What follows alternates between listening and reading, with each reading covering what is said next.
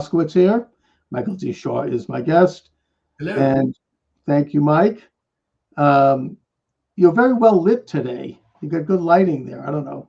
Now, I have to tell you, we had a problem getting started, and I have this fancy camera, and there's about 3 million settings for it. Uh-huh. So I must have got 1.3 million of them wrong or something. So, Now, before I get into the topic that I want to discuss, which is, of course, something I've been talking about, as many of us have, for the past 5 or 6 years, which is the election of 2020 and how it was shut stolen. off TikTok. Because I Shut think off. there's some developments on that. And by the way, we're not on TikTok because they still forbid this. I want to ask you a little bit about California politics. Oh, I got a chance to see the debate with the Republicans and Democrats, and both Republicans, I think, look pretty substantial. And I also well, think that the of mayoral course. candidate in Los Angeles, this guy looks pretty good. What's going on? Well, okay. We'll talk about Spencer Pratt first. Yes. He's got no campaign staff. Mm. He's got no fundraising to speak of. But he figured out a way to create these videos and speak well. And you have to understand, I don't know what's going to happen with this because he's not part of any organized party. But on the other hand, you got to realize that he's running against people who are corrupt, awful. To give you an idea, and the viewers will appreciate this, Mayor Bass, despite being the incumbent over half the city burning down, still has the gall to run. And it said the LA Times, although it wasn't an official editorial, it was some stupid letter that, she didn't do very well, but, she was the incumbent, so what the heck? Somebody on the city council, I'm purposely forgetting her name, Ramon something, was supporting Bass. This is great.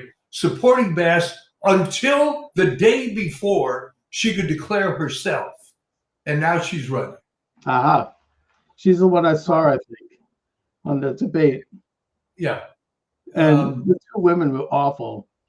It's horrible. It's absolutely sickening. But you got to bear in mind that there are people, not just women, there are people who think that electing a woman is so important that it overrides everything. And that are people over that by now? I mean, women have been in office now for 30, 40, 50 years. There's nothing new. It's kind of the novelty of it seems to have gone. Well, but the novelty was the original novelty that, women are always oppressed. The fact that they haven't been oppressed for God knows how long doesn't seem to matter. The narrative hasn't changed. Okay. Yeah, we have the same thing in Massachusetts with Maura Healey and Michelle Wu. They get elected because they're women and because they're left wing. And, she's hiding what's essentially like a $15 billion deficit, which has never happened in the state before. And the people here voted to have a full audit of the state house and of the governor's office. And they elected a woman, actually a good woman, to be Solicitor General to conduct the audit. And they were not letting her do it. Yeah. Because the bottom line is that they spent probably most, if not all of that money on supporting illegal aliens and housing them, feeding them, giving them cash, giving them benefits. And it's insane. I mean, what is the possible justification for it? Even I'd ask left-wingers, there's no virtue here. These are not poor people. Most of them are young men, and I've seen them out there. I've driven some of them. They're well fed, they're well dressed, they're grifting off the system. I don't even blame them. I blame the state for giving it to them. Well, let me say something that might be controversial, but shouldn't be. All the arguments against women's suffrage, unfortunately, are coming true. And the fact is that none of the degenerate social programs would ever have been put into place absent women voting. And, a small number of soy boys that went along with them. So what's interesting, it was in my latest piece, is that Gen Z is starting to wake up to this. Yeah, younger people. I've seen it. You will have, and I know we don't have to do this tangent right now, but you will find now a lot of channels on YouTube that are, let me be polite, questioning the whole feminism movement and how women have been destroyed and so on. But a couple of facts are coming out now. But for gerrymandering and fraud, which you're going to be talking about, right, and women voting, the Democratic Party wouldn't exist. I don't think anybody can argue against it. Oh yeah, I mean the whole thing is based on a huge, massive theft. A huge plundering of the public monies. I mean, obviously Minnesota is a classic example. Yeah. And this guy Tim Walz, who came out of nowhere, he wasn't even a Minnesota citizen. He flew in from Nebraska. Suddenly shows up. Nick Shirley has made this point when he uncovered the fraud in Minneapolis, that he was unknown. He was picked by Harris to be the running mate. The next day he coughed up something like $15 million, which is unprecedented historically for that much money for any candidate. And the question is, where did he come up with that money? Well, we know what's going on with the Leering Center and all this, buckets of cash being flown out of the country to Somalia. I mean, obviously, there must be a link there. So you have this massive fraud, and now they're actually they try to put in a law saying that Nick Shirley would be banned from covering. You know what I mean? Here he is, this independent journalist. Yeah, shoot the message. Yeah, there's going to be a gag order that you can't talk to him, and that you're not allowed to investigate these things. I mean, it's gotten that bad. Well, when I was writing more about healthcare back in the day, and we had talked about that years ago, even I, the world-class cynic, was shocked to discover that way more than half the money spent on healthcare is fraud. Oh, there's some aspects up to 70%. Okay. It's a huge, and we don't even have to talk about all the science grants that pour out, and then when RFK starts to take that on, he's cutting, science, right? Well, that's a very good point you make, because when I said 70%, I mean out and out fraud.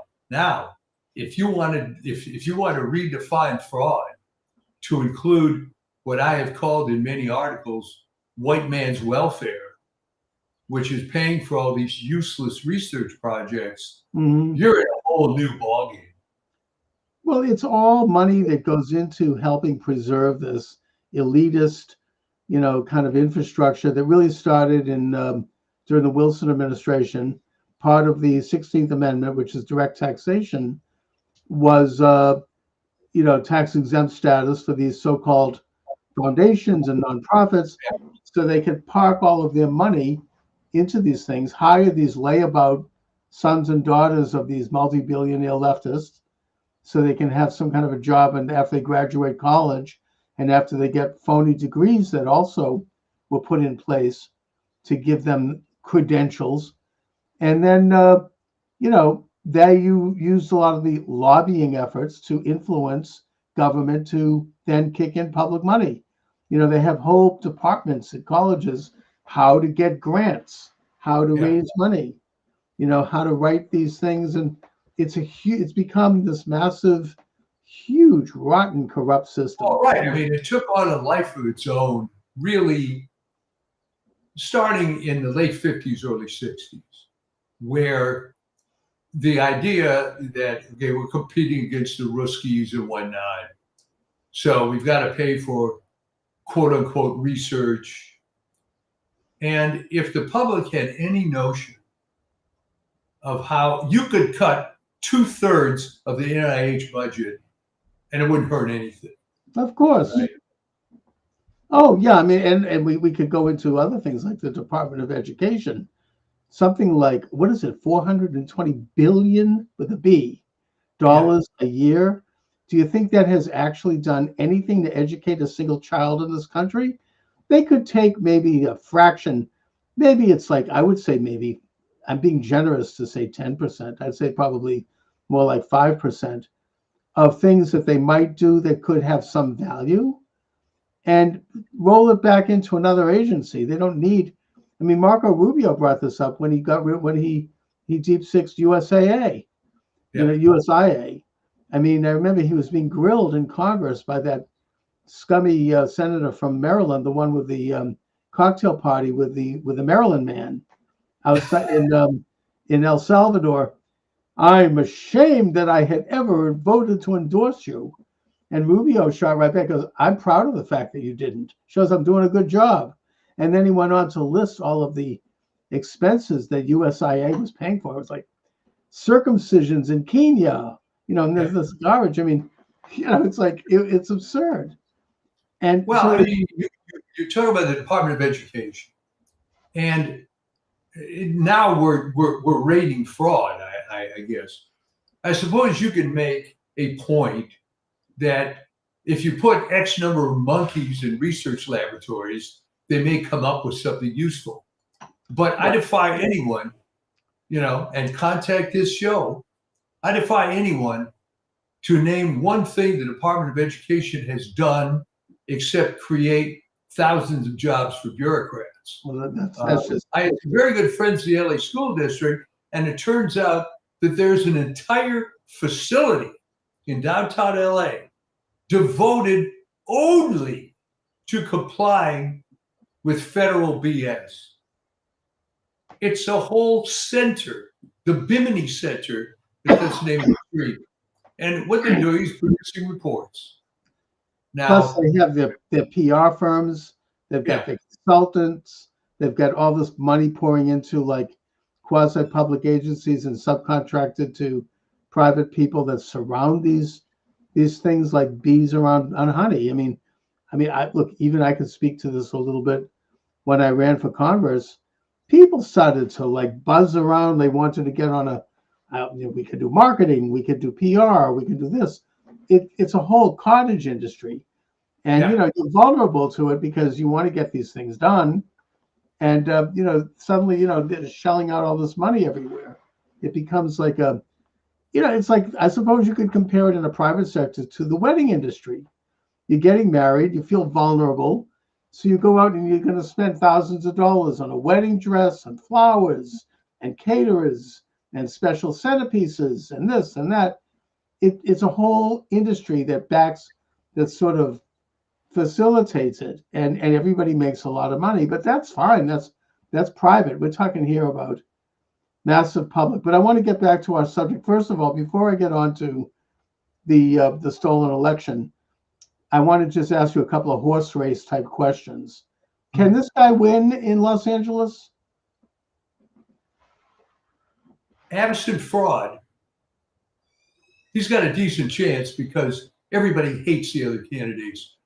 There's no one, I would say, who's a big supporter of Karen Bass. There are dyed-in-the-wool Democrats and people that seem to love ugly lesbians. I mean, there's no other way to put it. She has this group of people that support her, but it's a small group. Okay. Spencer Pratt came out of nowhere, and he's getting a lot of buzz. And he's quite good in the media, and he speaks plainly. Well, he's a media guy. Yeah, he kind of reminds me a little bit of Trump. He's sort of, he steps out, and I learned this when I ran for office too, that you can come out with like no money and win. And or you could be like, remember Michael Bloomberg? He spent like $150 million out of his own pocket. He got one delegate. So, money doesn't necessarily ultimately dictate it. You have to kind of make a connection and stand for a few things or somehow be the right person. Politics can work that way. So it's quite possible. What about the Republican governor guys? How are they doing? All right, all right. On the governor's side, both Chad Bianco and The sheriff, Hilton, Hilton. yeah, and Steve Hilton are pretty good. And of course, what viewers may not realize is that you have ranked choice in the primary, which means there's a very good possibility that the top vote getters will both be Republican. Now, this is what Shakespeare called being hoisted on your own petard, Right. because the ranked choice came in when the Democrats in California were so sure that it was always going to just be Democrats. But what screwed them over, thankfully, is there's some huge number of people running on the Democratic side. All right. And they were trying to encourage some of them to drop out. But which is really difficult if you're in progressive politics, if you think about it. You know, what right do you have to tell this person to drop out? They're a candidate. Yeah, they all seem to be hanging in there. And who died and decreed, by the way, that Katie Porter is the best Democratic candidate. Oh my God, she's a horrendous person. How could? Yeah. Well, I'll tell you what happened with her. It was kind of sort of the Bill Clinton or Jimmy Carter effect. This buzz starts about Katie Porter, you know, back in summer of 2025. And I'm thinking, wait a minute, who the hell is Katie Porter? And I look up that she was a 3-term congressional representative from Irvine in Orange County, right, which is a deep blue district and really not indicative in any sense of California. Sure. The university's there. Probably some of her district included some wealthy areas like Newport Beach. Now, why it was in 3 terms. I don't know if she lost. I don't know what happened. I was too lazy to look it up. But how that creates any credibility to be governor. Was this after she threw the mashed potatoes at her husband? Yeah. But I mean, it's, you know, such a dreadful individual. By the way, didn't Orange County used to be Republican? I seem to recall it was Nixon and Reagan, and sort of it's taken a bit of a. Well, okay, but the famous event that happened there was Bob Dornan. Battling Bob, I remember him. Yeah. Bob. He won Bob running against Loretta Sanchez. If you remember that story. No, but boy. Okay, he was multiple term congressman. And you're right, Orange County was very conservative. So the Democrats, you know, had always lost in that district. So they put up a woman who called herself Loretta Sanchez. She actually didn't use the surname Sanchez until she ran for office. Yeah, right. She was legitimately Hispanic, but I think she used her married name, which was Anglo. Anyway, she's Loretta Sanchez. Right? Yeah, sure. So now she does this. It was completely illegal. She starts campaigning in all the highly Hispanic Catholic churches, which you're not supposed to do. Right, of course. And then Bob Dornan is going to the Republican Party saying, there's massive voter fraud going on here. There are illegals that are being registered. And you're talking about the early 1990s here. Okay. Right. And he ended up losing. And then the Democrats in Orange County discovered that they could flagrantly commit fraud and get away with it because the rhinos were too weak to do anything about it. And that's how the Republicans lost Orange County. You know, and now that we're on the subject, you and I have been talking about the stolen election now for 6 years. And I still argue that this is the very keystone issue. This is the cap, getting to the bottom of that rotten election. What happened? If we can get to the bottom of that, then everything will fall into place. It's I think the administration has been somewhat slower than I'd like in terms of getting to things. But I just happened this morning to note an article on the Gateway Pundit, making arrests soon. 2 U.S. officials hint at upcoming evidence supporting Trump's 2020 stolen election claims.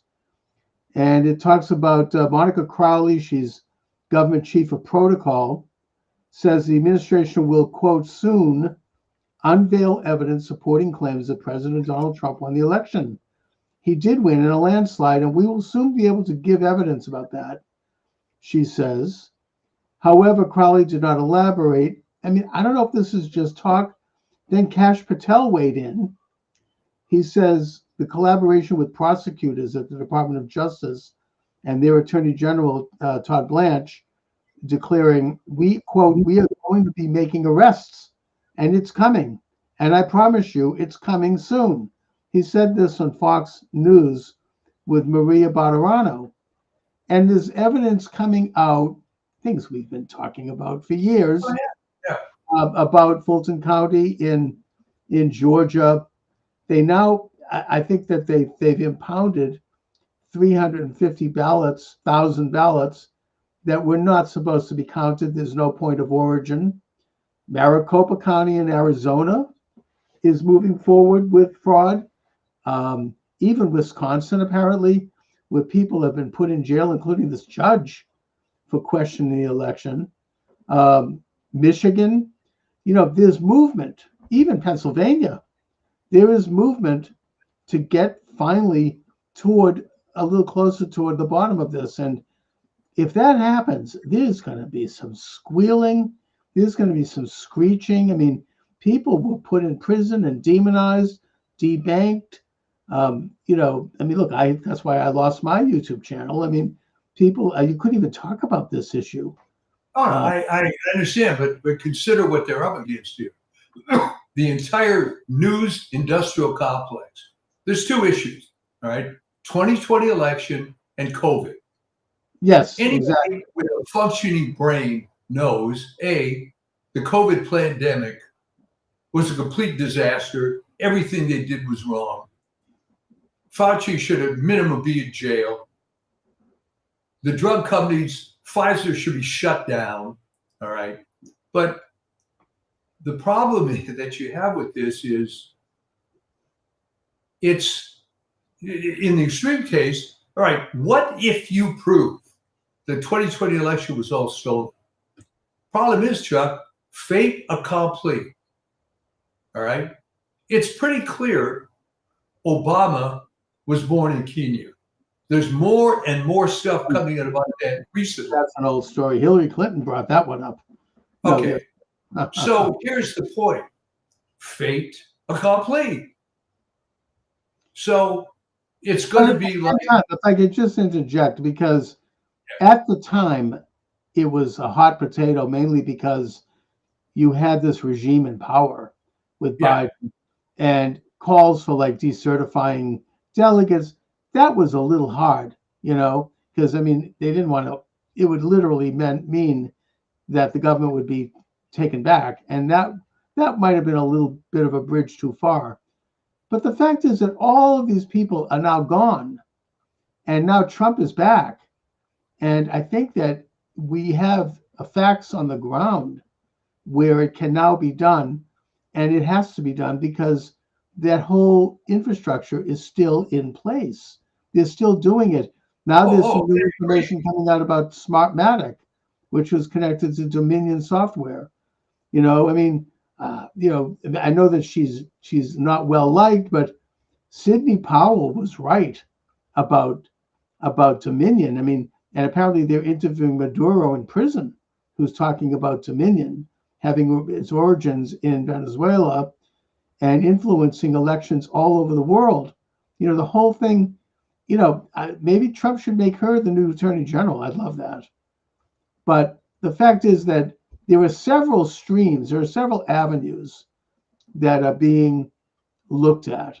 You have Assistant Attorney General Hamid Dillon, who's a real firebrand, who's going after forcing states to turn over their voter information, which is a legitimate function of the federal government, to find out how many voters had passed away, or how many had moved out of state, or how many had voted twice, or how many could not be traced to an address. And there's a lot of resistance on that one, including in Massachusetts. I think that there's progress being made, though. I just hope it No, I would agree. happens. But tell me what happens with this. Okay, pick something from history that differs from the conventional narrative. All right. Right. And this happened a long time ago. All right. Most people who've done any study on the topic realize that Roosevelt knew in advance about Pearl Harbor. Right. I don't think there's any serious historian who disputes that. All right.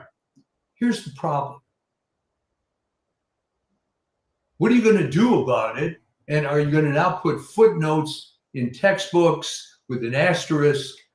I mean, obviously, it should be known.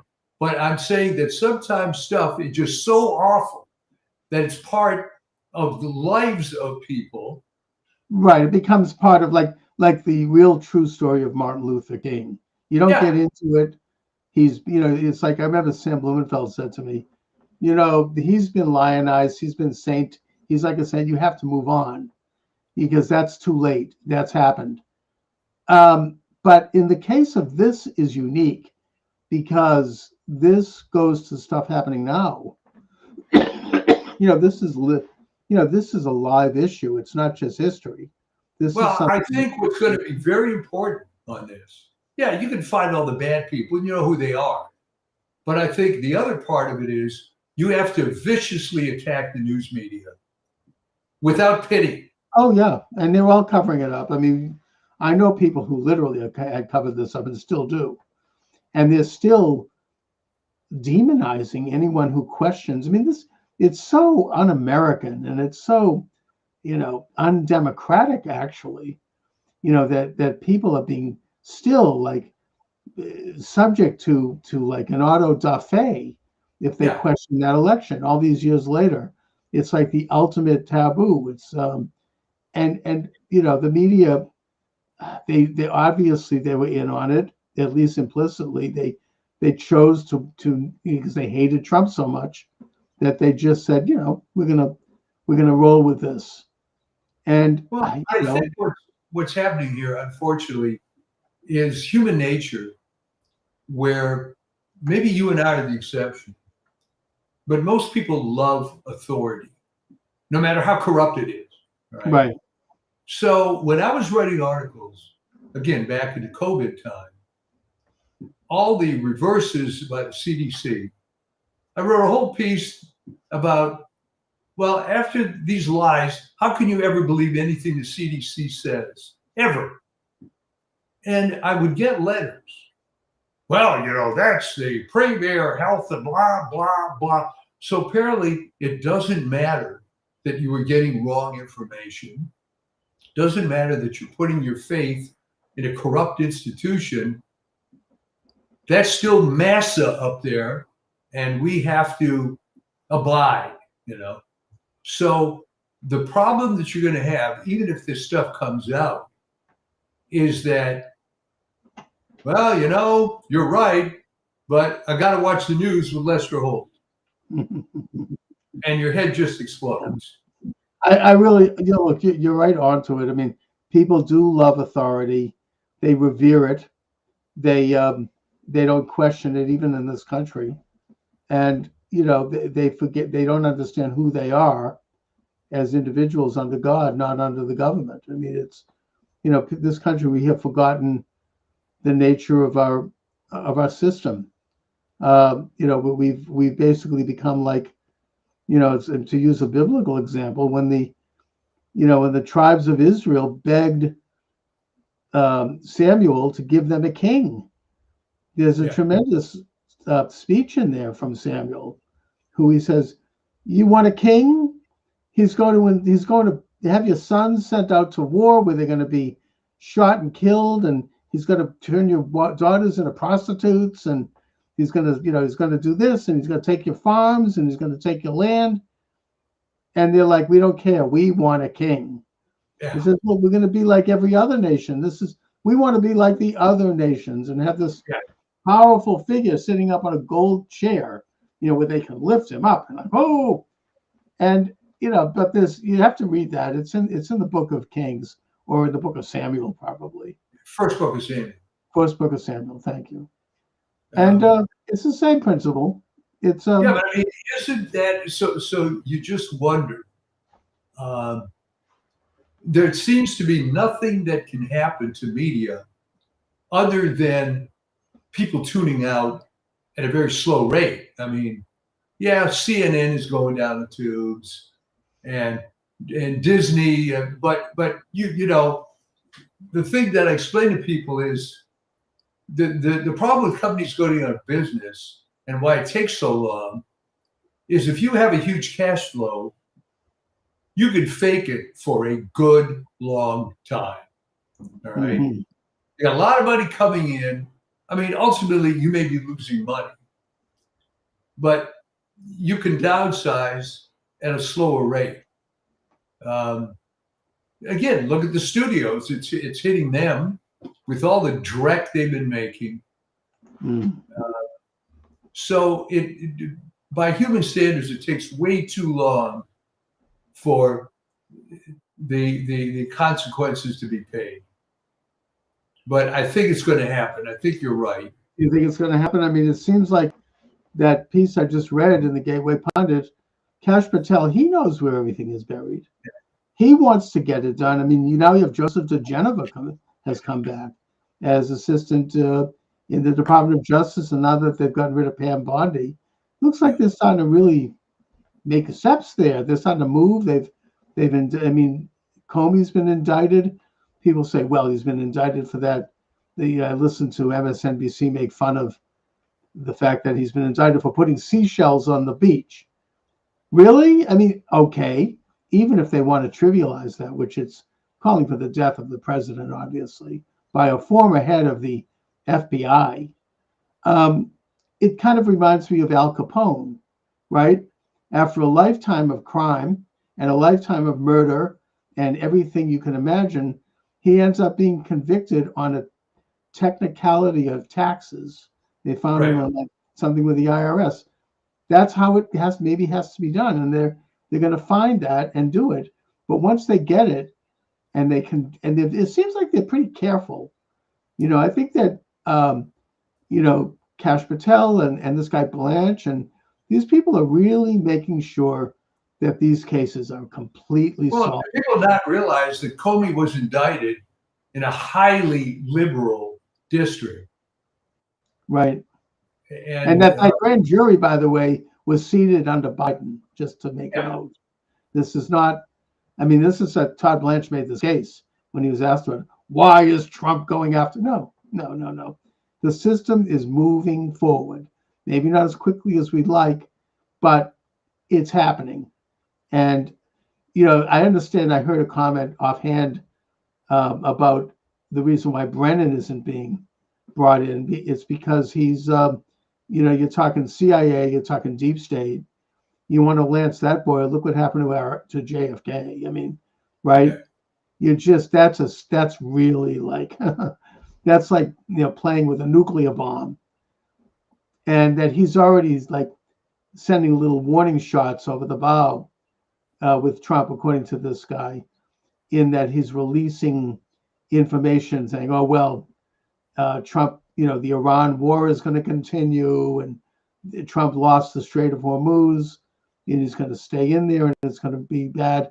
In other words, they're putting out damaging stuff to try to, to not just to damage Trump, but to let Trump know not to F around with them because they could do more. So, I mean, the trouble with the CIA is that they don't know what the hell's going on. They didn't even predict the fall of the Soviet Union. And I'm sure that you and I, as just lay individuals, hey, the economy's collapsing. People don't respect the Communist Party anymore. this is not a good sign. But apparently the CIA was caught napping. And it's just like any other bureaucratic, stupid organization. The idea is to time out your 30 years and get your, what was in those days, 85% pension. But there are some pretty bad players, some pretty rogue people in there who are capable of doing some pretty bad things. And these, this is what what's his name? The double government. Get his name from Tufts. Michael Glennon. Michael Glennon. I wonder if his new book has come out yet. You got to get him on your show. I do, but he won't. He doesn't want to talk to me. He did. He came on my show and he was like, he acknowledged that I was right through gritted teeth. I threw back at him exactly what he said in his book. It's not like I made anything up. I read it carefully, and I'm like you said on page 5.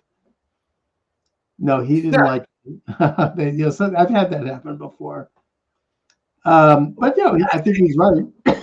In his defense, I think that he was writing sort of what he thought was a theoretical treatise.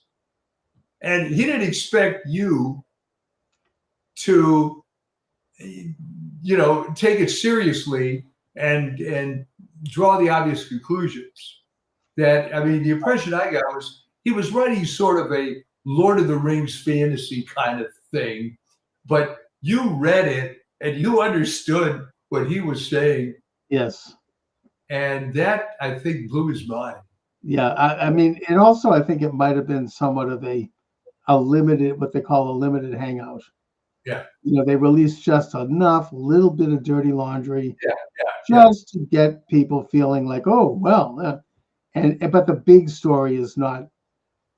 Right. I remember when I got going back to my campaign where I ran against Barney Frank, there was this guy in Washington, I forget his name now, but he was a major journalist, reporter, establishment who released some negative information about Barney Frank and financial stuff. And I remember I called him up, and when he heard that I was running against him, he was so upset that he slammed the phone down. He became completely flustered.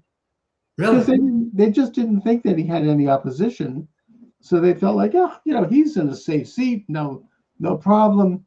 We can do this to make us look like we're objective, and they can make us look responsible, and we can, It's like sometimes they'll do that. They'll critique someone who's in very well, ensconced in power, because doesn't matter. It's like it just makes everything appear like it's all flying right. It's what I call a limited hangout.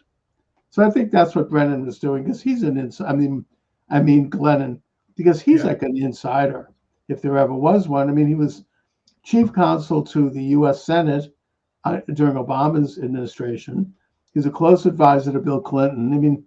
He knows everything, and he, so it's interesting. I recommend his book, Double Government, because it actually is very honest, and it's it gets into some very interesting details about how the CIA and the national security apparatus, particularly starting after Truman signed the National Security Act in 1947, how they really have become ingrained into just about every aspect of our federal government, our state government, the private sector, international, with interlocking relations with other secret groups.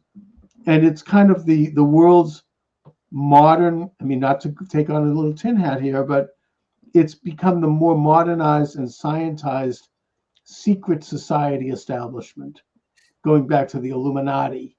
Yeah. I'm not saying they're connected to it. I'm just saying that in our day and age, it's become very scientized, very establishment, almost up front. And they're doing all kinds of stuff in terms of influencing public opinion, controlling public thought, controlling the means of communication.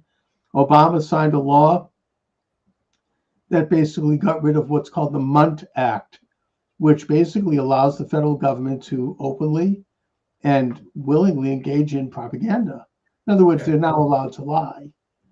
And, it's he was definitely a creature of this, of course, as were the Bushes. And yet, you have a guy like Trump come along, and he's not playing ball with them, which is why, I pray for him every day. It's amazing that he's been able to do what he's done so far. I hope people understand that, whether they like him or not. I love Trump, but that's beside the point. Even if you don't like him, you have to take a look at him and his role in the broader context of things. Well, yeah, but that's the whole point, that the derangement syndrome derives from the fact that people think the government is supposed to operate the way it was pre-Trump. That became the model, and that's it. Never mind that wasn't the original model going back to the founders, but through all the couple hundred years of bureaucracy, it's turned into this massive fraud enterprise, and he's trying to put a stop to it. But there's so many people that have the finger in the pie that it gets difficult to shut it down. Well, look, there's always been an element of fakery in government anyway. That's what the aristocracy of Europe was about. The Lord God warned us about this in the Old Testament when he talked about idol worship.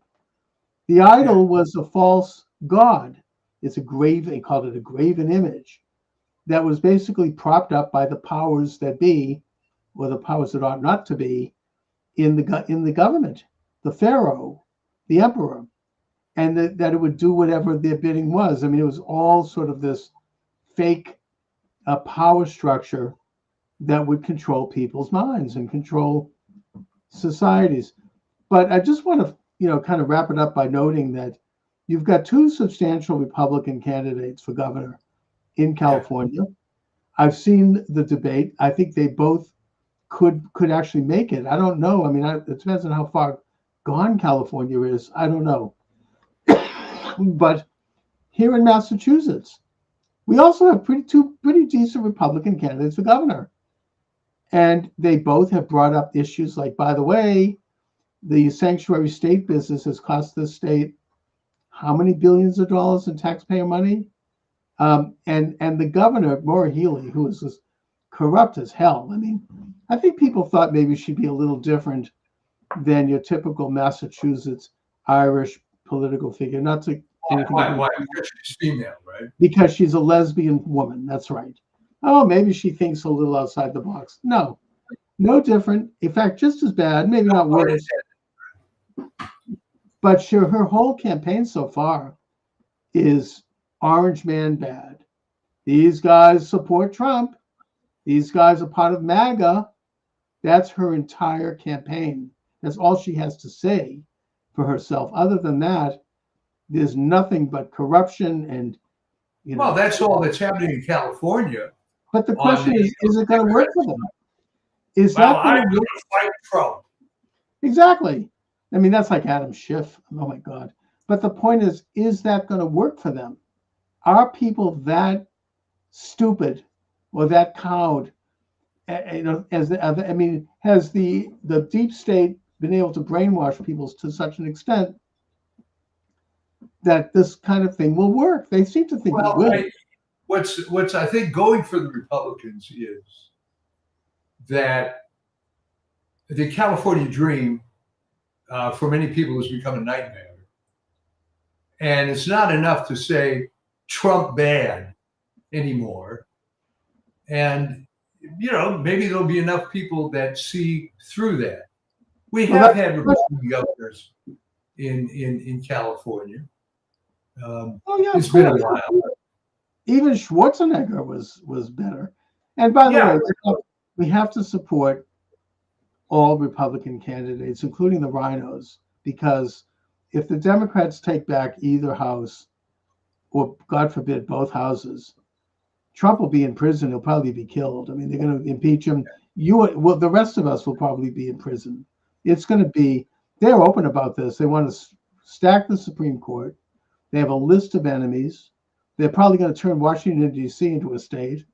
They're going to do, I mean, if Virginia is any example, now that they've lost their corrupt redistricting, they're talking about turning the age of retirement to 54. Right. I mean, it's crazy.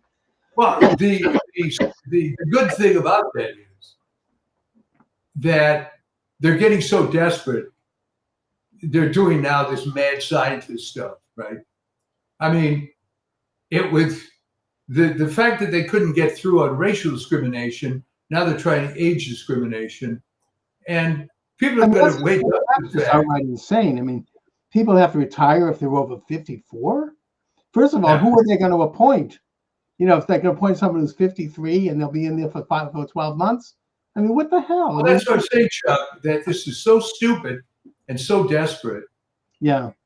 That they're at that point where they're forced to do something ridiculous. Now, Tennessee, going through this thing with the redistricting.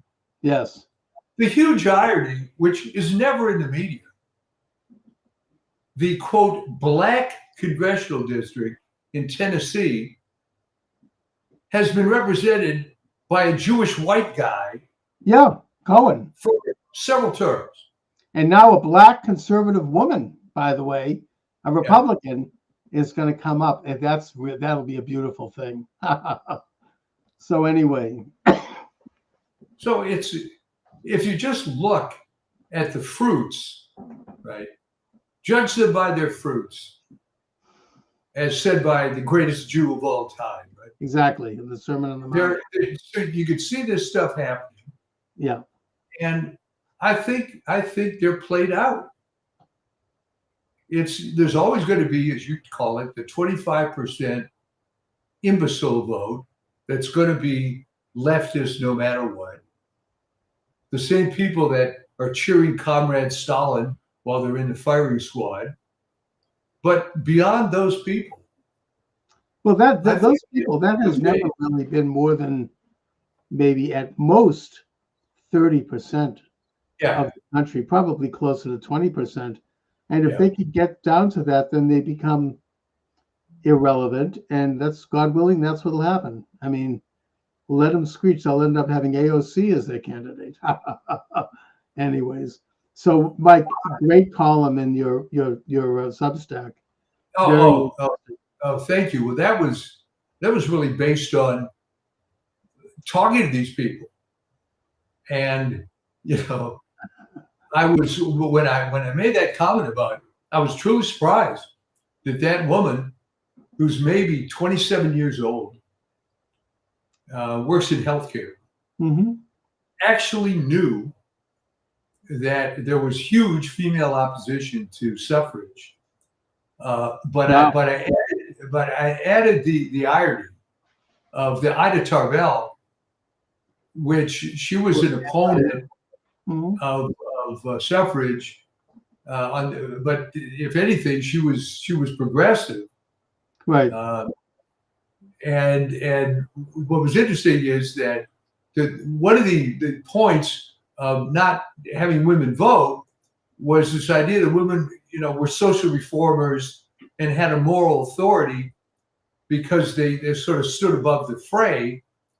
And of course, she proved herself right because there were social reformers enough to get suffrage passed.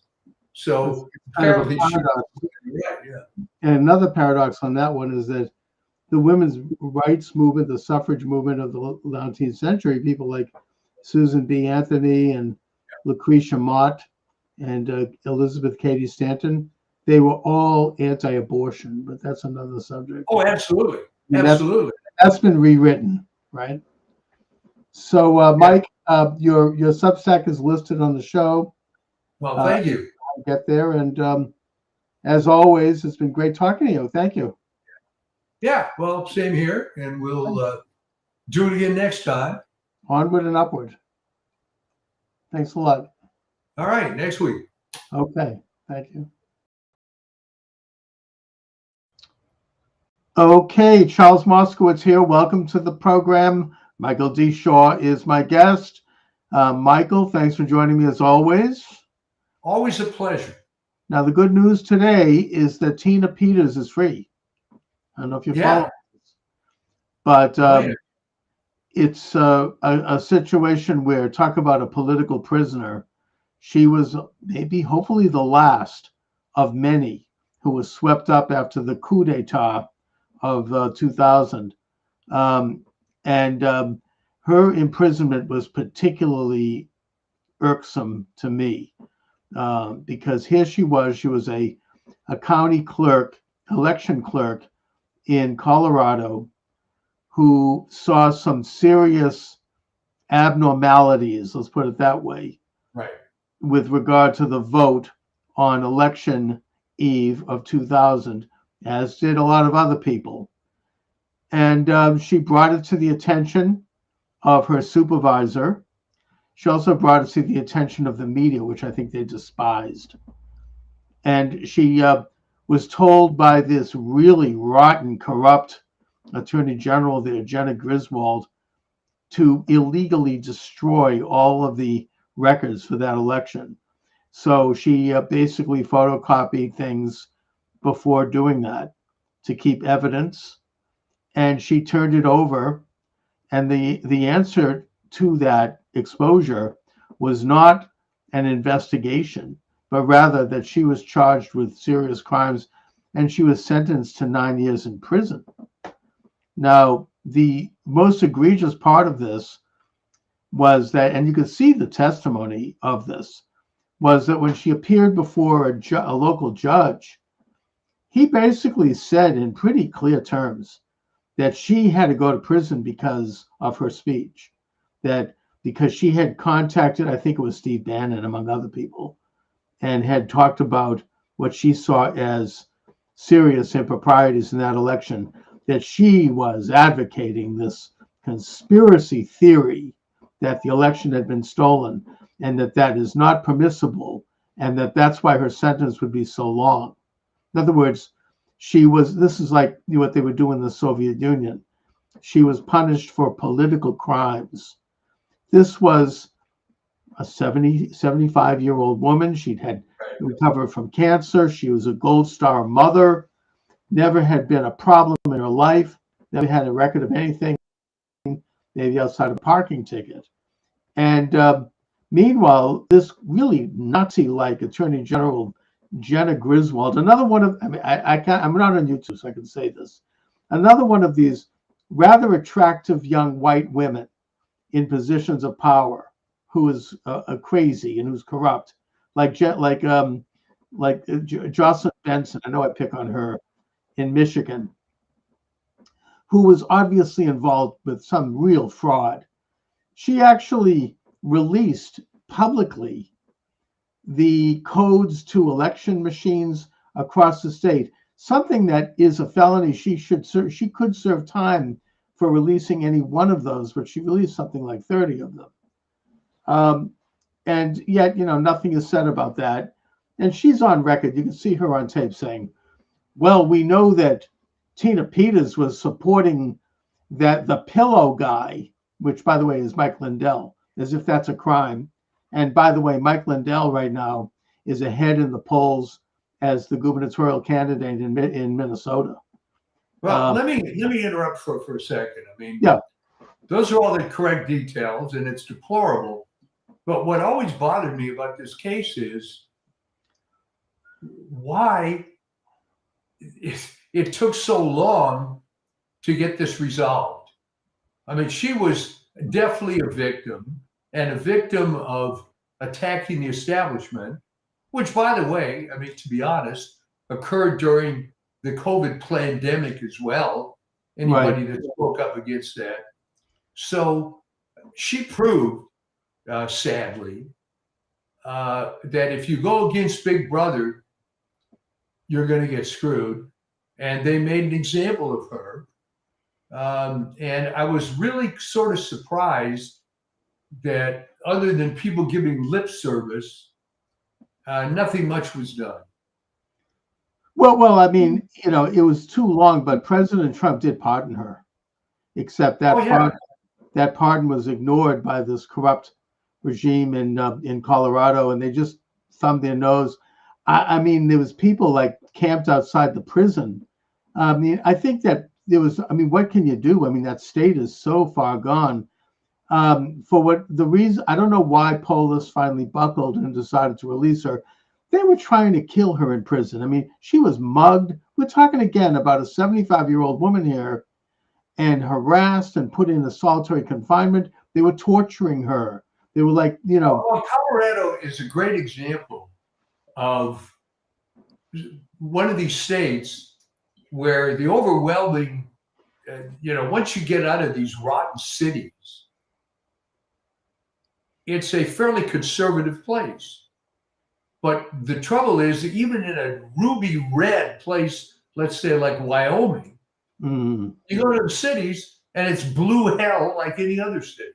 Yeah, I mean, it seems to be the case. I mean, Washington, if you step outside of Seattle or Oregon, outside of Portland, you're right. I mean, it's red, and even California, I think, is like that. Well, this is why some people talk about establishing an electoral college system for the states, because you're going to keep getting this nonsense. Yeah. Now, eventually, I guess the hope is that things get so damn bad that it turns around. I mean, to mention California, Spencer Pratt comes out of nowhere, and he was laughed at and laughed at and laughed at until today, the LA Times, he's a very credible candidate. With now it's down to the three of them, right? I think that he's a whisker ahead now in the polls. Yeah. Which, well, I mean, say this for the Times, they're not going to flat out lie. So they have to acknowledge the fact that he's credible. But I guess it had to be that bad before people would react. And maybe that's eventually what's going to happen in other parts of urban America. Maybe it was a blessing that Mamdani got elected in New York City. I mean, it's pretty sad when you got to run it down to hell before people wake up. Maybe that's the human condition. He's they're just using the same old playbook to attack him, and it's just, I hope that the rest of the country is moved away from that, because here in Massachusetts, they are I don't know if it's going to work for them. I think it probably is, but they're literally using the same ridiculous and rotten playbook against anyone who doesn't goose step to the left. Even like, for example, in the senatorial race between Ed Markey, who's been there for like 30 years and who's loathsome, and his opponent, this guy, Seth Moulton, who's even worse, this young guy, I'm new blood, he's like disgusting. I mean, he's the one throwing mud at Trump. He claiming that Trump was a rapist, and he's among the biggest piece of what you can imagine.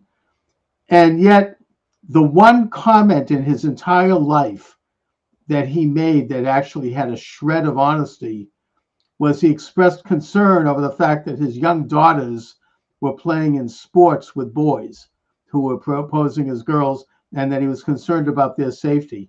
And for that, he is being racked over the coals, not only by Markey. Oh, he has something against transgenders, but the Boston Globe and all the left-wing media is goose-stepping out like a bunch of Nazis, and they're well, I mean, it's so easy to attack that because, again, happens to be the LA Times today. There's this boy out of the Central Valley in California who's competing in track, calls herself, quote unquote, A.B. Hernandez, all right, and transgender. And as I mentioned, two others, 150% of these transgender kids are the product of broken homes so that the ex-wife can get back at the former husband. That's it. That's the playbook.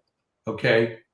Now, it makes absolutely no sense, right? The girls are forced to acknowledge this because of the weak California Interscholastic Federation, CIF, that raises this kid up. The media, there was like 1,000-word spread in the LA Times sports section today about this kid winning sub-championship of various track events. Okay. Never mind the fact that, so now what happens? No college is going to take some transgender freak.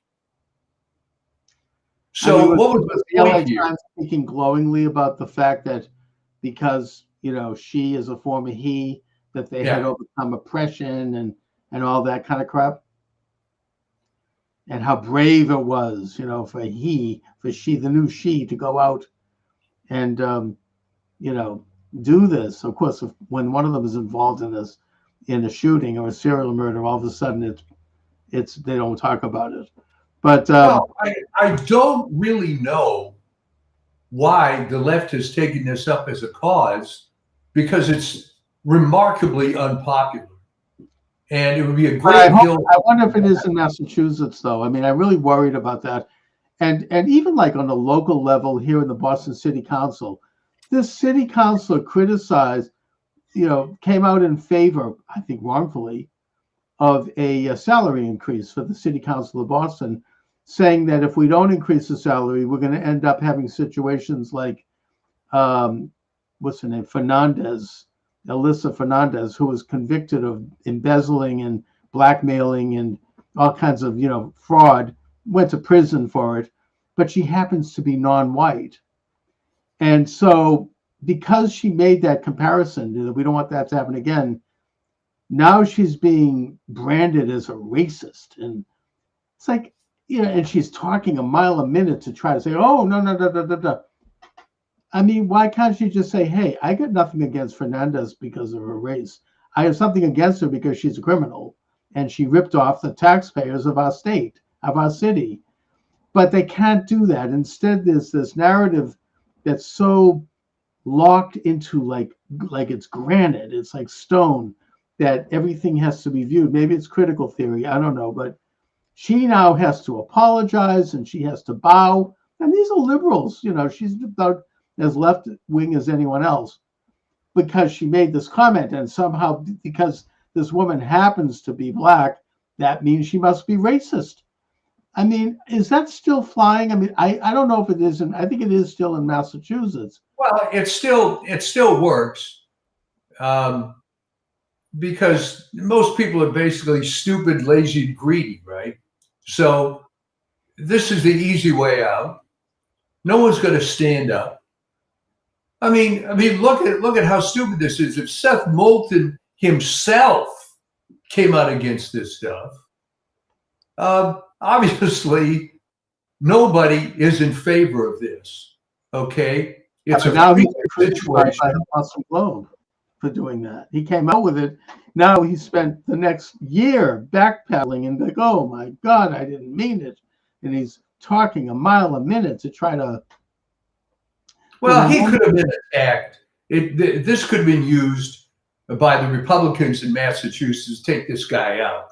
I mean, wait a minute. You were defending your daughters until it hit home a little bit, and now you're being a weenie. There is no Republican Party in this state. That's I mean, it's unfortunately, this is one of the many negative consequences of feminism, right?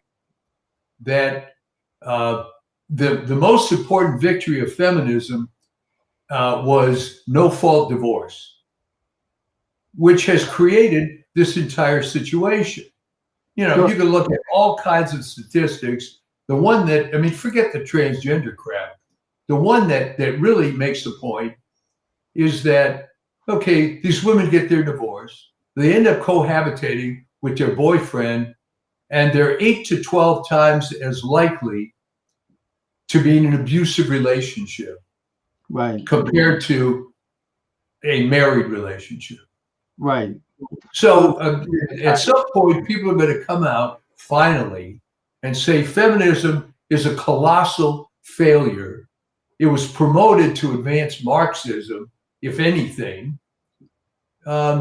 Why conventional Republicans are afraid to speak that way, I'm not really sure. Yeah, I mean, Maybe it was not only was it promoting Marxism, but it was also a way to cover up the fact that the government was debasing the value of the dollar and expanding its size and scope, and that people were going to have two incomes to survive. right. So women would have to go to work, and then children, eventually they'll put children to work. I don't know. It's like, it's just to get by now, because a hamburger costs $35. You know, you have to, right? I mean, you have to kind of, you know, the wife has to get a job. And plus, by getting both parents out of the home, the state can be much more able to control and manipulate the child at school. And of course, they have the law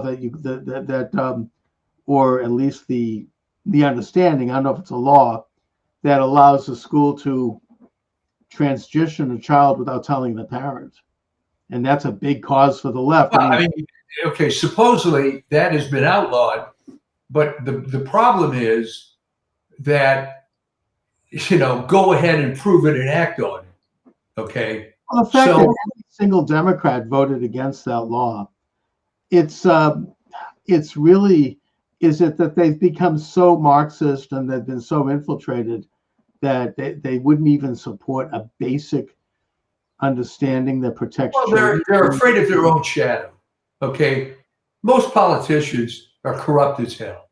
Okay. And when I had this conversation, when we were working back in the 2010s on the Chinese drywall issue, there was a prominent congressman who got involved with that. He's no longer in Congress. And we had this conversation about, okay, I get it. Not everybody is corrupt. But if 5% of people are good, why in the hell are you in that environment? And the funny part of it was, he checked out after 3 terms and couldn't stand it anymore. So, it's very corrupt. I mean, when I was a talk show host in Fitchburg, which is a central Massachusetts city, right. I interviewed the local state rep. Nice guy, you know, he's going to Beacon Hill. But at the time, there was a situation where this elderly woman basically hit the gas rather than the brake at her doctor's office, smashed through the front of the building and killed the doctor and his nurse. And there was a simple law being proposed, which simply said that if you are over 85 years old and you're driving, you have to take a driver's test, right? Nothing big. I mean, you know, a reasonable thing to do, just to make sure that you're cognitive and that your reflexes are still good, you know. And he came out against that. And I'm like, well, why? And he's like, well, because apparently there's these lobbyists, well financed by elder rights groups, apparently didn't want to have it. And they threatened him, and that they were, you know, they also were funding him. And he was honest about that with me. He goes, I can't do that because I wouldn't be able to hold my seat. They'll get rid of me, and so I have to come out in favor of it, even though he knew it was wrong. And it would have been a simple reform. And so that's how they operate. I remember years ago I had Jack Abramoff on the show, right? Remember him back in the 90s? Oh, yeah. Oh, wow. I haven't heard that name for years. He wrote a very revealing book after he got out of prison. I interviewed him. Great book, by the way. Interesting guy. And he talked about how corrupt these lobbyists are, because he was one, and that they basically would apply heavy pressure on congressmen federally, which is what he was doing, to represent his clients, many of which were Indian reservations. Yeah. And statewide, they do the same thing. Locally, they do the same thing, where he would, you know, have all these tools, you know, money, you know, control of media, influence, that he could really hurt as sitting congressman. And he had all these incentives also. And the result was that he would get them to put a little piece of language in a bill that they were voting on in Congress. And the bills were becoming so large that nobody was reading them anyway. But the language would be put in there in such an obscure way, you know, you'd have to like click on on a button and go to like a little squiggle, and they click on that, and that goes to something else, and eventually you get to what it is, which is usually some kind of payoff to somebody, or some special law to give lawyers a little extra work, or something. And he said he would do this all the time. And his answer to it was a very simple one, which is basically that all legislation, federally and then states might imitate it, should be no longer than 2 pages. It should all be in simple language, and it should be posted on the congressional website so everybody can read it, and so that high school civics classes can debate it, and the media can see it, and it would just be out there, and it would not be connected to all these layers and layers and bundles of other things that have nothing to do with anything. But that's not how it works. It'll never happen like that. So sort of related to that is one of the things Spencer Pratt came up with is the homeless problem in LA. All right. So it ends up the main reason nothing's being done about it, and I didn't really think about this, but it's obviously true. There are NGOs making tons of money off this, tons, because there's unlimited Medicare, Medicaid support for these people. And of course, the NGO gets their pound of flesh out of it. And this is probably got a big piece of that $24 million that Gavin Newsom authorized to spend on the homeless problem, right? Who got that money? Nobody seems to know. I know that the homeless are still totally out there, in their tents, and they're drug addicts, and they're mentally ill, and they're diseased, and it's just, I don't know where. By the way, you have these homeless advocates in California. Well, those are NGOs, but they claim to be standing up for some sort of a humane cause. What's humane about leaving somebody out on the street where they're going to die of exposure, or they're going to get disease, or they're going to starve to death? Since when is that humane? Well, there's some large currency, apparently, in being an idiotic bleeding heart, which, to take a pivot here, is one of the absurd things pointed out in my latest column, where we quote Tom Hanks, talking about how wonderful the new version of the Odyssey is, and how dare you complain about that. Because it makes him a good guy, or something, to defend the fact that a black actress, who's not even attractive, by the way, is now going to play Helen of Troy. That's awful. So there are apparently the unlimited amount of points to be awarded to being an idiotic bleeding heart. And maybe people's patience is running out, and maybe it took burning down essentially the entire Pacific Palisades section of LA to make people wake up. But I mean, from a Californian point of view, and even as a cynic, it blows my mind that I could have presided over the worst fire in the history of Los Angeles and still think it's okay to run for mayor again. I mean, make sense. She should have resigned, but now she's working on. I think she's finally found an issue that she thinks might resonate with the people. I don't know if it will or not. You can tell me, but she's looking at the communist riots in Newark against ICE, and she's saying we're not going to let that happen here. If ICE comes, we're going to do the same thing. Now, is that something that resonates outside of the No Kings Blue Hairs? I mean, what is the deal with that? No. It really doesn't. I suspect there's going to be a very heavy turnout. Again, full disclosure, I'm not voting in that. I don't live within the city limits, right? But obviously, I followed it. The election, right?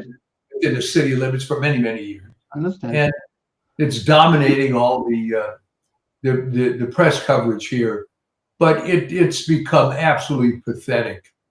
I mean, The sports analogy would be that I'm the worst possible coach in the NFL, and my contract should be renewed somehow. The election's tomorrow. The voting has already started. The corrupt machine has already been seen. Already, they've found several drop boxes with ballots that have been burned.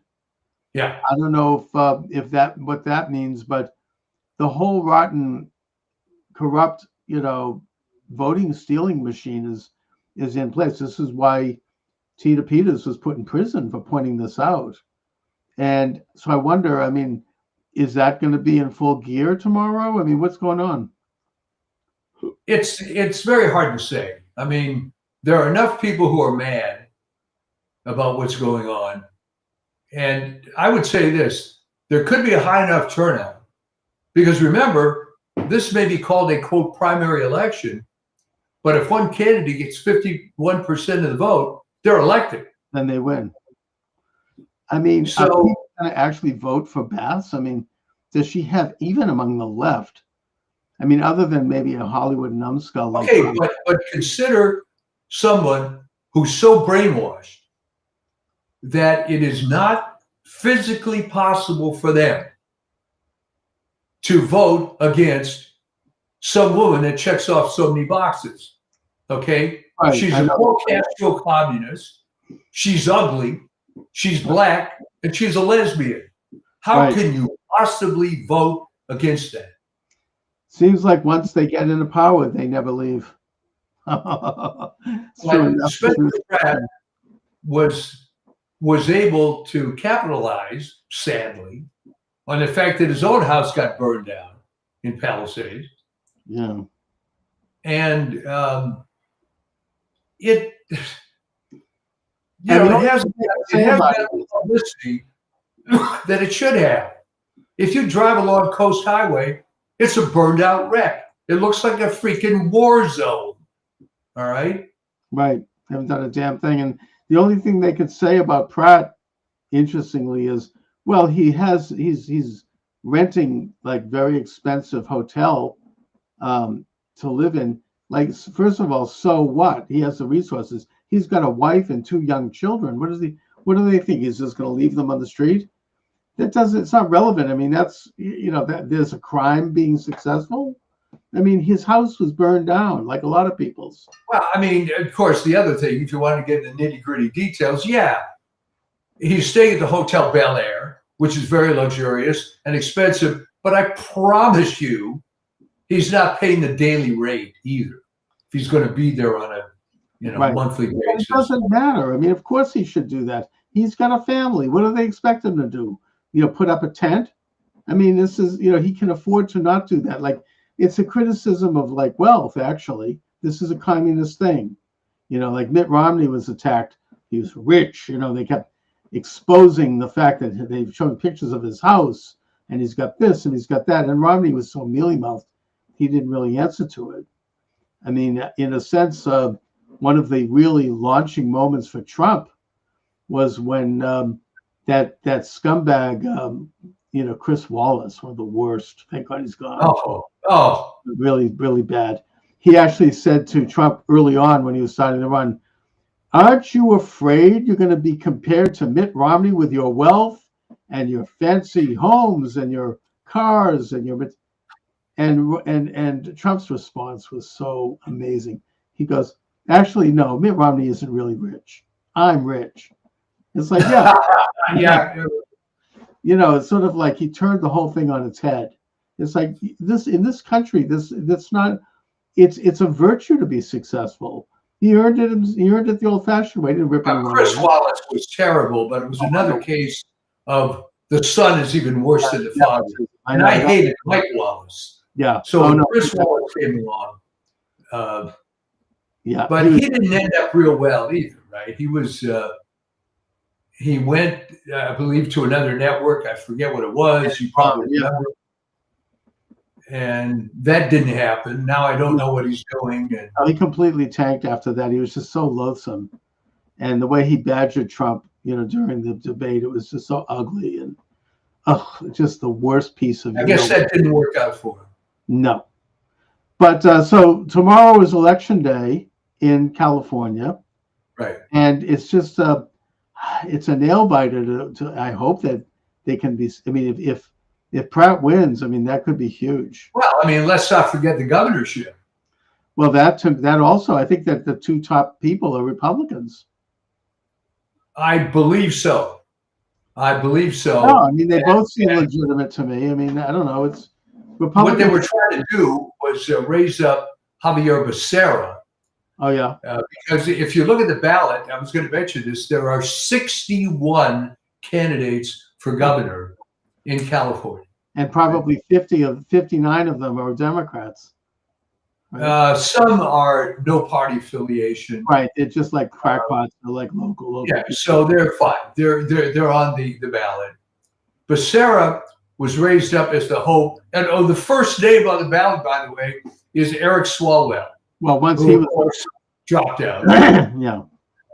Now maybe he's going to get some votes anyway, because you can check off that box if you want. The name is still there.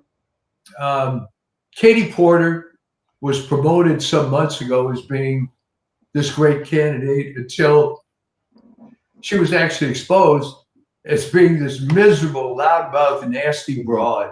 I mean, let's face it. So then they raised up Javier Becerra, who has a lot of skeletons that are coming out. Mm. So, I mean, we'll see how that ends up. You have Steve Hilton and Chad Bianco. It's very interesting. I mean, the world could really turn in California, and it's about time. Oh, that would be beautiful. That would be a great and glorious event, because I don't think that was expected. I think that everyone just assumed that, certainly in the case of Das, she would just sail along and nobody, everything is just like in Massachusetts. No one's Healy is going to just continue to breeze along. They can't even get any Republicans anymore to run. You take a look at the ballots. It's blank. I mean, they're running unopposed in this state because nobody wants to go through the bull crap that, you're a Republican and you step out. It's like, oh, I mean, I could speak to that. It's ugly. They'll destroy you. They'll destroy your business. They'll destroy your marriage. They'll destroy your reputation. Well, I guess the only way to counter that is you have to be more aggressive than they are.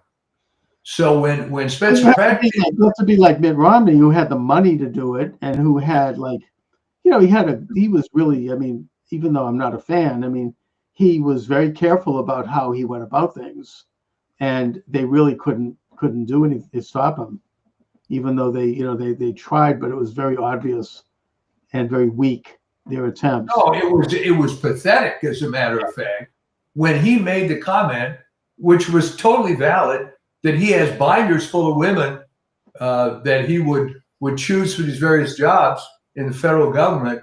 They try to make a big deal about binding and women and S&M or whatever the hell they were going to do, which was just, it was pathetic.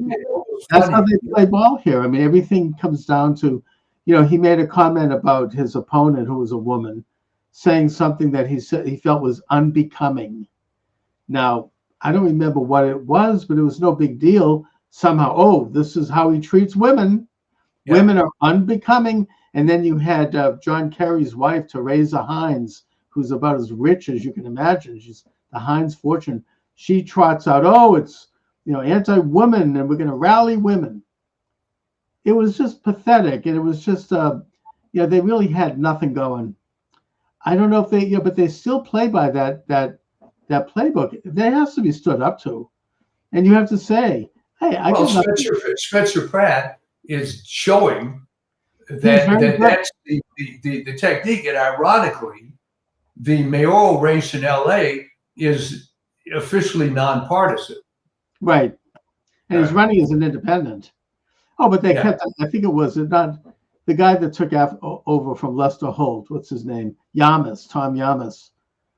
The only thing he asked, it reminds me a little of my campaign. The only thing they would ask me, they'd ask me one question throughout the whole interview. gay marriage, even though it had nothing to do with my race or the nation. It was a state issue.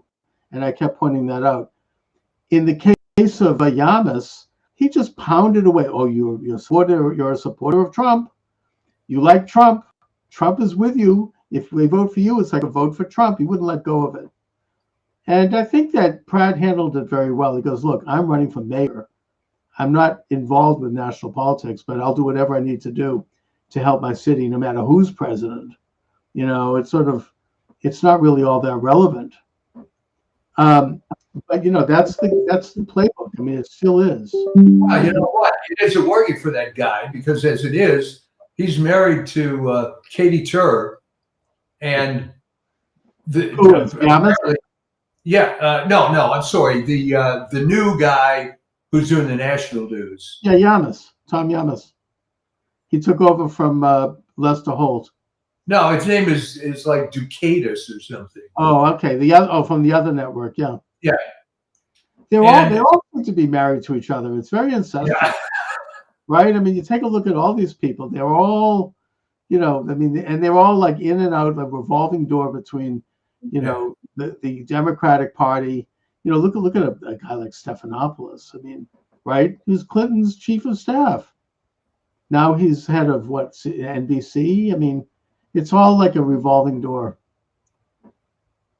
I wonder who his wife is. She's probably head of another news outfit. I mean, it's how does Stephanopoulos feel that he was at the center of that huge lawsuit that the network lost? Have you seen the video when he was attacking Nancy Mace? You know, Trump's a rapist convicted of rape. Yeah.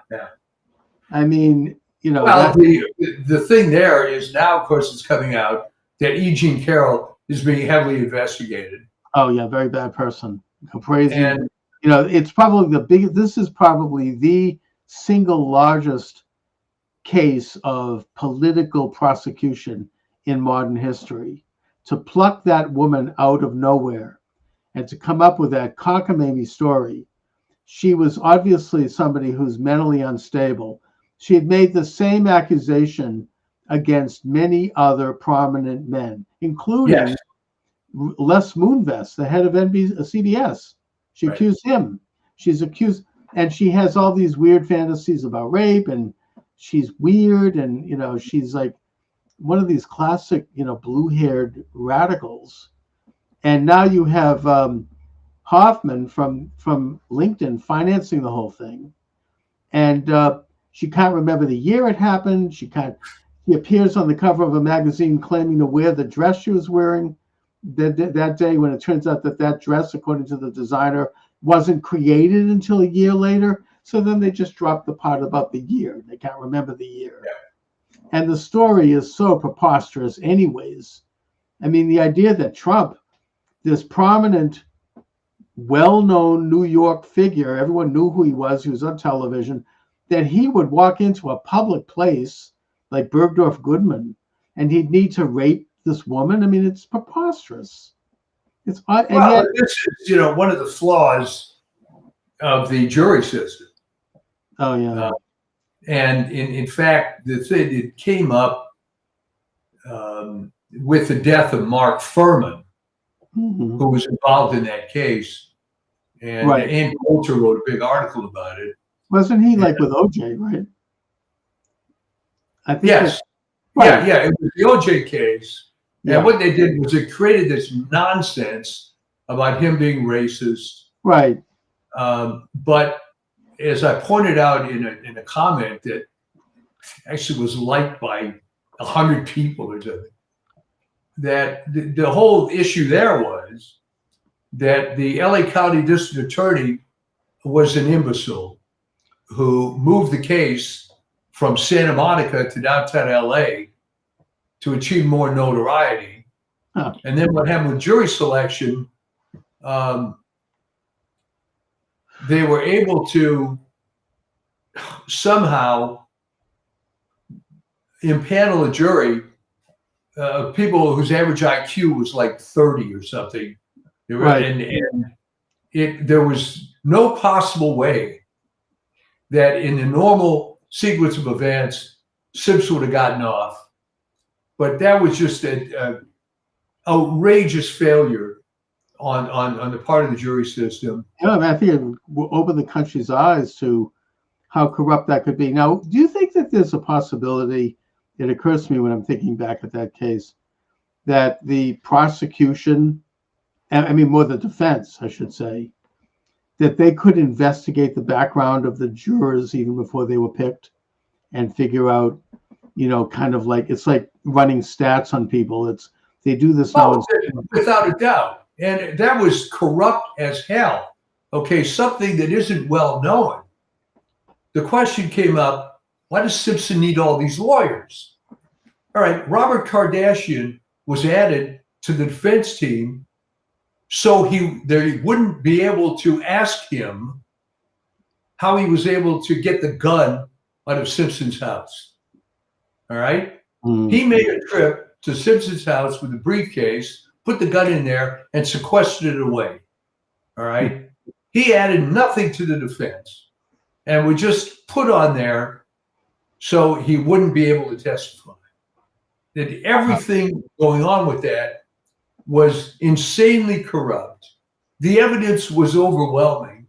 My son, who's an attorney, knows people who were deeply involved with that case. And there was literally a mountain of evidence against him. I remember the one thing I remember about it, I wasn't a big student of it, but I watched enough of it like everyone else, was that there was a huge effort to try to cover up the blood evidence. This is not permissible. Oh, for sure. His blood's found on the sidewalk. His blood's found on the doorknob. His blood's found on the rug. You can't permit this. And they go into details. This is not permissible. That's not permissible. When I don't know why it wasn't permissible, but it's obvious evidence. His blood was found all over. I think, they also brought in a judge who was a buffoon and decided it was going to be live TV coverage. Right, and he started selling little statues of himself. I mean, he was like enjoying the publicity of it. No, it was everything about it was a total mess, and it. I mean, what I was saying at the time, and this was '95, is that the worst part of it, in a sense, was there was some sort of black victory dance about the fact that this guy got away with the double homicide. Okay, how is O.J. Simpson black exactly? He's been living in the good part of Brentwood for most of his life as a celebrity. He doesn't seem to hang out with black people very much at all. No, his wife was white, obviously. Yeah, so where's the victory here exactly? What are you celebrating?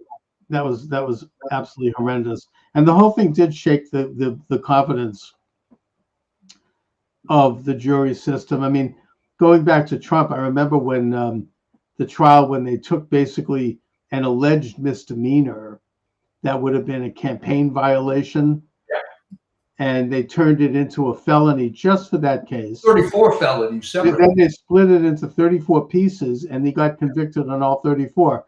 At the people don't remember this, but at the very beginning of the jury selection, this woman who was selected, she quit the jury, and she spoke out and said, everybody in that jury is like whooping it up and celebrating. We're going to get to convict Trump.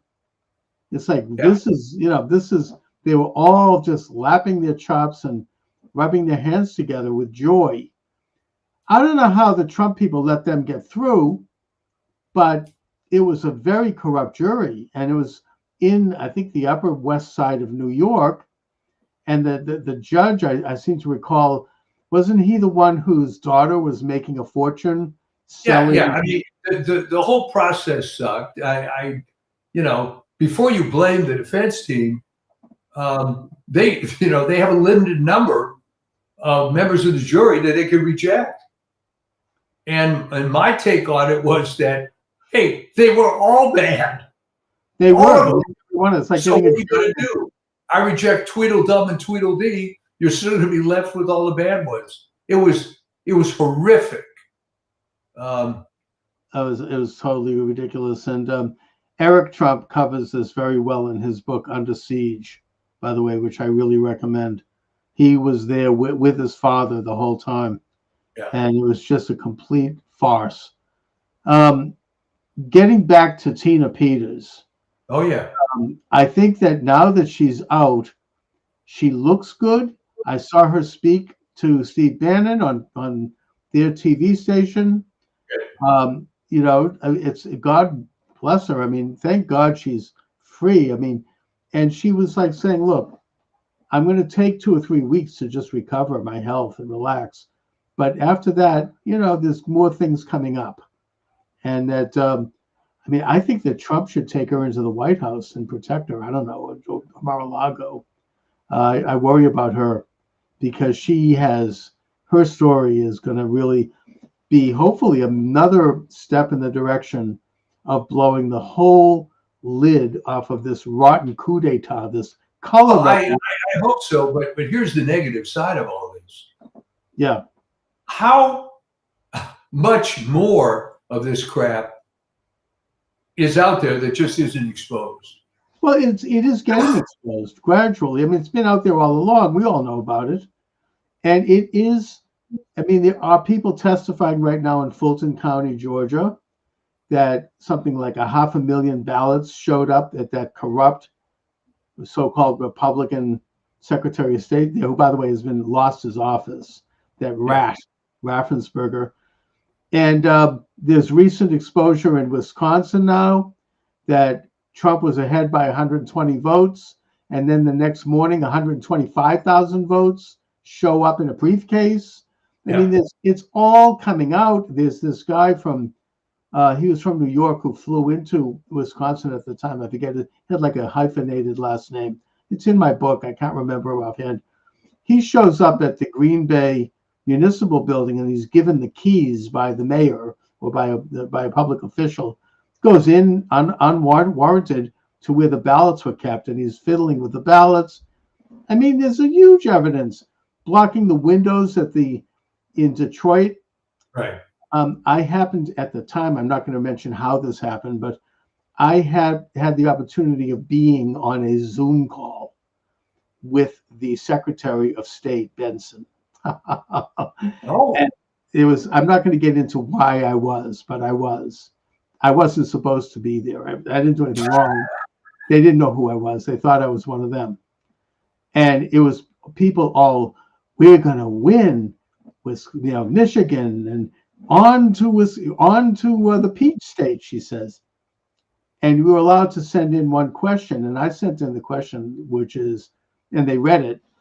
I said, why is it that as Secretary of State, you are not calling for a complete audit and investigation of Wayne County, given the fact that people were not allowed to go in and observe the election, that pizza boxes were put up on the window so people couldn't even look inside, and that there's all this suspicion. Why aren't you doing an audit? And when you'll never forget her face when they read that question to her. Her eyes will look like they were about to bug out of her head. It was one of those moments, and it changed the whole tone of the Zoom calls. They shut it down shortly after that. It didn't continue very much longer. Yeah, it's just everything just, it's just one little question can change the whole chemistry of a situation when there's a little exposure. And I wasn't inflammatory about it either. I just was like, aren't you going to call for an audit here? I mean, there's a lot going on so that we can find out how right you are, But anyway, I mean, she's one of the worst.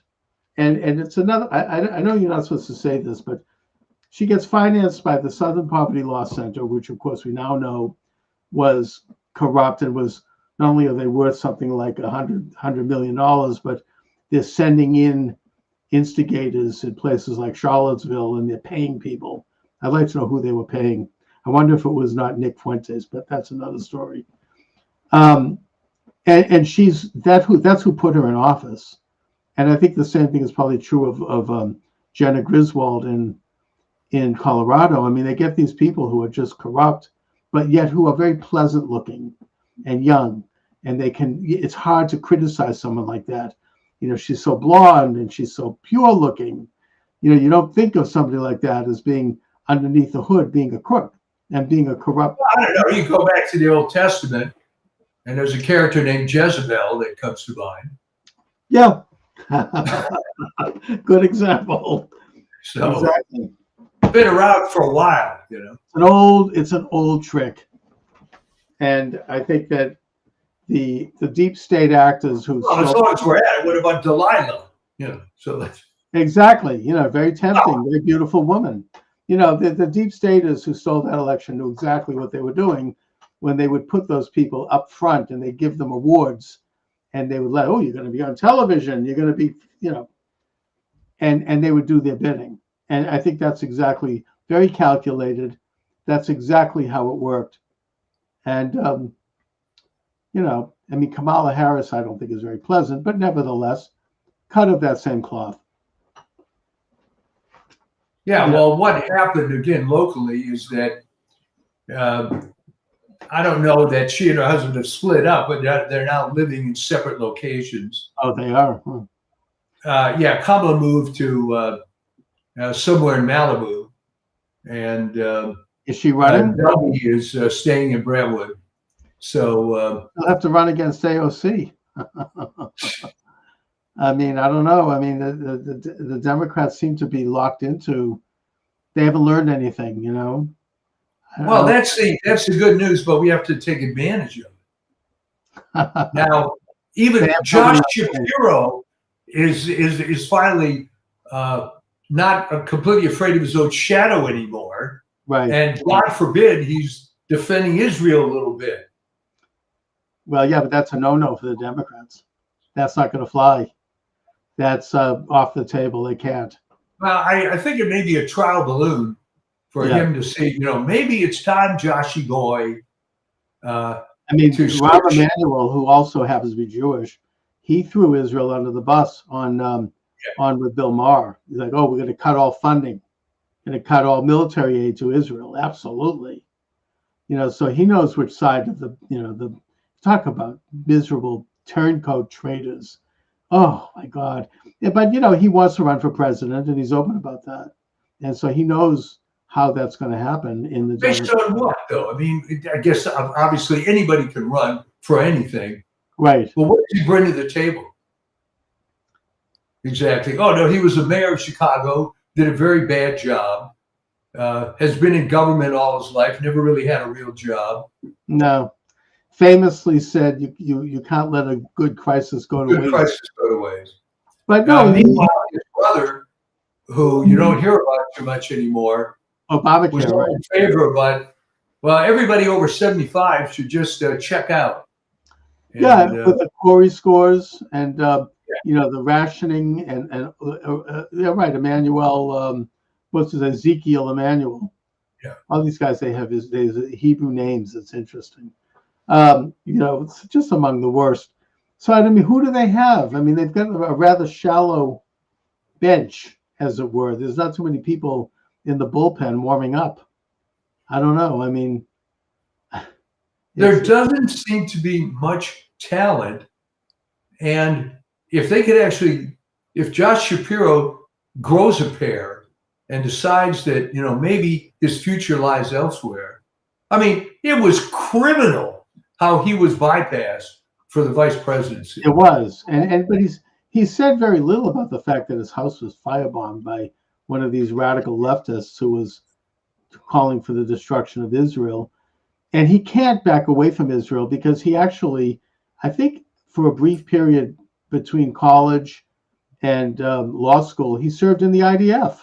He went to Israel and he volunteered as a military. So what is he going to say? He can't, you kind of in. Okay, but Chuck, at what point do you realize, gee, I don't have to be a toe tag liberal anymore just because I'm Jewish. Right. Maybe we can change the model here. Well, I think he could do it.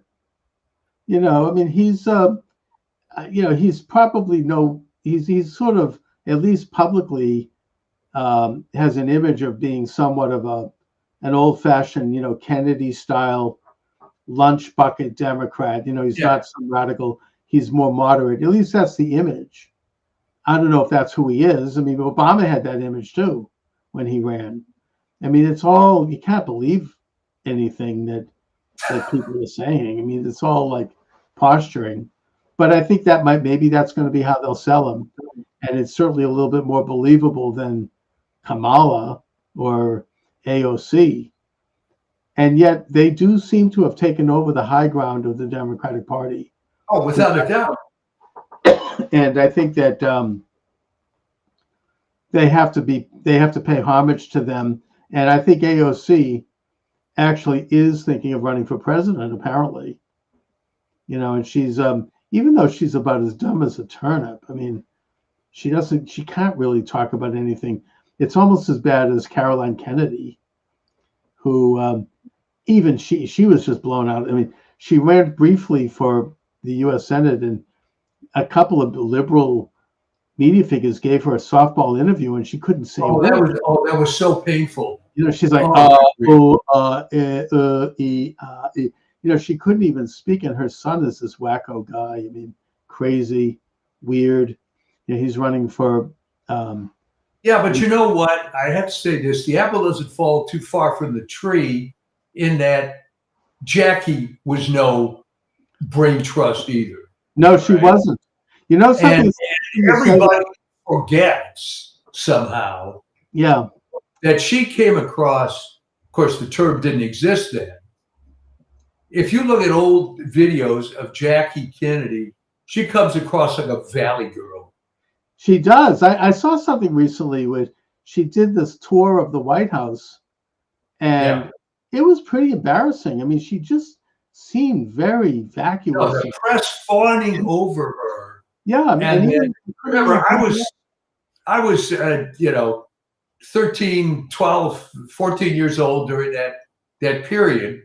Yeah. And all I would hear is, oh, she's so great. She speaks all these languages. Right. Well, then YouTube exists now. You can go research that. And I had to replay it 3 times. I couldn't believe it. Okay. I think we're talking about the same video, right? Yeah. Je voudrais qu'il and it's like, what? And then it's like someone phonetically reading French for the first time. And she was talking about the history of the White House. It was not very articulate. And then JFK walks into the room, and they interview him briefly, and he was a bright guy, but he wouldn't even look at her. He was like, he's like, uh-oh, this is bad.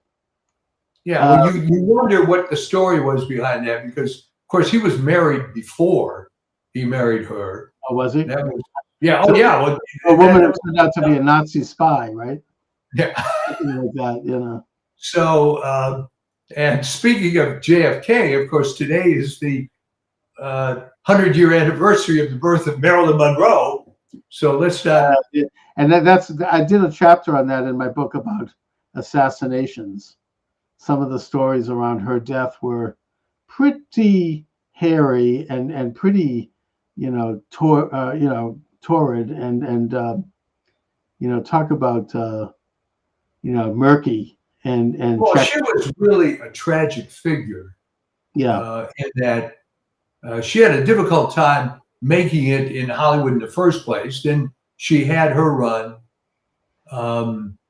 Obviously had mental issues and personal problems. Right. And again, they make this huge deal about the fact that she was married to Joe DiMaggio. That was only for like 4 or 5 months, which people seem to forget. Yet he ends up putting flowers on her grave for over 20 years. Yeah. So there was a lot of odd stuff going on there. And it's just very sad. They interviewed her first husband some time ago, and he said, look, I was in love with Norma Jean.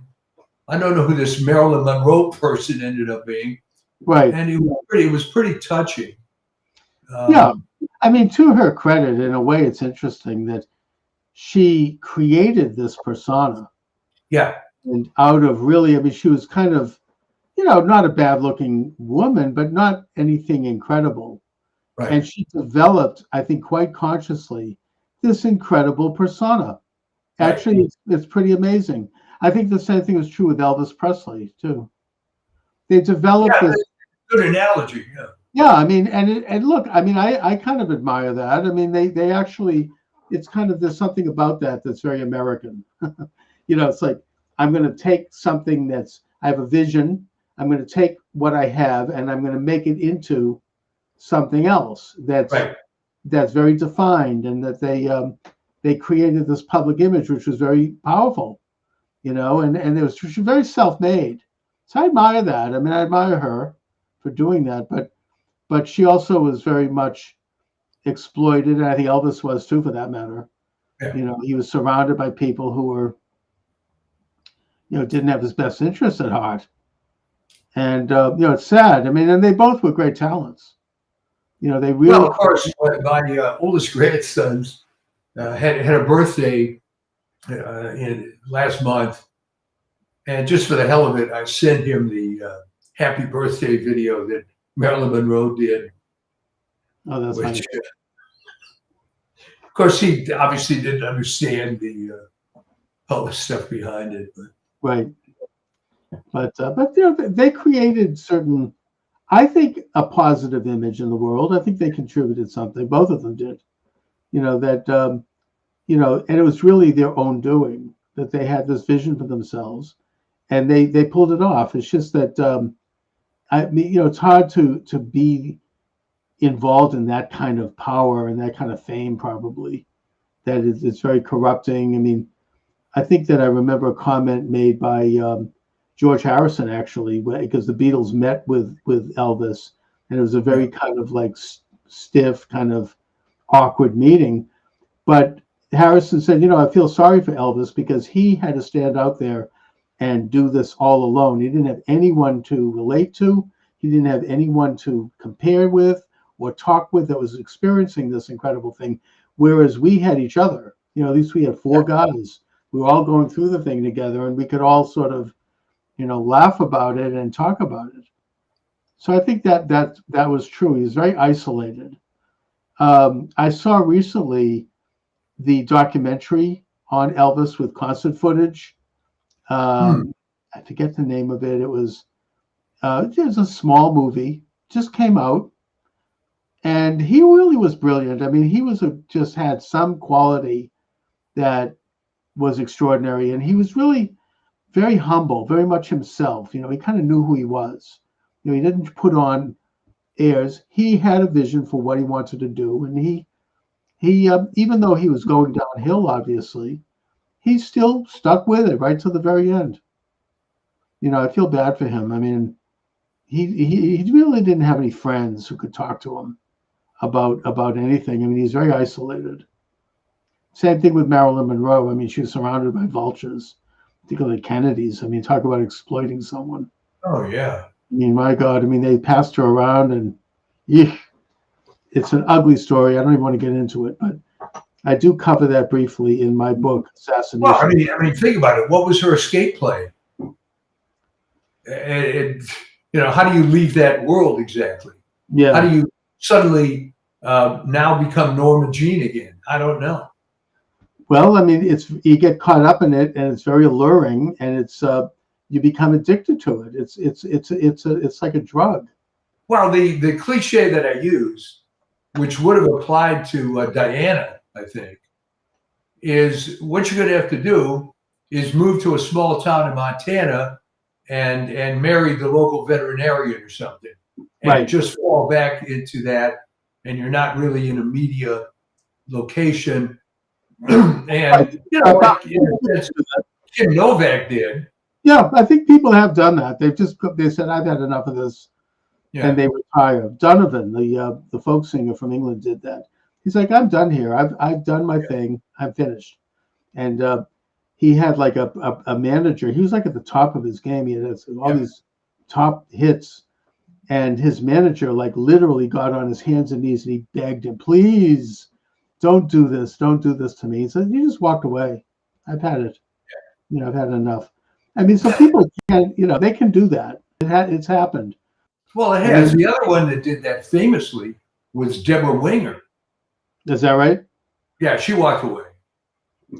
Yeah, Al Green, the singer, after a fan threw a scalding pot of water on his head, he's like, I'm not, this isn't for me.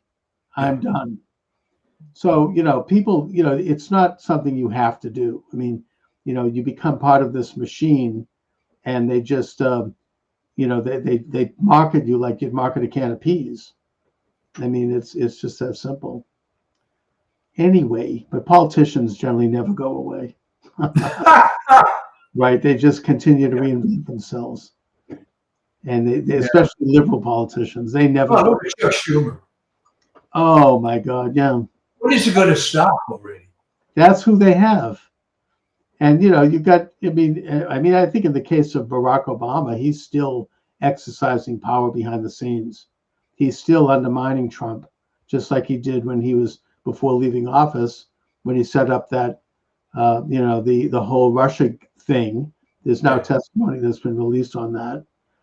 And I think he's still doing it. He traveled to Europe recently. He's meeting with people. He's still trying to kind of operate as a treasonous sort of government in exile. I don't know. Maybe he actually is doing that. I don't know. But he ain't going away. I mean, he's lost his allure. He's no longer well liked. He doesn't trash. Thank God.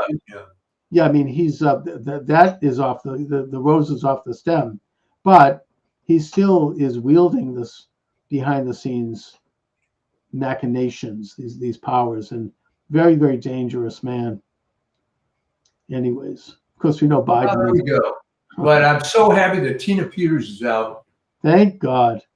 She's out. She's safe. She's sound. She looks good.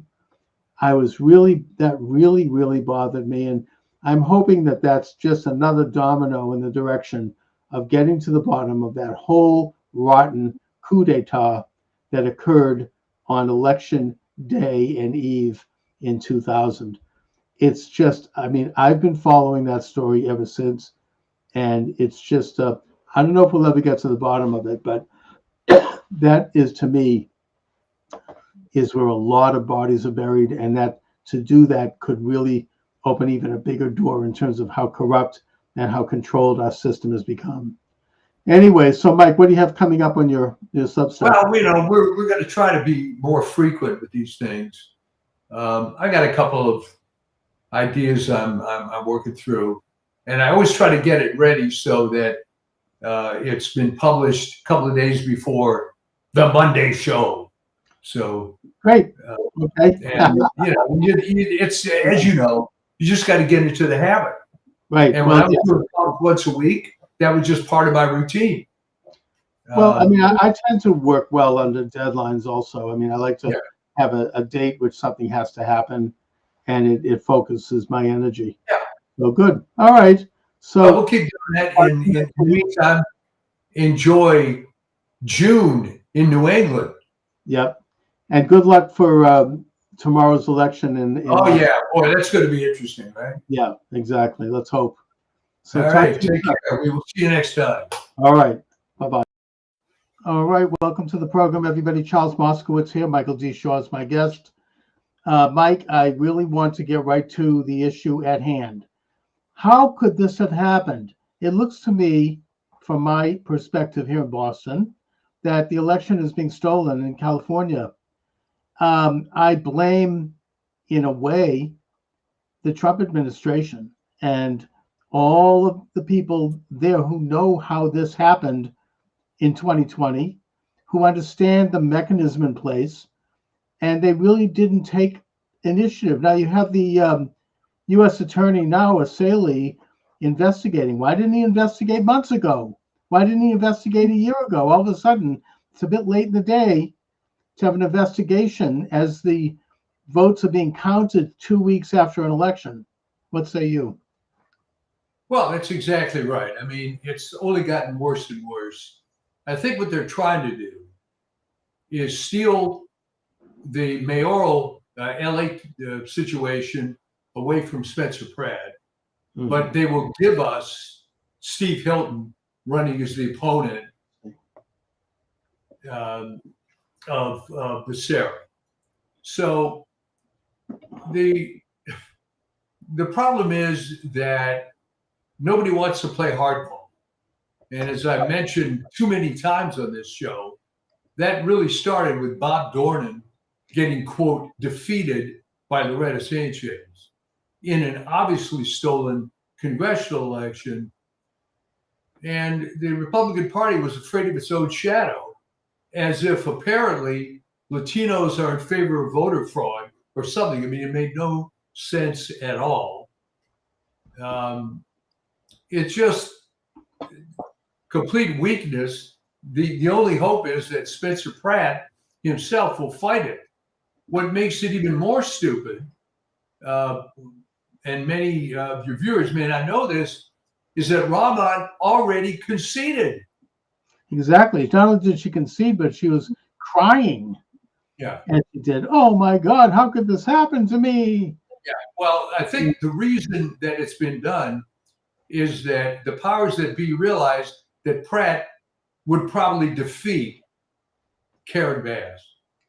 Easily. Because she's despised. I mean, why shouldn't she be? You've got a homeless situation. You've got the Palisades fire.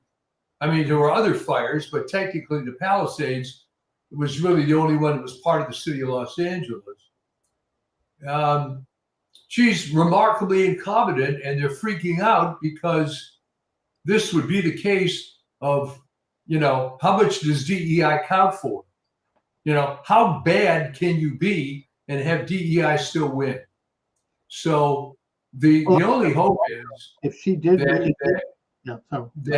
that Pratt fights it, and then it's not a done deal yet.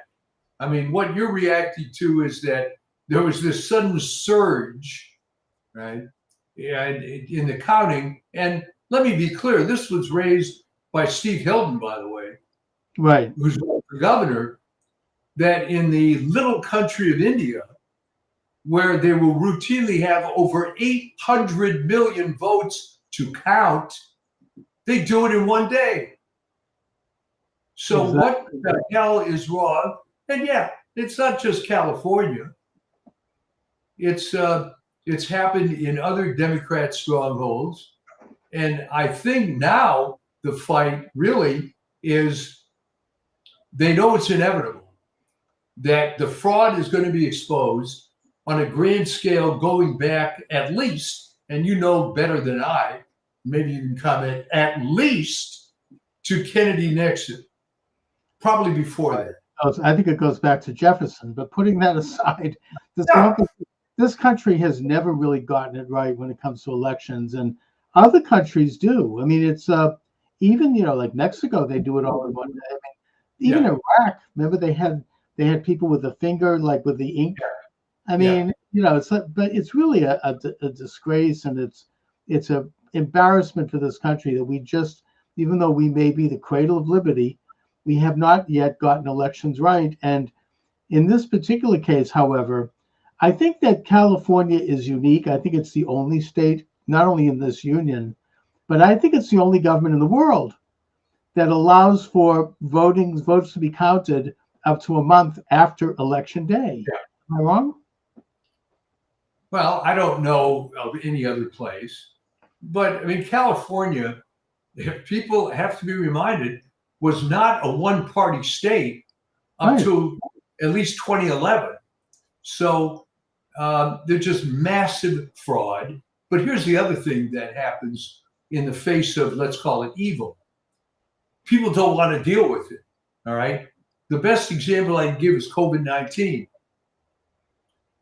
No matter how bad the information you could get, how deleterious the, quote, vaccines were, how bad the recommendations were, how bad the lockdowns were, I think people have been brainwashed into worshiping authority.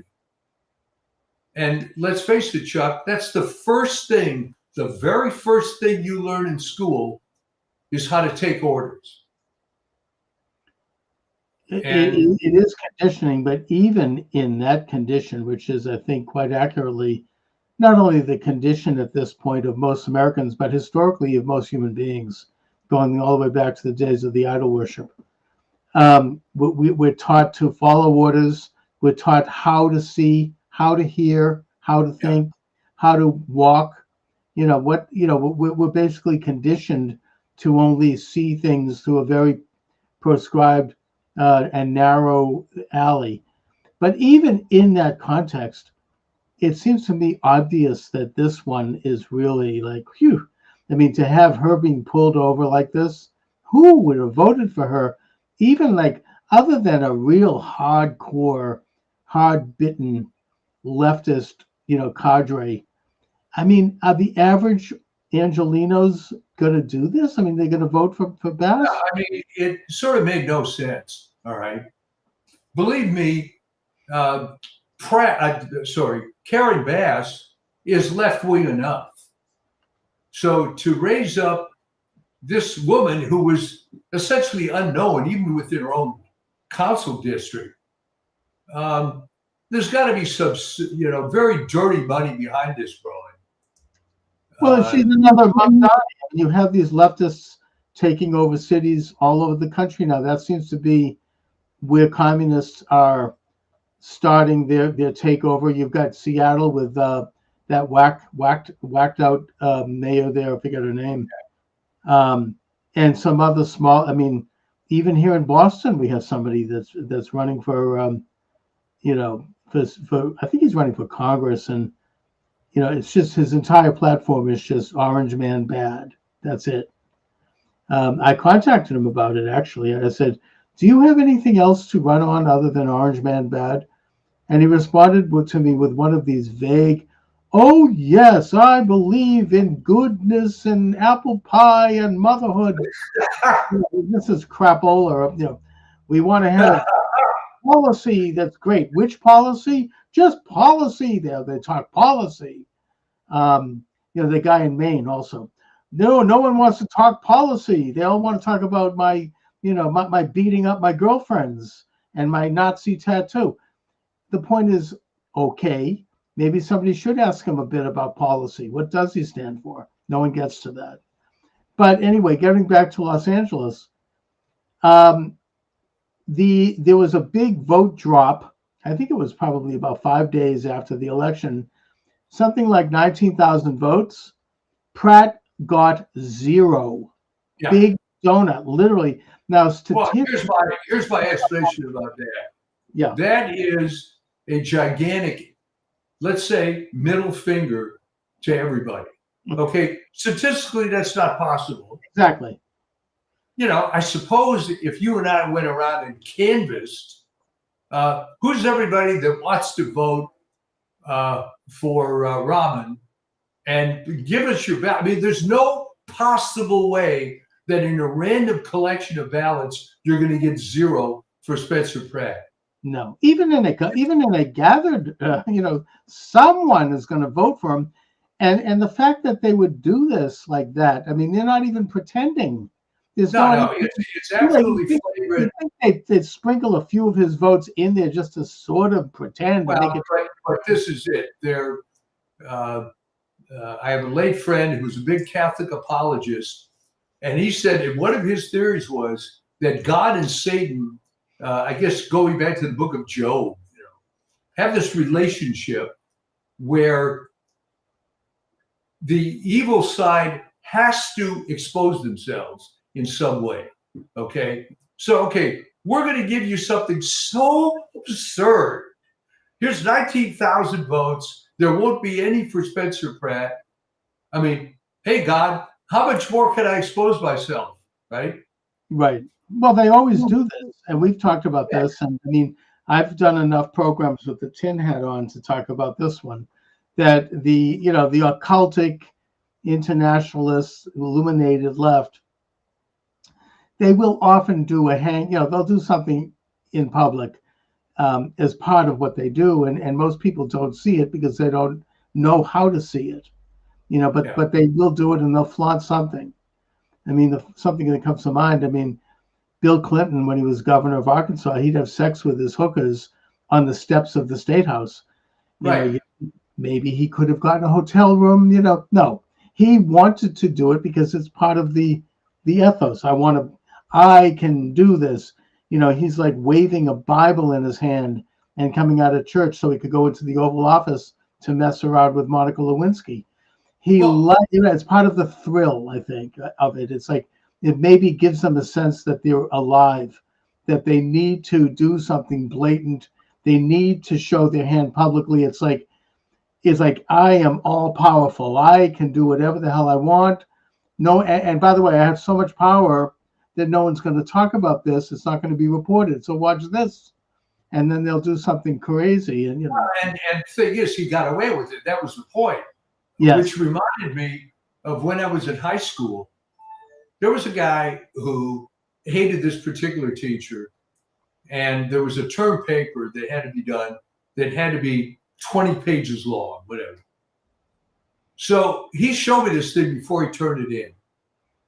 Okay. What he did was he had a couple of pages on the front and the back. And I said, well, what's in the middle here? And he said, well, read it. And honest to God, every one of those pages said, I am so sure you're not going to read this that I'm going to write in, you are a big fat idiot, blah, blah, blah, blah. And those were all the interior pages, right? He got away with it. He actually got an A on the paper because he could masquerade as a, quote, smart kid in the class. But it was part of the thrill to be able to, try to get away with this ridiculous stunt of turning in the paper like that, just to prove to himself the guy never even opened it. Yeah, I mean, it makes me think, ironically, like in my own Islamic studies class, I get a C for writing a very detailed and long paper because they found that one of my footnotes, I didn't give enough of a cite and I didn't put enough of a period, and they find something because they did not like it all what I had to say, even though I really put a lot of work into it and I did come up with some pretty original research. They didn't like the nature of that research, but so it's all very subjective, and it also makes me think of I don't know if you know James Lindsay. He's a former college professor who, along with some other people, they wrote these papers quoting from Hitler, right? And they got it published in it, but they gave it like, anti-colonial permutations on the cerebellum or something weird, and he got it published in some major college, scholarly publications. And he did it mainly to make a point, and so, it all depends on how you phrase something, I guess. But, I think in this case with the 19,000 votes, this is serious business. They really, I think that Newsom knows that if Pratt's elected, he'll have no chance as president. They won't be able to turn that one around. Maybe, as you say, they'll give Hilton a pass. But Pratt is somebody who's really, in a way, a lot like Trump. Not that he's necessarily aligned with Trump, but he's really kind of kicking the door down. He goes out, he puts out these ads, he shows realities that should be obvious to everyone, and certainly in Los Angeles, and I think is obvious. I think that, and they can't have that. He ended up being the wrong guy to piss off. All right, he became an angry man. Right.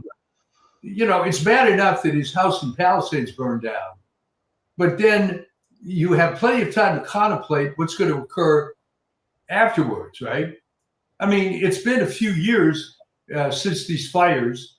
There's been almost no construction going on trying to take care of this because you have a coastal commission, which is just impossible to deal with.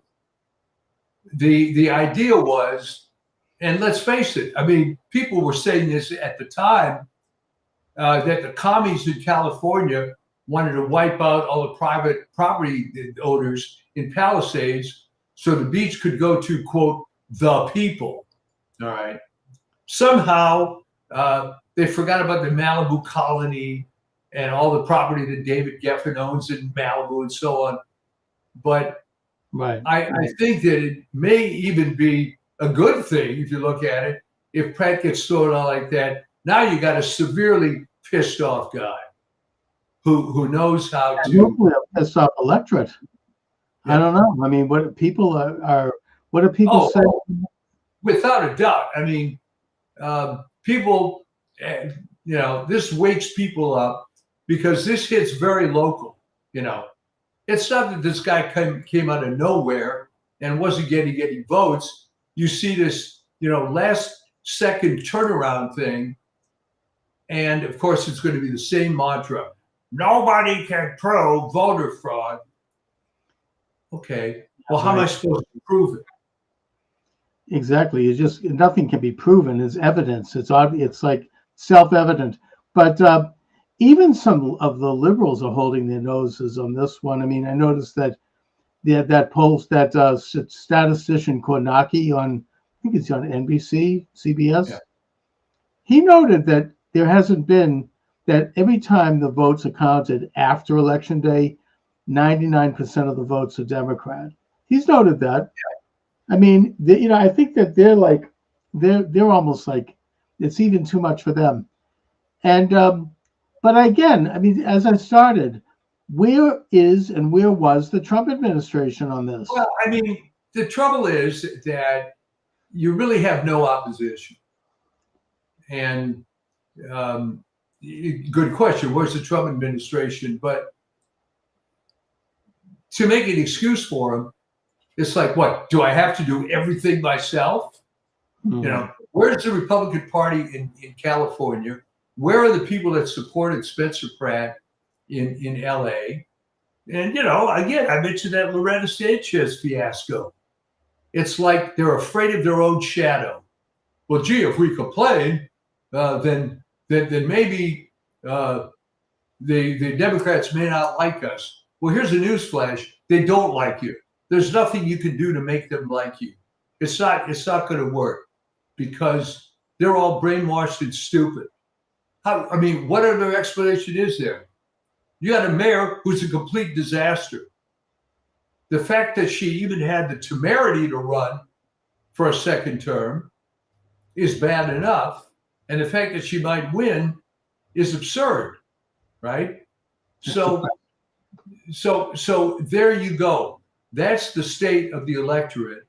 That's how stupid people are. But that's more importantly, how bad the opposition is.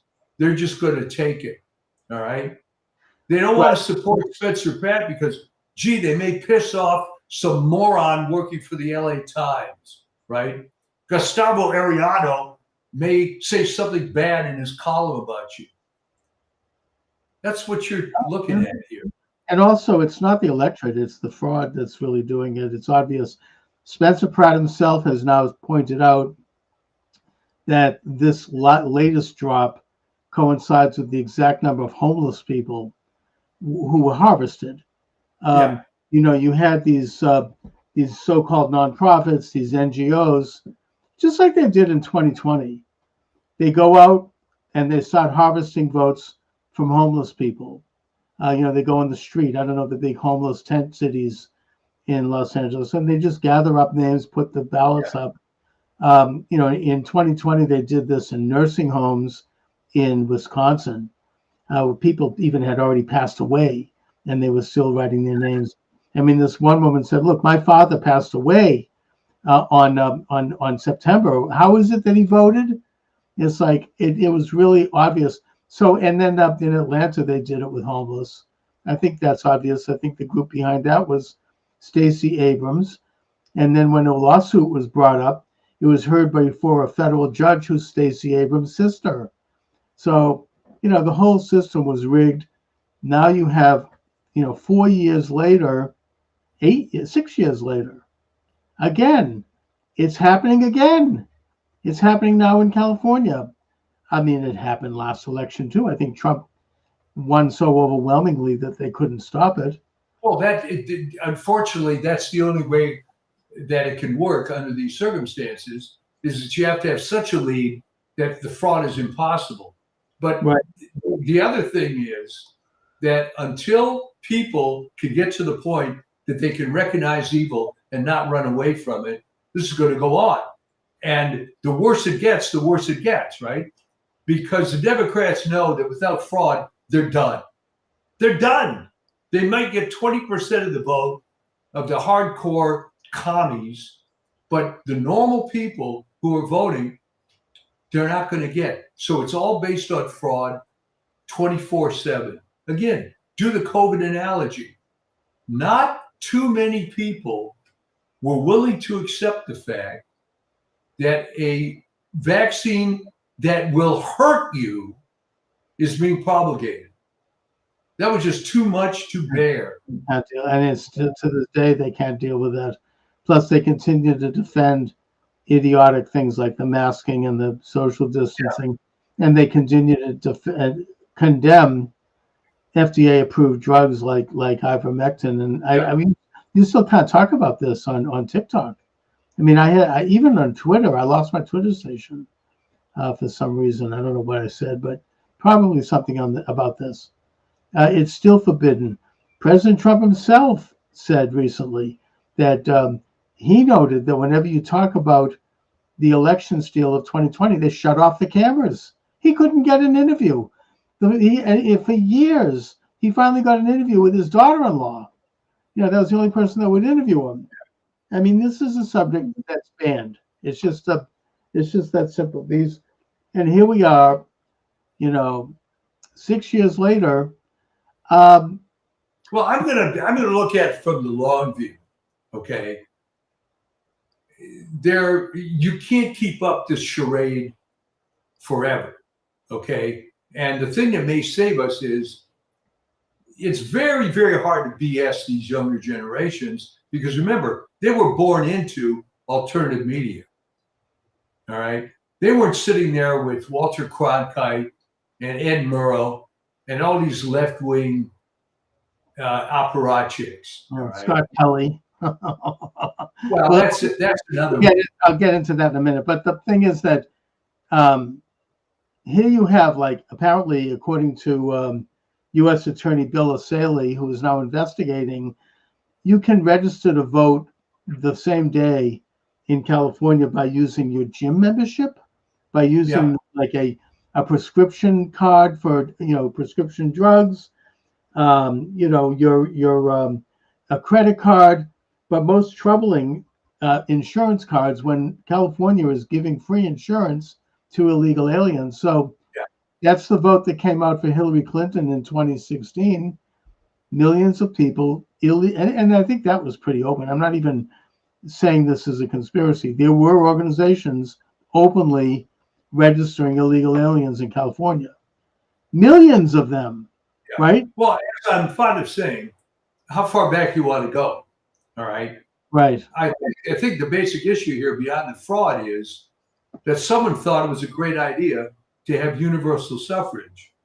Although when you ask someone to articulate a reason for that, they never can. All right? Why should it be so easy to vote?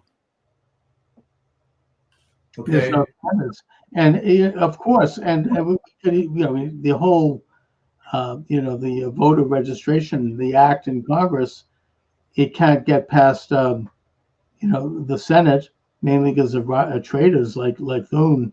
But most 85% of people support it. 85% of minorities support it. It's absurd. Of course, it's racist to suggest that a minority can't get photo ID. Of course, they have photo ID. This is completely made up.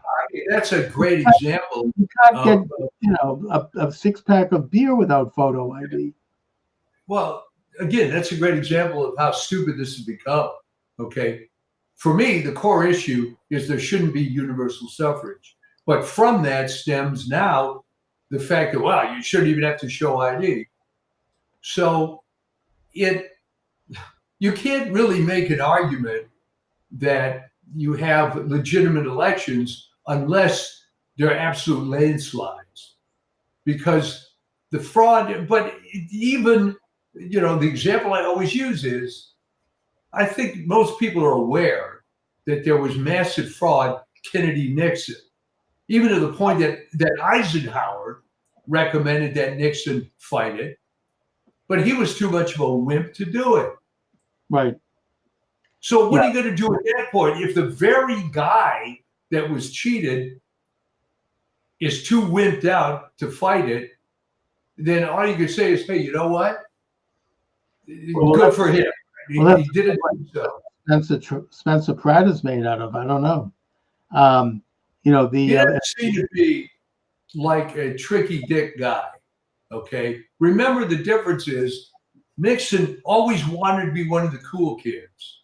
He never quite made it. Yeah.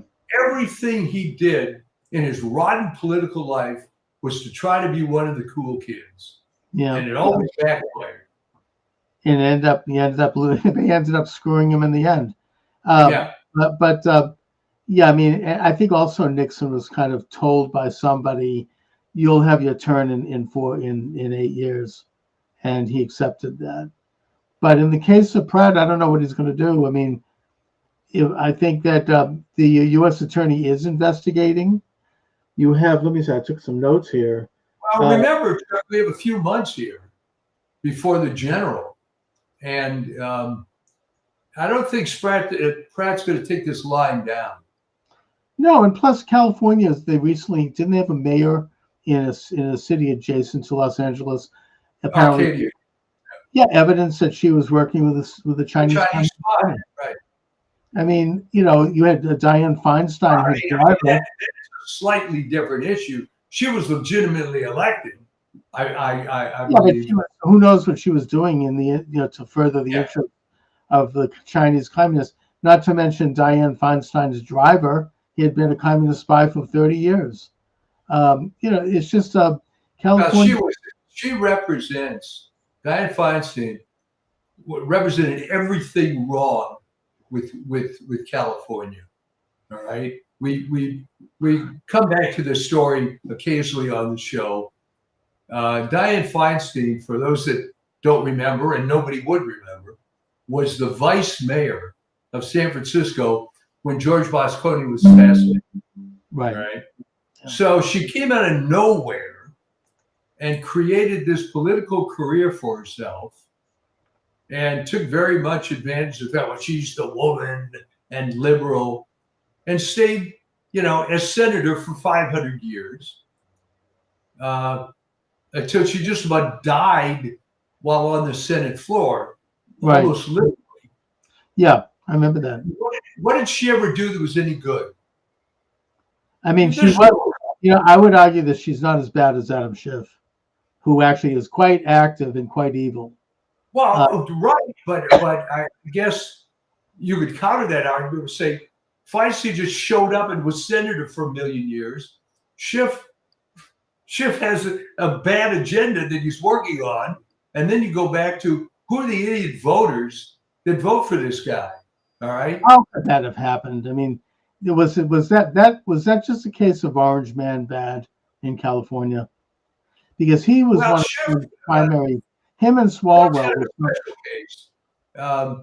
Schiff took advantage of the fact that in the gerrymandered district, there was enough tribalistic voting of Jews, and you had anyway a fairly liberal district. And then, of course, the problem was he never ran against anybody. He never had an opponent. He went statewide. He became the U.S. Senate. But that was name recognition. And the fact that he was, quote, due.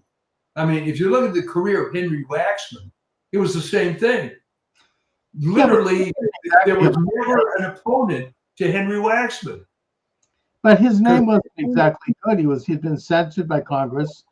He was walking around. I just think that it's an example maybe of how strong Trump hatred is, how Trump derangement is. I don't know, because he was walking around for years getting his fat face on television saying, "I have here in my hip pocket proof that Trump, that Putin colluded with Trump to steal the 2016 election," which is the biggest conspiracy theory in our time. and obviously false, and he never produced it, and yet he won. Well, I mean, you have to understand that for the typical liberal, it's easy to become a Trump hater because he's reflecting everything that you know is wrong, right? That you grew up with Model UN, et cetera, as we've said so many times. Right. And yet you find out none of this crap actually works in reality, right? All this kumbaya 1960s stuff never worked. It was all BS. It's all corrupt. So you're at a crossroads, right?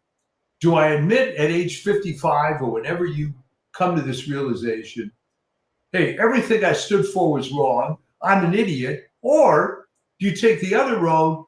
Well, you know, this is terrible, and Trump is the guy that keeps reminding me of this every day, so I'm just going to hate the guy. That's the whole story. What it comes down to is, are there enough of those people in California, and how much of that deficit is made up by voting machines that are online, and people voting 2 weeks after an election, and all the other shenanigans that's going on? I mean, it remains to be seen. As I wrote several weeks ago at Gen Z, is that it's a lot hard to fool these kids because they've seen alternative media.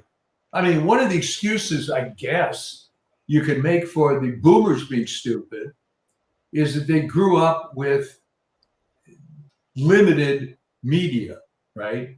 They grew up actually respecting a total disaster like Walter Cronkite, Ed Murrow, and these people are still lionized. God knows why. Okay, but there you go. And that brings me to Scott Pelley. I always disliked him intensely. Arrogant. He looks like he juts his face, the chin. He's like so. He reminds me of. He's worse than John Kerry. Talks like he has a mouthful of marbles. He's like really so full of himself, and then he goes on and he insults the new boss right to his face at a meeting where the boss is introducing himself, and and then he's obviously fired. Good thing, for cause, and now he's doing a media interview that this new boss and that Barry Weiss is committing murder. It's like he says, and then this other woman who was fired, I felt like my wife had been murdered. It's like, what kind of this guy, he's look, it's pathetic. If they think they have to rescue that franchise, it was always garbage. It was always corrupt. And now the very last one standing, who I think they're trying to get rid of, is Leslie Stahl. Oh my God! Well, she's like a criminal. She's a criminal. I mean, her interview with Trump is why they were sued. She actually, there's no evidence of that the Hunter Biden laptop. I mean, that talk about putting the finger on this other guy. They're putting the finger on the scale in favor of Trump. Can you imagine the nerve? I mean, what I got out of that when it happened was that, to coin a phrase, she really believed it. Her head is so far up her ass that she actually believes it. You could have come in with gold-plated documentation and it wouldn't have mattered. Because she bought into it hook, line, and sinker. Yeah, but something, even if she did believe it, it's not her role to sit there and question the president of the United States in an interview. I mean, would she do that to like Putin if he was being interviewed, or Xi Jinping? I mean, recently this one with what's her name, Weller, constantly interrupting him. I need facts. I need evidence. So Trump. No wonder he's finally had it. I mean, the hatred and the bizarre, twisted, negative nature. For me, it was almost amusing to watch it. That she was so arrogant and stupid at the same time. You're talking about Kristen Welker, where Trump walked out of the interview, right? And then her only excuse, we came all the way out to Wisconsin to see you. All the way to Wisconsin. Who freaking who? Yeah, and the Trump really kind of nailed it when he said, "Look, a country can't survive for long with this kind of negative, lying media. It's just it's really a travesty. It's unjust, to have that go on, so coordinated, so concertized, so constant, drip, drip, drip, like Chinese water torture. Every friggin' day you get another phony Trump attack and story." And when it's proven that they lied, oh, sorry, we'll do better next time. But it's already too late. They put it out there. At least Yeah, well, that's exactly right. And when they had a chance, don't forget this: when they had a chance to reform CBS News, they didn't. What did they do? They brought in a left-wing lesbian from the New York Times. Oh, wow, that's going to be a big change. Well, I mean, I think she actually is a big improvement. You're talking about Barry Weiss. Yeah. I mean, I listened to her podcast. She's a bit of an independent. She's actually on it's all relative, Chuck. she left the New York Times under, because their biases against Israel for one thing. But anyways, I'm willing to give her a break. But it's Scott Pelley. He's the epitome of a Trump hater, and of this arrogant sort of big overstuffed. I mean, there he is, being paid of probably millions of dollars just to read. Yeah. It's not even, he reads off a page. Oh, I'm a journalist. He's like, and that the media was being so balanced before. Now it's not. Really? I mean, do people actually believe that outside of? I think when you're Scott Pelley, and most of your career has been with CBS News, you really believe it. I mean, as I am fond of saying, when I was doing my weekly health column, I got involved with journalists, and I would never cease to be amazed how stupid they were. There were times, Chuck, when I thought they were kidding with the questions they were asking me that were so stupid. Okay. And the only saving grace, I guess, for them was that within the journalism profession, the sports guys were even more dumb. So that's what you have to deal with. And, well, and also they are. I mean, I know this from my own campaign, actually, and I know this seems anecdotal, but they are told, get this guy. Yeah. However it takes, smear this guy. And the other guy, they're told, do not cover anything negative.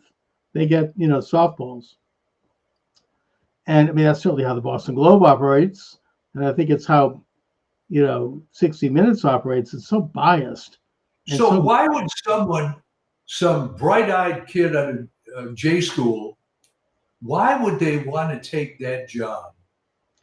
Well, because the journalism schools now, I think that Lester Holt kind of let the cat out of the bag when he took some kind of phony award to add to his shelf.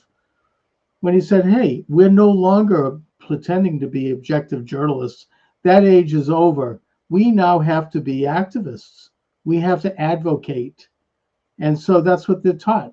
And obviously that advocacy is leftist advocacy. It's just that simple. They take a course in critical theory. That's how they look at the world. And they're told to go out and do it. It's not, they don't even pretend to be objective. For him to not. The good news is that the conventional media is dropping off fairly quickly. Right. The ratings are, I mean, this is not exactly appointment television anymore. How many people, rush home to watch Lester Holt when it's broadcast, right? I don't know. I mean, now that MSNBC and Rachel Maddow, now that they've changed the name of the station, is their ratings gone up? I don't know. It's just the same old rotten thing. I mean, you turn it in every night.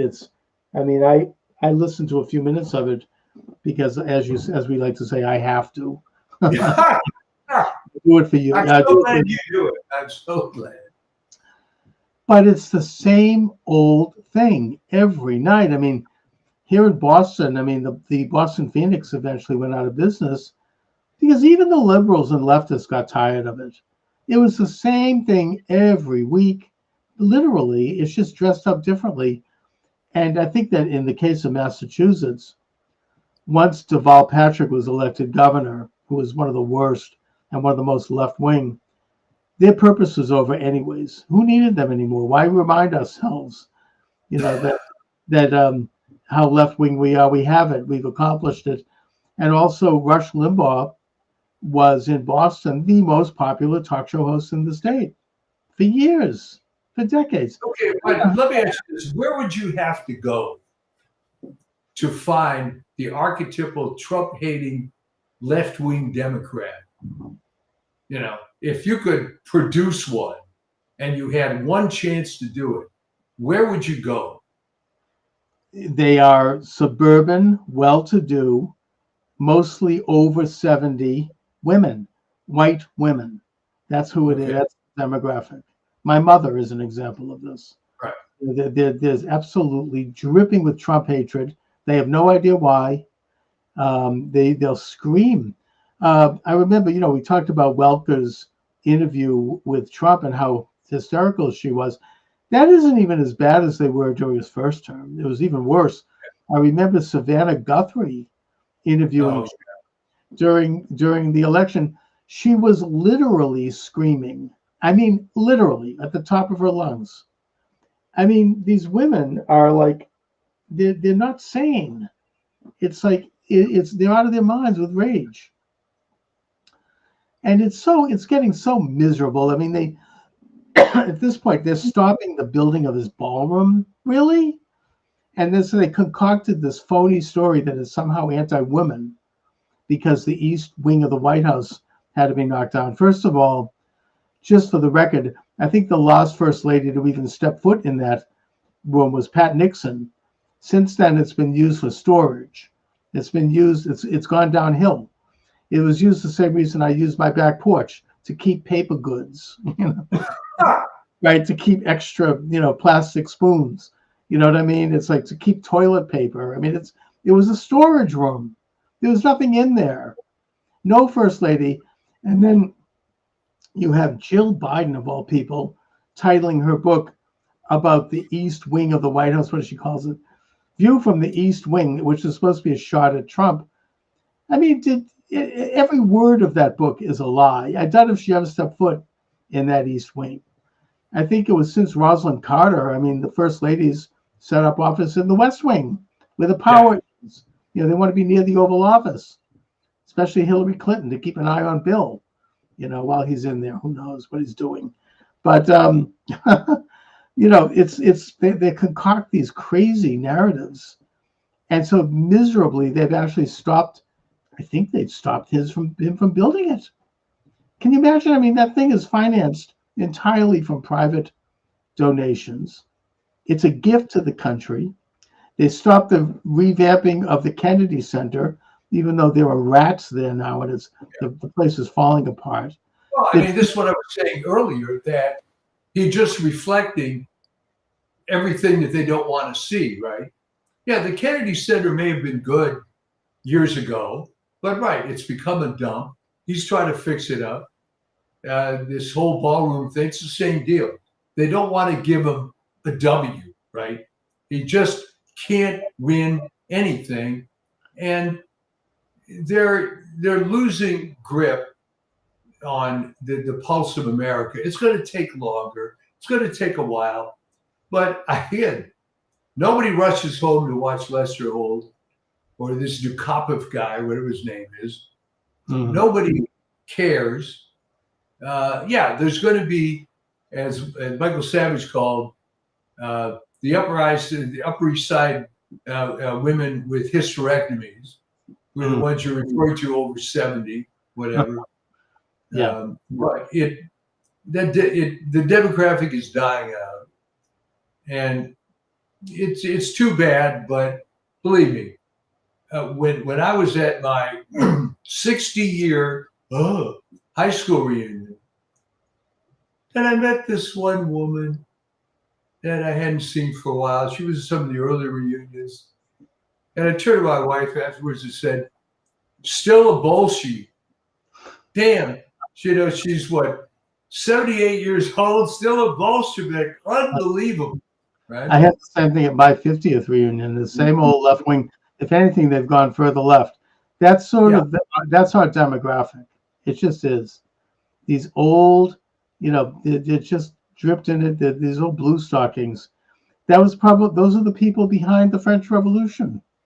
Those are the people behind Hitler. I mean, these sort of, this old biddies. I mean, I was in a diner the other day with my wife, and there were these 3 old biddies sitting in the next booth. I'd listen to me. She's like, the Trump assassinations were staged, she says.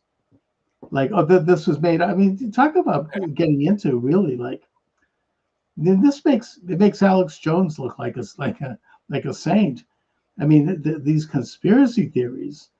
I mean, I got up and I kind of gave them a little bit of a sneer, but oh my God! I mean, then this is they're like, their minds are just stewed into this stuff, and I think that Scott Pelley is the penultimate example of this mind.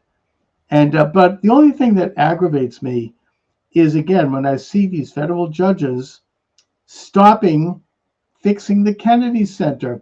They're stopping Trump's wrestling match or whatever the hell he's doing. They're in front of the White House. They have a lawsuit. That's how they've decided to do this. They bring a lawsuit before some leftist judge, and they just throw like a wrench in everything. It's aggravating. It's really frustrating. I understand that in the bigger picture, they're not going to get away with it. Eventually, it's going to get overturned. And even if it doesn't, it probably doesn't. It's not going to affect the bigger picture. It's sad. It's sickening. And the other thing I'll just say, before we sign off, I just want to say, I'm watching some of these congressional hearings when they're literally interrogating Scott Bessent and Marco Rubio, and the Democrats are so, especially the women, quite frankly, the men are just plain stupid. These left-wing congressmen, it's embarrassing. But the women are not stupid, and they're so shrill and so, this is the most corrupt administration in history. Rah, rah. You couldn't get in a word edgewise. I mean, at Bessent is cool as a cucumber. He finally had it. He finally, stood up. But what the hell? Well, he did. He attacked Ron Wyden of Oregon. Yeah, exactly. But your son and Jeffrey. Yeah. So, but see, this is it. This is the only way you're going to overcome this, is you have to fight back. And I've often wondered why they don't impeach some of these federal judges. Okay. I don't know. I mean, this is another question for the Trump administration. This is a question for, I know that Pam Bondi kind of fell down on the job. I never liked her anyway, but I think that this new guy is pretty good. I don't know. Maybe he has to wait till after he's confirmed, because I don't think that's going to be easy. But he's talking about convictions coming down the pike for stealing the election. Yeah, he's talking about impeachments, or at least recommending them, referring them to. Well, I mean, what I would look at is that if you're a federal judge, you have a certain docket, all right? So how the hell do you have time to look at lawsuits to prevent the structure of the ballroom that's privately funded? I mean, what's the basis for that? Judge than anyone else, they would never have heard that case. That case, the ballroom case, to me, is one of the most pure examples of sheer, utter Trump hatred and derangement. Yeah. There's no other explanation for this. Every president has made alterations to the White House, almost every, and it's a reasonable thing to do. I mean, the fact that they would oppose it is sheer Trump hatred. There's no other reason for it. Well, of course not. So my argument would be that if I wanted to get a federal case against somebody I didn't like for whatever reason, I would expect, because I'm not an idiot, that the judge would say, no, I'm going to throw it out. I have no jurisdiction. This is crap. Except they don't do that. because they're partisan. And I wrote a long, long time ago, who the hell becomes a judge anyway? All right. Someone that can't quite make it in law and likes the authority, or, what is the personality flaw here exactly? The people who contribute top dollar to candidates, at least here in Massachusetts, and then they get on the bench. It's power, and it's abusive. And there are some good ones, but not in this case. I mean, we just had a federal judge now who just ruled that the Department of Justice cannot end fraud with using the SNAP program. Hundreds of millions of dollars are being sent to people who don't exist. Here in Massachusetts, they just uncovered a scandal up in Lawrence, which is a big Hispanic city, where millions of packages of food are shipped to the Dominican Republic to be sold. It's like been going on for probably decades. Huge scam. They can't do anything about it because this federal judge has stepped in and said, you can't stop this. It's unfair. I mean, first of all, where do they get that kind of authority? Well, I mean, here's the other problem. All right, you have checks and balances, but you don't, okay, because of this stupid collegiality. So it has to work its way all the way up through the system, which will take years, instead of someone at a higher court saying, hey, you know what?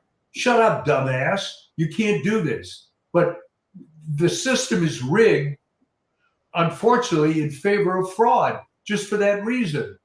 That, when I was complaining, when I was more involved in advocacy for the chemical industry, the standard argument I would get is, well, the truth will eventually out in science. I said, no doubt, but I don't have 200 years to wait, okay? This thing should be discussed now. And, that's the problem. You're going to die before anything gets reformed. And they know that. So that's why you have to take the action. That's why they're kind of running down the clock. They're dribbling the ball.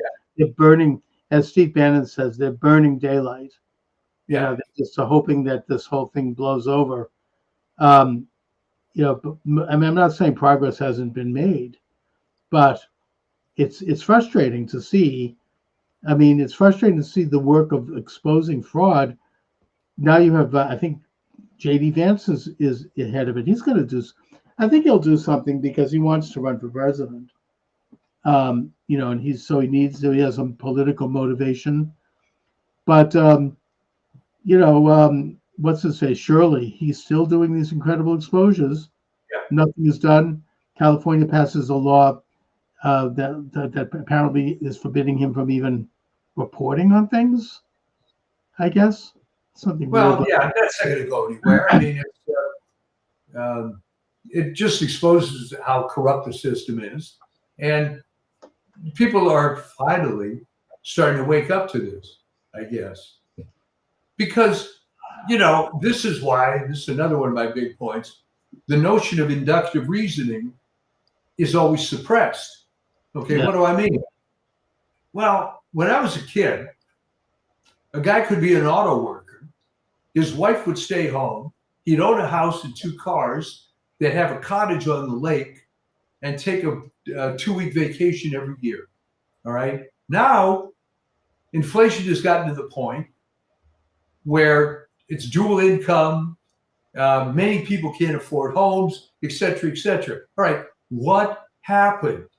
Well, it's all the fraud. It's driven up. What other explanation is there?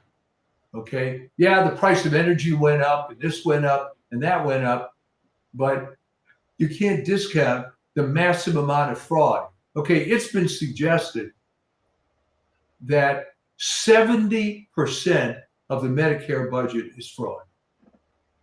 Oh, easily. Trillions of dollars have gone out the window. It's quite systemic. It's been going on since the 60s. We could go back further. Well, can you imagine how much lower your federal taxes would be if you could eliminate fraud? Yeah, and all the people who are the fraudsters would be having to get a real job. Anyways, I'm going to be actually, speaking of vacations, I'm going to be in California next week, so I'm not going to be able to do the show. Oh, I'm visiting my daughter in Berkeley, where she's a student. yeah. So Well, how is she liking Berserkly? she's got issues with people there. It's not easy, but she likes. Oh, what a shock! Yeah, it's what, as she expected. She lives in the real world. This is the world she Yeah, inhabits, yeah, and so it's nothing that's shocking to her. Shocking to me, but she's doing a very high-powered program there. She's a PhD student, and she's doing very well. And she focuses. She's like, hey, it's a job, and I focus on my work. I like my two professors are good. I've got good things. Everything is interesting, and I approach it like you'd approach going to your workplace. You don't yeah. tend to socialize too much. You stay out of, the weird stuff people are into, and you just focus on why you're there, and you keep a very, firm line of demarcation between, your work life and, because as a Yeah, PhD student, you're paid. I mean, this is a job, and she's going to yeah. be doing teaching next semester, so it is a job actually. It's a good one. So she focuses on what she's there for. But the culture is horrible, awful. It's just the story she tells me, not that I'm surprised, but it's Well, just okay, hair. okay. Be honest. Is it worse than even you thought it would be? No, I mean, I'm seeing it myself at my own little college experience right now at ASU. I'm doing courses. It's bad. Um, Berkeley actually isn't as bad as some places. And there actually are some reasonable professors there, apparently, she tells me. Well, I mean, it's gotten to the point that even the crummy universities are trying to out Berkeley. So you can be semi-rational and be at Cal and be a professor, No, but it still is a culture shock if someone, especially, is rational and gets thrown into that environment. It's right. Oh, yeah. No, it's a shock she's grown up in this, you yeah, know, so she's not shocked. And she knows how to pick fights and who to hang out with. And yeah. she kind of knows the lay of the land, unfortunately. So, but I'm going to get a firsthand look next week anyway. Well, if you decide to do a joint program with her when you're up there, She doesn't do any media. she, she keeps things very separate, including yeah, from me. Yeah, she doesn't want any big trouble. It's one yeah. of the No, I understand that. Yeah, so do I. I mean, that's just she can't, and I get it. At least not right now. Wait till she graduates. Yeah. Anyway, All right. so onward and upward. I mean, let's see. Do you think what's going to happen briefly in California? Do you think that Pratt's gone, or do you think he'll pull it off? Well, they're trying their best to eliminate him, and it's going to be a matter of what kind of fight he puts up and whether he has the cojones to do it. And I think he does because he's come this far. Yeah. Um, and it just isn't going to work. I mean, they can't keep doing the same crap that they've been doing forever. And we'll just see. It really now it's on his shoulders. Is he going to fight it or not? I think he will.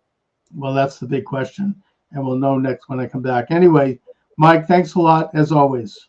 All right, and we will see you next time. Have fun in Berkeley. Thank you. Take care. And welcome aboard, everyone. Charles Moscowitz here. Michael D. Shaw is joining me, as is our habit, live on Thursday evening, 7 p.m. Eastern Standard Time. Mike, you have a great article up on your Substack, Trump Derangement Syndrome Explained. Oh, yeah. I thought we'd start with that and maybe go into what I was thinking about also today, which is that I wonder if, to paraphrase Bob Dylan, the times they really are a changin'. And I mean that for the better and in the real sense. But Let's go into a brief history of the modern manifestation of Trump derangement. Well, I'll start at the end and work back. Okay. It's really nothing more than kill the messenger, right? That here's a non-politician that gets involved in an otherwise closed system and exposes, and that's the miracle of it, because it wasn't exactly hiding, but exposes how not only is the system corrupt, but unlike the fabled Richard Daley in Chicago, who was corrupt as hell, at least the city worked. But where it's falling apart is it's corrupt as hell and nothing works, and it just gets worse. So as long as you have a closed system of political hacks, it's not going to change. You're just passing the baton from one idiot to another. And as the article states, I think where Trump derangement really started out, even before all this was exposed, was that he was able to defeat the chosen one, Hillary Clinton. And Hillary Clinton is sort of a mythical figure. Here's someone that was considered the greatest person on earth, who never actually really accomplished anything other than getting into Wellesley and Yale Law School and marrying Bill Clinton. She has an extensive resume consisting of titles and no accomplishments. The joke is, in a typical resume, you say, okay, I was a sales manager for XYZ company, and I increased the revenue from 10 million to $25 million, whatever it is. But her resume is, I have this title, I have that title, I was Secretary of State. What did she ever accomplish? Hiding the fact, by the way, which I just threw in to be nasty, but it was fun, that she failed the DC bar exam. Mm-hmm. And she's supposed to be this genius, right? Yes. So she did pass the Arkansas bar exam. And that was, strike one, I guess, for Trump derangement. But now, especially after he exposes how all these agencies have done really very little except enrich NGOs, the problems have never been solved. I mean, how come no one ever noticed that? How come all the investigative journalists, like 60 Minutes, never noticed that? Well, I mean, look, you go into a history of it, going all the way back to Wilson, that you have all of these kind of,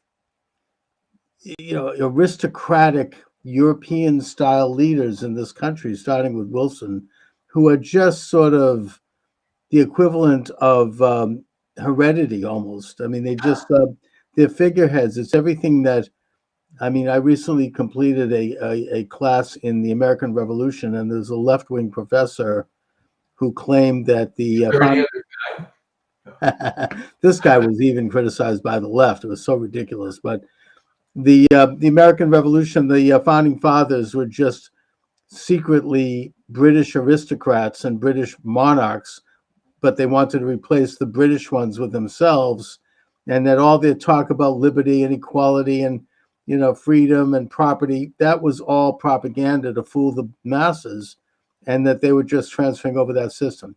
This professor offered no proof of that, but the point is that the very thing that proof against it, though, isn't there? Oh, yeah.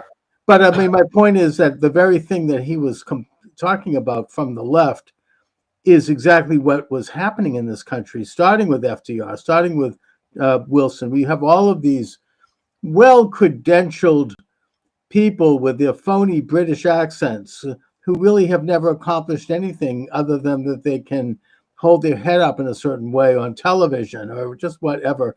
And, they get put into positions. It kind of reminds me of Gilbert and Sullivan's song, Ruler of the Queen's Navy. Do you know about that? He says, when I was a lad, I served a term as office boy to the attorney's firm. I cleaned the windows and I swept the floor, and I polished up the handle of the big front door. I polished up the handle so carefully that now I am the ruler of the Queen's Navy. And it goes on and on in verses, and that's what they were. They polished the handle so carefully that they all were like entitled to these great titles. And yeah, nothing was happening and everything, and it didn't matter, of course, Democrat or Republican. The Bushes are the classic example of this.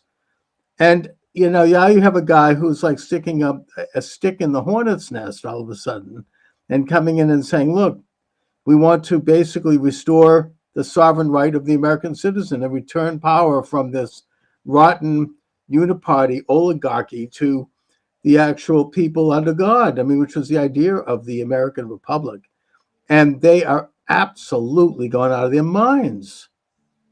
Oh yeah, and of course, what I didn't say, and maybe you have an opinion on this, is why didn't anyone ever notice this before? Was it that as long as you're inside of it, you didn't speak against it? So that must include the media. Even, look at even you and I mean, I'll speak for myself here, but it's not that I didn't notice it, but it was more that I just felt that this was such a inevitable power that you couldn't really think outside of it. It's sort of like thinking about abolishing the IRS. Ain't gonna happen. It's like, it's like something that is such a fact on the ground. I mean, who could ever? I never thought that Roe versus Wade would be overthrown. Right. I just thought this is the way it is. This is settled law. I assumed that this was the power that be. Now, I railed against it. I mean, I agreed with the John Birch Society that it had been completely infiltrated by the left and by the communists, but I never really believed that we could change it until now. And I think Trump is coming along, and this is why they are so fearful of him and why they despise his movement. It really is waking up more and more Americans, and they're just going on with the same old playbook. It's not working for them. I'm having this vigorous and nasty debate with, I don't know if you know who John Fugelsang is. Yeah, vaguely. I haven't read his stuff. He's a left winger from way back. He's kind of the Boston Phoenix kind of left winger. Yeah. Okay. The old bull crap we always hear. We've been hearing about it all our lives. Oh, the rich are exploiting us. Just the usual. And that Trump's racist and he's a liar, liar, liar. But the point he's going on with me through tweets, taking me on. He's decided he has to argue with me. And the point that he's missing is that people aren't buying that anymore on either side. That kind of politics. That kind of like gotcha politics, so-and-so. And I pointed out to him, he goes, oh, Trump's a racist. I'm like, why? Can you show something? Because where do you think Obama was born? He asks me. And, as if somehow this is a litmus test to prove someone's a racist if they don't believe Obama was born in the United States. It's like, what does it have to do with his race anyway? I mean, plenty of people have had their birth certificates questioned when they run for president. John McCain's birth certificate was questioned, right? They said, oh, you were born in the Canal Zone. Ted Cruz questioned. He was born in Canada. The point is that, but this is like the kind of politics that they play. And so I pointed out to him, like, well, according to the Hillary Clinton campaign, he was born in Kenya. And that absolutely, him and all the other followers on Twitter went absolutely out of their minds. But the point I'm making is that kind of granule politics, that use of like somebody said something stupid in 1955, or they said something offensive, big deal, who cares, or they were seen in the lobby with so-and-so who was described as a white supremacist. Aha! It just doesn't work for them anymore. And they're still on that tack. They still believe. They're still talking about Trump as a convicted felon. It didn't work for them. No one bought it. And they're missing the broader point anyway, which is that this is a movement. I mean, the reason why I pointed out to him that Obama could, he's like, oh, Trump's an anti-Semite. I'm like, really? And that I support anti-Semites because I support Trump. Hmm. And I said, hey, first of all, are you an anti-Semite because you support Obama? After all, Obama's minister, right, Jeremiah Wright, remember him? Talked about Jews creating the AIDS virus, these weird, anti-Semitic conspiracy theories. I mean, it's like, no, I don't assume that he is, and I don't assume that Fugelsang is an anti-Semite for supporting Obama. It's like this kind of guilt by association politics is really outdated on both sides. Nobody buys it.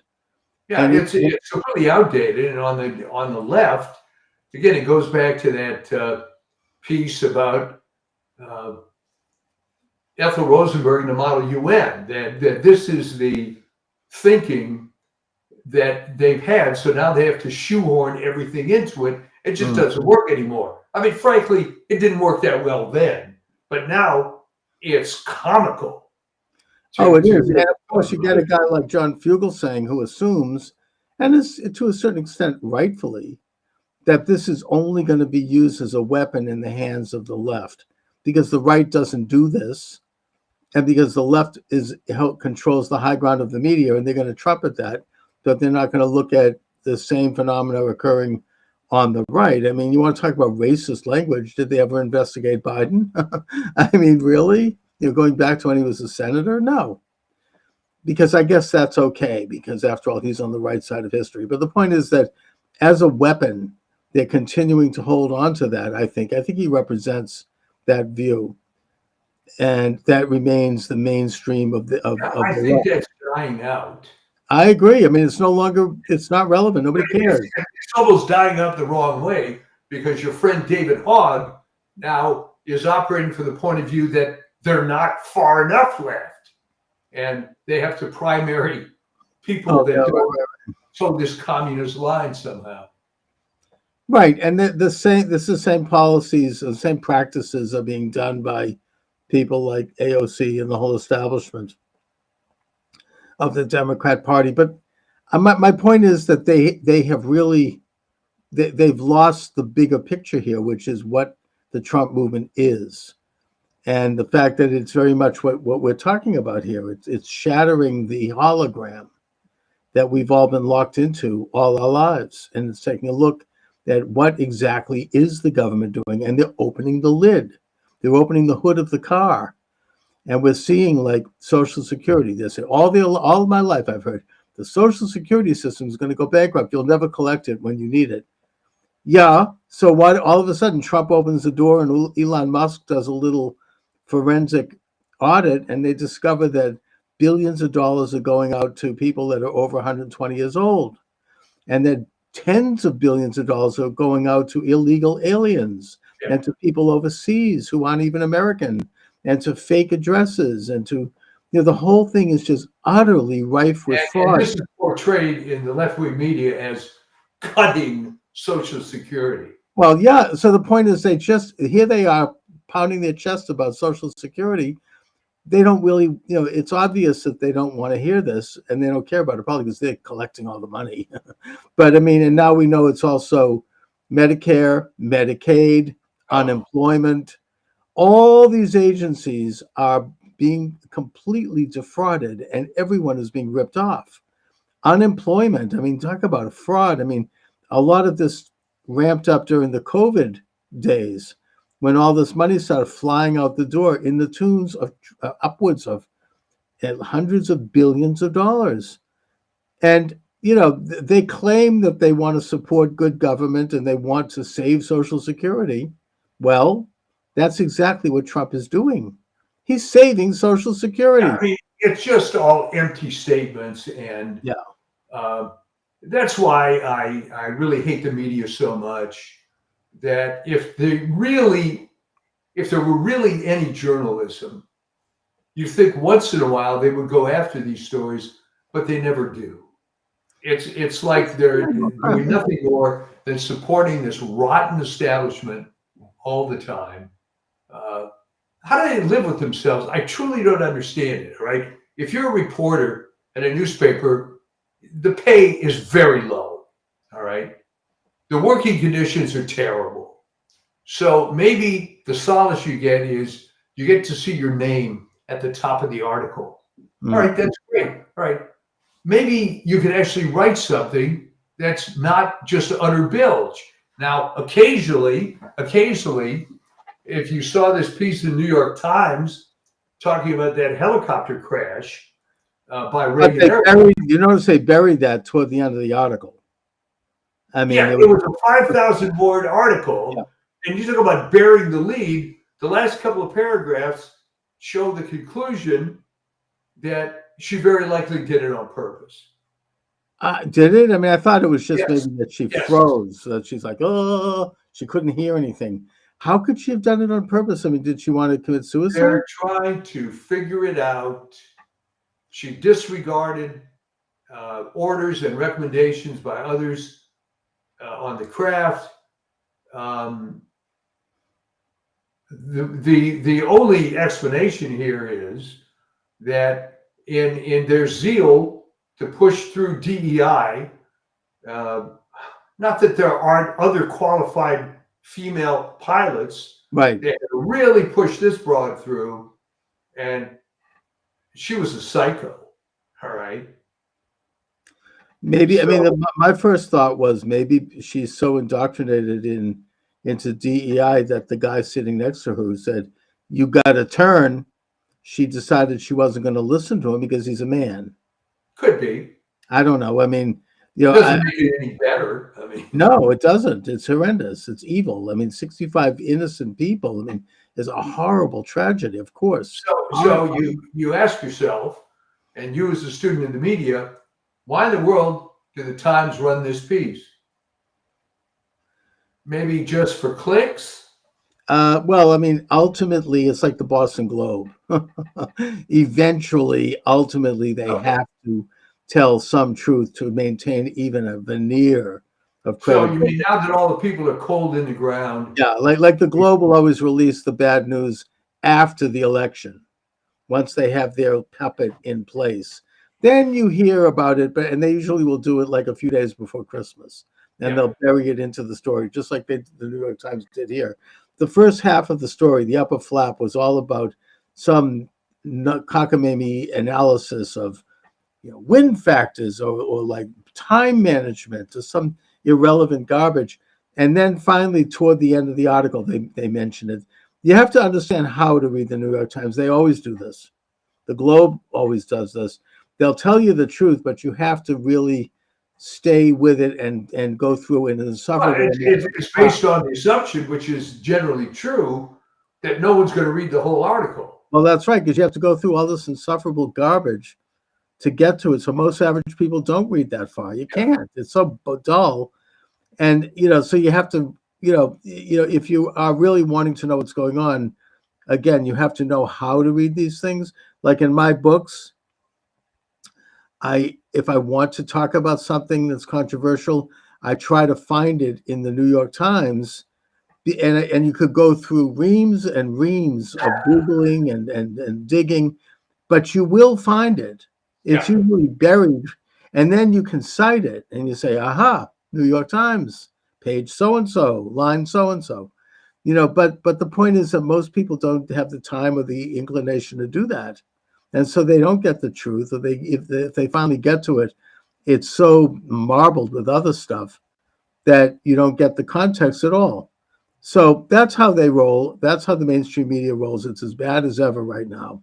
If you take a look at the Drudge Report, which is completely captured by the mainstream media, it's so negative. And you watch these, the Lester Holtz of the world, they will, it's really bizarre. They'll make it up. I'll even give a recent example, a classic Trump hoax. They're all hoaxes.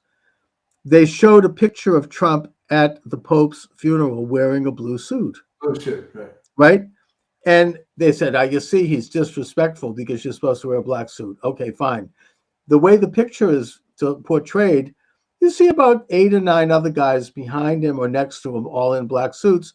And it looks like Trump is the only one with a blue suit. But if you open the lens and you take a picture of about 100 people, it's about half of them have blue suits and half of them have black suits. So it was a completely fake story. And this is what they do, and they're still doing it. I honestly don't think they're getting away with it any longer. Maybe they are, but they keep now saying, "Oh, he's down in the polls." That's complete garbage. The disastrous 100 days. Really? I mean, it's like so negative and so manipulated. I just wonder if they're still getting away with it. I think that they are falling apart. I don't Oh, think. right. I mean, they're playing to their core audience, which eventually is not a great technique. We've talked a number of times of Sam Francis, who finally started writing what can only be referred to as white nationalist type stories, because he discovered that was his core audience, which was a shame because he was actually a pretty good conservative guy. But as we mentioned on this show a few times, unfortunately, like Sobran, they discovered that, or they thought, and I don't think it's correct, that they wanted to go toward that audience.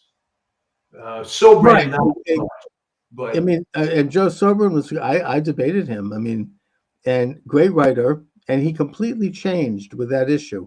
Something happened. I don't know. I say the same thing about E. Michael Jones. yeah, He was, when I first interviewed him, he was tremendous. He did, the word Jew didn't appear in his books.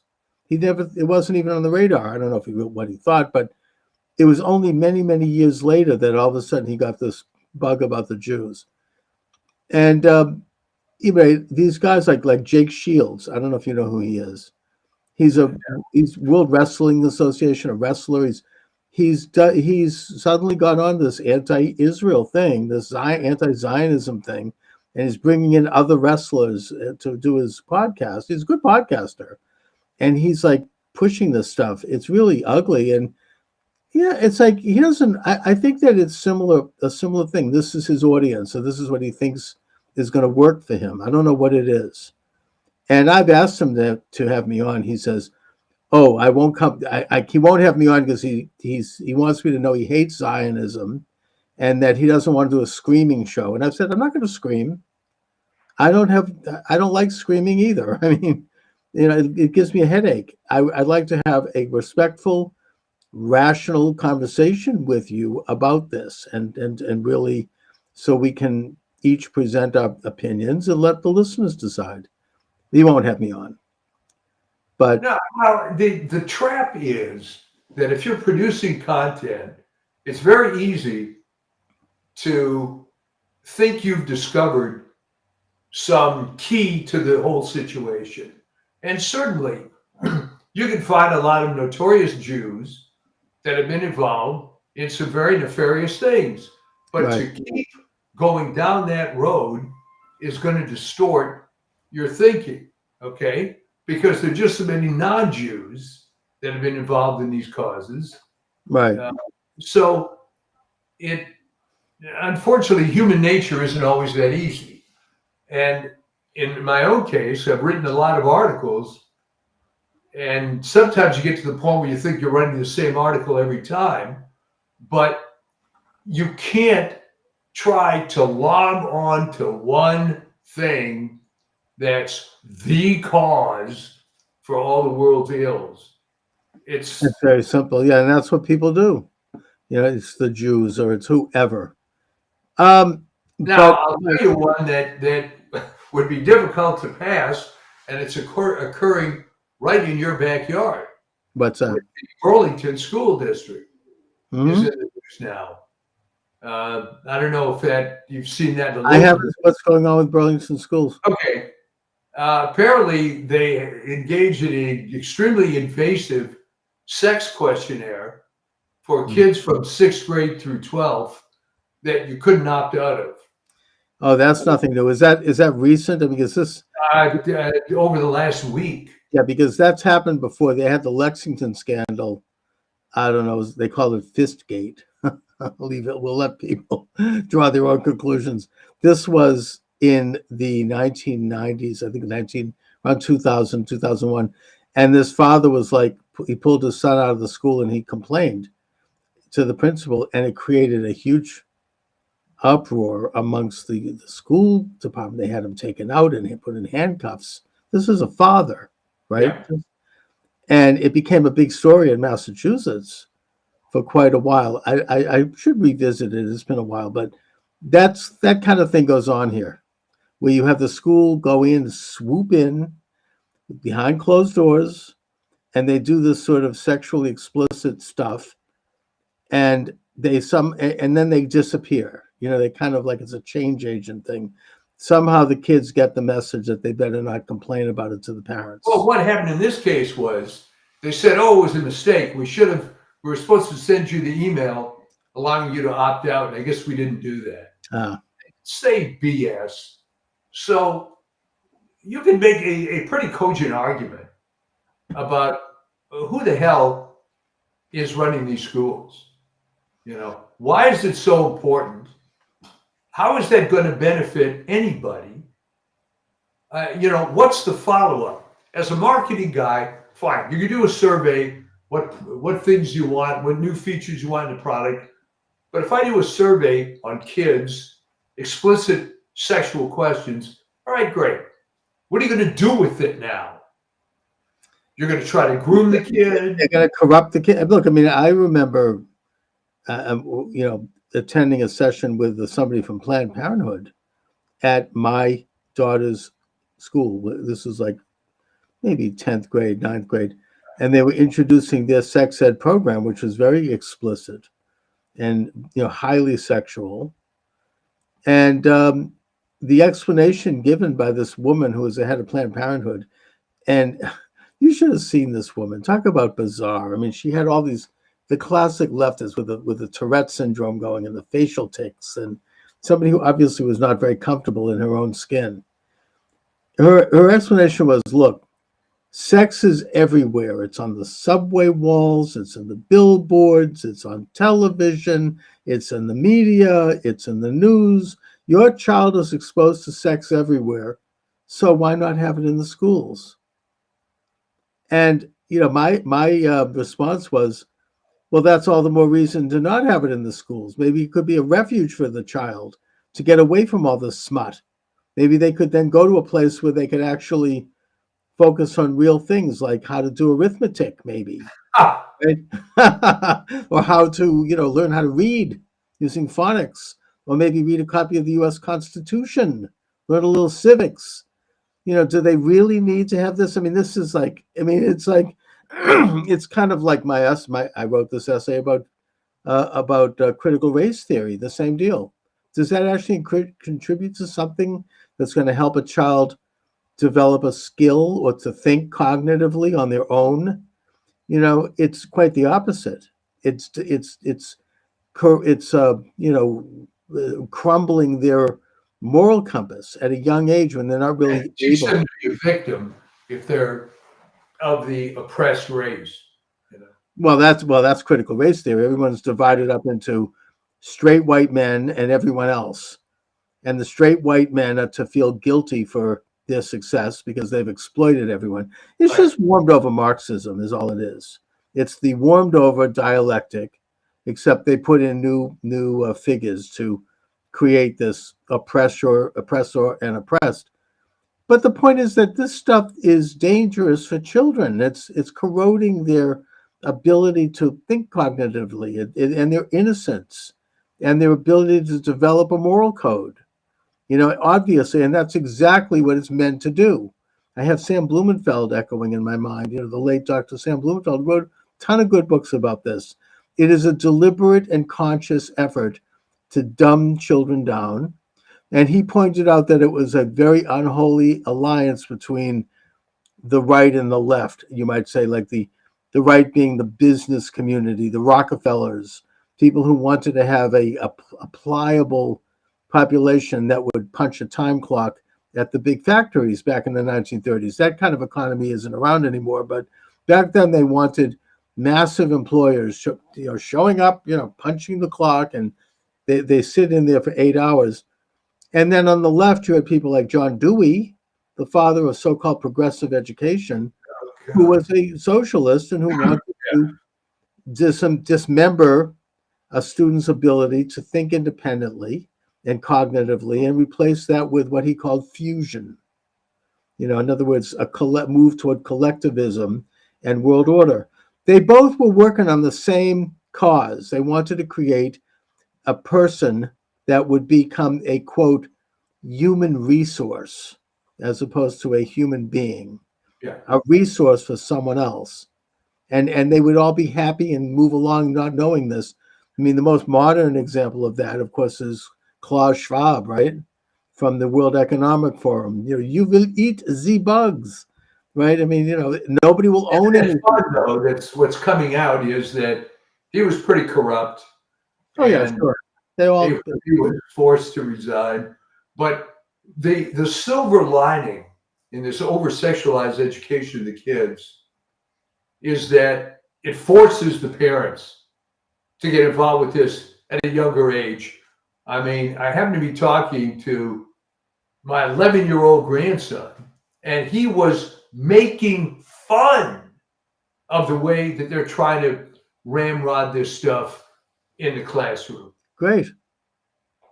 So they're not buying it. well, I mean, he happens to be fairly bright. Maybe some of the other kids are buying it. I don't know. Yeah. Well, he happens to have parents and a grandfather who knows the score. Yeah. So, I mean, he's exposed to what the hell is going on at some level, and I'm sure he picks up on that. But a lot of people aren't because their parents were part of the Dewey establishment. The parents are doing like sex change surgeries on their children without, or allowing that because they think there's some virtue to that. It's progressive. Yeah. I mean, it's crazy. I mean, I should ask John Fugelsang what he thinks of that. Maybe that'll be my next question to him. Would Ethel Rosenberg have been in favor of sex change surgery? Probably. Yeah. It's the greatest. It's the ultimate manifestation of the left. You can change. They want to change human nature. Well, this is literally trying to change the human being. Yeah. And this is on children doing the most ghoulish and despicable. I mean, it's worse. It's actually worse than anything Mengele came up with or the Nazis, because at least the Nazis, as evil as they were, they knew what they were doing was evil, which is why they tried to keep it secret. These people are like, that's a key point. Yeah, I mean, they think that there's a virtue to this. I know a doctor, I'm not going to mention names, who is involved in this. And this is someone who feels quite righteous about it. They're very filled with a sense of mission. There's no connection to what the hell they are actually doing. Do you think there's ever going to be a Bernard Nathanson of the transgender surgery movement? Some guy that's done thousands of these things comes out and, like the prodigal son, comes back. So far, I haven't seen one. I haven't seen it, and I have a feeling that we've reached, in that particular milieu, it has reached a tipping point where you're not going to see it. They're so far into this that it'll never be cracked. But the rest of us, I mean, this is what I started the program talking about here. The rest of us, the rest of the country is, I believe, or I wonder, maybe you might think otherwise, but they are starting to wake up. The Trump movement, it's becoming so obvious. The attacks on Elon Musk. I saw a bumper sticker actually earlier today. Stop Elon. Really? You mean you want to, cutting the size and scope of government, getting rid of corruption, consolidation? That's something that, they're not, I don't know if they're aware of what that they're opposing. Well, I think the other thing that plays into this, and would have made my article too long, and I actually had one that I wrote about this a long time ago, is this kind of worship of authority. So if I tell you now that you're 60-something years old, that everything you believed about authority, and I think this happened a bit during COVID, with the NIH, the FDA, the CDC. It was a complete experiment in how far authority could go. So I guess I was blessed, and maybe you were too. I didn't know you when you were young. I never liked authority. even as a Yeah. little kid. I kept my mouth shut, but most people, I think, just buy into it. And imagine having this revelation now when you're 60 years old or whatever. Hey, this was all BS. Mm. It's got, in fact, I may have mentioned in previous shows, I got actually banned from the American Council of Science and Health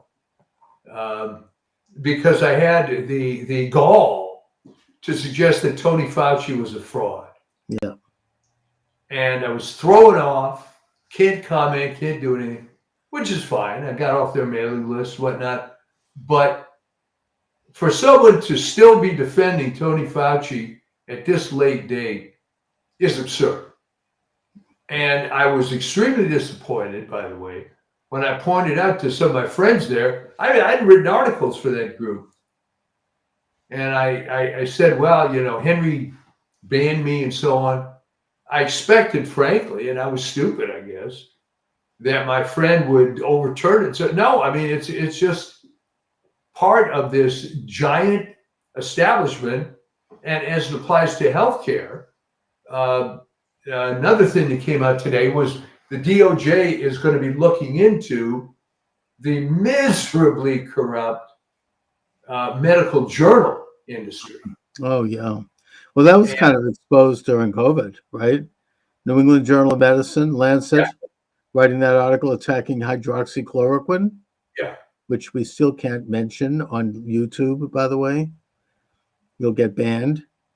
But yeah, I mean, that's obviously completely corrupt. It's, I mean, all this sort of infiltration by this leftist internationalist establishment goes way back, but they definitely have taken over those medical journals and the entire edifice of medicine. You know, they started in the 1920s and they took over all the libraries, and they took over, you know, the book publishing industry after Harry Elmer Barnes published his book, The Perpetual War for Perpetual Peace, in the 1920s. That's when they stopped all of the criticism of World War I. And since then, they've completely controlled it.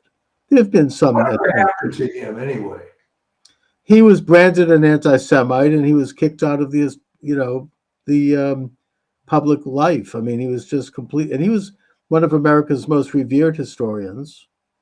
And he went up against, I don't even know if he knew he was going to be going up. He was just doing an honest job as a historian when he wrote that book. But he kicked, you know, it's like what Trump does. He kicked a hornet's nest, and they came out. And for him, yeah, that's what happens. But I guess that my question is, have we reached a tipping point? I mean, you know, is this, you know, to paraphrase Bob Dylan, are the times a changing? Oh, I think so. I mean, you notice on CNN, they brought in their token conservative, Scott Jennings. Yeah. But they allow him to talk quite a bit. And he's quite good. And now he's talking about running for the Mitch McConnell seat in Kentucky. I hope he does. Yeah. But yes, I mean, they have to. You know, they think they can control these people, but, you know, ultimately they have, you know, I mean, we now know, I mean, this is something Jeff Kuna pointed out on WRKO, another guy who's telling the truth, that they're all funded by USAID, right? That's why they stayed in business. That's why they didn't, you know, we were talking about this. How are these companies able to keep in business when they're losing audience? When, you know, it's because they were on the take. They're getting checks from USAID, the US taxpayers, all these years. I mean, so that's why. And that's why they were able to control the dialogue. But now the USAID, it's being cut off. So, you know, they're going to have to start to figure out. I mean, even the New York Times has had to lay people off recently. Well, here's the, let's kick the hornet's nest again. What about suspending habeas corpus for the illegals? Trump is talking about it. He mentioned it at the last cabinet meeting. You know, there are 3 presidents that have, I think it might be a little bit beyond, you know, a little too much, but 3 presidents have suspended habeas corpus. Lincoln, Grant, your favorite FDR. Yeah, well, Lincoln did it because during the Civil War, he had a problem with Southern subversives in the North. They called them Copperhead. Copperheads. Yeah. And Grant did it because after spending a weekend with Frederick Douglass at the White House, Douglass noted of the rise of the Ku Klux Klan. And Yeah. Grant viewed that as an insurrection. He felt like this is going to be another civil war. We just went through this. We're not going to have it again. So he suspended habeas corpus on them, and he deputized General Sheridan, I think, and put him as the head of a brigade. And he went down to the South and he cracked their heads and ended the Ku Klux Klan. Didn't come back until Wilson. And then Yeah, funny thing. Birth of a Nation, and it became popular again. And then, of course, FDR did it to intern the Japanese. Yeah. I'm not saying that was a good thing to do. It wasn't. It was overkill. Yeah. But that's why they did it. It was in wartime. I don't know if Trump. I mean, I think he really will need to make a case that these gangs are literally, and he can make that case that if they're not dealt with now, we're going to see serious. We're going to see stuff like what happened in Gaza, in this country. Where they're going to start to slaughter people, and surge across the border and just wipe out villages. I think that the better solution, in my opinion, would be like, for example, with the Maryland man, right? We know who we're talking about. Yeah. They might have a technicality about that, which they may use if they take back the House to impeach Trump on, because technically there was some judge somewhere who said he can't be sent to his home country of El Salvador because of a gang, and he got some injunction. He got some judge to agree with him. And Trump has said that he wants to comply with all of these crazy Marxist judges and their subversive movement. So therefore, I think what he needs to do is get the Maryland men back here, and the Trinidad gang that Boasberg has said have to come back. Bring them back in chains with leg irons. Get them off the plane onto American soil. And then ICE has to immediately put them into a paddy wagon and take them to Gitmo, where they can sit there for the next 20, 30 years while all these radical judges figure out what to do. But it complies with that way Trump is not going to have to worry about more impeachments, and he doesn't have to worry about, technically not observing these stupid laws, these unconstitutional laws, and you can let the system work itself out. Keep them in America. I know it's expensive, but it's worth the price. Get them off the street and put them in Gitmo, or maybe build our own CCOT like they have in El Salvador. Maybe build it in Alaska or something. And just put these people away. Well, the only problem with that is that opens the door to bring all these people back and not send them out in the first place. And the trouble with that is that avoids the key confrontation here, which is, wait a minute, I'm the president, you're some lowly district judge, I'm not going to listen to you. You don't have national authority. That's true. And yet, you're probably right. It would open the door. They'd probably start demanding that millions of people who have been deported are brought back. Yeah, that might be, something. The issue that has you to have be to stand up and you have to draw the line. This ridiculous notion that a federal judge, district court, has some national standing. I don't know where that came from. I think there's case law going back decades. It was never really fought, but it's not going to work either. It's going to take some time. Yeah. I mean, already I understand that Hakeem Jeffries is telling Democrats, stop going to El Salvador. This doesn't look good. And it's not a good look. And especially since more stuff is coming out about him. They're very evil. And they always pick the wrong poster boy. Yeah. That's what's so funny about this to me. The other problem is, and this is, another reason I'm not a politician. You're talking about why you have to respect the courts, respect it. You know what? The courts suck. Oh, I know. Congress is useless. I'm sorry. If you think Congress, I the know. reality of Congress is Jim Jordan doing these television moments. He just cares about getting his fat face on television. He's Yeah, completely useless. They yeah, could abolish these courts. The Constitution only had the judiciary's Article 3 of the Constitution talks about the Supreme Court, and that's it, and yeah. state courts. These federal courts in 10 districts and their appeals division and all of it could be simply outright abolished, or at least they could take away their pay. They could do things to move their power out, because this is a huge and very dangerous expansion of judicial power. Well, it's a dangerous expansion, and the trouble is that most of these people aren't very good, as I've argued. No, many and there a lot of them are radicals, and Yeah. this is it's lawfare, and they're openly and brazenly. I mean, there's this one judge, I don't know if it's a federal or state judge in California, who has just declared that the Border Patrol cannot apprehend people coming over the border. They need a warrant, she says, before they're seized.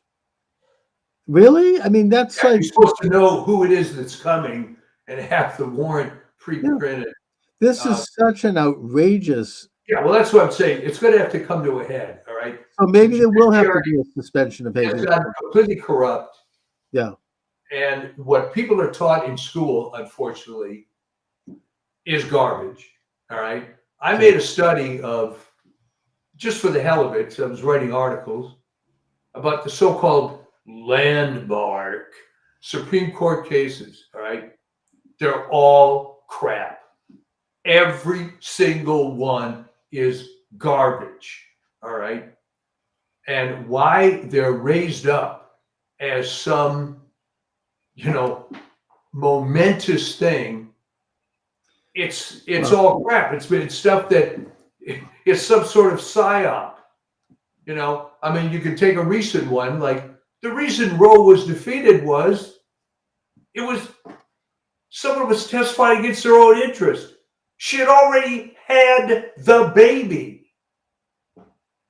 So the plaintiff had no interest in the case.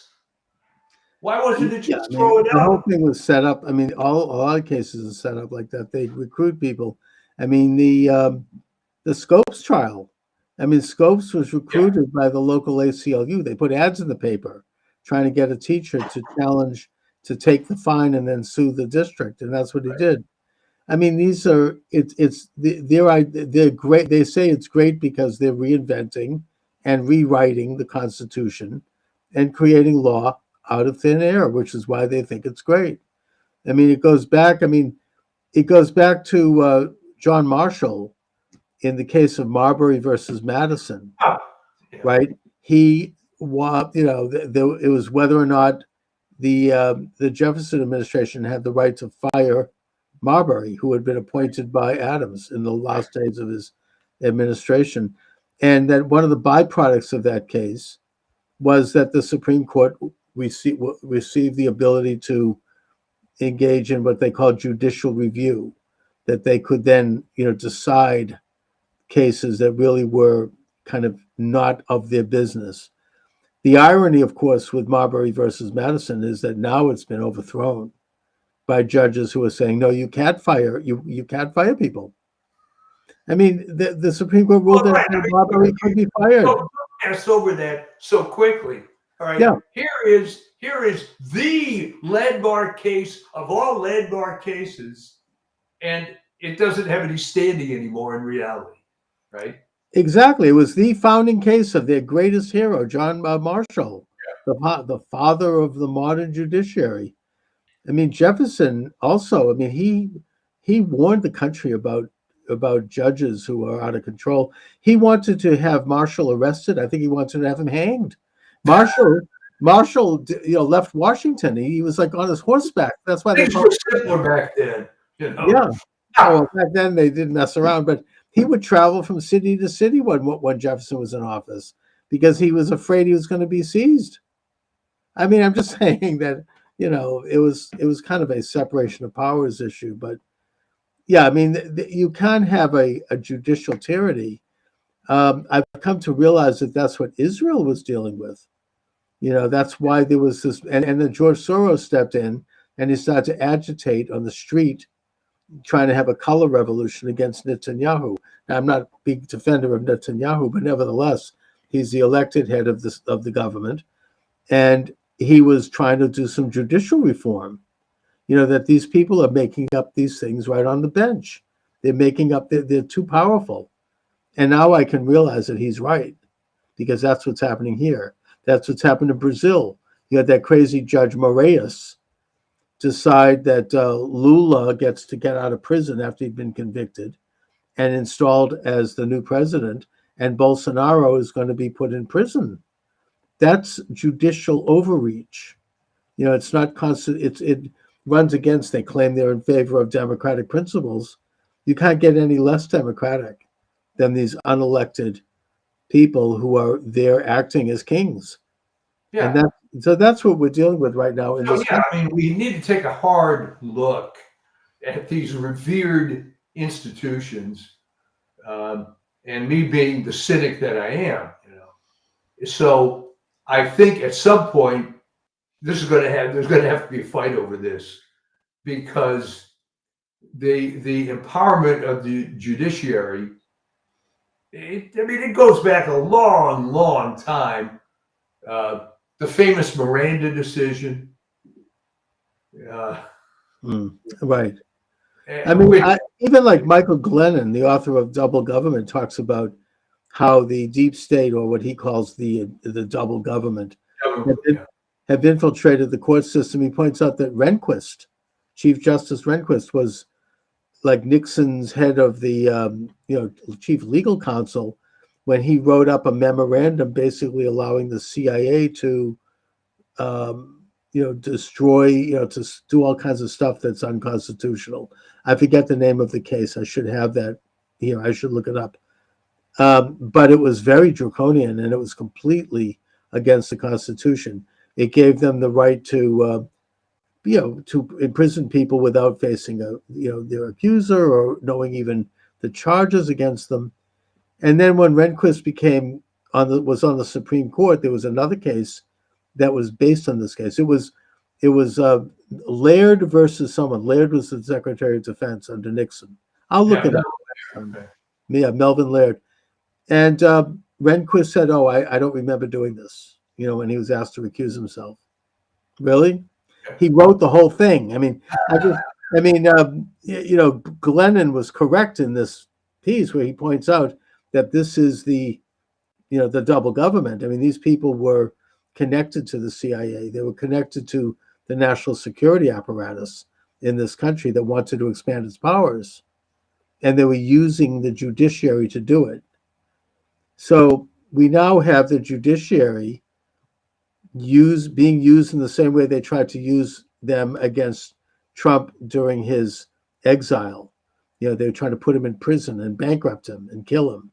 Now they're doing it to the entire country in the form of telling the chief executive that he cannot deport people, that you can't revoke visas from people because the State Department has them on terrorist lists. They're supporting activities that are aiding and abetting our enemies, that they can't lose their visas. I mean, it's completely un-American, and it's a complete abrogation. I mean, it's a seizure of power that is unprecedented, and no one's talking about it. No one's doing anything. As you say, Jim Jordan will get up and he'll start, babbling. He's not doing diddly squat. None of them are. No, I mean, the only branch that's doing anything right now is the executive. Exactly. And they're on all cylinders. They're absolutely the most amazing. I mean, the stuff, that administration is really cooking. Yeah. And I would love to hear some of their off the record meetings when they talk about this. They know exactly what's going on. I'm a little worried about Pam Bondi. Okay, fine. I would have rather see, Matt Gaetz in there, but I nevertheless, think I agree, but I think you needed to put somebody in that would get confirmed. All right. yeah. She's not as much of a hard ass as everybody on our side wants, but Well, it bothers me that she's dragging her feet on the Epstein file. I mean, especially now that that poor young woman has committed suicide. yeah, I don't think anybody believes that. Yeah, and But meanwhile, she's still dead is it's the pretty problem. scary stuff. And it's is that part of the Clinton death list? I don't know. Could be. The point is that they need to get that thing out. I don't care. I mean, that bothers me that she's scared. I don't know. They're just not doing it. So we'll have to see what happens. Well, But you'd like to see someone in there who's harder edged, but then you have to balance this, and it wouldn't bother me, but how much of this crap can the public stand being exposed? You and I are perfectly capable of accepting the fact that it's all corrupt, it all sucks, it always has been corrupt. But I'm afraid that to use that Jack Nicholson line, you can't handle the truth, there may be something to that. well, I mean, they have arrested a couple of judges who are obstructing justice and who are Yeah. harboring terrorists, and now Homan, who I think is great, he's like, there's going to be some politicians next if they're going to if they're going to obstruct our ability to function. And I'd love to see one of them Oh, be. yeah, I think that ultimately that's going to be the way to do it. Yeah, And even the very liberal Supreme Court of Wisconsin put this Milwaukee broad that got arrested, they put her on leave or yeah. whatever, Hmm. suspended her, I think was the term, because they could see the walls closing in. Yes. I'd love to see Michelle Wu be next, but that's not going to happen. And I don't think they would with her because she just had a baby. I mean, she's a mother. It would not be a good look. Let's just face it. I mean, public image is something. And she's got other troubles in terms of corruption, anyways, which the Boston Globe is not going to talk about. But people are becoming more aware of it every day in this state. Meanwhile, you have in Massachusetts a new state auditor, Diane DiZoglio, who ran on the position that she wanted to do a full forensic audit of the state government, the Yeah. state legislature. And they are refusing to let her do it. And they're not answering why, because they know that if she does it, that whole rotten edifice is going to collapse when people start to see what kind of money was spent on not just illegal aliens coming into the state while we're bankrupt, but how much money? I mean, it's sort of like a statewide Doge. How much money was given to different? I mean, we saw from Doge already that like Chelsea Clinton, they paid for her wedding, $1 Right. million bucks. They gave her a house, which is I think worth 10 million. Who else is getting money? I mean, on a state level, if we did an audit in this state, Well, I oh, think Maura Healey would be in favor of cleaning things up. you think? I mean, there's a complete stonewall, and I think some of it, though, I mean, it goes back to my piece. I think that if you're a true believer, all right, and it's coming out that this was all crap, that's got to be a very, very hard thing to take. All right. but if it You happens, spent your whole life no, being I think if it happens in the state, it's going to create a revolution, and I think people in Massachusetts are going to really be willing to see it and know this is where it started, baby. exactly. Ah, And that's why the British evacuated on evacuation day. They could see that they weren't going to win. And they sent people out into Lexington and Concord. The countryside was riddled with snipers.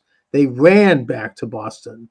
They didn't walk. I mean, they were terrified because Boston was lit up.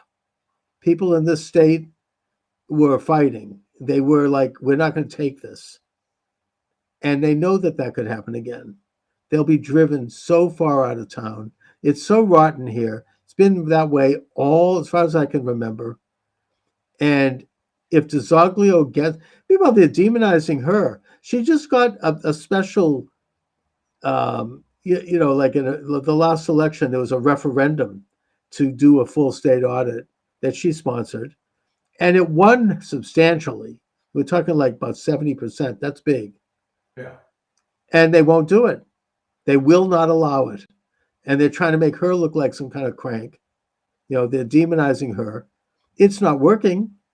And I think that the walls are closing in. And if it does, and they open that rotten can of worms, oh my God, it's going to be an incredible thing. Well, here's hoping.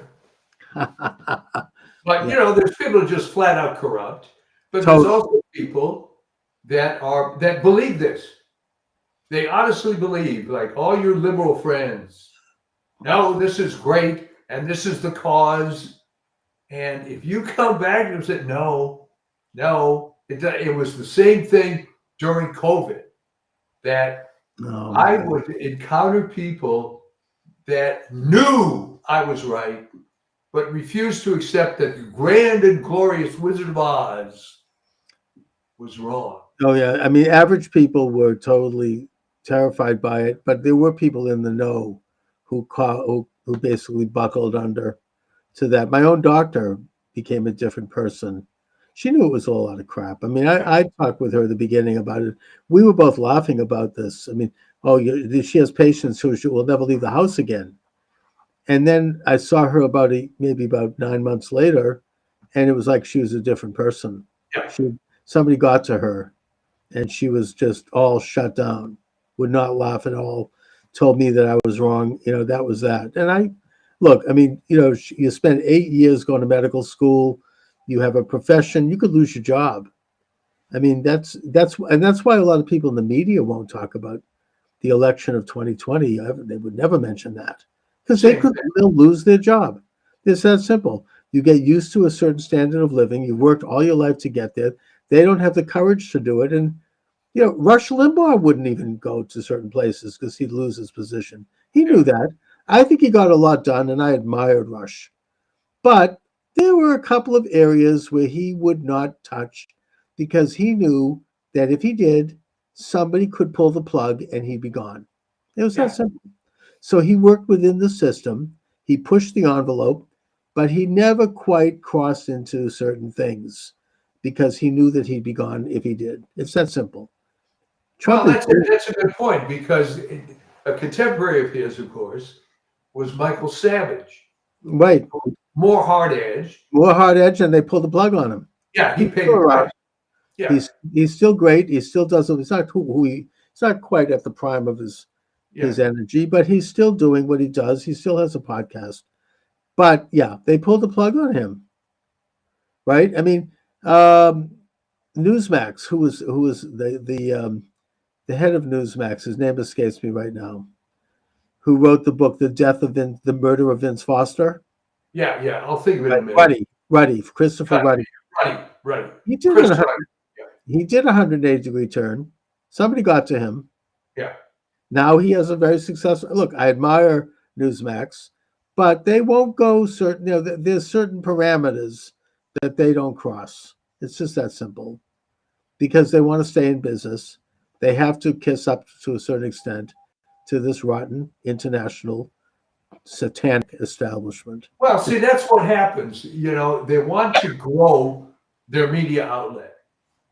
And this is why I follow, and you probably do also, some what you might call fringe places, because they don't really care about, they're not going to be huge guys, and you get some good material.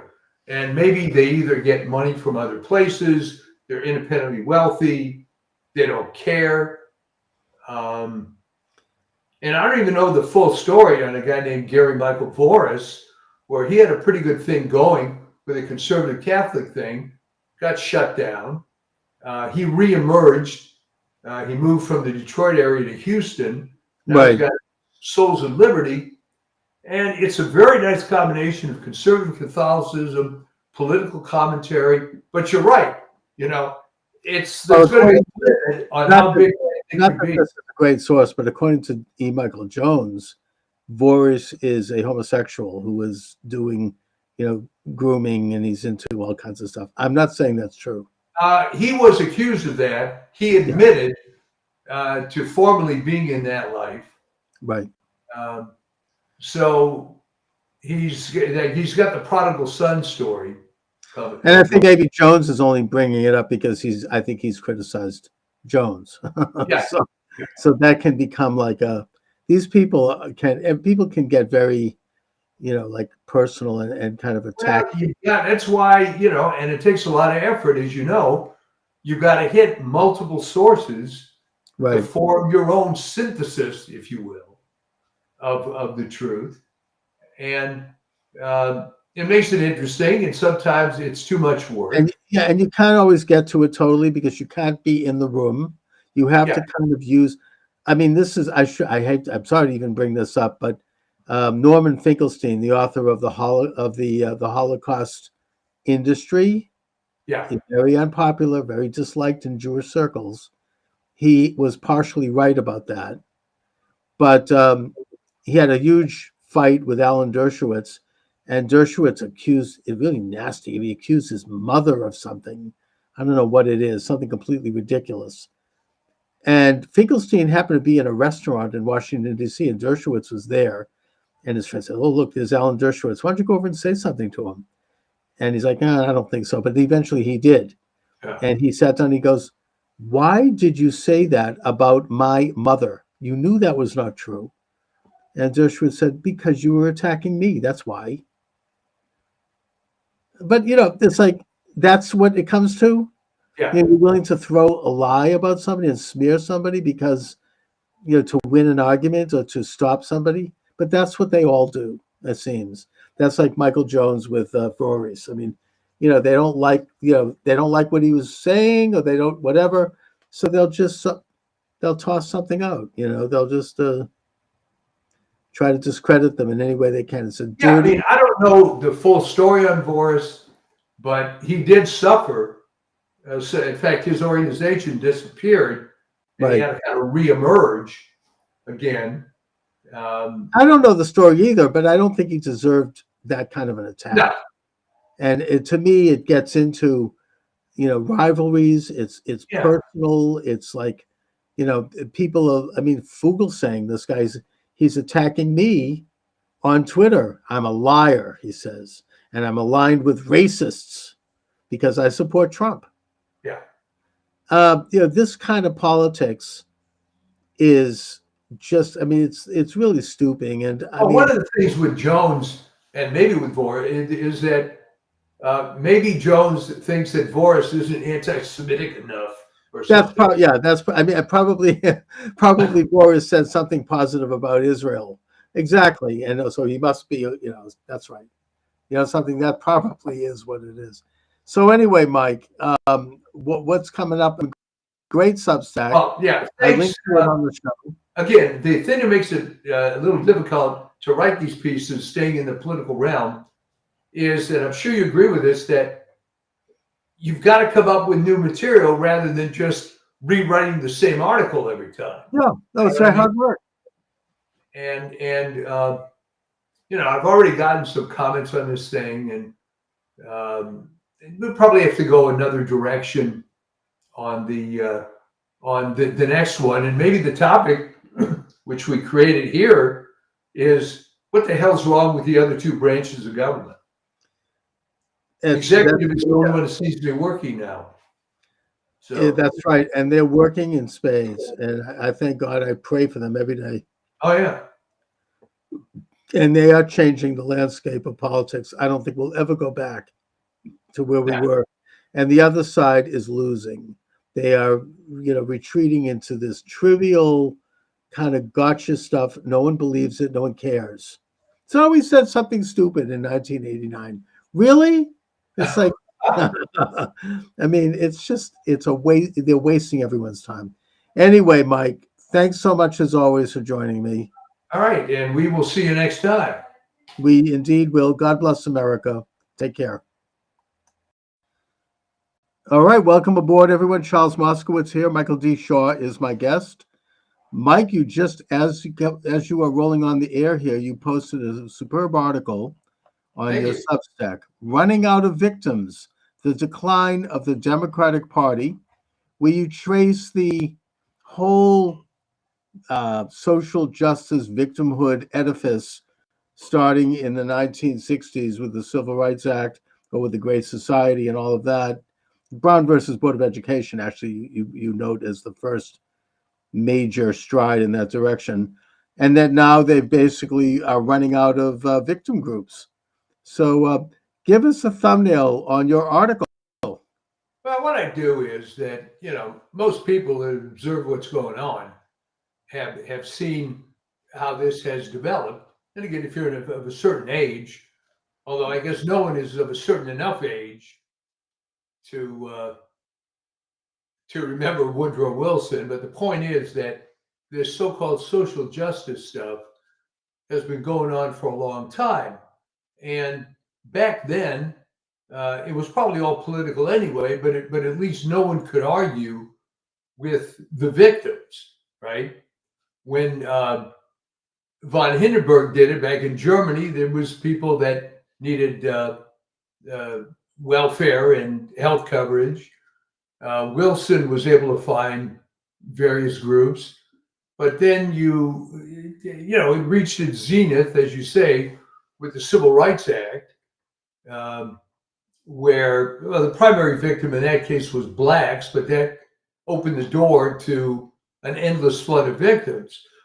And I do note in the piece that somehow the 14th Amendment was sitting there since 1868, where in theory none of this should have been necessary.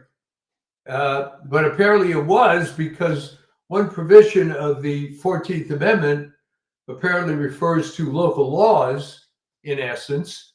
And because of the Plessy versus Ferguson separate but equal decision, you could have local laws that were blacks only, whites only, and so on. So it's at best a very sordid history, but now you're down to the point where the Democrats are defending essentially a criminal who's been documented as a wife beater, who was on a protective order, and yet they were calling him the Maryland man, family man. Although you may have noticed, because you're a news junkie, the networks are starting to back off from this Garcia guy a little bit, and now just using him as an exemplar.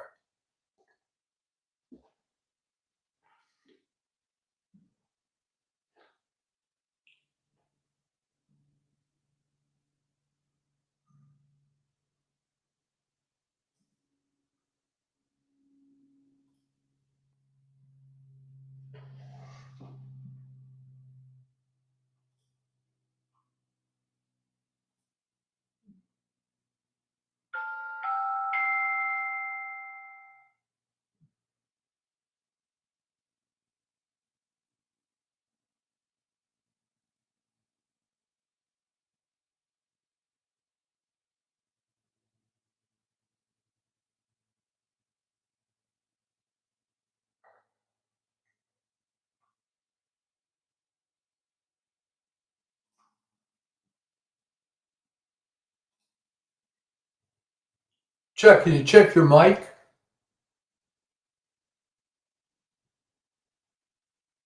Let's see. Yeah, there There we you are. are. Can you hear me now? Yeah, perfect. I'm not hearing you. Let me just see. Having a few technical problems here. Let's see.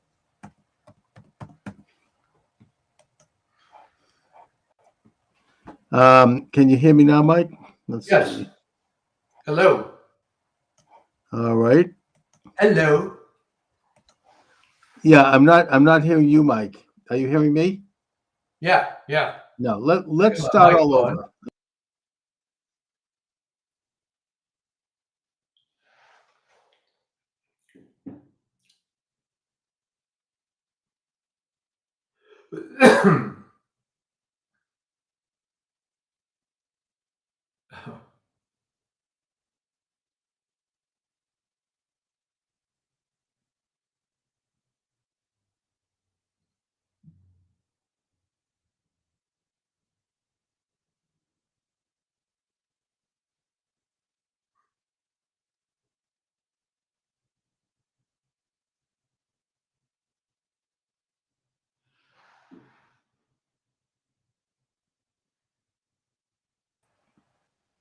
Okay, can you hear me now, Mike? Yeah, you know, it's weird. Um, You're on someone the right side. messing around here. Um, maybe you need to deboot and start again. All right, why didn't I do that? Yeah, because I'm not hearing you.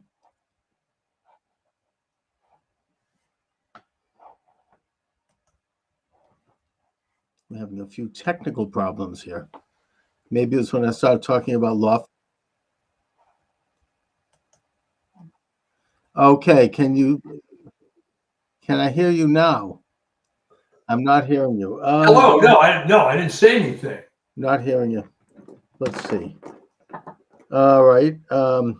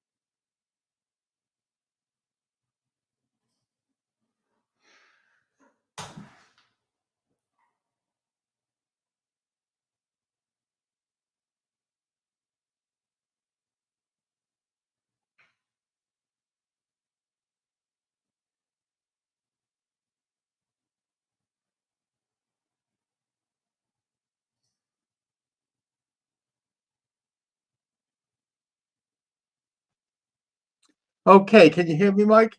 Yeah, I hear you fine. We're back. Then we're back in. I don't know what's going on, but we're having technical issues. Maybe it's when I mentioned lawfare. I don't know. But anyway, they're continuing the lawfare. What else can they do? They can't really take this because every one of his issues are winners. And so they're just continuing with suits and hundreds of suits piling on. It's not going to work, but they don't seem to understand the basic function of what I got into in the title of this program, which is that we are entering into the golden age of Trump. everything that Trump is advocating for is basically good and is working. His domestic policy is incredible, closing down the border, keeping a hard line on any tax increases and actually reducing taxes on working people. You talk in your article about how the Democrats posed as the champion of working people and of the poor and of the disenfranchised. Trump has completely pulled the rug out from under that. And it's now quite clear that Trump and the MAGA movement, part of the Republican Party, is now the party of working people. It is the party of making America's economy oriented toward manufacturing and jobs and all sorts of industry at the expense of foreign powers dumping products on this country. Right. It is it's basically taking on Wall Street in a way that the left has claimed they want to do for generations, and transferring power to Main Street. Yeah, I heard Secretary Bessent actually say that, and it's so true. I mean, this is what this is all about: the business of the tariffs, which is basically a tax on imports rather than taxing citizens, rather than taxing people's income, and the removing of the terrorists and the criminals is something that all Americans support. We can argue about perhaps some excesses in terms of, I don't think it's a great thing to end the green cards for Afghan refugees. I'm not happy about that. But, I think all in all, it's a program that's necessary. It is a reordering of our country to one which favors and values and gives meaning back to the concept of citizenship, which is something that Americans vastly support, minorities vastly support, or increasingly support.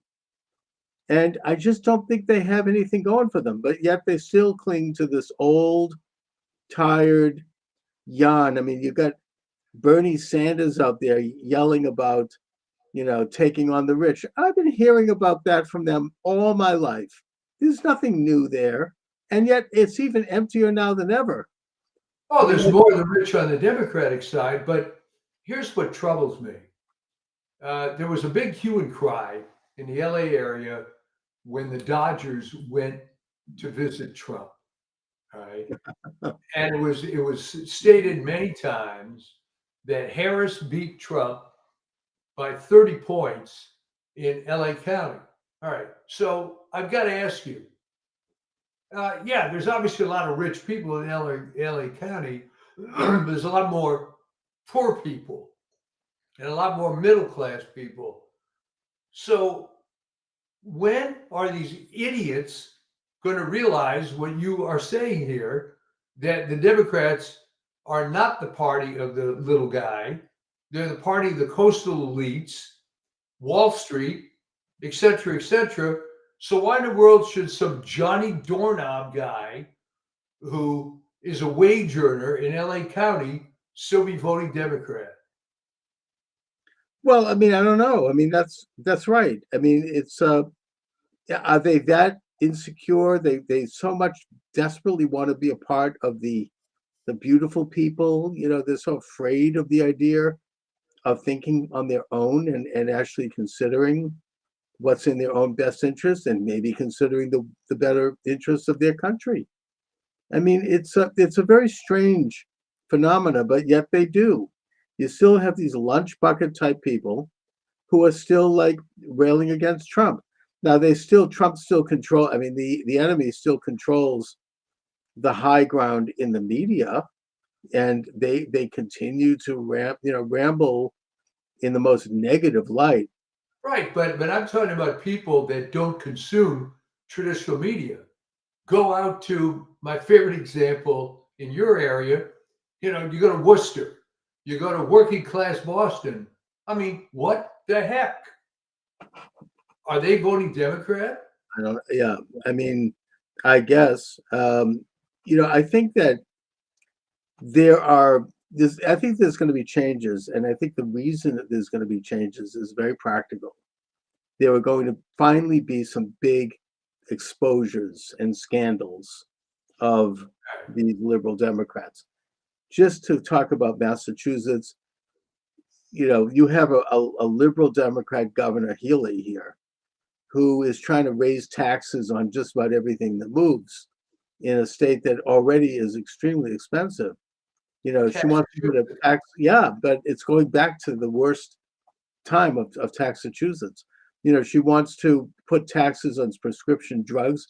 That's going to hurt working people. I mean, taxes on restaurants, taxes on cigarettes, of course. I mean, on booze. I mean, just everything. It's all tax increases, and the state is trying to come out from under the who knows how many billions of dollars they spent on illegal aliens, 3 meals a day, housing, all of that. They've run out of money on that. And then here in Boston, and I'm only going to mention this because Jeff Cooner at WRKO has mentioned it. So I'm not just pulling this one out of the hat. It's also been mentioned in some very conservative outlets like Breitbart. Mayor Michelle Wu, who's about as left wing as they come, she got $300,000 from a Chinese businessman in Boston when she first ran for mayor, who, according to intelligence sources and according to Jeff Cooner and according to Breitbart, not me, is directly connected to the Communist Party of China, the CCP, which brings up questions not only of whether she should step down for that, but it actually brings up questions of treason. The CCP has agents in this country who are behind a lot of things. Oh yeah, but let me stop you. So what's been the reaction of the Boston man on the street? So far, the Boston Globe has completely crushed the story. No one here knows about it except for people that listen to Jeff Cooner, and that's a lot of people. And obviously, I mean, he's WRKO. I don't know if he could get in big trouble. Boston, they don't mess around. The Globe and this whole establishment.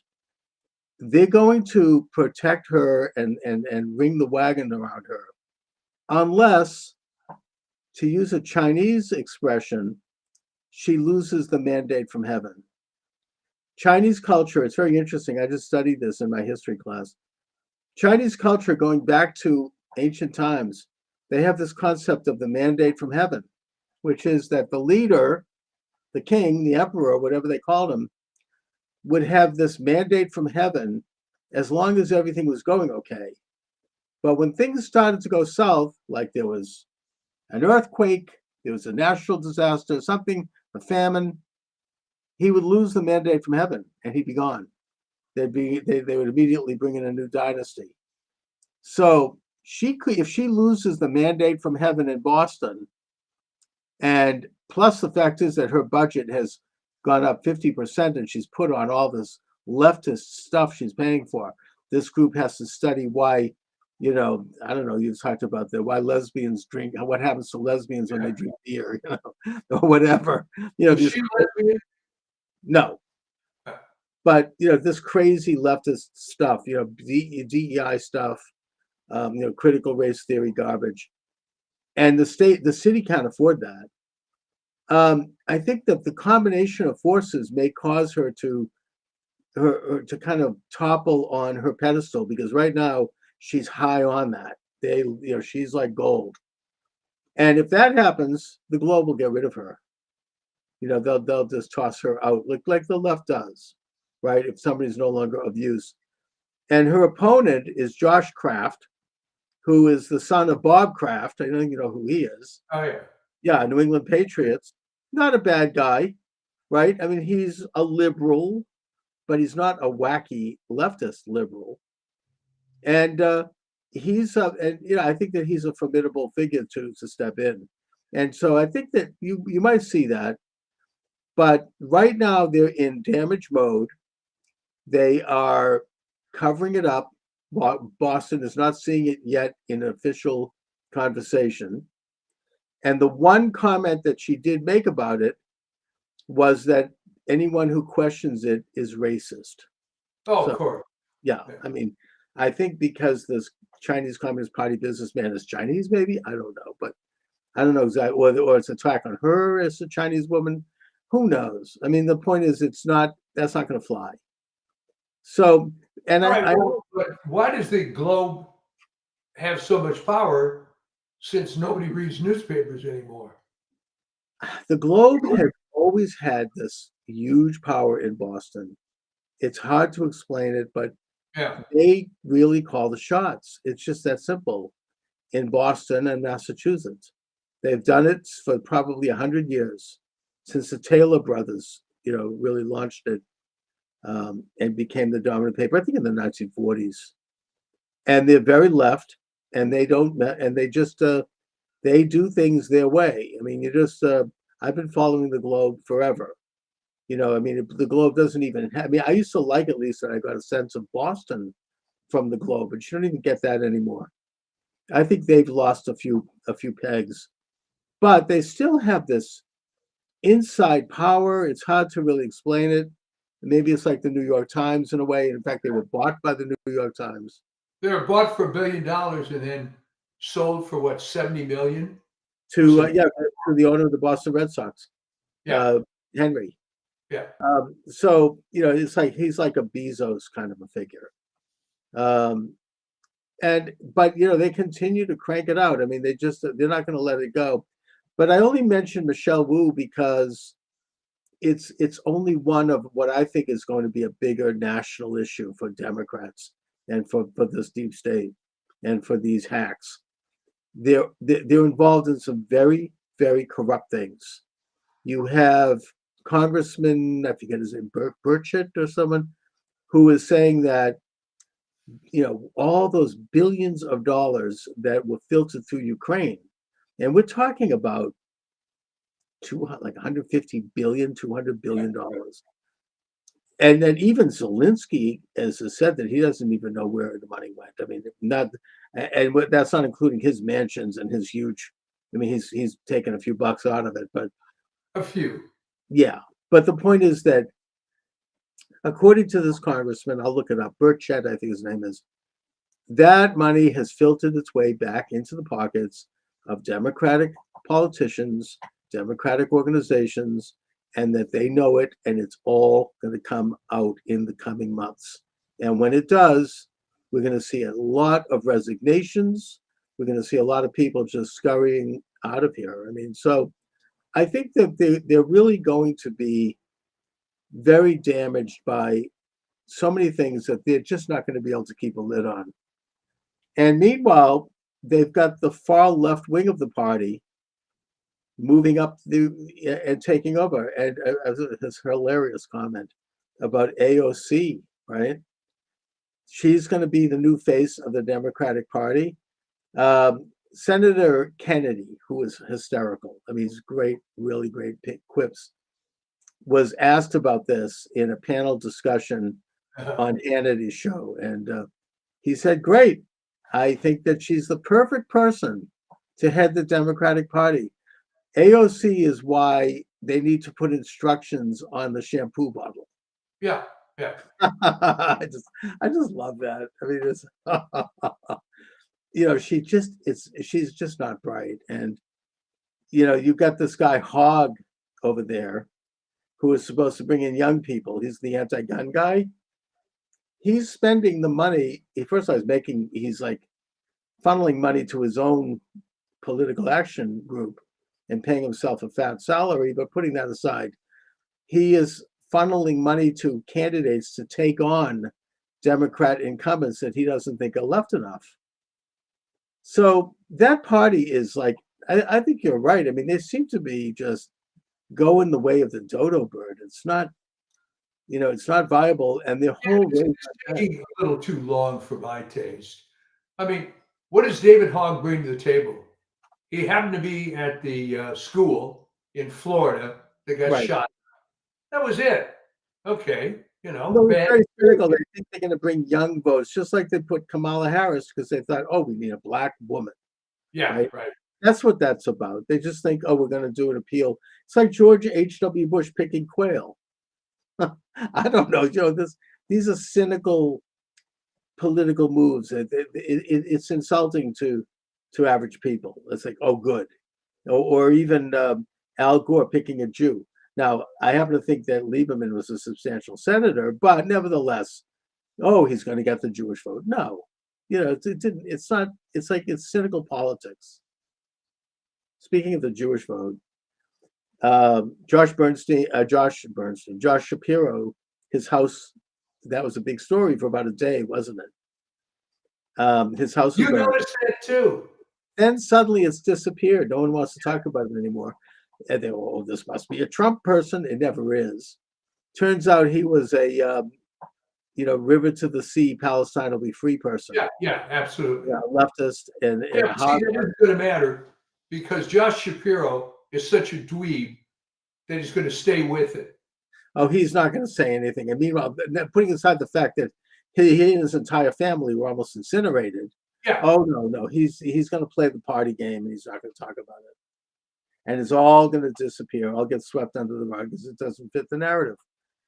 The point is that I don't know if that's going to work for them in the long run. I just think there's going to be things coming out more and more about the level of corruption.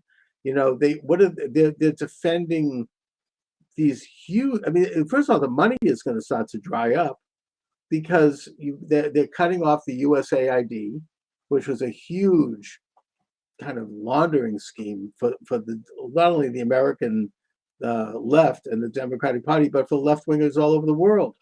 Well, I mean, unfortunately, that's not the only one. No. I mean, virtually every single one of these social justice programs was a money laundering scheme. All right.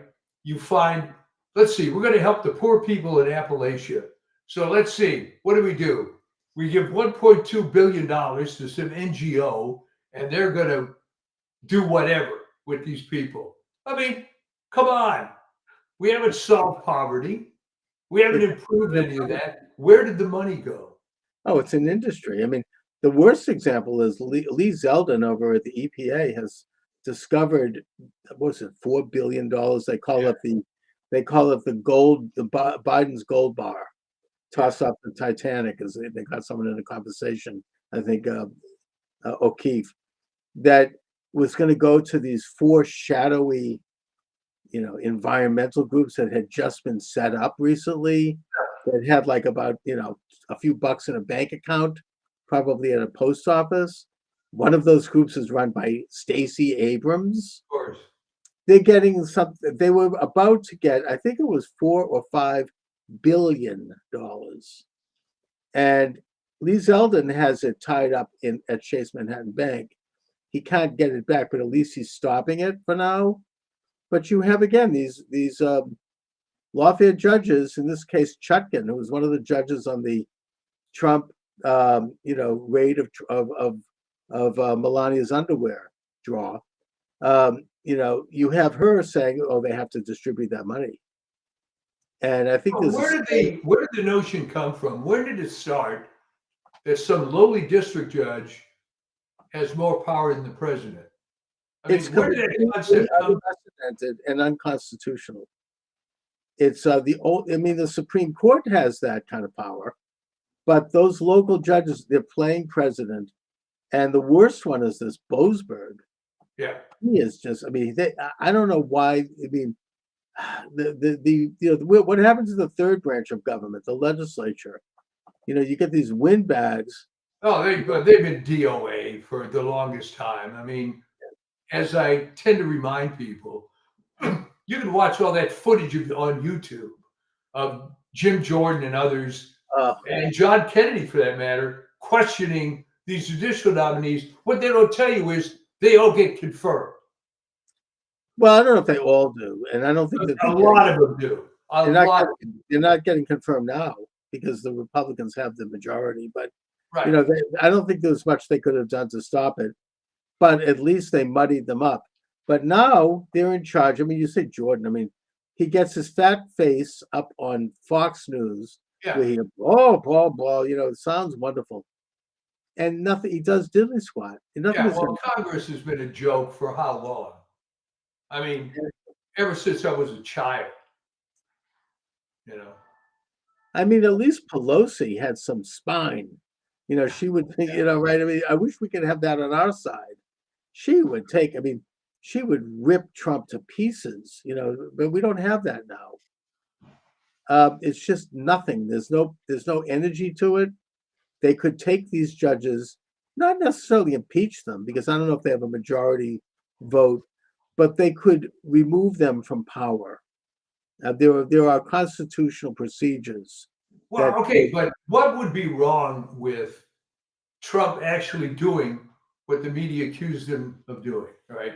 Defying the judge. Okay, why can't he just say, hey, you know what? Equal branches. I don't believe in your authority. Shove it. I think that he could do that. And I mean, it's been done. Yeah. Biden did it. Of course. Right? I mean, Biden did not, he told the Supreme Court to shove it on the issue of handing out checks to pay off college loans. Right. They voted against that. He continued them anyway. Yeah. So it has been done.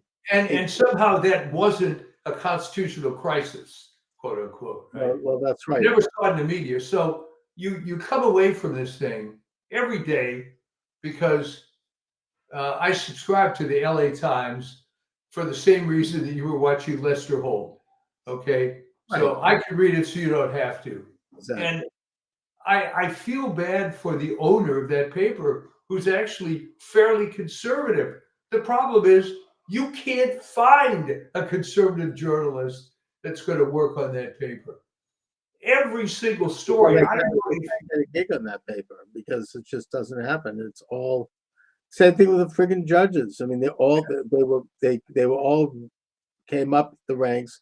I heard Victor Davis Hanson talk about this. He's good podcaster.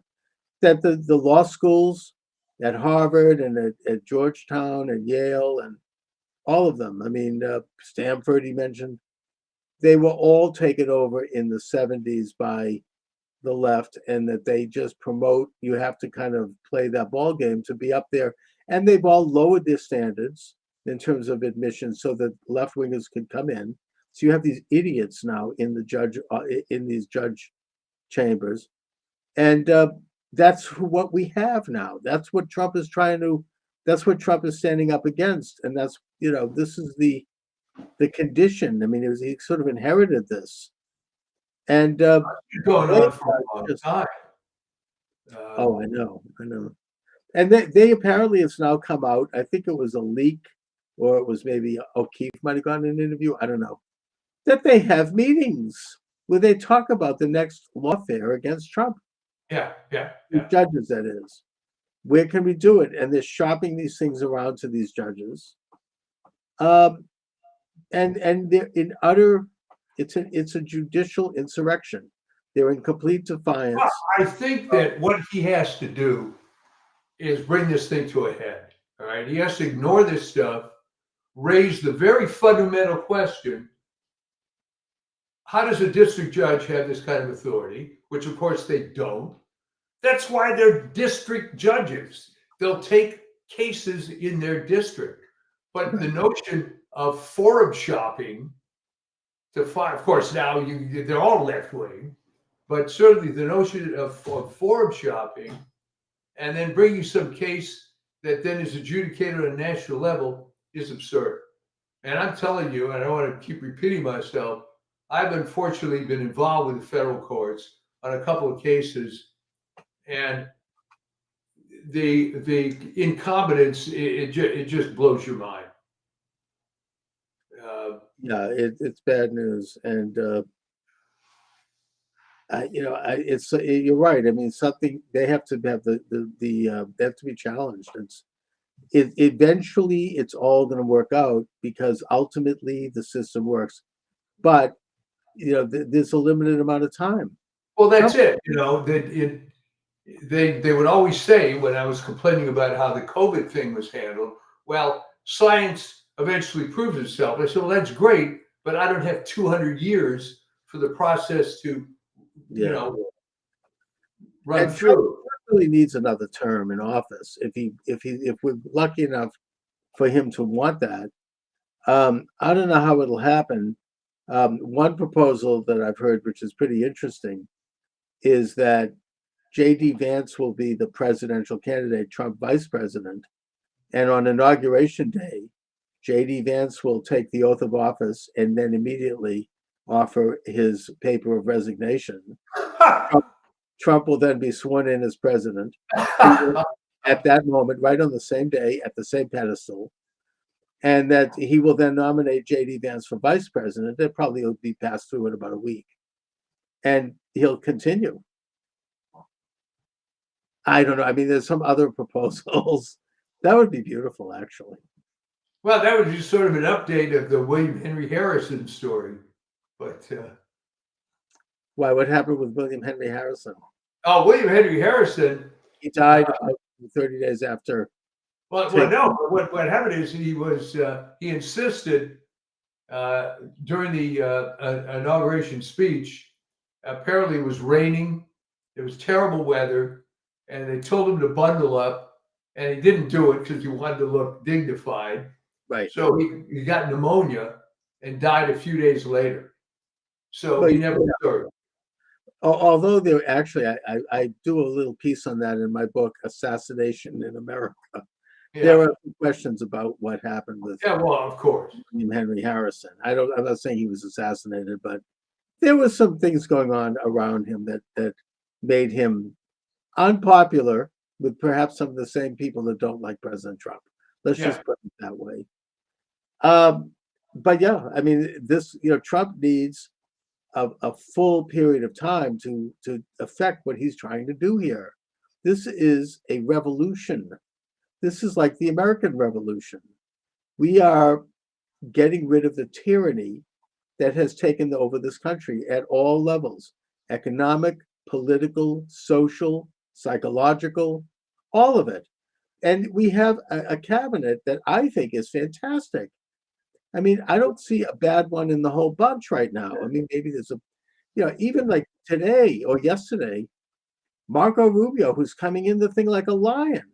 He is.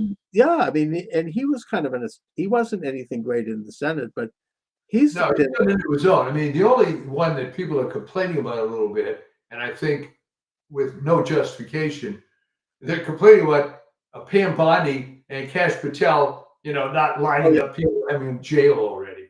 Well, they've answered to that, and I think that Kash Patel has said, just because you're not seeing things doesn't mean that things aren't happening and that we're not doing the necessary work. That's a tough agency to take on. Steve Bannon says that they should just completely, burn the whole thing and just leave a plaque there. This was once the deep state capital. And that's the only way to get rid of that rotten agency. And it's not an easy job, but you can't get better than Kash Patel. I think Pam Bondi is fine. She's not articulate, but that doesn't matter. She's okay. And they're all like firing with all guns. I mean, Rubio yesterday got rid of this agency that was put in there, I think during Clinton, maybe, that was supposed to like monitor terrorists, their communications, but has become a political thing, as a lot of things, where it's monitoring American citizens who are expressing conservative opinions, and is developing cyber networks that can censor people and all of it. Not only did he get rid of it, but he literally fired everyone in it completely. He just shut the whole thing utterly down. No leaves, no nothing. Just boom, over. It was almost like he's the Caudillo coming in from Spain. So this is incredible. This it doesn't really happen like that. It hasn't until now. No, because everybody is too timid. I mean, in my article, I refer to the fact that there were a number of people at the time, a small number, when the Civil Rights Act was passed, who were complaining that this was almost immediately going to get abused. But there pretty much were no mainstream conservatives that said that, even though they agreed. They liked their political career too much. And, the real casualty of that was probably Barry Goldwater, who was much more of a civil rights guy than Lyndon Johnson ever was. I mean, that was a total joke. Right. Yeah. And I mentioned the famous quote allegedly attributed to Lyndon Johnson. Right. Yes. And it's just very, very sad how this manipulation occurs. People don't think of anything. But back then everybody did consume the media. There were only 3 networks. Only the 3, and Walter Cronkite telling that's the way it is. Yeah. So yeah, now they look. I mean, the reason Trump has won is because they could not destroy the internet media, even though they intended to and they tried to, by creating this false narrative about a so-called quote unquote insurrection. Yeah. And that under that they would basically destroy thousands of websites, and then they put in that crazy woman with the Mary Poppins song who was going to be the Office of Information. Information, right? Yeah, which didn't fly. So they really failed, and then Trump was able to win in spite of this huge effort to censor him and to destroy the freedom on the internet. Plus Musk, even though there were problems with Twitter, it's a lot better. I mean, at least you can have some level of free speech. It still needs to be kind of fumigated with some of the censoring people that are still, in the like a bunch of termites in the woodwork. But for the most part, it's a lot better, and it saved American free speech. Yeah, I think so. Oh yeah. So I mean, it's they're just, and I just think that they're really winning. They're fearless. They're going forward. RFK Jr. firing on all cylinders. He's not backing down on Well, questions. there's a horrible story that came out that you may have seen. That had to do with the fact that some big guy in the CDC has been dying to, formerly CDC, has been dying to report to Congress that he was forced to destroy and suppress data showing a connection between the MMR vaccine and autism back in 2014. Oh, brother. And look, if Kennedy can take on that mess, and I think if anybody can, it's him. yeah, That is such a corrupt, rotten system. It's so filled with lies. Do you remember what was it? Jerry Trudeau is an author who wrote a pretty good book about all of this stuff. About and this is before COVID. He was put in prison. I think that he's released recently. I should try to find him and see what he's up to.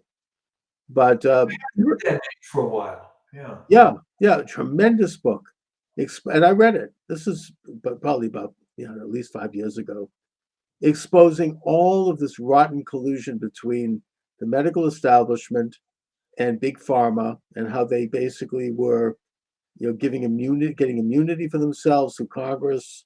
They were destroying their opposition through legislation.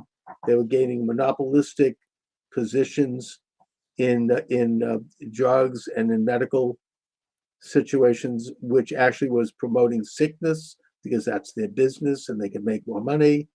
I mean, his book is tremendous. I should try to look him up. Great, good idea. Really good guy. I hope he's okay. I know that he was, he was exposed, like the poisons being put in food. I think that a lot of the stuff Kennedy's talking about comes from his research. Well, what did they get him on? Some stupid charge. I don't know. He's got, they just were after him. He was, he had big enemies. These people don't mess around. I mean, we could talk about some other situations like that where you cross, it's like you don't mess with, the Rockefeller, business, medical business, position. Those people, they'll do whatever they need to do. I mean, there's big money involved there. So I mean, I'd have to look into it. Just thought of him recently. But I think he's probably out of prison now, I hope. It's terrible. It's scary. It's terror, really.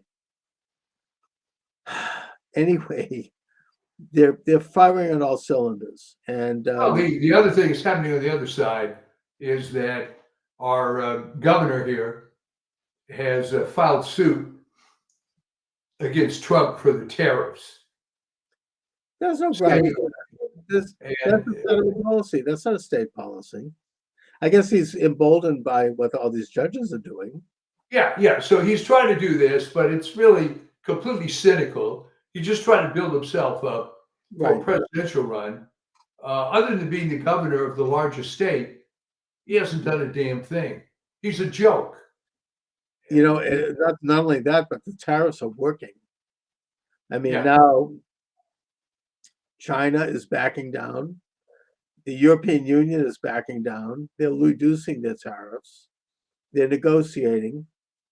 You know, it's this is the last chance that we have as a nation to really set the economic plate properly. You know, before we're completely taken over by these predators, and it's working. Trump. I mean, this is incredible, actually. So, you know, I think that Newsom can rail all he wants. It's not going to work.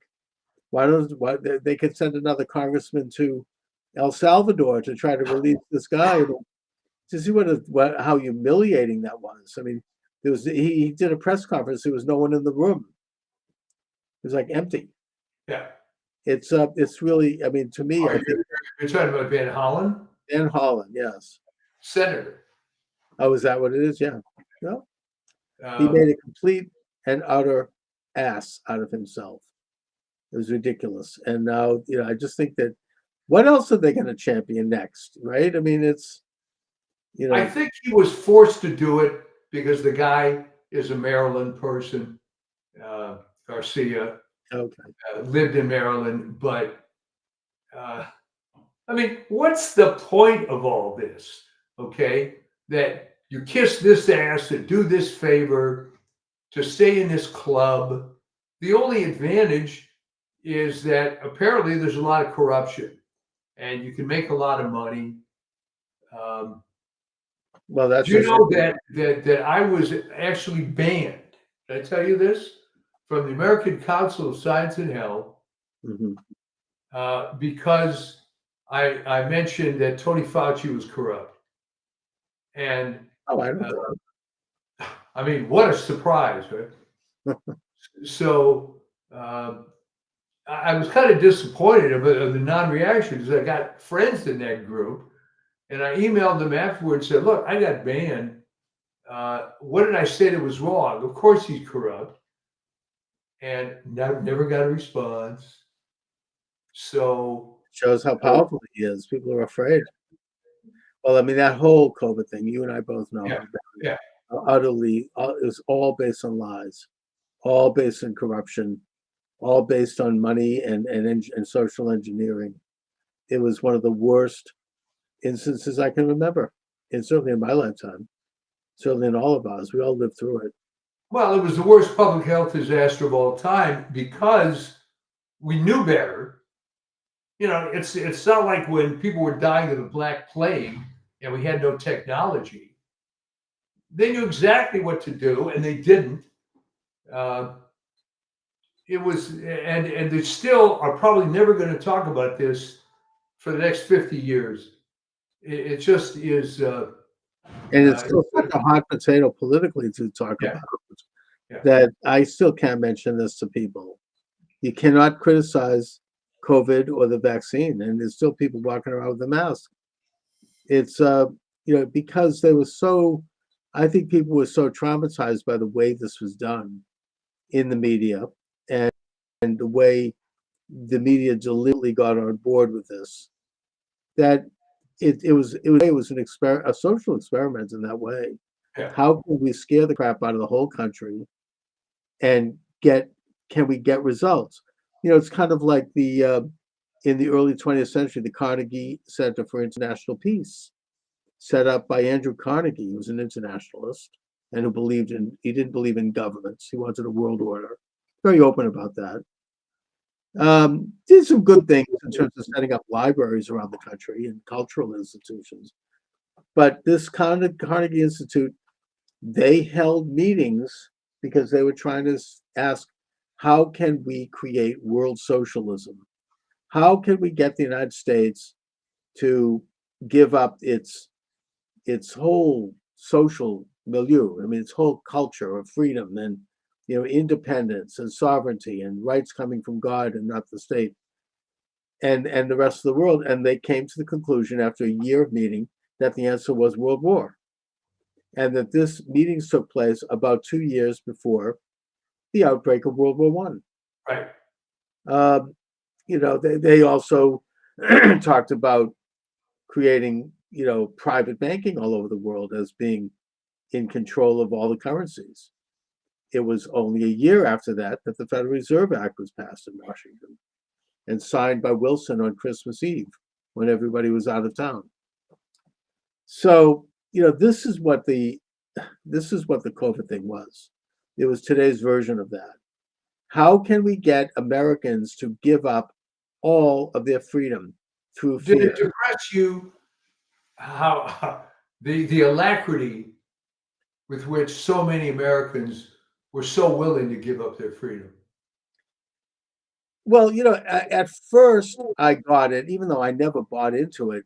But the propaganda was so shrill that you're going to die on the street, and that I remember there was I forget his name. It was a young actor, nice looking guy, who died a very painful death in terms of, like, I don't know, his limb was frozen, and he had this weird kind of series of health crises, which led to his dying.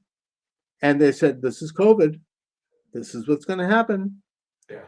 There was other stories like that were given high profile in the news, and it just scared the crap out of everyone.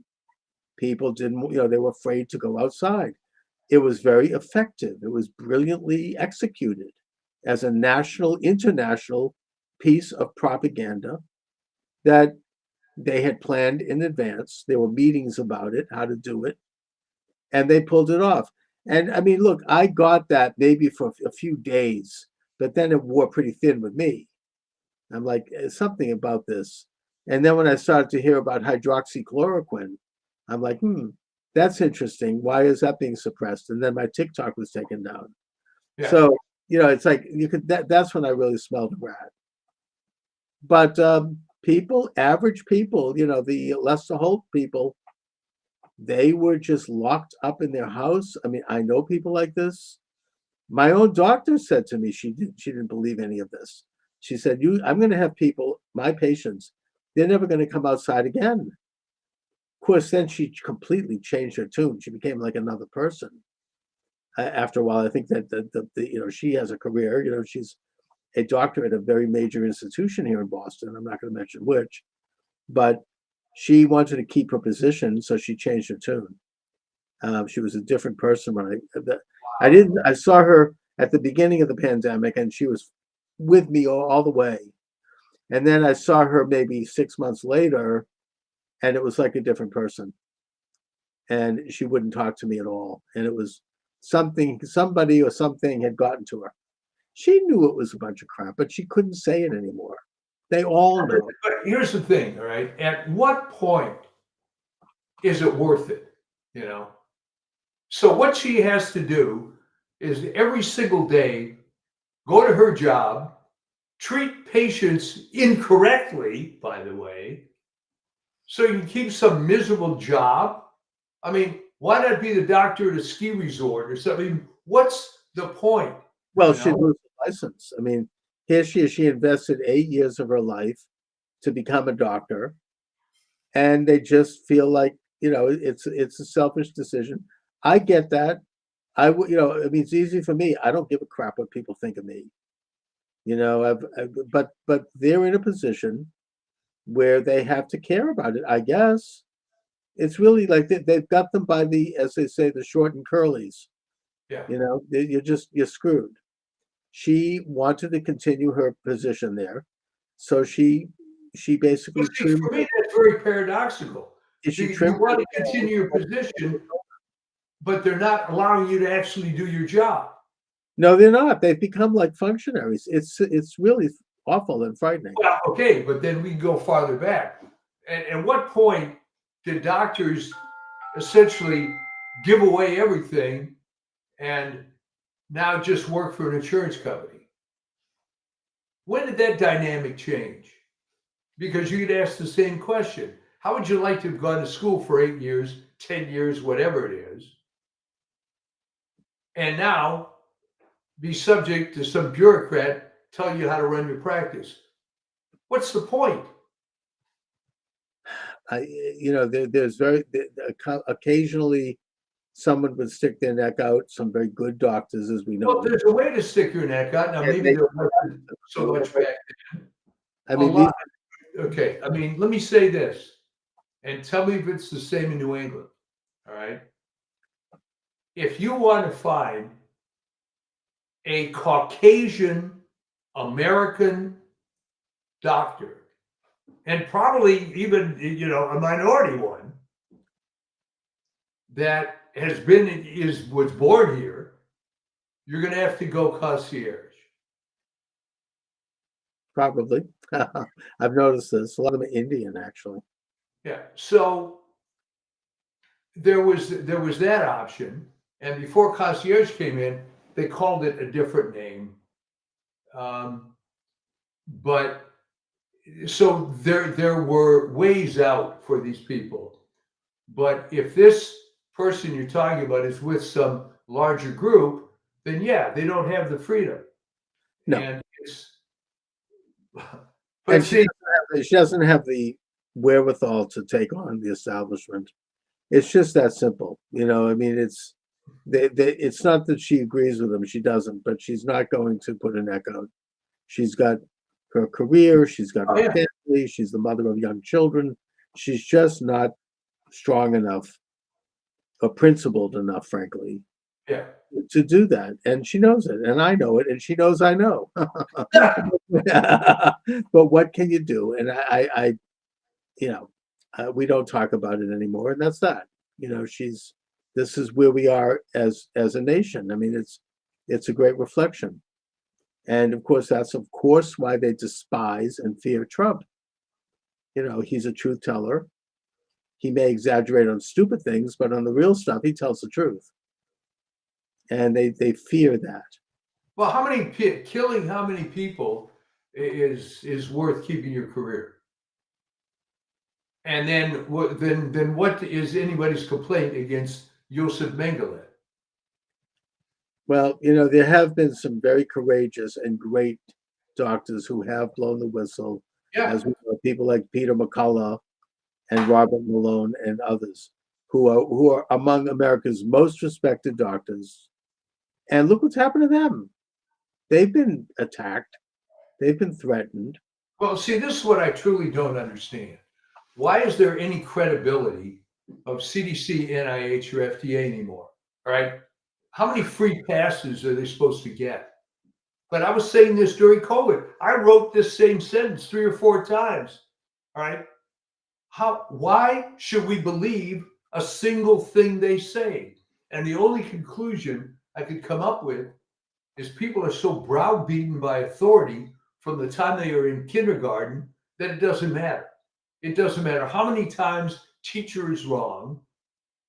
They're going to keep respecting authority until they die. Yeah. There is, there's a sociological term for this. I'm not sure what it is, but yes, people who assume authority positions, they study how to do that, and they do it.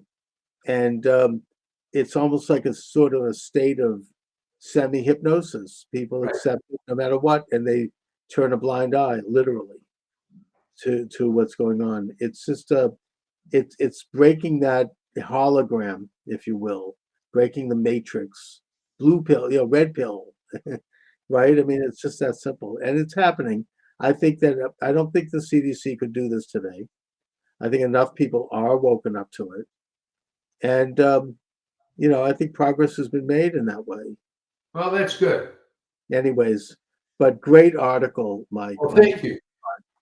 and onward and upward, right? That's right. That's right. It's So we all have a big weekend with yeah, the Easter Triduum for all those Catholics out there and others that celebrate Easter. yes, And this was our Holy Thursday show that we're having now. indeed. So and God we bless. will see you. What is the significance of Holy Thursday? Well, it's all part of what they call the Triduum. You're talking about the Last Supper, and followed by Good Friday, Right. and then Holy Saturday, where actually the most solemn Mass of all is the Vigil Mass, which is Saturday evening. Wow. Yeah, which is kind of a big deal. We're taking one of the grandkids to it, but Nice. yeah. And then, Well, it's a time for yeah, I suppose it's the equivalent in Judaism of the high holidays. yeah, It's a time to atone for your life, to look at your sins, as it were, to try to, heaven opens up and you try to make atonement.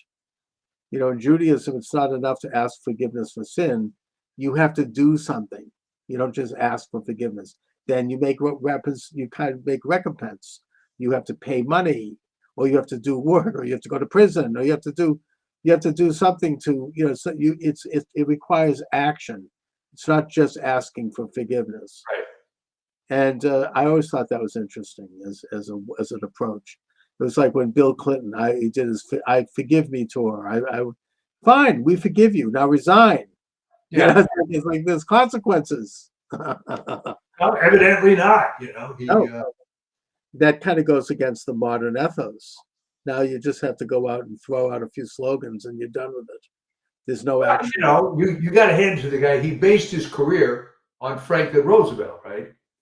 He married an ugly woman to prove somehow that he was credible, and he had any number of affairs on the side. Right. And at least, but he wasn't quite as good at it as FDR, because FDR had to have help in these affairs, Right. because of his disability. But there you go. American. It does seem to have been a pattern. That was sad.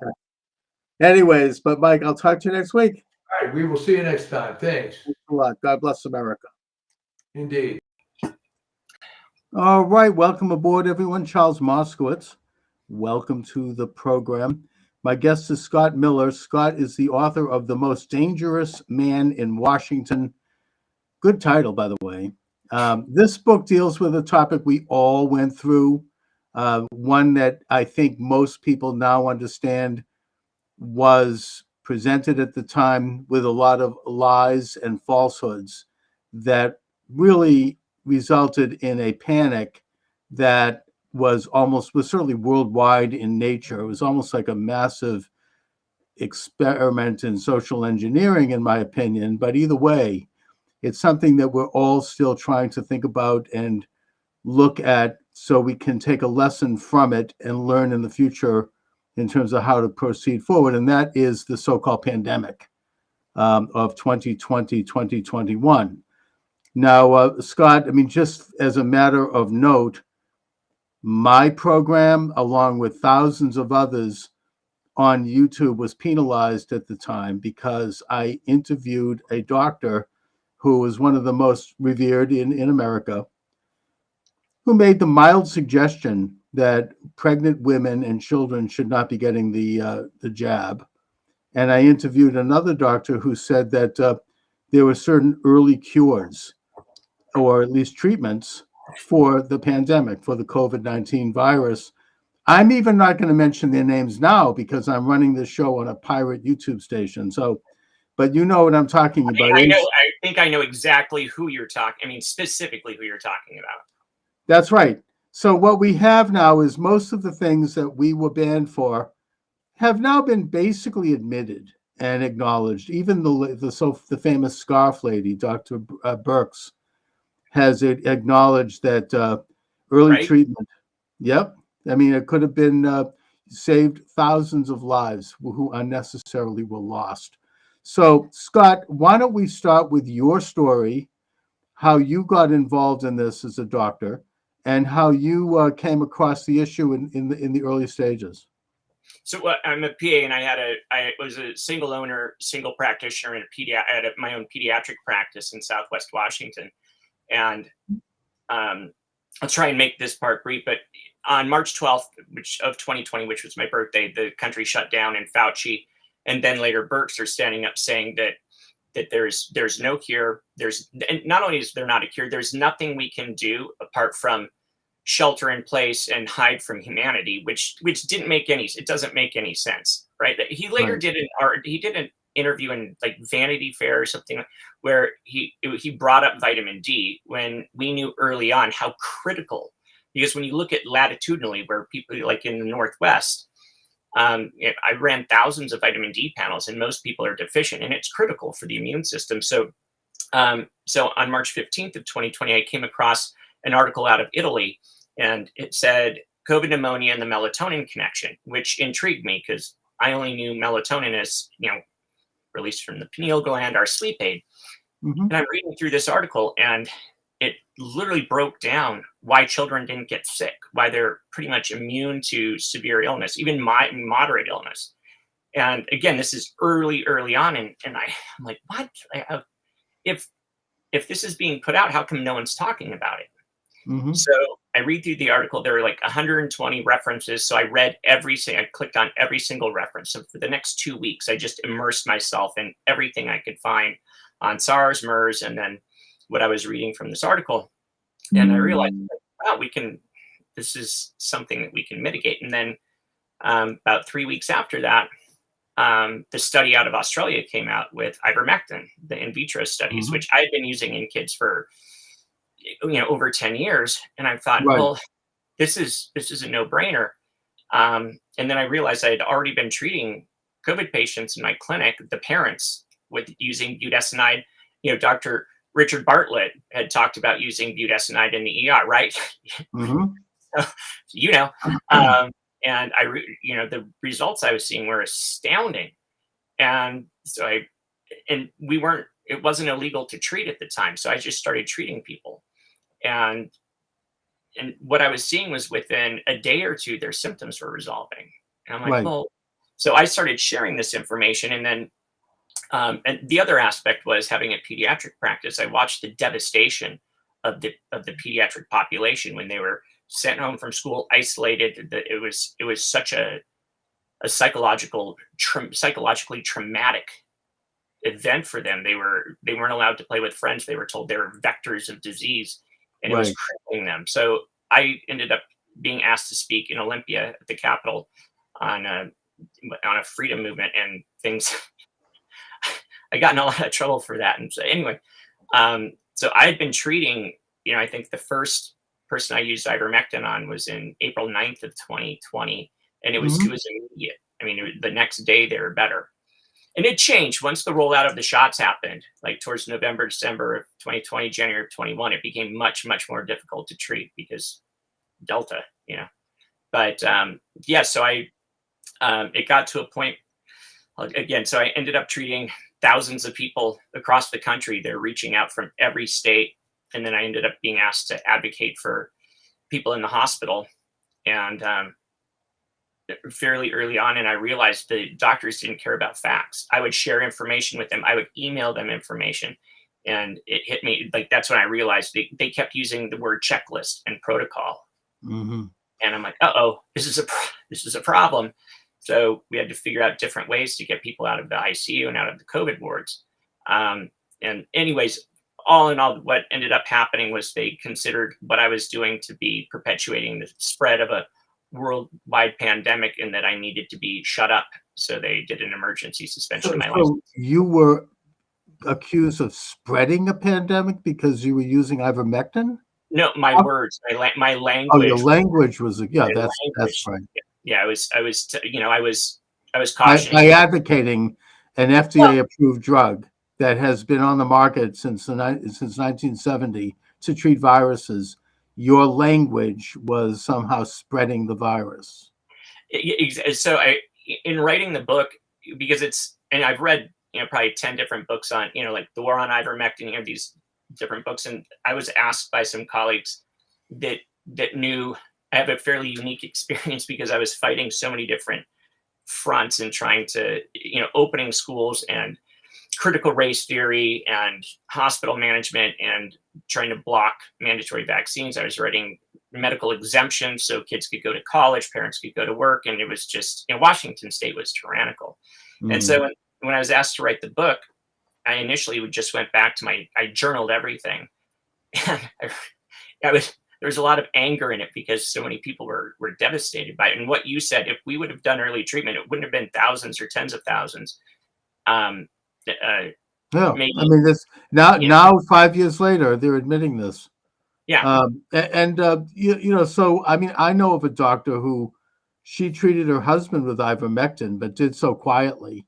And a lot of doctors, my own physician, who was at a major hospital here in Boston, where I live, in the initial phase of the virus, she was very open with me about it. And she's like, this is an overreaction. People, I know patients will probably, and she predicted this, and I've seen it now. They'll never take off the mask. They'll be locked in their house for the rest of their lives. There are people who have been traumatized in that way. But then later on, she became like a different person. I don't know if the hospital had a conversation with her. I'm not sure what happened, but she was no longer friendly to me and no longer candid about the situation. I think that somehow doctors, you invest 8 years of your life getting a doctor degree and getting a license, and you have a lot at stake, and they just didn't want to risk that. I mean, very few had the courage, and I'm not blaming them. Look, it's easy for me to say, I'm not in that profession, but they just didn't want to step forward and talk about the truth. Well, the thing is, they were at risk for losing their jobs, right? So Exactly. that's one thing. When things were, at one point, I mean, I had so many complaints against me, not from patients, but just the hospitals, because, if I got somebody out of the hospital, they lost, $250,000, $300,000, $400,000. So it was stealing revenue from them. So when they suspended, I had a buddy of mine who was a surgeon. He said, Scott, you're pardon my language. He's like, you're screwed. I'm like, any way out of this? He's like, nope. Like 1%. He's like, no, they're going to take you down. And I thought about that. And this was mid 2021. And I just remember thinking, okay, it's probably true, because the heat was pretty hard. And I'm like, okay, Lord, if that's the case, let the cliff be high enough and my fall be slow enough that I can maximally treat people, before I hit the ground. Because when I didn't lose my job, I had built a medical practice over the last 5 years. They didn't, we lost everything. But in the process of doing that, we helped thousands and thousands of people. And so, yeah, you and a lot of very courageous doctors who really were able to stand up. But this gets to a real, I mean, and I admire your work. I mean, it's an incredible story, and I hope that people they get your book, which is The Most Dangerous Man in Washington. We're going to get into some more of that, but what you're talking about here gets to a much deeper question.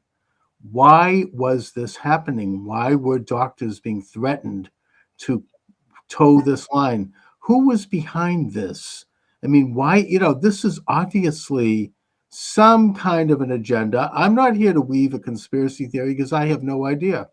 All I know is that there was something going on in terms of an international effort to control the conversation around this and to present this in a certain way that centered any opinions, including opinions by some of America's most revered and respected medical personnel who might otherwise dissent from this official line. So what was going on here? Who was behind this? Why did they do this?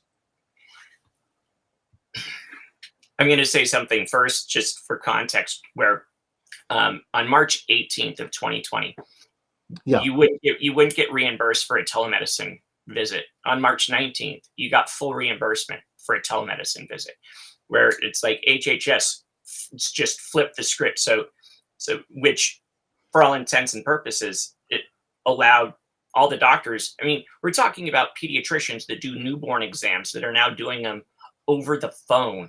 I mean, like nobody was in clinic anymore. There was urgent care, emergency.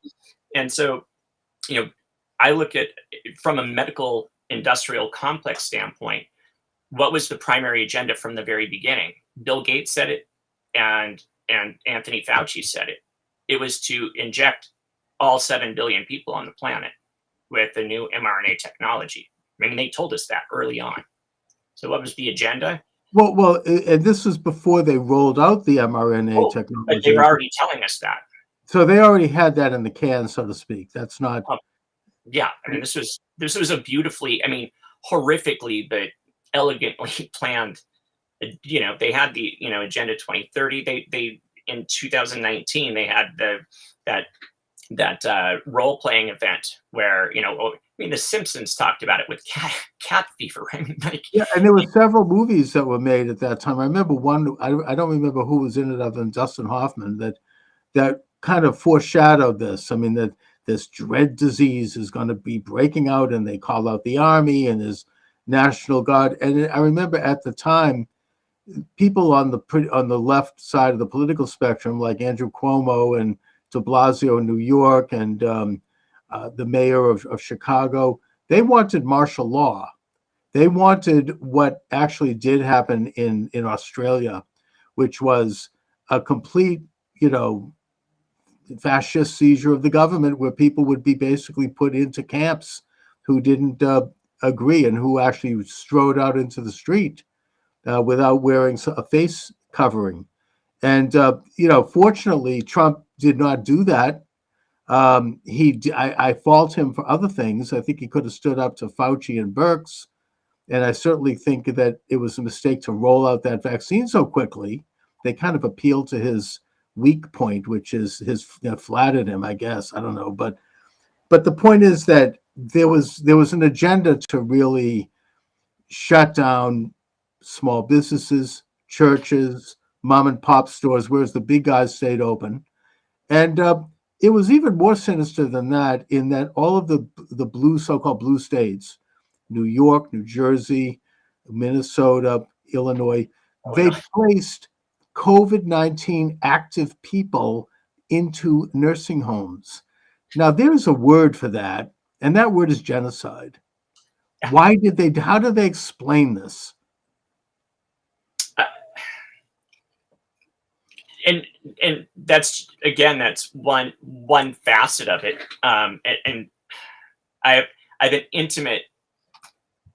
I had a skilled nursing facility reach out to me, or the owner of a skilled nursing facility reach out to me on February 5th of 2021. Everyone was like 80 to 94 years old, and my office manager, and it was my daughter's birthday. I had been absent for so long, and we're on a ski lift skiing, and I get this text, and I'm like, this is bad. And none of them died. We took care of everyone from a ski lift and a ski slope with my office manager going in. We were able to, I actually wrote a chapter about that, because it was at the time, I look back and I was like, oh, that was super easy. I mean, that was actually fairly easy to keep all of them alive compared to other things, but what they were doing was literally deliberately killing all of these. I mean, they purposely did it. They knew it would happen. It was so what you're saying is that Andrew Cuomo, Governor Murphy of New Jersey, Wolf in Pennsylvania, that they consciously and wittingly were trying to kill or cull the herd, maybe, of very elderly people. It's interesting that Levine, nobody like me knew how to treat, and knew when I heard that, when they had alternatives for where those people could go. When I heard what they were doing, I looked at my wife and I'm like, wow, they're wiping out. There's no other explanation for it. There really isn't. And also Levine over in Pennsylvania, who became HHS under Biden's regime, he actually pulled his 90-year-old mother out of a nursing home in advance. So obviously he knew what was coming down the pike. Exactly. You had, Walsh over in Minnesota. You had, Whitmer in Michigan. I think Newsom. even here in Massachusetts, Baker, in one incident, which was a VA hospital, putting COVID-19 people in the hospital. It's a story that really, really needs to be told, needs to be investigated. And I think in a practical sense, it raised the numbers that they could then point to. I wonder if some statistician could do some research and find out what percentage of Americans who died of the COVID virus were in these nursing homes. I think it's probably more than half. I mean, it's a large number. And Yeah. What's interesting too is by summer of 2020, as the numbers were really dropping. So they flipped the script, and so they went with new cases, asymptomatic cases, based on a PCR cycled at 40, right? So they were because they weren't having the deaths, they had to switch it to new cases, and that's how they controlled school openings. That's how they controlled opening up the states, was the manipulation of the PCR test. And Which is not definitive, by the way. Oh, it really no, it's not. It wasn't even created as something that could detect the virus. It had nothing to do with it. No, and it was so frustrating because again, for me, kids had to test to go back to school. I didn't use it. They had Abbott Labs came out with a rapid, and I don't care about the results. It's like, if you're not sick, it's going to come up negative. And I'm like, that's all I need to be able to get these kids to go back to school. Right. So, which I got in a lot of trouble for doing that, because they wanted everyone PCR tested and I wouldn't do it. And so the county health department came down on me pretty hard for that. Like, you have to PCR test. I'm like, nope, I won't. And also the kids were not getting the virus. I mean, it's to have these kids, it was very, very, and even if they did get it, it was nothing. It was something they'd get over pretty quickly. But to have them being locked down and then to come back and wearing those masks, I mean, it's really something that ought to be viewed as a criminal event. I mean, there's no other way. And I still see people today, 5 years later, putting where their masks are strapped to their face. I mean, I know people at the time, the hysteria and the hype was so severe that, I mean, you'd be walking down the street or you'd be in your car with the mask, and there was never any evidence that the mask did anything. Oh, yeah, I wore one once if I was like, I never wore one until my son's 10th birthday, where my wife said, please don't get arrested or go to jail, because we were flying to San Diego. And I went through the airport. I got pulled out of line. I mean, some things happened, but we get on the plane. So I put it on, but I didn't make my son wear it. So I just had him eat and, like, drink things the whole flight. And he ended up getting what was called a yellow card on Alaska Airlines. And my wife found out, and she lost her mind. So when we land in San Diego, we're deplaning on the tarmac, and there were riot police waiting for us. And I was like, seriously? And her first thing was like, don't get arrested, because I had done some things in Washington and Oregon that ruffled some feathers. And so when we landed, I was like, oh, it was like, I looked at Shelly, I was like, it's because of you. It was like, it's not me. It was beautiful. Like, she went off in a way that only like a mama bear would do when she was like protecting. It was like, I couldn't have loved her more for her protection of what was going on and how they were attacking my son for not wearing a mask.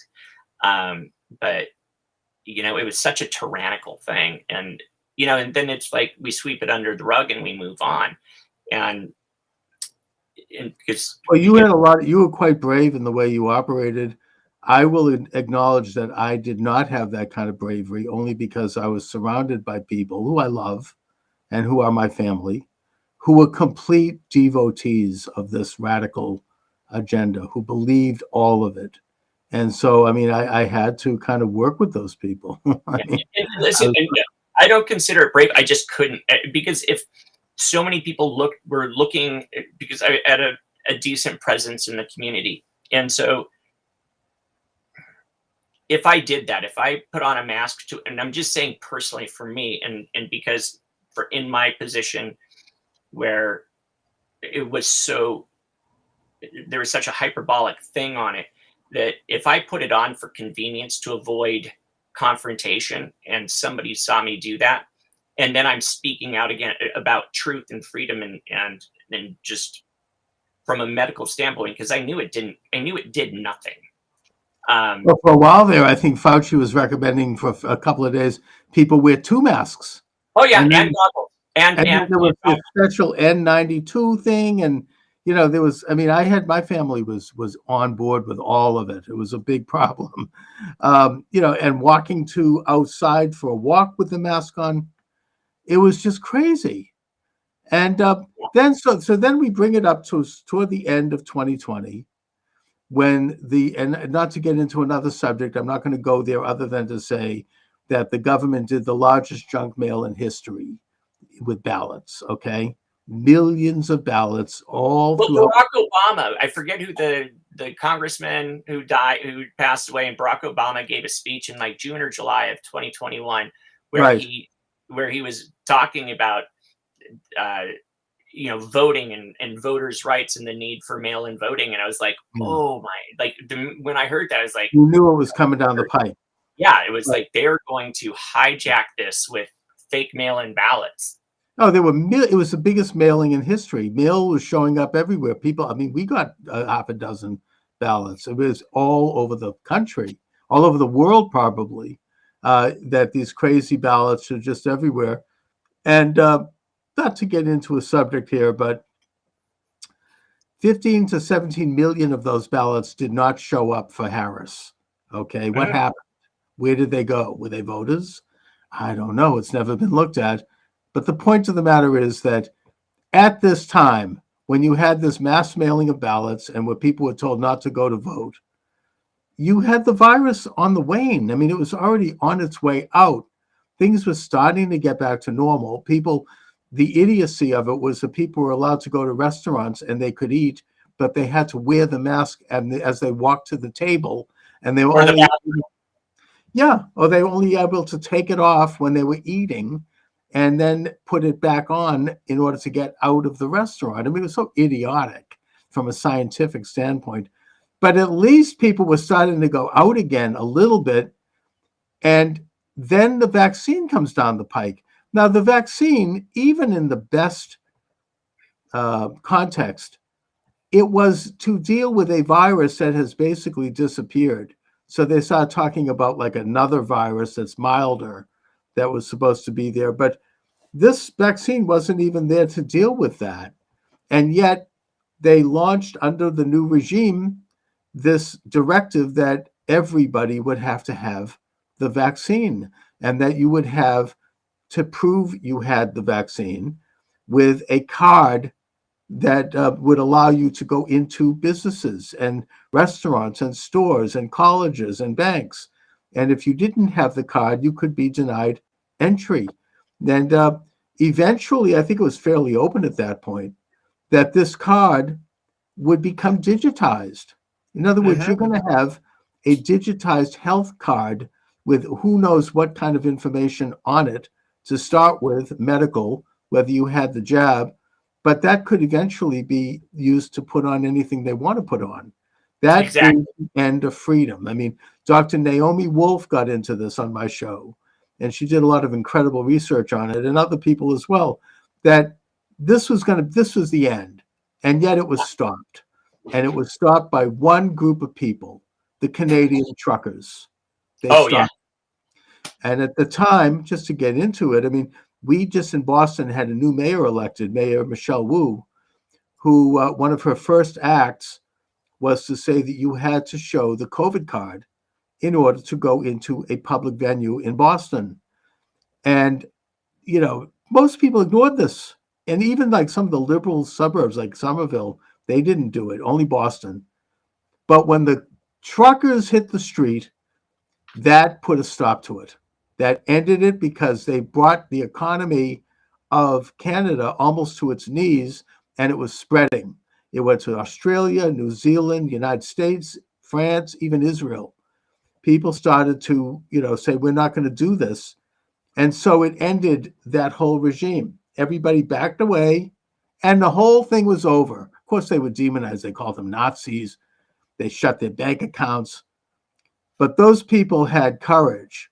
They stood up to this international fascist regime. Well, it was a beautiful thing to watch. And, what's interesting when we go back to what you were talking about towards the end of 2020, and Daniel Horowitz and Steve Dace with Blaze TV. So Daniel reached out because he had heard, because I was so, we'll say, passionately, the hill I was willing to die on was to prevent mandatory COVID vaccines for kids. I mean, that was like, I was willing to lose everything for that. They took me down before it got to that point. We achieved that victory in Washington State, but he asked what was Delta, because we're looking at something, the wild type virus, that was super easy to treat. I mean, when I say that, I feel bad the tragedy of what took place in 2020. It's genocide. It's horrific. And then all of a sudden, it was like, we need to change some tactics. And the only thing that changed in that course was the rollout of the vaccines. And I remember sitting there as my wife was asking, why is it so much more difficult to treat now? Like, why are people younger people getting sicker faster? And it's like, the shot. Oh my, the Delta was the shot. Like the whole rollout changed everything. And she's like, I don't know that you're allowed to say that. I'm like, pick whatever, because what usually happens with the virus, it's not trying to kill you. Our government is, but the virus isn't, or the bioweapon that they created. But it was like a switch flipped. And now I've heard all sorts of things about the negative effects of the mRNA vaccine and the spike protein and all of that. And I'm not a medical person, so I can't speak to it. But what I've heard from various people I've interviewed, including Ed Dowd, who did a lot of good work on this, he's an insurance actuarial who looks at charts, is that the vaccine has caused various ailments, possible infertility in young people, heart disease in young men, these various other spasm type illnesses, a general malaise. If you've already had a tendency toward heart disease and cancer, the vaccine mRNA exacerbated it, didn't cause it, but it didn't help. And other various ailments. It has been the worst vaccine in history. Now, I'm not anti-vax.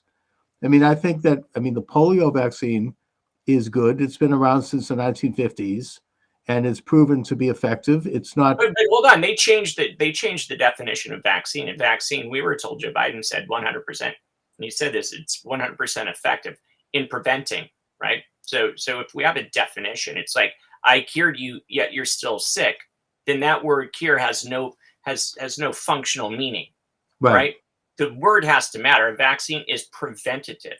So when they go, it's 100%, and then 95, then 92, then 87, then 85, as they're changing the metric, then they had to change the definition of what a vaccine is. So it's not a vaccine, and they know it. And when you said probably, I'm in groups with tens of thousands of vaccine injured, and it's far more devastating, the encephalopathies. I mean, like the people that don't die, like clotting, strokes, heart attacks, etc. So the people that don't die it's so devastating. It breaks my heart to see how it's impacted them. It's not everyone, but so many people that were coerced into doing it for there's so many reasons that, I fought against it. I know why people would get it, because they needed to protect their family or their jobs, we trust our doctors, right? It's like, go to your doctor and you trust them. So it's like, well, sure, I want to do my part. I want to do my part to protect my neighbor. And also the massive propaganda around that and the rollout of it, and it never made any sense. First of all, we know they lied about the claim that it creates 95% immunity. It creates no immunity. Exactly. Once that became obvious, they then switched gears and they said, well, it'll prevent you from dying, or it'll prevent you from going to the hospital. Now, the Cleveland Clinic, which is one of America's most respected medical institutions, did a very thorough survey of their patients with the vaccine and with COVID, starting right from the very beginning. We're talking about many thousands of people, and they concluded, and it's published online, you can see it, although the media ignored it, that 70% of the people who died from COVID had the vaccine, and 70% of people admitted to the hospital had the vaccine. So that was a lie. It really didn't do anything positive. And even people that I know in my own family who worship the vaccine and who worship, they've said, oh, we love Anthony Fauci. They're not getting the boosters, I've noticed, right? I mean, the CDC still says, get your booster every 3 months. I don't see them running off to get it. People know that there's no positive element to this thing. It's sheer. They're still pushing on babies and children. I mean, they're pushing it on infants, 6 month, 9 month, 12 month. I think about that. I try not to think about it because it breaks my heart. But it is absolutely the most loathsome thing to, first of all, I mean, to eject a baby anyways. I mean, now they do this. I mean, here in my own state, I mean, when my daughter was born, I said, there'll be no vaccines. I mean, she was prematurely born. I said, we're going to wait a couple of years and then we might do some of them slowly. And I was vilified. I mean, there's a religious exemption, which I took, even though I don't think that's anything real. But I'm a right-wing fanatic. And I mean, I had people coming in and yelling at me at the hospital. I couldn't wait to get her out of there. But I think that has a lot to do. And by the way, I was completely vindicated because one of the vaccines they wanted to give her like 8, turned out was pulled off the market 6 months later because it was creating some sort of a nerve disorder and damage in children. So, you know, my comments on that is not, and they use scare tactics, oh, they're going to die, is, look, I mean, I'm not against vaccines. Eventually, my daughter did have several of them, but you have to be sober about it and make the right choice on your own, using your own intelligence and your own sense of reason. Well, and informed consent, right? Like, you need, with no informed consent was given for any of the for COVID. No informed consent was given for remdesivir. No informed consent was given for baricitinib, like in the hospitals. No informed consent was given for tocilizumab. No informed consent was given for mechanical ventilation. They were just like, if you don't do this, then you're going to die, or we'll put you on comfort care while you die. Like, no informed consent was ever given to any of these patients at all, period, ever. And that's practicing below the standard of care. And every single one of those physicians, PAs, NPs should lose their license. Now, to get to the agenda once again, since you brought this up, I understand that there's a couple of whistleblowers on this, that hospitals were getting money every time they admitted a patient with COVID, and they were getting more money every time somebody died of COVID. Well, and they were getting bonuses for remdesivir as a monotherapy. So they would go in with, and I know this because, again, when I took care of thousands and thousands of patients, and there were times where I'd have to send some of them to the hospital for imaging, not to get admitted, but for imaging, and we'd get the imaging back, and they diagnosed them with COVID pneumonia, yet we would see the imaging results and it'd be evident that they had bacterial pneumonia. But if you go into the hospital and they call it bacterial pneumonia, then you have to add an antibiotic. So now it's not a monotherapy. So if remdesivir was given as a single therapy, they would get an extra bonus on top of what they were getting from. And by the way, remdesivir was proven to be very, at best, experimental, if not deadly. What had no benefit whatsoever. Right. An antiviral, and it's given after viral replication has ended. And pretty much, so many people, when I say so many, we're talking hundreds and hundreds of thousands of people that was administered to went into kidney failure. And also, I mean, if you went into the hospital with a broken arm and you tested positive for COVID, they put you down as a COVID patient. Yep. when Yeah, that's you not have why you. It's not why you were there, and Yep. at that point, also COVID itself, which is a real thing, by the way, it was not even in many cases even detectable. I mean, you didn't even know you had it. It was very mild. I think that even the New York Times has now admitted that the COVID vaccine was created in a lab in Wuhan, China. That's evident. I mean, it's just known. I mean, we knew that 4.5 years ago. It was a no duh. The way that you look at the lock and key mechanism, so to have this zoonotic spread that's able to affect the nervous system, the cardiovascular system, so the blood vessels, the way the spike protein causes damage to the blood vessels, the way it causes damage to the lungs, the heart, the kidneys, the liver. You don't get some zoonotic change that's able to have that kind of broad spectrum damage to your organ systems. It doesn't exist. Like Ebola, it's a hemorrhagic thing, right? You don't have like 18 different mechanisms with which it destroyed the system. This was purposely designed. Right, and there was something about it about the actual mechanics of it that seemed unnatural. That people felt that there was something unnatural about having COVID. I had COVID. I mean, I felt it was unnatural. There was something weird about it. So that was a ubiquitous thing. Everyone said this is different across Yeah. the board. Everyone Oh, yeah. said I had never experienced anything like this. Right, and so we now find out recently that the Anthony Fauci, basically even Obama, banned gain of function research at Fort Detrick and other places because he thought it was too dangerous.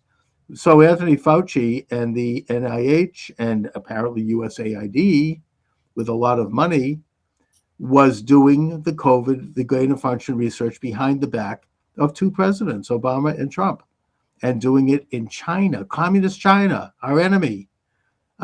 It's such a weird and strange story that this would have been cooked up there. Now, I guess that brings me, Scott, to the situation today. Are they going to do it again? Yeah. They're still doing gain of function research. In fact, right now, the Boston Globe says that Boston University has a facility where they're doing gain of function research right here in Boston. What's happening with this? I mean, what do they have in mind? But there was an objective that they didn't reach, and thank God.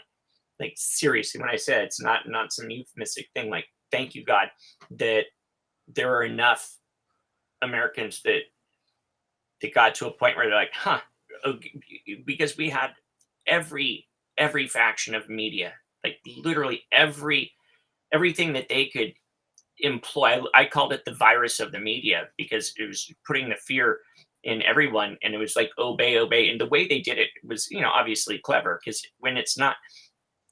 So most of the time, somebody isn't going to be able to say, I did something amazing for somebody else. Like you have to do something amazing for to be that. So when they say, all you have to do is this, all you have to do is stay home, all you have to do is wear a mask, all you have to do is get an injection, and you're a hero. You're a hero, not just for you, but you're a hero for your family. You're a hero for your neighbor. You're a hero for the community. It was brilliant. It was genius because it programmed people to think.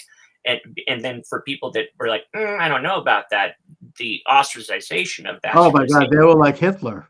I mean, you were like a subhuman. It was kind of like what the Nazis called the Untermensch. They were like another class of citizen. Yeah, but the problem is they didn't win, right? Like there were some objectives that they met, but they haven't won. And when I say they, so whether it's Klaus Schwab, I mean, whoever's pulling the strings, Right, who knows? But they didn't win this time, but they're waiting. I mean, they're not. I mean, the truckers were able to stop the biometric card. They would have had that, and so they withdrew it for now. But they're not going to give up on that. I mean, that's I mean, the country of Sweden. I did a report on this in one of my classes. I mean, they did not do the COVID thing. They did not wear masks. They did not separate. And their COVID rates were about the same as Belgium, which did completely. It wasn't any different. It didn't matter. But they're still going to go ahead. I don't know what the next one's going to be.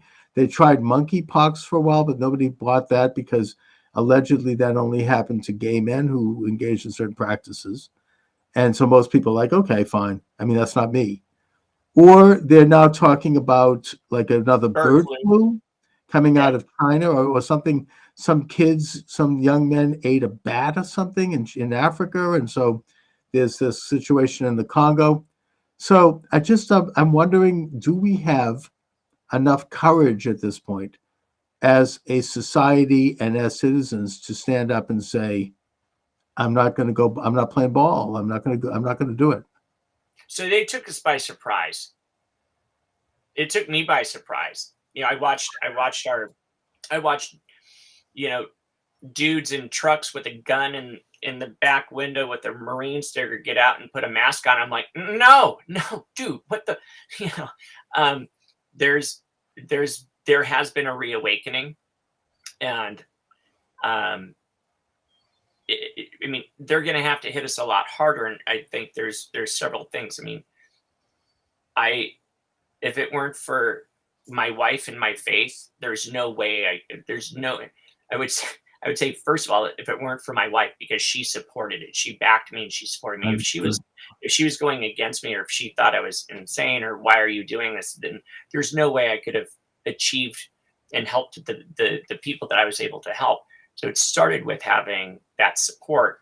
And then I'm going to tell a super quick story because I think it highlights it. So I was asked to speak at the Capitol in Olympia in May of 2020. And my wife was like, please don't go. I mean, like, we got into an argument about it. And she was in tears. She's like, you started your practice I built it from nothing. And we're 5 years in and we were doing well. It was one of the largest private pediatric practices in the county. And she's like, no good will come from this. And I was thinking, only good will come from this in the context that I can share what I know to a large group of people at one time, instead of just writing things down on a piece of paper and handing it to families and telling them to give it to their parents and their church family. And so I finally was like, okay, I'm not gonna get up and drive to Olympia. So unless God wants me to go and send somebody to take me there, I'm not going. And I go to bed the next morning at about 5:15 in the morning. There's a knock at the door, and a persistent knock at the door. And I get up and I go and answer the door, and two women are standing there. And they go, hey, we heard you needed a ride to Olympia. And I'm like, seriously? Like, what? It's like I was angry. I left this sticky note on the fridge. I was like, hey, love, went to Olympia. So it's to Olympia. Yeah. And so it's not about, it's not what we want to do. It's not, sometimes it's what we're called to do. It's sometimes what we're asked to do for a higher reason. And sometimes it's hard to do it if you're in different situations like my own and others. Yeah. But there are still little things you can do. There are kind and gentle conversations you can have with people without shaking their hologram that they're locked in. And just sort of introducing a couple of kernels of idea to people's minds, give them something to think about without, while working within this matrix that they're existing in. It's very difficult. There's a song by Zach Bryant called Smaller Acts, because I've had colleagues say, well, we haven't done, with my story is fairly unique. And so they're like, we haven't done anything remotely close to you. And it's like, it's not a competition. It's not a contest. It's about doing this. It's like, I don't care, just one smaller act of kindness, one smaller act of moving the needle forward, one smaller act of gifting somebody that information or sharing something. It's not right. How much have you done? It's that you choose to do it in truth and faith. One small act of subversion, really. One small act of defiance. And also, there's a sociological term for it, which I'm not sure. I don't know it right now. I forget it. But if you're at a public meeting and everybody is into some kind of an insane advocacy of something, and you stand up and you make a couple of quiet, kind, easy comments in defiance, it can change the whole complexion of that meeting, and it can get through. And if you do it carefully, you're not going to get too demonized. You might get shunned, so be it. But it can change the course of history. You can do that. Yeah, and it doesn't have to be just not in alliance with, where you just challenge. It doesn't have to be a defiant act. It's just challenging the Just narrative. something, and do it. I mean, it is defiant by nature, but you can do it in a way that doesn't. You have to be very crafty. It's kind of like the prophet Elijah hearing that small, still voice coming out of the cave. It's a very carefully crafted event that you can pull off without being confrontational. You can get a lot more done.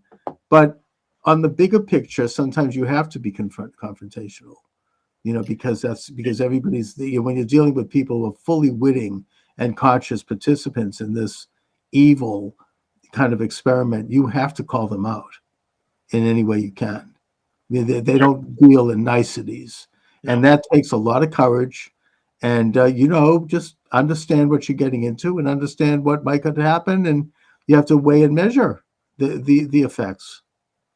Well, I mean, you probably sacrificed a lot, Scott, to do what you're doing, and it's an extraordinary story, and I admire you. I mean, you've made a big difference in the world, both in terms of saving people's lives as a doctor, as part of your calling, but also the society overall.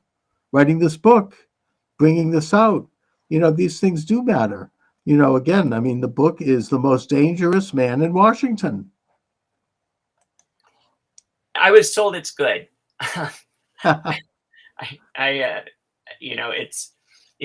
Even my wife, her name is Shelly Don, and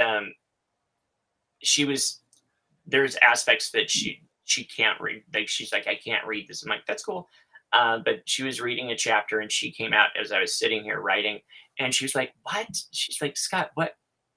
I had no idea that's what you were doing. She was just floored. And I was like, really? And but she needed some plausible deniability, because we had death threats and people had shot holes through my office window. So it's like, we had to, we were trying to protect, I was trying to protect my family from some of the stuff that I was being asked to do to help, just to help to make sure that innocent people didn't die. And so she was reading part of a chapter, and she's like, I didn't know that, because we got in an argument. She's like, and I withheld that information from her because I didn't want her to be afraid of some of the stuff. And when I say that, I mean, they were risky. You didn't want to get into it at the time because it's scary stuff. No, I get that. So when she read it, and she was like, now it makes sense. Like, this all makes sense. And as I was writing about what I was actually doing and how we were kind of subverting some of the systems and helping take care of people, it clarified it for her. And it was just interesting, because that was a couple of years ago, and she was standing right here, and she's like, why didn't you tell me? And I was like, love, you asked me not to. Like, you told me not to. I was just trying to be a good husband. No. Oh, no. There are some things that I've never mentioned to my own. I'll take them to the grave. I mean, that I've done in terms of political stuff.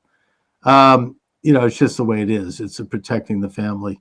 So now, with President Trump elected in office, and Robert F. Kennedy Jr. is the head of the HHS, the author of The Real Anthony Fauci, and people Brilliant like Patel. Oh yeah, and Dan Bongino, and Pete Hegseth, and this probably Dr. Bhattacharya at NIH. Bhattacharya. Yeah, I mean, this is a gathering of probably the most consequential cabinet since Lincoln, possibly more so.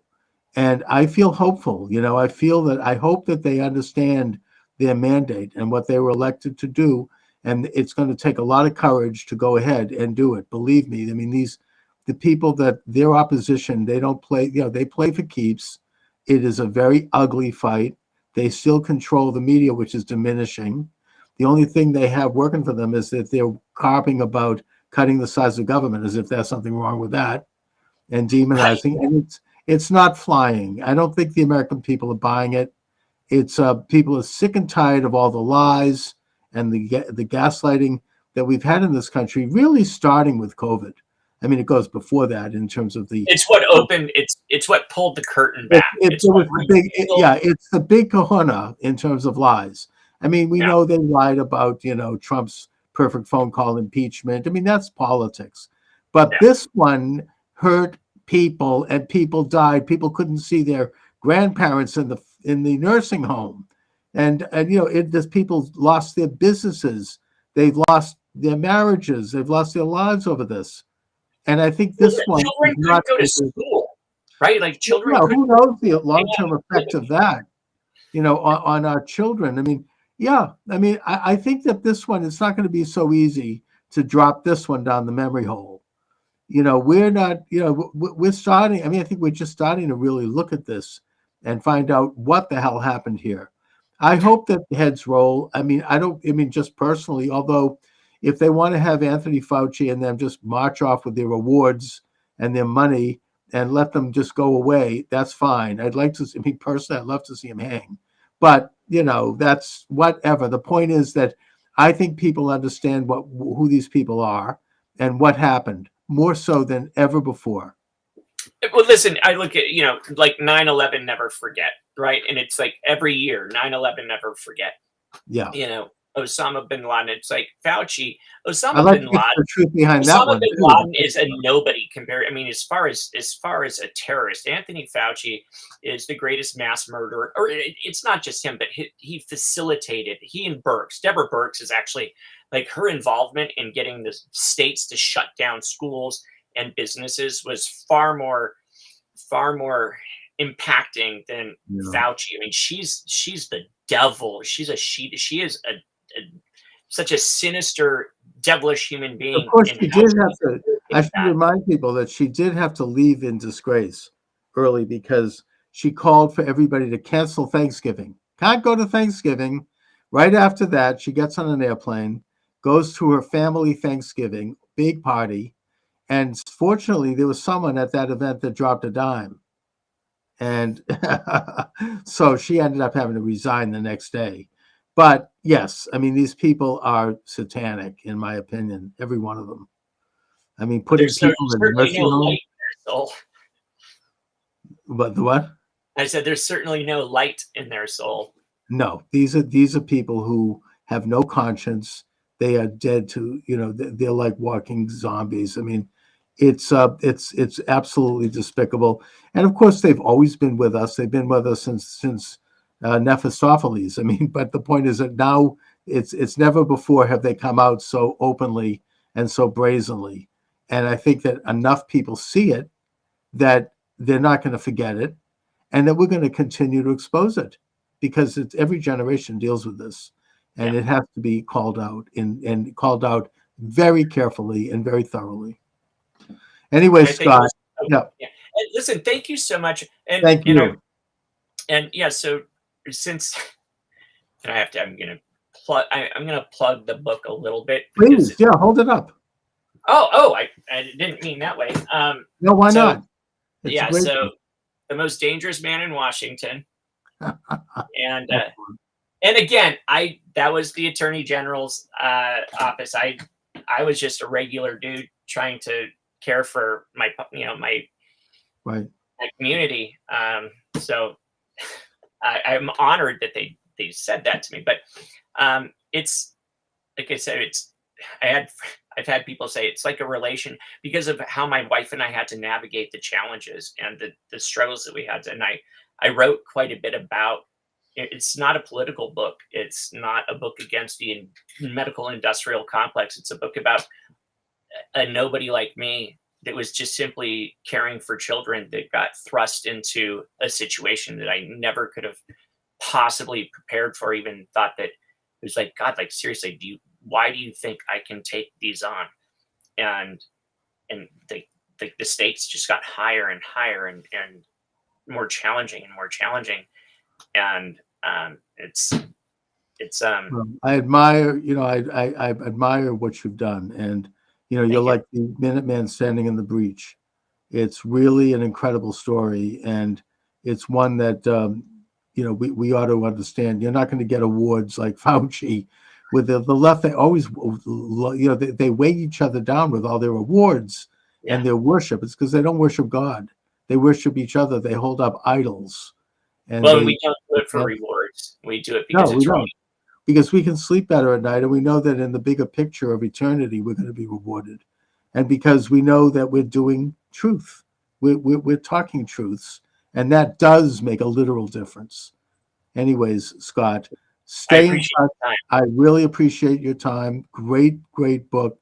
Let's do more programming in the future. Please recommend people to me.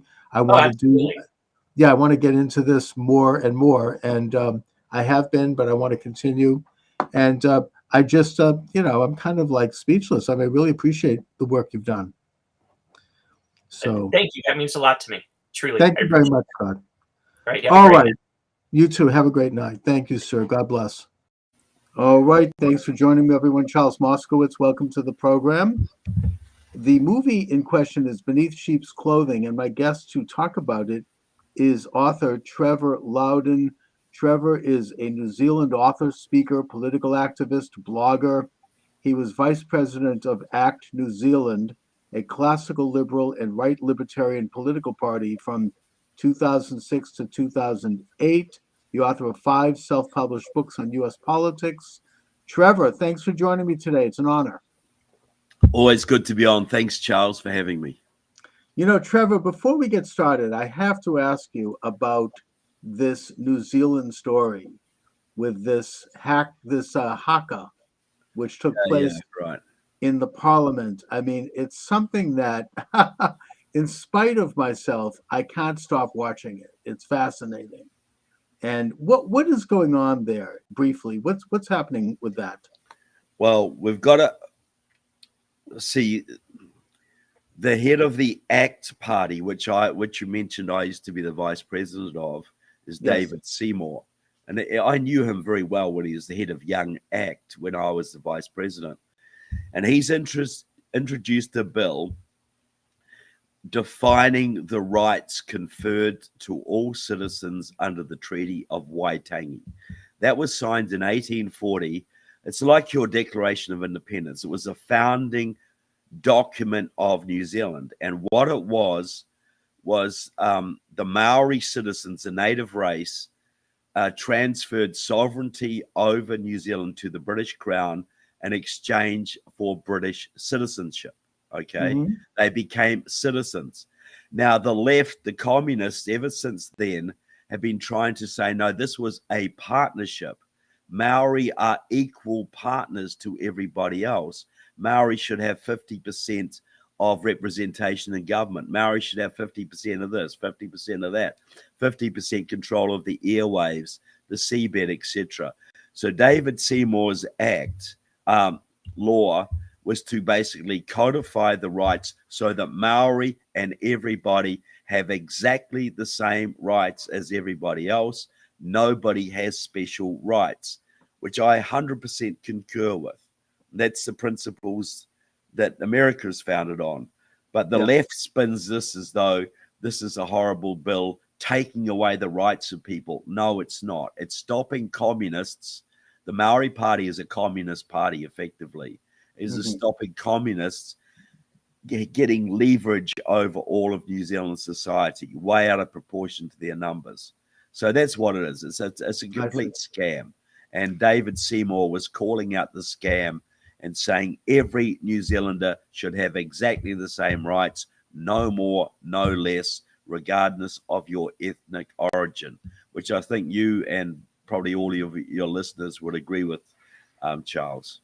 Of course, and the bill doesn't take any rights away from the Maori. It just simply recognizes that all citizens of New Zealand are equal and that the Maori are free to organize their identity any way they choose.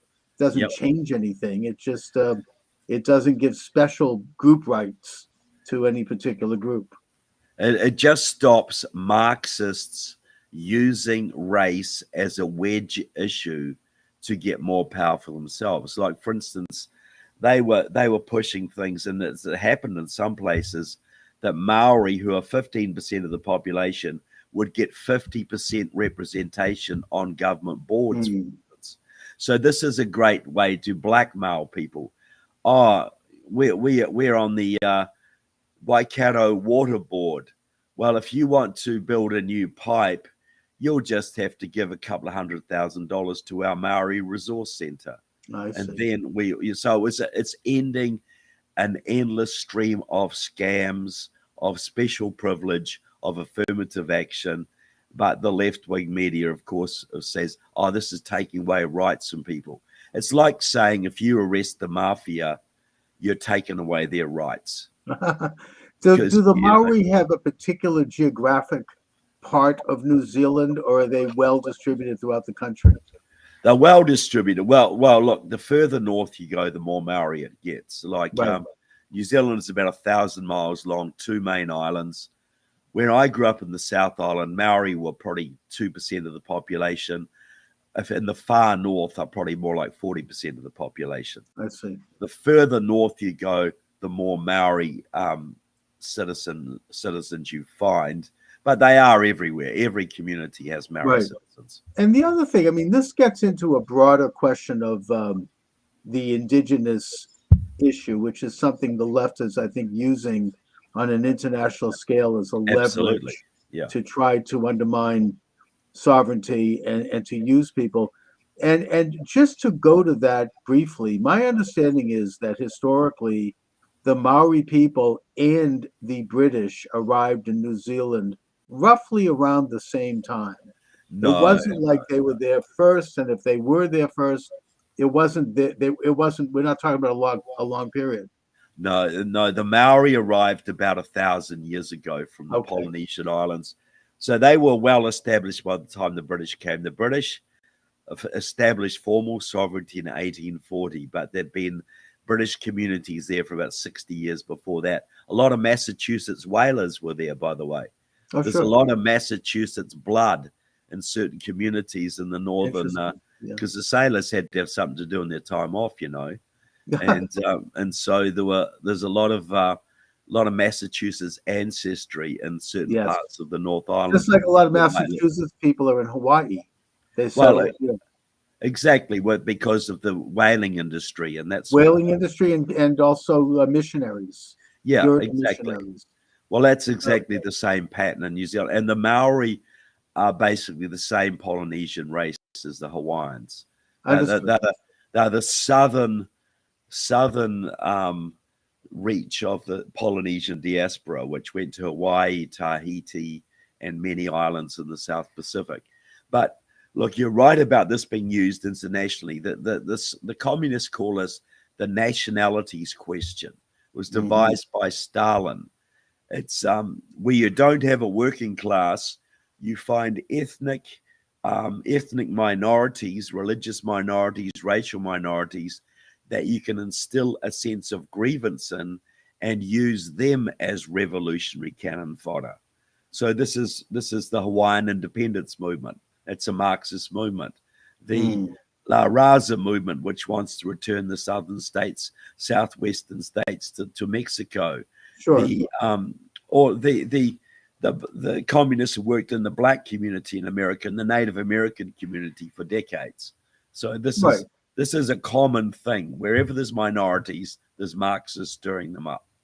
Right, and they want to sow division, and they run on this assumption that somehow if a timeline indicates that a group of people were there before another group, they have some kind of a divine right to that country. And of course, they apply this very arbitrarily because they will never apply it to Jews.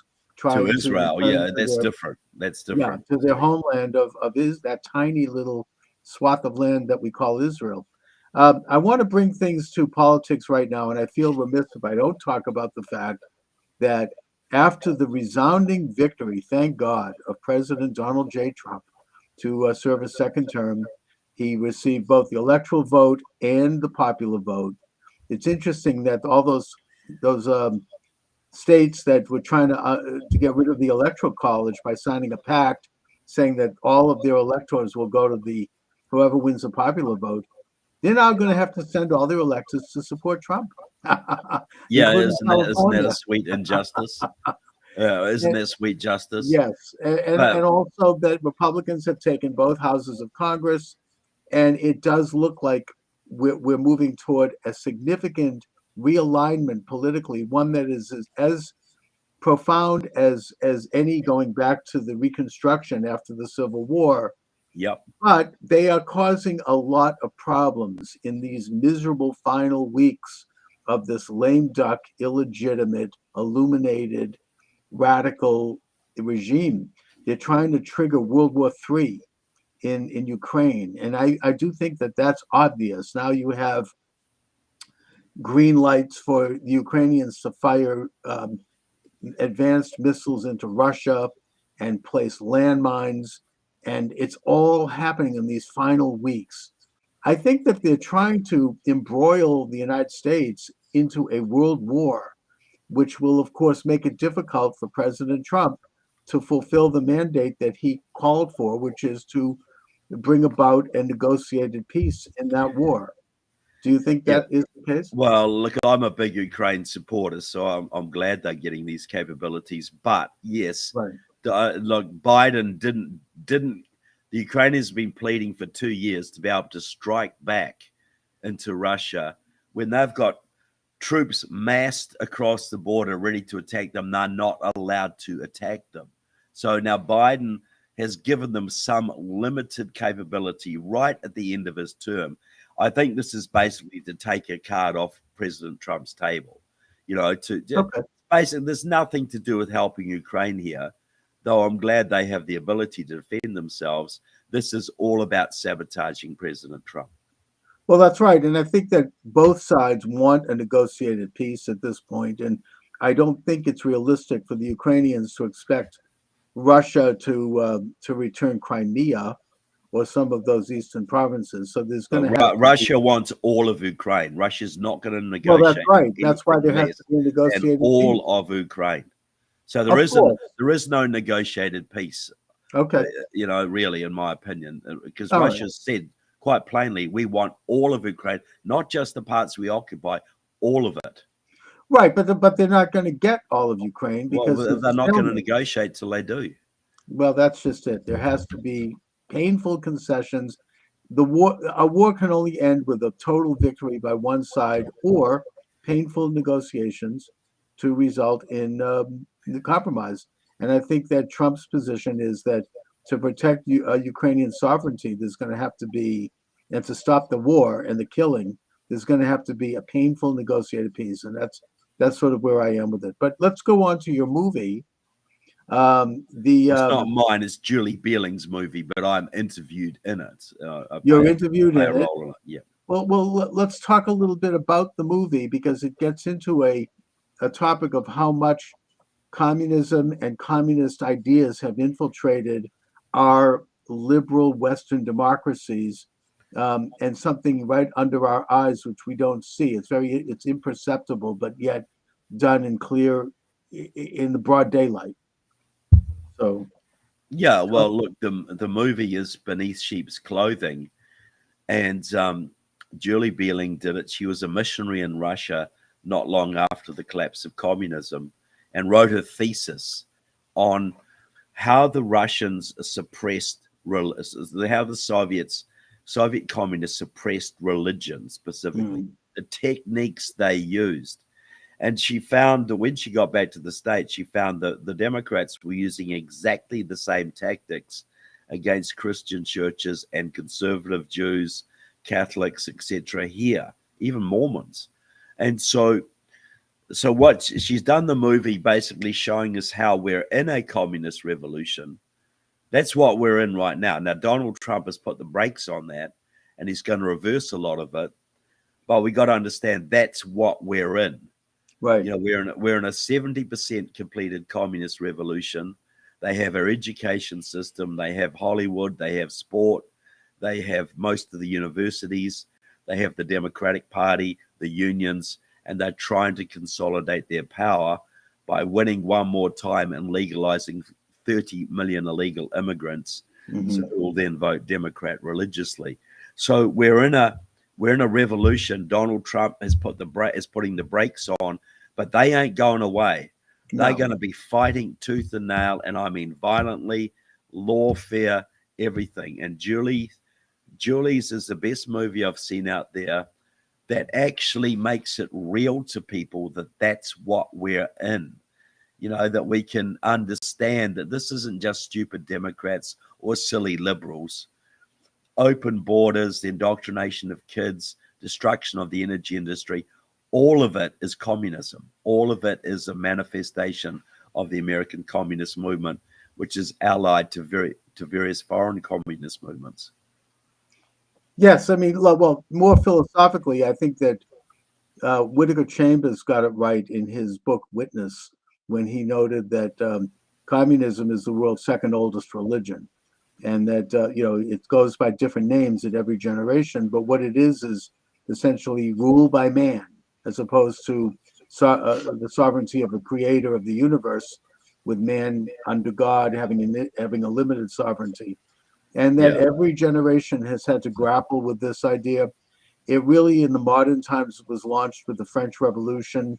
In the United States, it was launched, I think, or got the successful foothold with the election of Wilson in 1912, and the transfer of sovereign powers to unelected bureaucracies like the Federal Reserve and the Council on Foreign Relations and all these other groups that are shadowy and unelected and don't represent the people. President Trump has thrown a stick into the hornet's nest by basically openly calling for a return of sovereignty to the people under God and not to this clique of internationalists who want perpetual war and the erosion of sovereign borders. And for that reason, while he won, the war goes on. It's not over. In fact, this is just the beginning. They're not going to sit down and allow for a reversal of hundreds of years of setting the stage for their creation of this international beehive of where nation states become just pro forma and provinces of a world order. Yeah, look, and you now analyze it perfectly, Charles. This is ultimately satanic. You know, the natural order of things is God, man, nature. You know, and there's hierarchies. You know, we're given institutions to govern ourselves, like the church, like civil government, like the family. They're the godly institutions. So communism in its various forms, and you're right, it's gone back thousands of years, has always sought to overthrow and undermine the church, to overthrow and undermine the family, and to overthrow and undermine civil government, to basically give Satan the upper hand on earth. That's what communism it is, and its various names. Today we call it sometimes globalism or the deep state, but it is communism, and it's heavily influenced by China, by Iran, by Cuba, by North Korea, other countries who have control over large numbers of our senators and congressmen, and have their agents working all over our communities. Like if you look at Boston, you know, there's a group there called the Chinese Progressive Association, which is a communist group, works with the Chinese Communist Party, and basically runs the Boston City Council and runs Elizabeth Warren and many of your other Congress members. So and all Michelle over Wu. America. Yeah. I mean, Massachusetts is behaving in a very strange way. I think particularly since Maura Healey and Michelle Wu were elected. Yeah. And you have this phenomena, I think, manifested in this spending, maxing out the state budget to pay for bringing illegal aliens in and putting them up in nice hotels, giving them 3 meals a day. There's no sense to it. There's no logic to it. And the state's going broke over it. Unless it's part of a revolution. And now they're covering up a pedophile scandal that involves these people. I'm not going to go into details about it because it's a story that's just emerging. But in normal times, this would be enough to force them all out of government, but it won't happen here. They just control the levers. I mean, the Boston Globe is a huge power in this state, has been for many, many decades, and they kind of call the shots in terms of what is permissible and what isn't. in the public sphere. And that's, I'm sure Massachusetts is just a microcosm for a lot of other states, not all. We have some, they call the red states, more freedom oriented, but they still control what, the high ground of the culture, as you say. I mean, I think there Yeah. was Andrew Breitbart once said that, politics is downstream from culture, and they control the big culture, the big media, big tech, big, entertainment, Hollywood, all of it, academia. They really have, and they have worked to develop this stranglehold on it slowly over time. It's like a Fabian approach, where they Yeah. gradually weed out their opposition and install their friends and agents. That's exactly how it works. How do you take over a university or a union or a church or a government? You just get a few people into key positions, secretary of a union, president of a union, chancellor of a college, head of a sociology department in a college, and they just hire their friends. They keep hiring their friends, and they get rid of any opposition.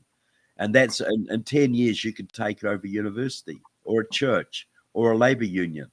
And that's what's happened. Most of our institutions in America, the unions, churches, Hollywood to a large degree, are controlled by communist sympathizers, many of them loyal to China. And one way it exhibited, if you look at all the states that had the harshest lockdowns during COVID, Massachusetts being one of them, Minnesota being another, headed by Tim Walz, the Chinese communist aficionado, California, Hawaii, Oregon, all of the states that had the worst lockdowns were all the states with the most Chinese influence. Because it was designed not for public health, it was all about wrecking our economy. Because it was nothing to do. That's a huge scandal, and they were able to shut down small, as you say, mom and pop businesses, and while leaving the big box stores open, shut down the churches, shut down the schools. Children had to get education through Zoom, which, by the way, actually turned out to backfire on them because we got to see. Yes, I agree. Yeah, exactly. And eventually the regime had a major setback. Thank God for the Canadian truckers who stood up and said, we're not going to go for the forced vaccines of the jab, which of course is questionable.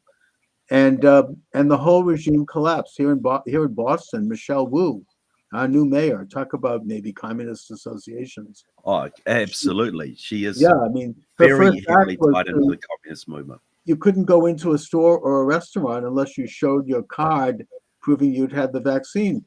And that happened right when the truckers struck, and there was fear that the trucker strike would spread to the United States. So they backed down, and she backed down. Yeah. And so they had a setback, but they're going to try something else. I mean, this is it's only a matter of time. I think that they've had another setback with the election of Trump. Yeah. And the team that he's putting together is tremendous. They're going after every one of them. They have people who they're planting a strategy, from what I understand, where they're going to sue everybody. Every move he makes is going to be lawsuits, attempts to impeach him. And I think that Trump has become sophisticated enough, and the people around him, that they're going to respond by countersuing. There's going to be, they'll tie them up. I mean, they'll bleed them out. This is a tough group. And I just was censored on TikTok. I guess I said something that PO'd the TikTokers, so I've been suspended for a week. Sorry about that. So anyway, that's the agenda. Look, I mean, it's happening in real time here. They still. It's one because we were talking about Chinese influence in the. Yes, I think that was the key, mentioning Chinese influence. Yeah, I think you're absolutely right, which is profound. China has, basically established a censorship regime in the United States with scores of, they got the EKG thing. I mean, they got rid of that to an extent, where if you don't rate well in three areas: economy, environment, governance, and social consciousness, you get a lower score and you can't function as well. I mean, that's open in China, but in this country, it's a little more subtle. Yeah. But it's a gradual tightening up of control over the lives and the destinies of citizens. Well, that's right. And what people see these things, they see the open borders, they see the ESG, they see this transgender education, they see the lockdowns, they see the destruction of the US energy industry, all of these things. What they don't see is that these are all arms of the communist octopus. All of these can be linked back to China. The COVID, obviously, Black Lives Matter was a Chinese operation. Right. The election, every state has major Chinese-backed election voter registration organizations. The Chinese Progressive Association does that for you in Chinatown. They run Boston through doing that. So if people understood the actual depth of Chinese penetration of every level of our society, from Congress and the Senate to Hollywood to the unions, whatever, they would be shocked beyond measure. But this is why they had to get rid of Trump with the COVID and the Black Lives Matter and the election shenanigans. And now they're freaking out because they've overplayed their hand, and Trump is a lot smarter this time and a lot better people around him. So we're going to see a battle royal coming up over the next few years. But as the point being, don't go to sleep. It ain't over. Too many people went to sleep the first time Trump got elected, and they came back and they won the election and they rubbed our noses in it like little puppies in the carpet, you know? Right. And we got to understand Trump's a leader, but we got to all be involved in taking our country back, all of us. Yes, indeed. And we, as we said, the battle is just beginning. I mean, it's a great victory. We should bask in it and enjoy it as we enter into the festive season. But they're setting all kinds of booby traps for Trump. And I mean, even Obama did this when he set up the Steele dossier, and he put people that they call it burrowing. They burrow people into the civil service and into administrations and positions that you can't remove them. I mean, right now, in the final miserable days of this administration, Elizabeth Warren and a couple of other senators are trying to shove radical judges into place. And by the way, shame on Ted Cruz and J.D. Vance for not going into the Senate and working to stop this. They're sitting on their laurels. It's these are positions that are going to be with us for decades. And look, their own literature, I read the left literature, they're talking about the job is to entrench, their word, entrench as many justices in the system as we can to hold up the Trump agenda. Entrench, their word. So this is a very organized, very disciplined, very focused revolutionary program that we're dealing with. Indeed, it is a color revolution. In fact, recently, one of the congressmen, I forget his name, he openly stated that they're setting up a, quote, shadow government. They want Shifty Schiff, who basically lied for years about having proof that Putin colluded with Trump to steal the 2016 election. He's going to be set up as a shadow attorney general, and they're going to everything that whatever Trump does or any of his cabinet members, they're going to counter it. So, I mean, this is like, it's subversion at its worst. And they point to the British system as an example. Well, guess what? We kicked out that system in 1776. I mean, we don't want to go back to that. No, we don't. We got a constitutional republic, which has set the country free and made the most prosperous and great country in the world. But he just mentioned Schiff. All the time he was going on about Russian collusion, he was working closely with the Committee of 100, Communist China's main influence operation in America. So he was going on about Russia, Russia, Russia, and nobody called him for his China, China, China. Deeply in bed with the Chinese Communist Party all through that time, and nobody called him on it. And that's why I write my books exposing this kind of stuff. But Adam Schiff is hardcore, and Oh, he's connected to the Committee of 100, which, as I keep saying, is Communist China's main influence operation in America. But this is the thing, you know, Elizabeth Warren is deeply tied into the Chinese Progressive Association, Communist China's main influence group in Massachusetts. So is Ed Markey. So are several of your congressmen. So is Michelle Wu. So are several other people on the city council. China controls Boston.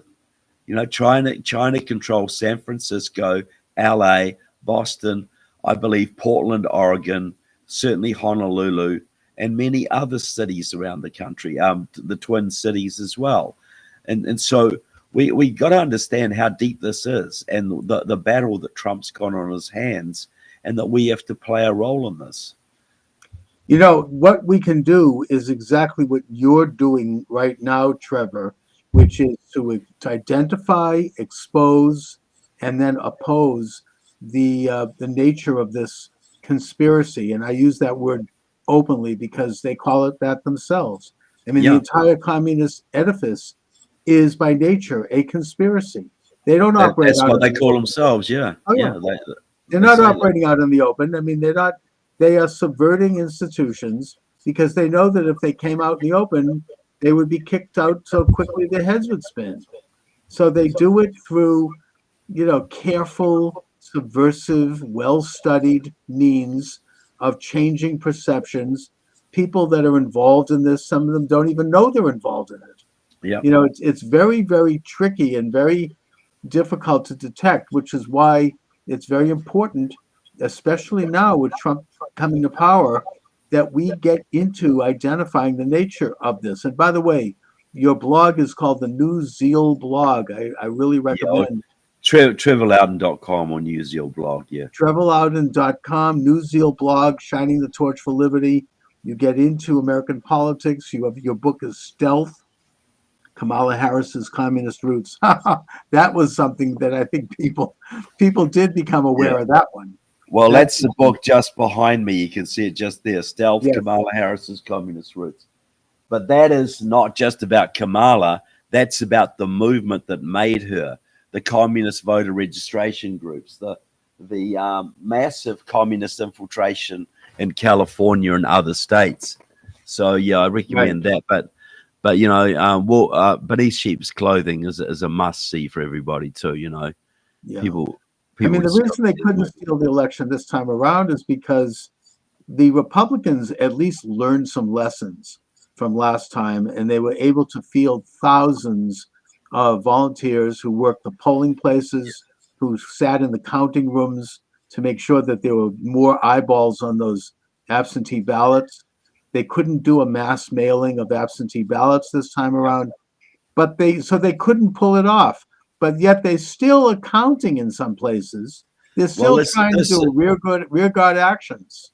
See, there's a group called Seed the Vote, which is run by the Chinese Progressive Association of San Francisco, which works directly with the Chinese consulate. They are running the vote curing operations around the country. That's where they send their people, and they're openly saying this is to get more seats for the Democrats. They're openly saying this. So that this Chinese operation is going around finding faulty ballots and getting them cured.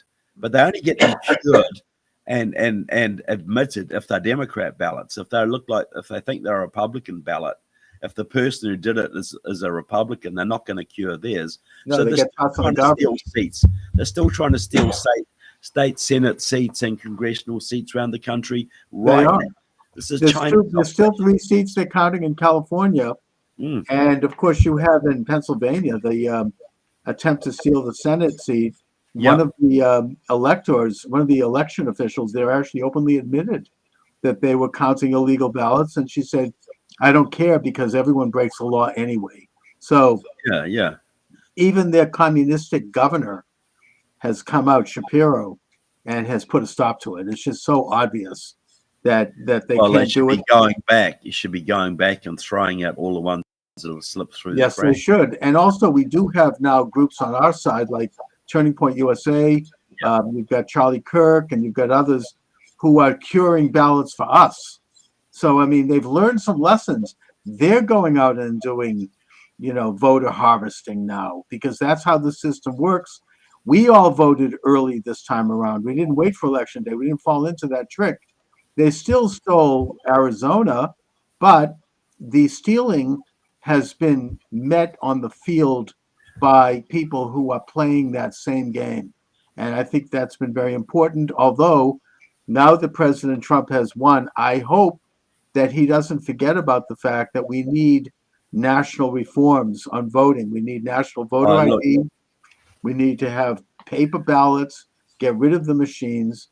Elizabeth Warren in Massachusetts put a bill up in 2018, I mean, where she said that the voting machines are rigged and that we need all paper ballots. Of course, she denies that now, but that's we have to call that up and say, I support Elizabeth Warren's bill.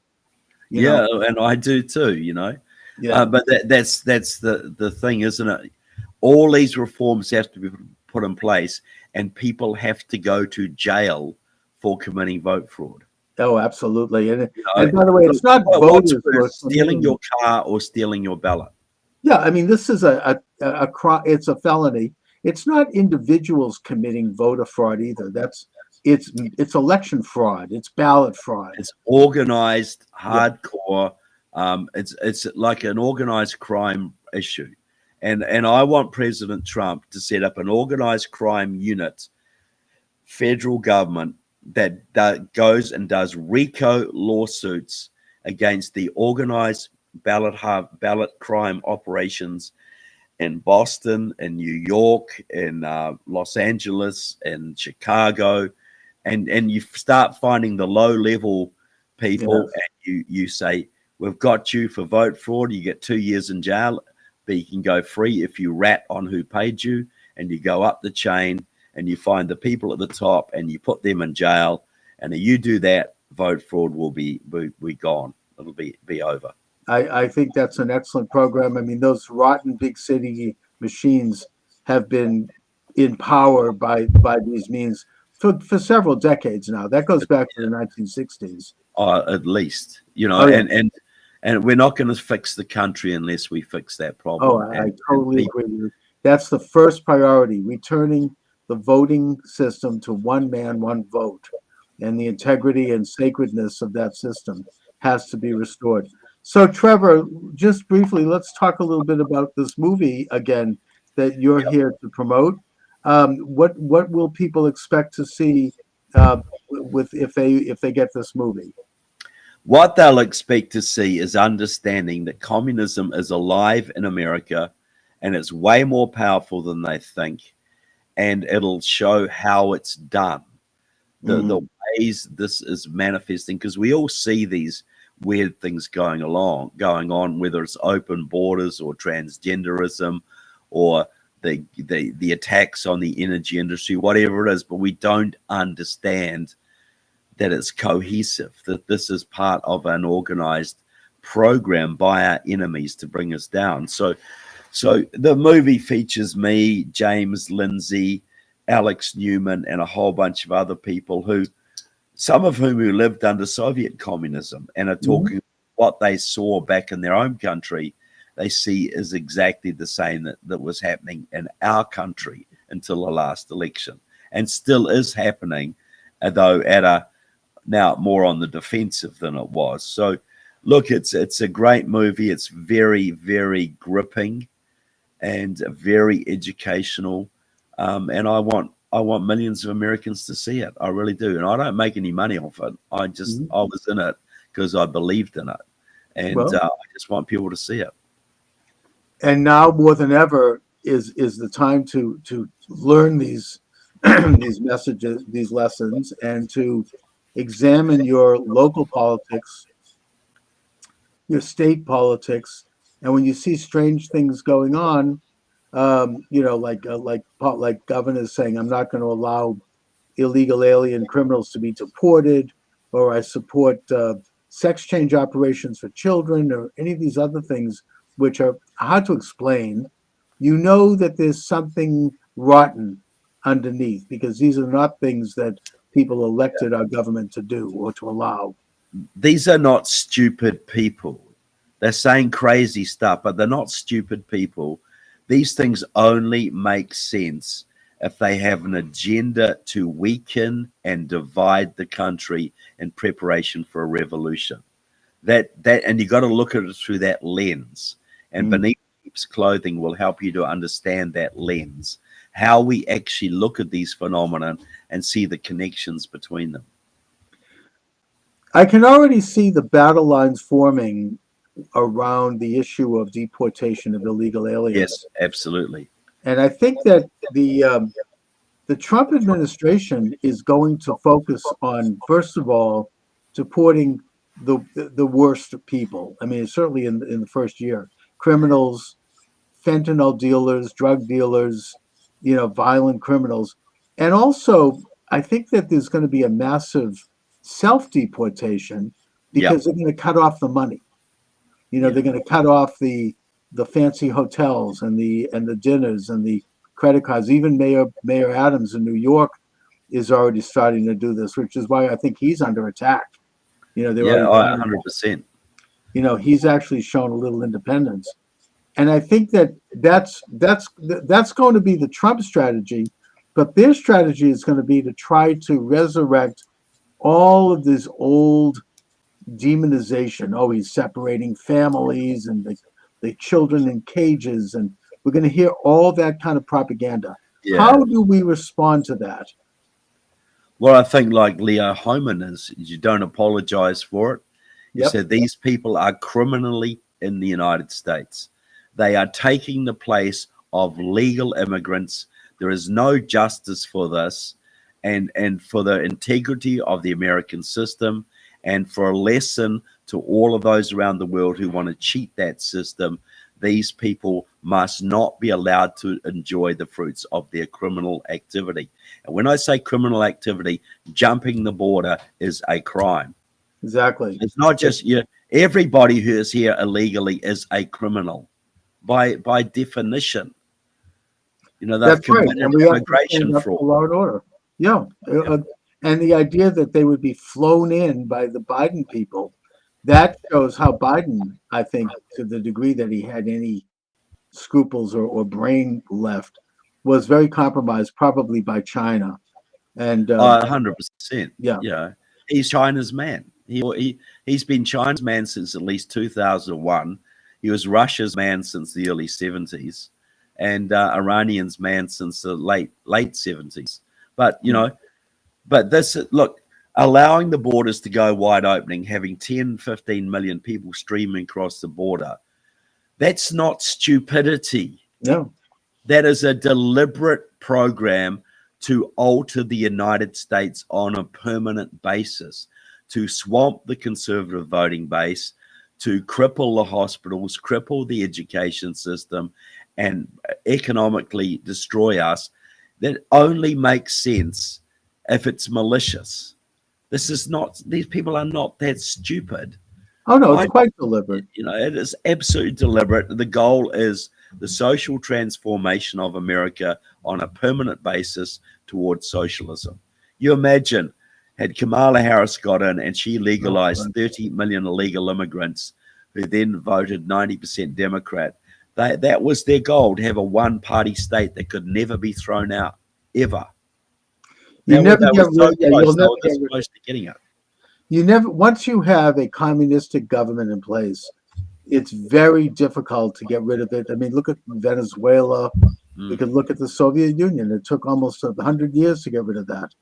I mean, it's they immediately assume control of all of the levers of power, all of the nexus of influence in a country, and there's just no defeating them. So people used to say to me when I campaigned against communism in the 80s, they'd say, "Oh, Trevor, if the people in Russia didn't like communism, they'd just organize a revolution and throw it off." And I'd say, look, to do that, you need a few people, right? So you got a room, you got 25 people in it. You're going to organize a revolution. 5 of those people are KGB informants, but you don't know who they are. And if they tell the KGB what you're doing, you're going to get executed. So are you really going to try and organize this counter-revolution? No, they use, of course, they have the mechanism of terror. I mean, I've talked to a couple of Iranian exiles here who have told me that they go back. That some people try to go back and they all get killed. I mean, it's just they control that ability, and they have an outreach all over the world. And so, through terror, certainly China does this.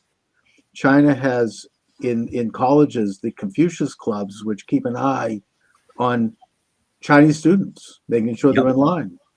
And they had about 17 secret Chinese police stations in Minneapolis and others, monitoring anybody who might say something bad about China, and then their families will get pressured. They will get kidnapped. They've actually kidnapped people from this country and taken them back to China. Chinese nationals living in America who have criticized the Chinese regime have been kidnapped and returned to China. Oh yeah, and that was right under Tim Walz's nose. Tim, China-loving Walz in Minnesota, was allowing this to go on.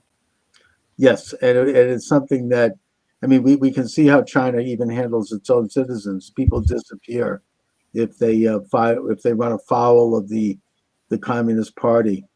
So Trevor, let my viewers and listeners know where they could get more information about you and your excellent work.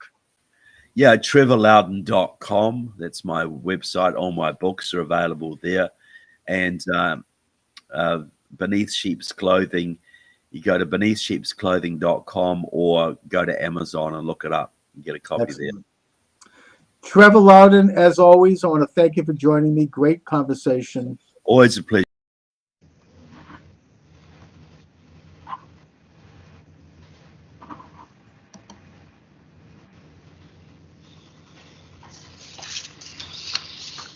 And good afternoon. Charles Moscowitz here. Steve Turley is my guest of this segment. Steve is internationally recognized scholar, speaker, and classical guitarist. He is a professor in theology, Greek, and rhetoric. Steve, thanks for joining me.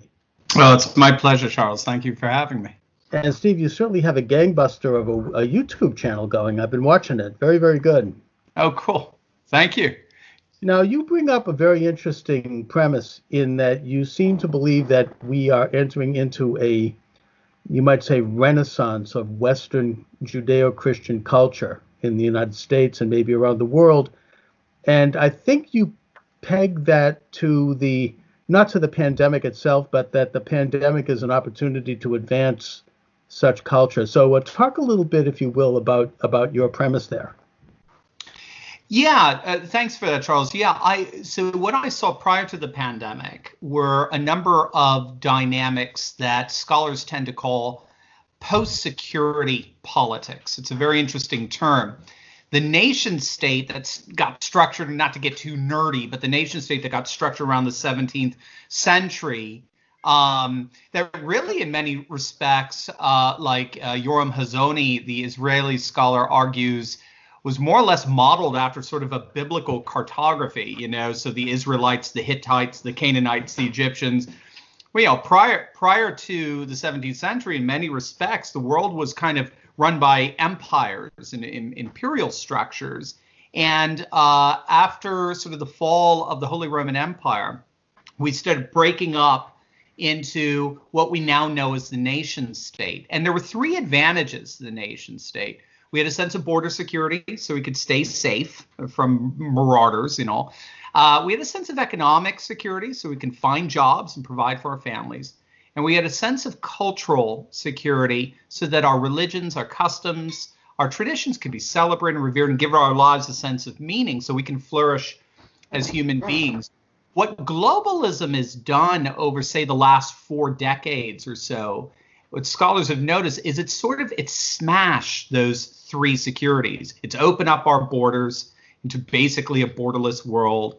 It's instituted what's known as an economic global division of labor, where manufacturing and industry has been shipped away from first world nations to so-called third world nations, China being the primary beneficiary of it. So we've lost all our manufacturing, and it tends to replace our customs, cultures, traditions with lifestyle values. Increasingly, proponents of globalism see our cultures, customs, and traditions as hateful, as bigoted, as discriminatory, and the like. So, in the face of all that, there's been a massive backlash, and that backlash is going on all over the world, where populations are increasingly re-embracing their borders, their economic manufacturing base, and their cultures, customs, and traditions as mechanisms of resistance against globalization. And in many respects, this pandemic is only, well, in frankness, it's hastening both dynamics. It's hastening the craziness that we see with globalists and their autocratic tendencies, but it's also hastening and intensifying the blowback against that. Everybody now is closing their borders. Everybody wants to bring manufacturing back home and the like. You know, it seems to me that the portrayal of the idea of the nation state and national sovereignty involves a major case of psychological projection on the part of those who advocate globalism, because the nation state is a very progressive institution. It's one that evolved over thousands of years, and it's one that, as you say, it protects a culture, it protects property, it's natural to a nation to protect the life and the safety of its citizens and their futures. I mean, it goes back to the Bible, really, and when they began to develop national borders after mankind tried to overthrow God in heaven at the Tower of Babel. You developed different languages, different cultures, different nations, and then the Bible, the Torah, goes on to give very specific borders for the nations and for all of the individual tribes of Israel. So the whole concept emerged. It's not new, and it's something that has advanced, and I think the greatest advancement in the great progression of the nation state was the development of the United States. Yeah. In that we have, we are the first nation to really embrace the biblical idea that rights come from God and not from the state, that we're created in the image of God. We're not God. And that as such, we have a limited sovereignty that we derive from God, and then we give a state certain powers that protect and defend those rights. It's not, the state isn't the supreme, which is of course a biblical idea, but it's a radical idea, and it's an idea that was patented by the founding fathers of this republic. So, I think that the pandemic brings to fore the necessity for things like property, and now we're protecting our own private properties more from this dread disease that is banging at the door. Nation. Exactly. And that the nation is protecting itself by limiting people coming into the country because they might have the disease. And I think that even the European Union, which is very globalist, as you say, they've begun to protect their borders because that's what you do naturally. I mean, the animal kingdom understands this. A bird understands this. Try to interfere with the bird's nest and see what happens. Dogs understand it. Go too close to a dog and see what happens. The idea of the nation state or the idea of the individual property is a natural thing. It's kind of hardwired into us, and this movement to erase it and to try to claim that it's anachronistic or something is actually an unnatural development. In many respects, what we're seeing now is simply a deference to the very nationalist, populist, America First policies that Trump had been implementing for the past 3 years. If I told you, say 6 months ago, that a North American leader of a North American nation, whose last name starts with TRU, has closed all his borders, has instituted a travel ban from Europe, China, you name it, in an effort to seal those borders, you would be shocked that I told you that one would be a fellow by the name of Trudeau. But it's exactly what's happened. Even globalists are behaving like Pat Buchanan right now. Even globalists are adopting this nationalist populism, and the whole idea of the supply chain, of farming out our manufacturing for pharmaceuticals to China, that's dead. That ain't coming back anytime soon, that's for sure. Right. You have Macron in France talking about bringing back industry to France. Japan has done the same thing as well, as starting to bring back their industry away from China. They start to see it as all economic nationalists do. They see the economy as a national security issue. We are a nation with an economy. We're not an economy that happens to be a nation that bows to it all the time. That's the very globalistic structure. And it's stunning. They did a study even before the pandemic. Breitbart talked about it, and they found that over 70% of the American public, when you polled them and asked them pointed questions that were reflective of an America First nationalist populist agenda, 70% of Americans agreed with it. The biggest, the single most conservative demographic, racial demographic on border security are African Americans. They have one of the highest, yeah, do you mind? Sorry, my phone is ringing. No, that's all right. They have one of the highest rejections of immigration of any population. And of course, because they're adversely affected by, especially illegal immigration with entry-level jobs.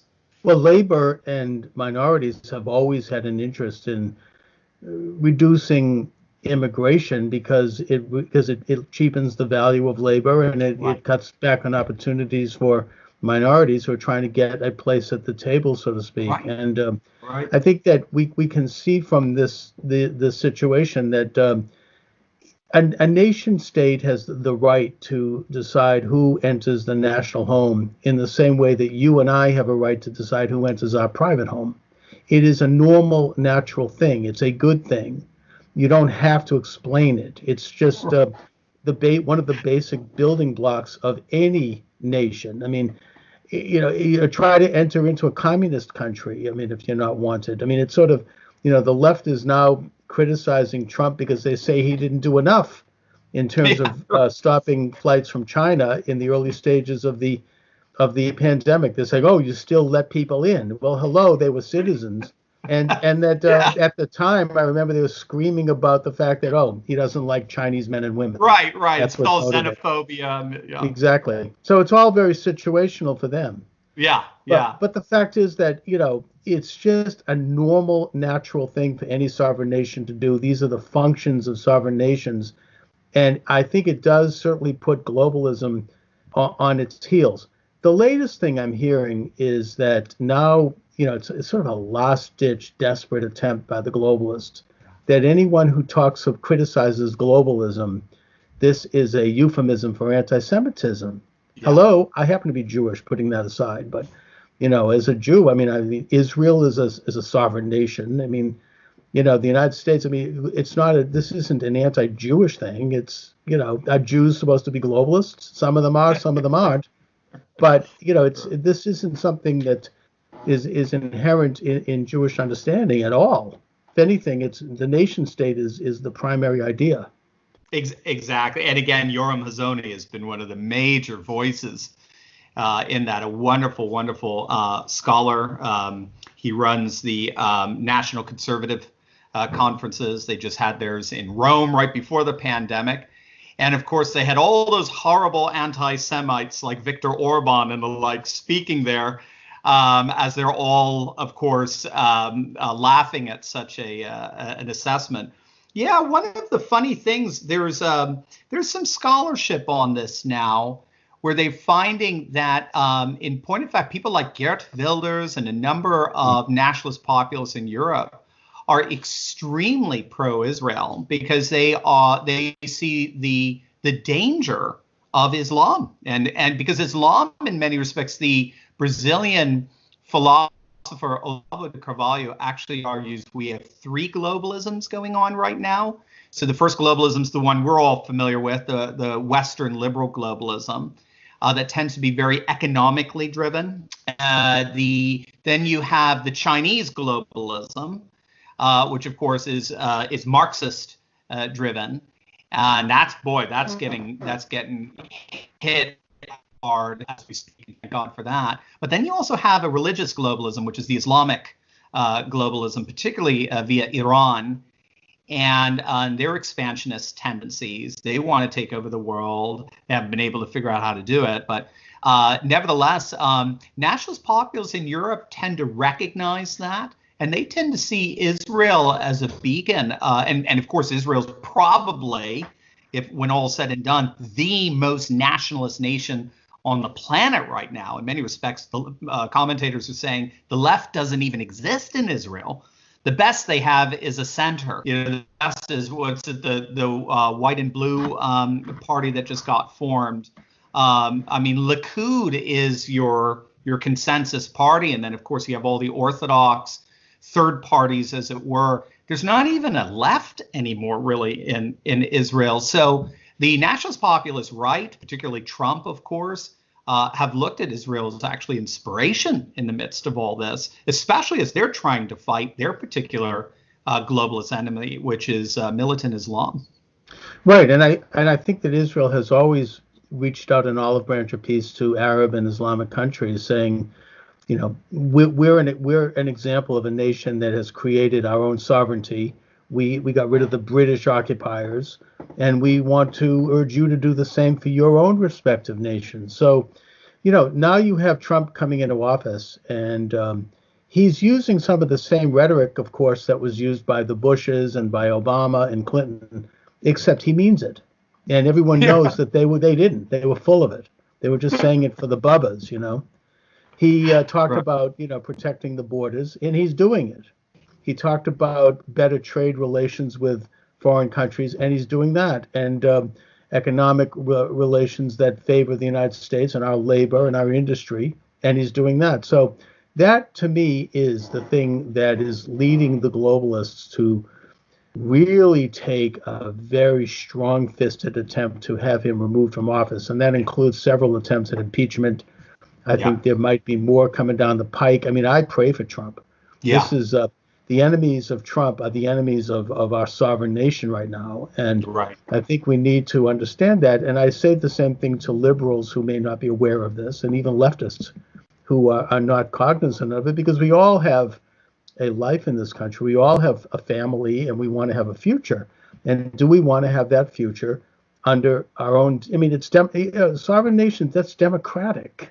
That means that you as an individual, as in a community, have more say and more control over your own life and destiny, not some foreign, unelected, faceless bureaucracy that's either in the form of an international form of governance or an international corporate form of governance. It doesn't matter. The point is that they have to be held accountable by a constitution and by elected officials who we elect to represent our interests. It's so interesting because even Bill Maher, an ultra leftist like Bill Maher, recognizes that if you actually want to have a conversation, a deep, meaningful political conversation, cultural conversation, you have to go to the right. The left is almost, it seems, incapable of doing that today, particularly the media, the mainstream, I like to call Marxist media. If you want to have a reasonable conversation, John Stossel found this out, Stossel being very libertarian. So being a libertarian, he's very liberal in many things, also conservative in others. He found liberals shocked and absolutely offended by the things he was saying, whereas conservatives are like, oh, that's interesting. Let's chat about that. That's why we have the talk radio everywhere. Talk radio is by definition 99% conservative because we love reading and thinking and reflecting and then conversio, having a conversation, because we're not afraid. We have a sense that there's truth out there. We're all trying to get to it. And we're confident that we feel a certain sense that we're really pretty close to it here. And when you have an entire political movement that says no, and anything to the right of us is by definition taboo. It's by definition now going to be defined as hateful, bigoted, homophobic, anti-Semitic, xenophobic, and on. And therefore, it's to be dismissed, rejected, and excommunicated. The cancel culture.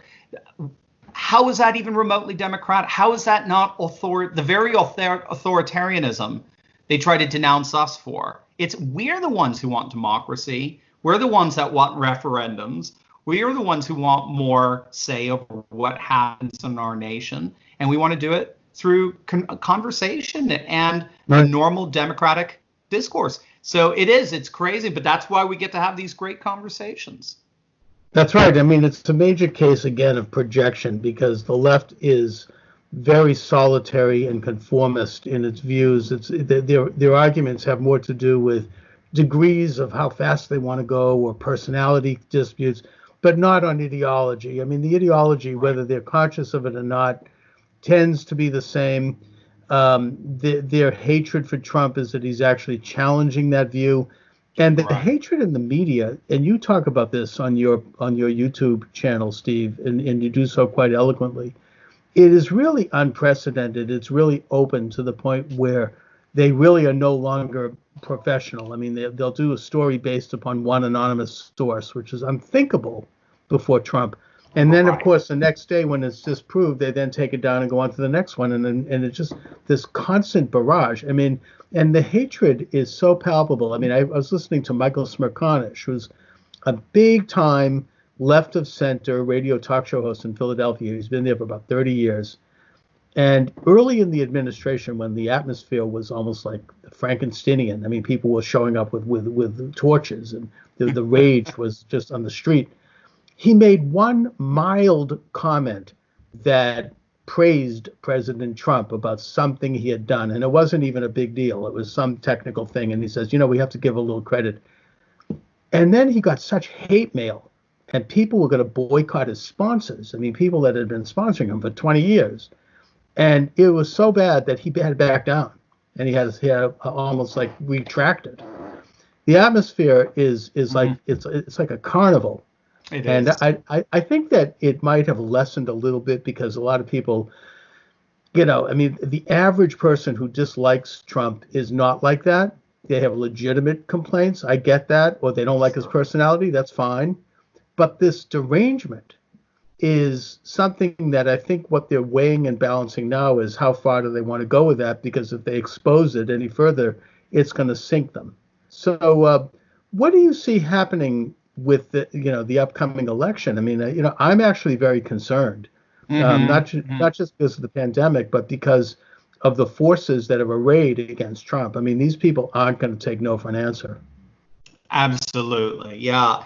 It's I think the way to situate the election, at least the way I'm doing it, is to have a healthy balance between recognizing we are in uncharted territory right now, especially with this pandemic, and we're going to have to see the economic fallout from it over the next few months. So we're going to have to see what's going on there, but also to look at it in terms of the patterns that have been pretty prevalent, certainly over the last 100 years of presidential elections.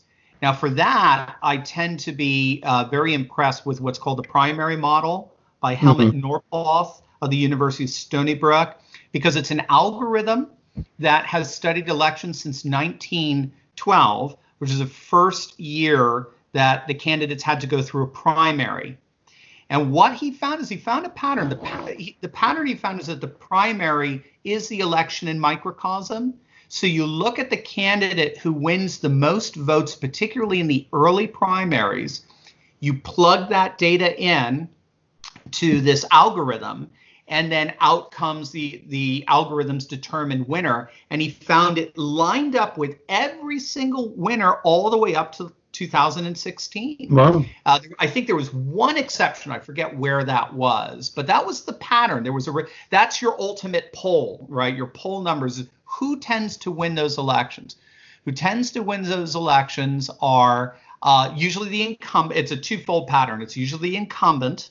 So if you've had the same party in power for two administrations, 9 times out of 10 we go to another party. It's we swing back and forth. Certainly since FDR and Truman, we've been doing that pendulum swing pretty consistently. Jimmy Carter was the one interruption with that. He had one term. And also Bush Sr. Well, Bush so what he says is Bush Sr. technically is the third term of Reagan. Oh, okay. So Bush Sr. getting voted in was the disruption of it. That's the interesting thing. So you had 12 years of a Republican administration there. So you almost had a little bit of a going back to the FDR Truman era to a certain extent.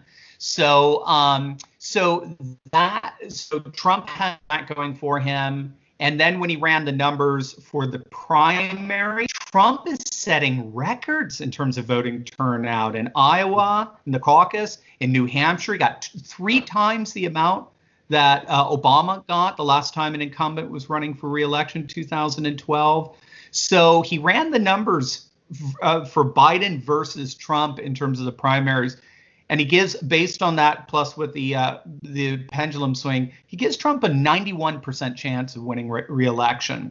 Now, he is saying this is unprecedented territory, but if it plays out the way it's been playing out for the last 100 years, we should see Trump in a blowout. We'll have to see. So I know what you mean. I'm with you 1,000%. I'm scared too. There's just so much going against him and everything like that.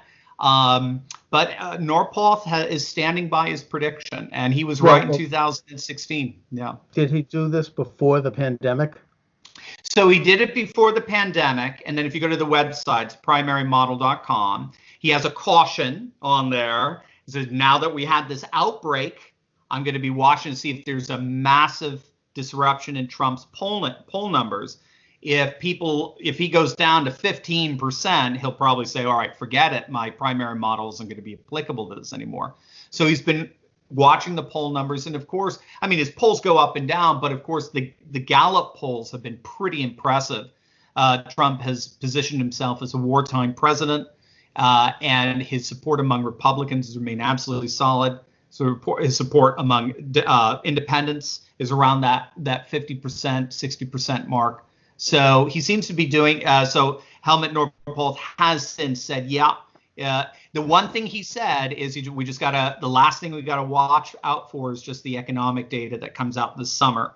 If we're going into this election with 20% unemployment, all bets are off. But if he can bring that back down, we can open up the country again, which you've noticed blue states don't want to do, interestingly enough. Right. So I think they know that's going to be, it's going to really hinge on that. Well, you know, it's all very unknown because the situation is so unprecedented. And I guess the question is, are they going to be able to hang blame for this on Trump? Are they going to parrot the communist Chinese line and do that?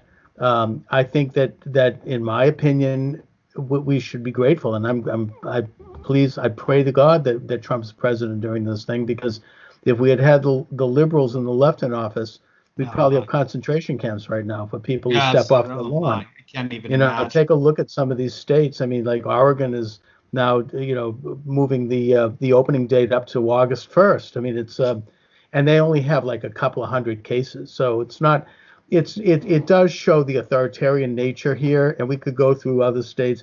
My own state of Massachusetts actually has been somewhat moderate so far. Okay. I guess maybe because we have a Republican governor. I don't know, but it's not as bad as Michigan or as some of these other states where they're arresting people for going to church. So, I think that all of it, however, remains to be seen. I think that I don't want to sound too tin hat here, but I wonder if they're trying to damage the economy as a way to stop Trump. I mean, I know that sounds far-fetched, but given the lowness of this, I mean, impeaching him and doing all these other things and all these, these conspiracies, I wouldn't put it past them. I mean, my way of thinking, I mean, they'll do anything. So, because we're not talking just about Donald Trump. We're talking about, as we started, Steve, a global movement that is, of which people are beginning to wake up. They're getting really woke, to use the term. In a good way, right? Yeah, in the real sense.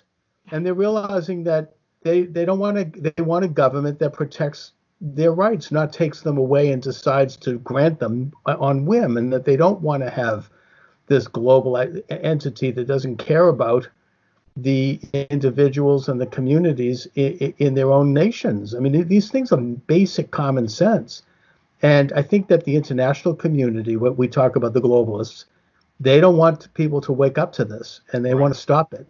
So I wouldn't put anything past them. Right. No, I agree with you. I do. Unfortunately, I have to. I mean, just look what they tried to do to Brett Kavanaugh. I mean, that was insane. That and was look at what's happening now. Yeah, I know. I I know. mean, we That's have the joke. Elizabeth Be Warren, careful. always a hypocrite. She's coming out Yeah, and yeah. says There you go, she Elizabeth. thinks And Biden is I'm from credible. Connecticut, by the way. I'm a fellow New Englander as well. Yeah. So, yeah, I know. Be careful what you weaponize. It's always going to end up being used back against you. And yeah, that's. You just look at what they were willing to do to destroy in order to stop. And, well, I mean, it comes down to exactly what you said, Charles. You had a great distinction.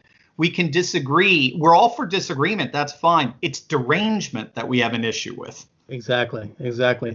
All right, Steve Turley, let my viewers and listeners know where they can read your excellent work, where they can see your excellent YouTube program. They can go, so if they want to see just the whole panoply of stuff, go to turleytalks.com. It's my last name, T as in Tom, URLEY Talks, like TED Talks, turleytalks.com. And then just all you have to do on YouTube to check out the YouTube channel is just punch in Dr. Steve Turley. It'll take you right to the page. All right, Steve, listen, I want to thank you for joining me this afternoon. Thank you. And we start recording on this one. And if you need to take some time, take your time. No, we're ready to go. Cool. All right. Charles Moscowitz here. And my guest is Charlie Robinson. And Charlie is the author of this really interesting book, The Octopus of Global Control. Charlie, thanks for joining me. Thanks for having me. Let's get into it, shall we?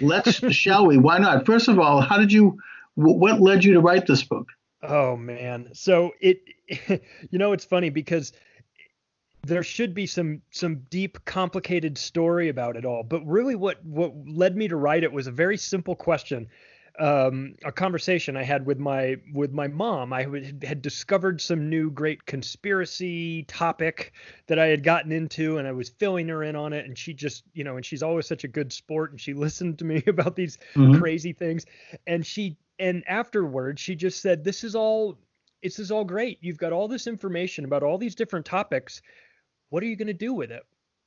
And I didn't have an answer. It never even crossed my mind that I had to do something with it. I just kind of, I just was compiling it in my head, and I was interested in the topics, but I never had any sort of plan. And after that question, I sort of, I just started thinking about it, and I thought, well, I could do a documentary. Well, I don't really have the background in film and all that. I could do a podcast. Well, I wasn't really at the point. I now have one, but at the time I wasn't really ready for that. And I just decided, well, I think I can write about it. I think I have a way of injecting my dark sense of humor into these dark topics. And I think I can find a way to make them, while still being respectful of how serious the topics are. I feel like I can do it in a way that also kind of makes it a little bit funny, because I've been inspired by guys like George Carlin and Bill Hicks and Joe Rogan and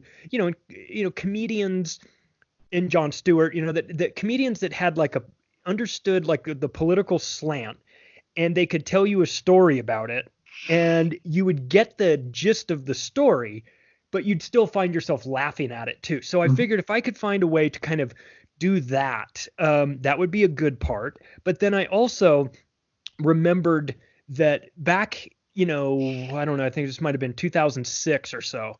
I made the mistake that a lot of us in the, I don't know if you want, I guess, truth community, if you want to use that term. I made the mistake that a lot of us in the truth community make, which is I brought up 9/11 at a Thanksgiving dinner, and I watched the table turn on me, and I watched everybody not appreciate my contribution to the dinner table conversation. And I also realized that through that botched conversation, I realized that they saw me as somebody that didn't have any sort of authority to talk about these topics, in part because I didn't have any authority to talk about the topics. I was just a guy that was interested in it.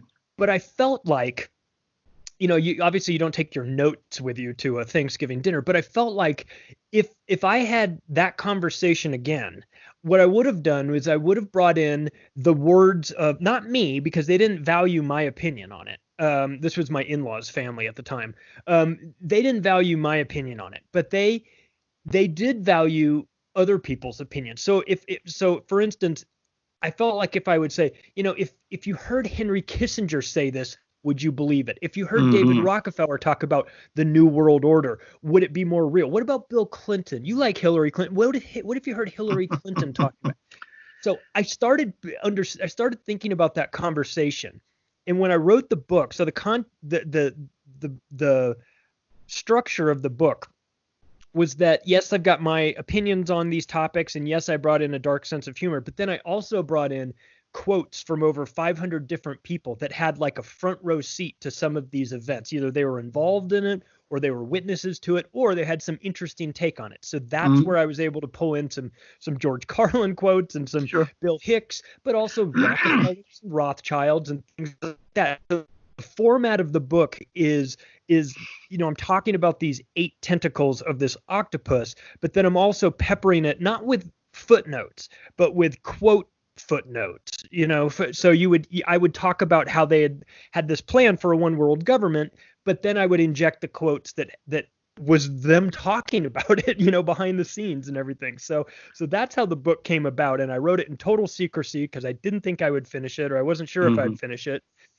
And when it finally came out, and when the boxes when the first batch of books got delivered to my house, I hadn't told my wife I was writing a book, which is maybe not the best strategy. I left for the day, or I was out doing something, and the boxes came, and my wife didn't know what they were, and she opened them and found all these books, a 540-page book, flipped it over on the back, and there's my picture on the back of it. Oh, and my. when I got home, she threw me out of the house for 2 days because she said I was cheating on her by writing the Now, book. did you send a copy to your in-laws? I did not, but they should get credit for spurring me to write this book. So that's kind of how it started out. No, that's amazing. I had a similar experience. I don't know where you fall politically, but after the last election, I was informed by my in-laws that the Thanksgiving dinner would be a Trump-free zone. And also, look, on a more serious note, writing a book and I've written more than 10 nonfiction books on similar topics. It is a great way to really go deep into a topic you're interested in and fascinated by. And almost anyone can now write a book with the access to the internet and Microsoft Word and several things.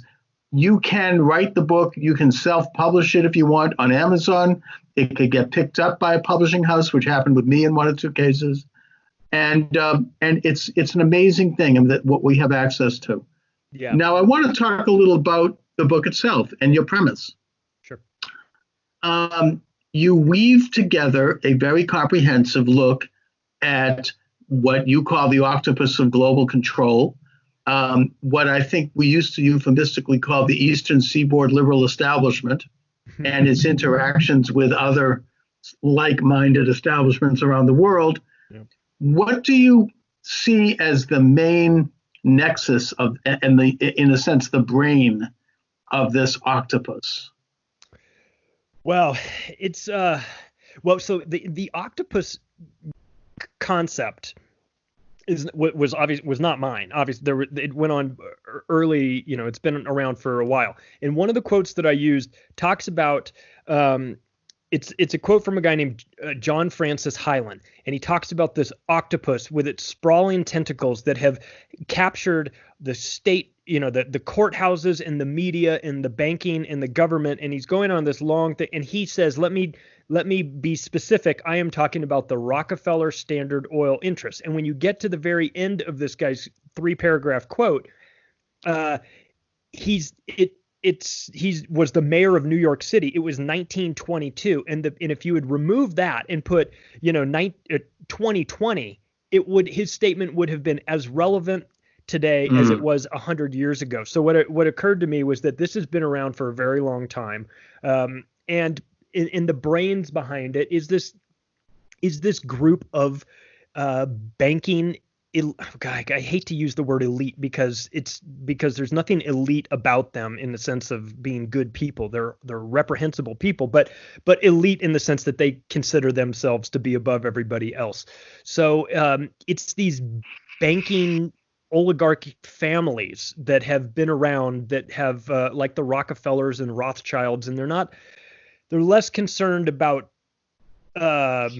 nationalities, and they talk about it in their own works as being internationalists. Now we call them globalists, but David Rockefeller talks about himself as being an internationalist. So it's these internationalist type families that have a controlling hold through their interlocking boards of governors and through the corporations that they run, through the central banking components that they are involved in. But it's a fluid situation, though, because I think that it's not just that. I think that there's new people being added to this octopus. I think that the new tech oligarchs are going to carry this moving forward. It's a philosophy more so than anything. It's a philosophy that they believe they are. They look at themselves as being the people that are making the tough decisions for humanity. They are doing the work that needs to be done, and that we should actually be thanking them for stepping up to the plate and taking care of this. And we see this, we're starting to see this now in a more modern context with what Bill Gates is involved in. And he would definitely be part of this group, part of this octopus. And you see him stepping up and saying things like, in order to get the economy back and get people out, everybody's going to have to take this vaccination. We're going to need to see where everybody is. And, and he says it in such a matter of fact way, as if like, oh, okay, well, we'll just follow you. But this is the mentality that they have. They've been either in control of their large corporate interests. They have tons of money. They're psychopathic in nature. They have a messiah complex, I would say. For sure. I mean, they believe that and a lot of them are well-meaning, but they believe they live in this kind of ethereal bubble that's resulted from either inherited success or actual success, to the point where they've gotten used to power, and they believe that they want to reach out and exercise their visions on the rest of us, that somehow they're smarter than the rest of us. Yeah. And while some of them are well-meaning, I think some of them are not well-meaning, they're sinister, they nevertheless believe in this kind of informal international governments that by which they leave in place the governments of the world, they leave in place the religions of the world, they leave in place the cultural institutions and the economic institutions of the world, but they would quietly exercise their power to control these things. And I think it was Whittaker Chambers in his book Witness, which is one of my favorite books. He referred to it as a conspiracy of gentlemen. It's not like a literal conspiracy where you have a bunch of people sitting around smoking cigars and, drinking scotch, in some wood-paneled room somewhere. It's a people who are like-minded, who think similarly, and who hear each other and make sure that particular type of voice and that particular means of communication is the predominant one that is heard. A perfect example of that is Barack Obama. Mm-hmm. And he's a classic example of somebody who was fixing parking tickets, and all of a sudden he's catapulted into the presidency, and he spoke that kind of language, that sort of double talk, that sophistic style where it's all coded and it's a lot of dog whistles and indirection. And, you hear that when you hear that, it was French scholar Alain Benescon who referred to it as the language of totalitarianism. It's not real. And one of the reasons that they so much hate and despise Trump is because he doesn't engage in that kind of language. He speaks plainly. He can be crude, and certainly he can be cruel, but is what it is. It's not, and when he says things, he means it. It's not like, Obama, Clinton, they all gave a lot of speak about strengthening America's borders and stopping illegal immigration and that kind of thing. But no, everybody knew they didn't mean it. And if you listen to the way they said it, you knew they didn't mean it because it was couched in this kind of doublespeak. Yep. Whereas with President Trump, he says it and he means it and he's doing it. Yep. So this is a major stick in the eye of this establishment tease, this internationalist set that scorns things like sovereign nations and belief in a creator of the universe and individual rights, and has contempt for those things as being backward and anachronistic. Yeah. Yeah. And people have always said, well, what are these guys just sitting around, like you said, sitting around a smoky table and, plotting out how to rule the world. It's like, well, they don't need to. They know what's good for them. They understand what works for them. They understand what benefits their industries, and they have relationships with other people, high-ranking people that understand the plan as well. And do they have meetings? Yes, of course they have meetings. They have Bilderberg meetings and Council on Foreign Relations and Trilateral Commission. They have all of these things, but above those organizations is a group of people that understand what works best for them, and they all understand what does best for them. So they push the policies that will benefit them in terms of either making them more money, which is not as high on the list as maybe everybody thinks, because when you have access to the central banks, you have access to the money, but it's more about controlling the minds of people and shrinking the power into as few hands as possible, and playing this game where they make it look like the nation states are calling the shots on all of these things and that the presidents are calling the shots. I totally agree with you. When you're Bill Clinton or you're Barack Obama or George H.W. Bush, that when you watch them speak, there's two speeches in one. There's always two speeches in one. There's one that goes out to the public, and then there's one that you can interpret much differently based on understanding the words that they use, the phrases that they use. There's even coded language, like like the way they use their hands when they put their thumb on top of they make a fist and put their thumb on top, and they do this. It's a very unnatural. If you watch politicians give speeches, when they do that, it's like a trigger mechanism. It's like waving a big banner that says, "I'm lying to you right now." I'm lying to you. Well, they affect certain mannerisms that are very studied, like the way Bill Clinton would bite his lower lip. I mean, this meant that he actually cared about anyone but himself, which we all know he didn't. Right. And I think they practice in front of a mirror how to deliver and how to gesture their arms.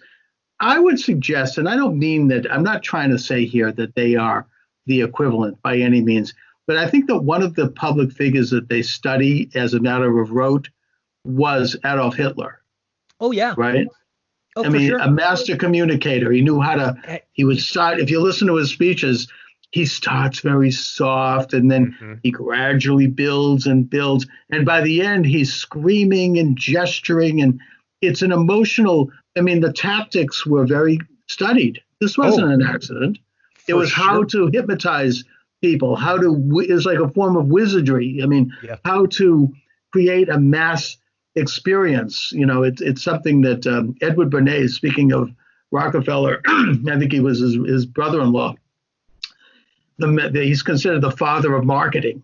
He wrote a book called Propaganda in the early 20th century, where he basically taught Americans to have bacon and eggs for breakfast. Yeah. He taught women to smoke. There were these Torches kind of like, liberty.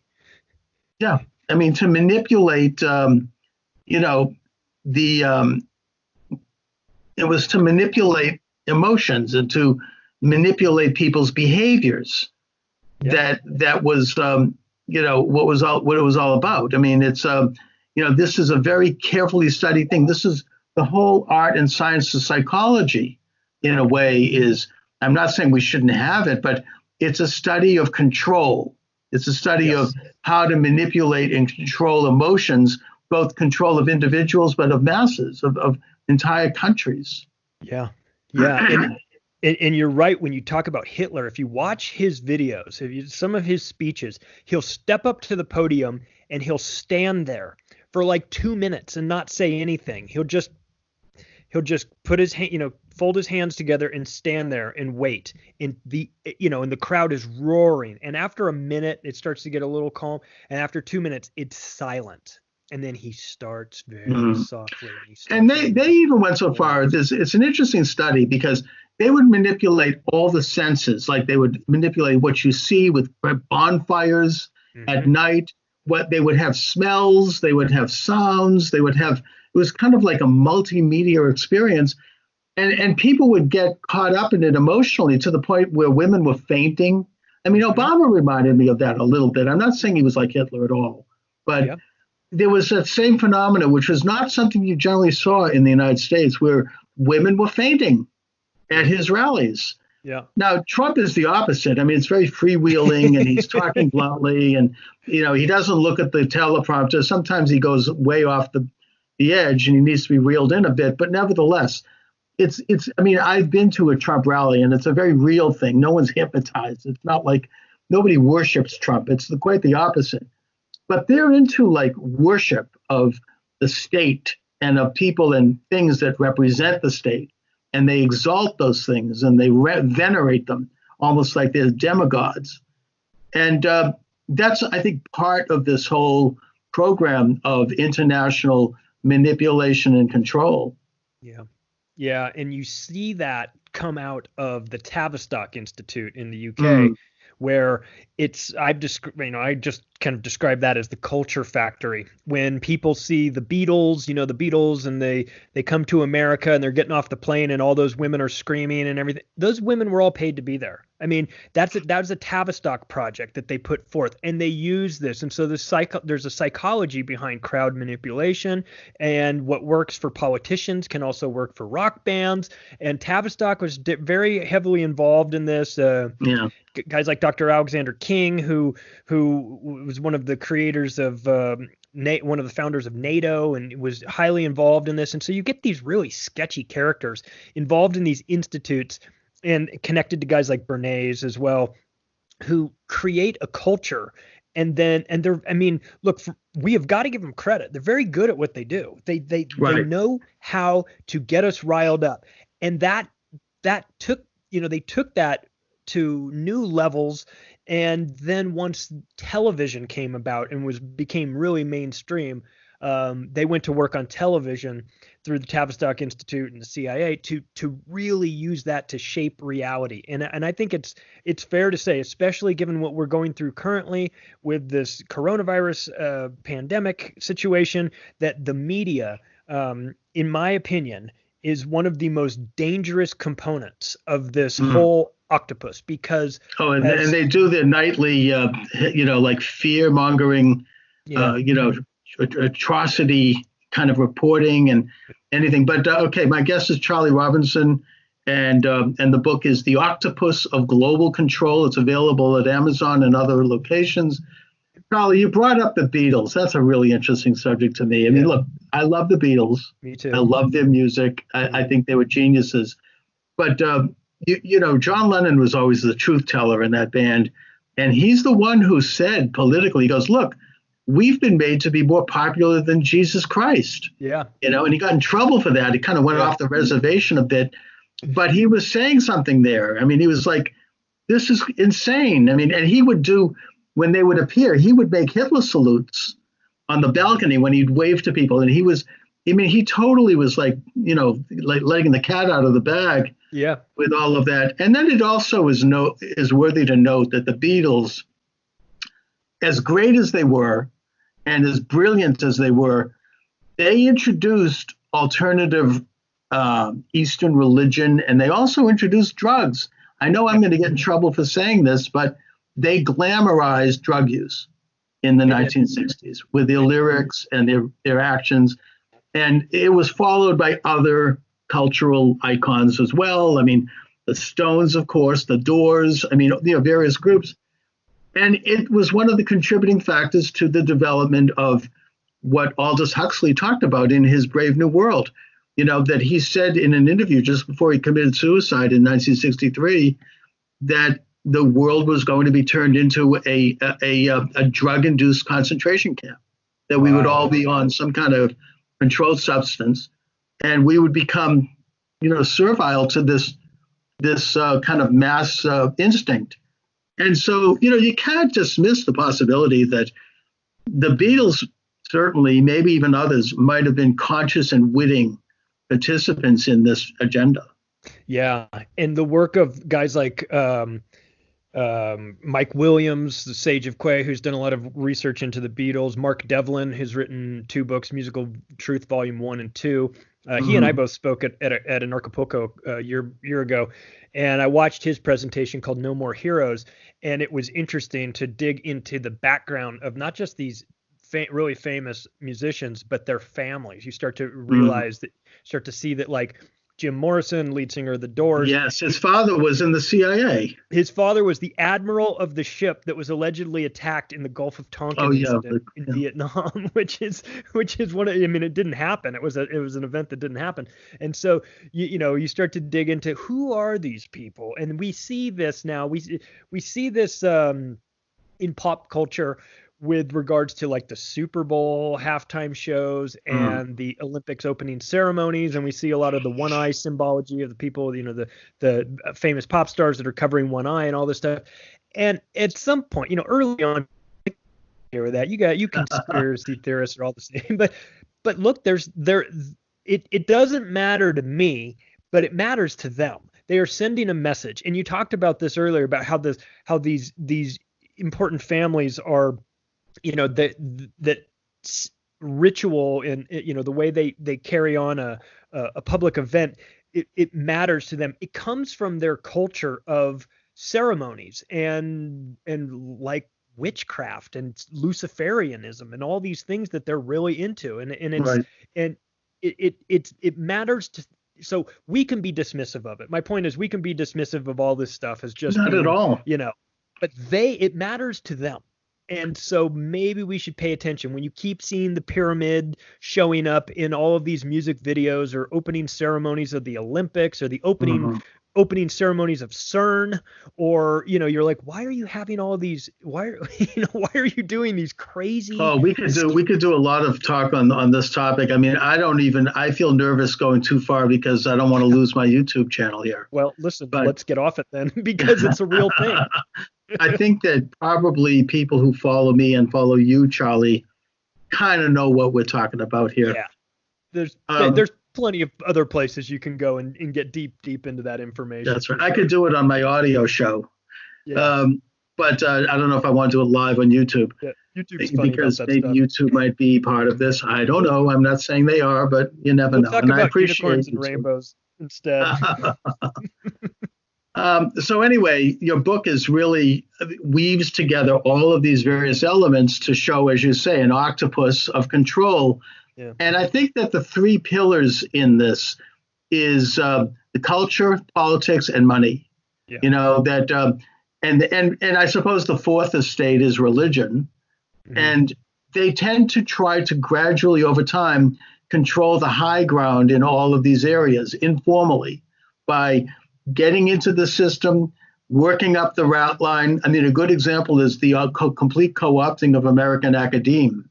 Oh, yeah. Starting in the 1960s and right up till today, liberals gradually worked their way into these institutions and promoted other liberals to come in and got rid of conservatives through attrition, to the degree that now, even I think Boston Magazine, and I'm in Boston, they did an article showing that Boston and Massachusetts universities are like 97, 96% liberal professors.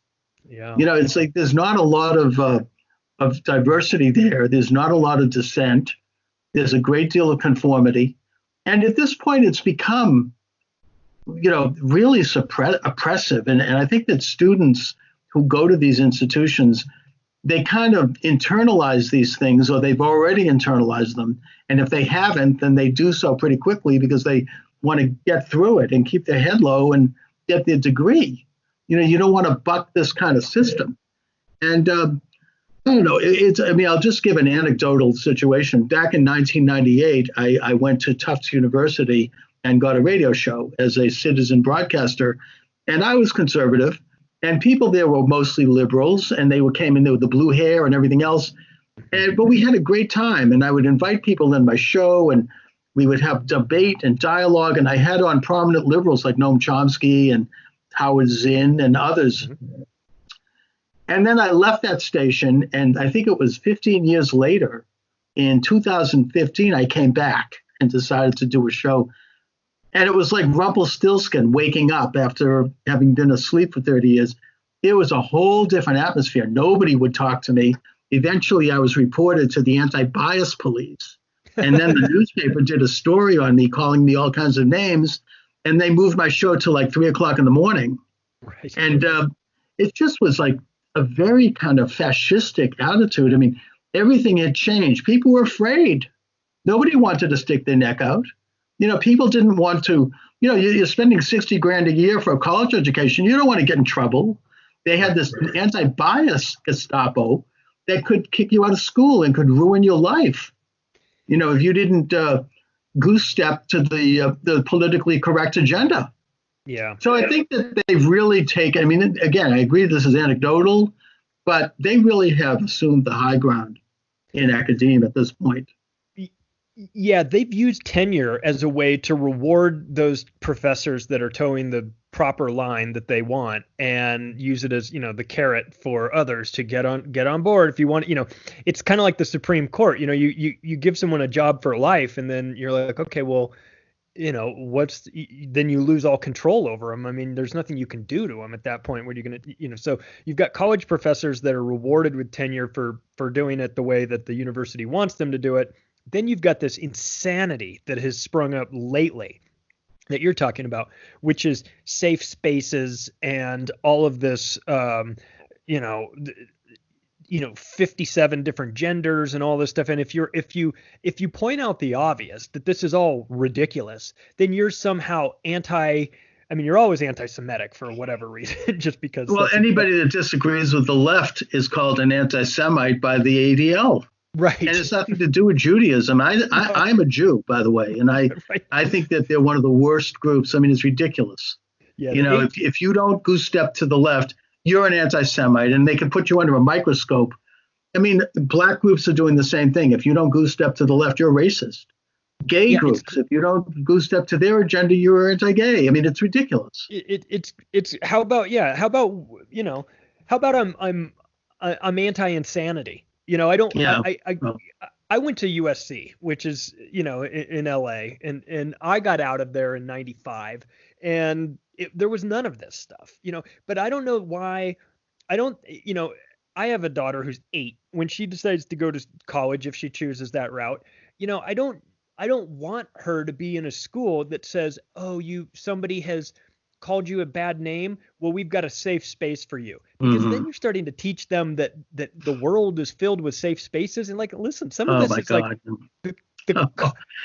no, I mean, I was broadcasting at Tufts, as I said, right. I came back during the Trump election, and people were like weeping, and they had to set up like safe rooms where people could play with Play-Doh, like they had reverted back to nursery school. It's crazy. I mean, and you know, this was a time, whether you like Trump or not, we should have been celebrating the fact that we had a peaceful election, we'd had a change of power, that we have a democracy in the broad sense within a Republican context, and that we're going to have a new administration, whether you like it or not. I celebrated when Obama was elected, even though I didn't vote for him, because that's the system. I mean, you know, you go into opposition, a loyal opposition, where you then criticize policies. You don't become the resistance. That's a communist term. You know, it's just anyway. But yeah. And I had this conversation with Sam Tripoli, who does Tinfoil Hat and is also a professional stand-up comedian. And I asked him, like, can you go out and play colleges? He's like, no, there's no way I can play a college. He goes, I have to make everybody in the audience happy. If I make one person unhappy, they go to an administrator who goes to, you know, who then comes up on stage and, you know, with the old hook cane thing and just pulls you right off stage. Well, who needs that stuff? And it's by the way, become like, I mean, look at they drove Ben Shapiro out of I think it was UCal. I mean, he's like a moderate conservative guy. I mean, we're not talking about some, you know, real ideologue there. Yeah. And I mean, they came up with pitchforks and burning. Yeah. You know, they were like crashing the door down. Yeah. And- it's insane to me. But And very well, this very well could be a product of what we were talking about earlier with this kind of mass manipulation and oh yeah, the establishment using the means of communication, the media, and the culture to present something in a way that is so pervasive and so over the top that people come to they internalize it. They are conditioned by it. yeah. And when you want to make a huge impact on society, if you're these maniac controllers and you want to impact society, it makes sense, like Adolf Hitler says, give me control of the textbooks and I control the next generation. So you've got them infiltrating not just the colleges and universities to get those kids thinking the way they want them to think, but also taking it a step earlier and going after the curriculum of schools. And one of the things that we saw early on was the Rockefellers and Carnegies putting lots of money into the compulsory schooling system. And we have Bill Gates in his new version of this, and he's one of the new Rockefellers, hiding behind his foundation. We've got him pushing Common Core, which is, if anyone has taken a look at the Common Core math component, it is, I don't know any other way to describe it other than intentional disinformation and torture of these kids, because it is so backward that it screws kids up, not to mention puts us way behind every other country in terms of math. What they're doing is they've invented a new way to do equations that is so convoluted and complex that it doesn't get to the basic function of arithmetic, where you actually can solve problems. It becomes something else it's creating a dyslexic impulse. And my friend, the late Dr. Samuel Blumenfeld, wrote many books about this. He used to come on my show all the time. And he talks about how phonics, which is the way you learn English, because English is a phonetic language, and you develop a reflex by which you put vowels and consonants together to form words. It was replaced by look-say reading, and it was done deliberately by this establishment, starting with John Dewey, who is the father of quote-unquote progressive education. And what it did was require the new reader to memorize words as if they're pictographs. It created a dyslexic impulse. You didn't really read, you were guessing, and you were like looking at sentences and kind of glossing over them and kind of grasping at their meaning. And the result was, according not just to Sam, but to a lot of researchers who are legitimate people, including this Harvard professor, her name escapes me right now, the result was dyslexia and eventually ADD and other social disorders. Wow. Because, if you can read, you can become a real independent, sovereign citizen. And that was interrupted by this whole rotten look-say method. And the Rockefellers had their fingerprints all over that one, by the way. Yeah. Yeah, it's really devious what you can do to the kids if you take the time to invest in these education systems. People don't, and I didn't realize this either until I started researching for the book, that the reason why when you're a kid and you're in a public school and all the desks are in rows, these single file rows, and then there's a bell that goes off, when class is over or when school's over. It's that the Carnegies and Rockefellers wanted to create a simulation that would mimic the working in a factory, because they own the factories, and they wanted these kids to go in, get this, like a minimum type education, so that, as George Carlin says, they're smart enough to work the machines, but dumb enough to not realize how badly they're getting screwed. And they incorporate the bells and the factory, the desks in a straight line and all these things, so that when a kid goes into school, this becomes very normal. And when they get out of school and they go to work at a factory, that also becomes just a continuation of this. And so it's very, what you realize is that we maybe haven't thought about it all that much, but they certainly did. They put a lot of time and effort into thinking of how this best would shape society for their benefits. And a lot of what we do and a lot of what we consider to be normal is normalized because they normalized us to it. It wouldn't be normal to us if it hadn't been for the influence of these organizations like the Rockefeller Foundation, the Carnegie Institute, and the Bill and Melinda Gates Foundation. And so we see this moving forward. So I think one thing that a lot of us need to be aware of is that sometimes these these organizations that purport to be there for the benefit of humanity are not actually doing the things they say they're doing, but they're actually being run by maniacs that want that have a very specific agenda, and they are shaping reality to fit their needs. And so somebody that thinks, oh, the Rockefeller Foundation is out there doing all this great work. No. The Rockefeller Foundation was created because the Rockefeller family was so hated by society because they'd been their companies had treated people so poorly that there was a massive revolt against them. And so the Rockefeller Foundation was started with these guys that had an understanding of the new concept of public relations and press releases and things like that. And they started working on their image, and they started having professionals come in and help them with their image. And now we see, now the average person sees the Rockefeller Foundation and thinks of it as this, foundation for the betterment of humanity. And that's not what it is at all. And so I think it's important for us moving forward to understand that the Bill and Melinda Gates Foundation is very similar in that respect as well. Right. No, I think you're right. I mean, they might do some good work as window dressing, but the fact is that part of the 1913 passage of the 16th Amendment, which was the direct taxation of income, and we need to realize that wasn't the case before that. Before that, the federal government raised money from tariffs and from apportionment from the states. The states would do taxes, and it was much more democratic in that sense. This gave the government the right to directly tax your income and also know everything about you from your tax return. But one of the addendums to that bill was the creation of foundations and nonprofits, which allowed these huge, behemoth, wealthy families like the Rockefellers and the Brown brothers and the Harrimans and these industrialists to put their money into these nonprofit silos, which they could then do two things. They could hire their kids, their ne'er-do-well children, and give them fat jobs and friends, and they could use the money to transform society outside of government by influencing the culture and using money to do that.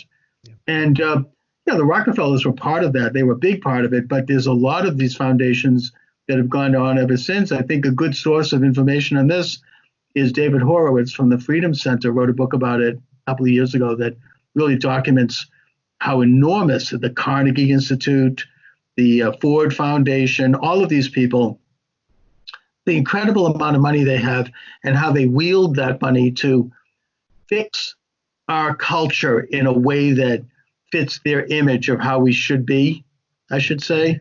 Now, again, I'm not saying they don't do also good work.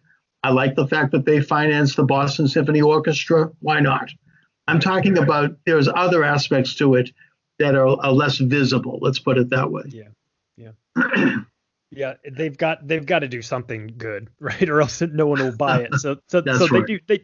they go around and they do things from time to time that benefit people. But more than anything, it's a tax shelter, and it's a vehicle that they use to so that they don't lose all of their wealth through once they die. So it's either easy for them to pass it on to their future generations and all these things. So yeah, it's always a very suspect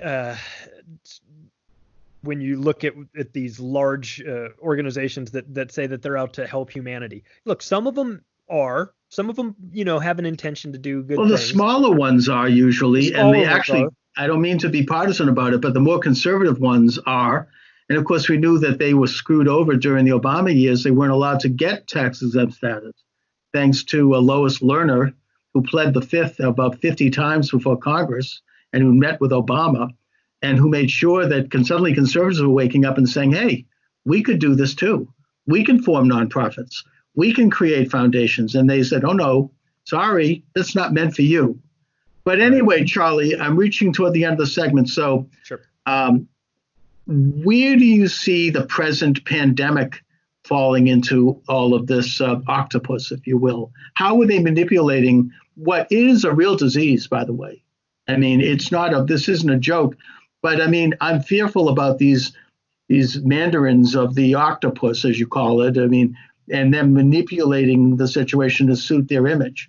Yeah, for sure. They'll take advantage of every sort of crisis that they get because it creates chaos and panic, and it becomes this whole, the problem reaction solution sort of situation. So it almost doesn't matter whether an event is real or faked, staged, or not as organic as it appears, because the damage that's done as a result of it is what really matters, because we're seeing things like everybody's lining up to just loot the government as much as they can. You've got big business asking for money. You've got industries that have, that should never get government handouts or tax breaks or things like the cruise line industry, when they register all their ships in Liberia and in Western Africa, and then the Kennedy Center.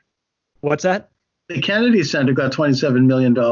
Right. Harvard got a big chunk of money. They've got more money than the Vatican. I mean, they've got like a $60 billion endowment, and they're taking money out of that. Yeah, anybody that everybody sees this opportunity and they go. Although they did return it after it became public, but yeah, exactly. They had, but that's actually surprised me that they returned it, because I would have expected them to just pocket it. But everybody's got their hands out in situations like this. The big pharma, which I don't trust at all, they're deeply involved in this, of course, with Bill Gates. Well, they want to make. I mean, I think that's why they are discounting hydroxychloroquine, which, by the way, from what I understand, is very effective and very low risk.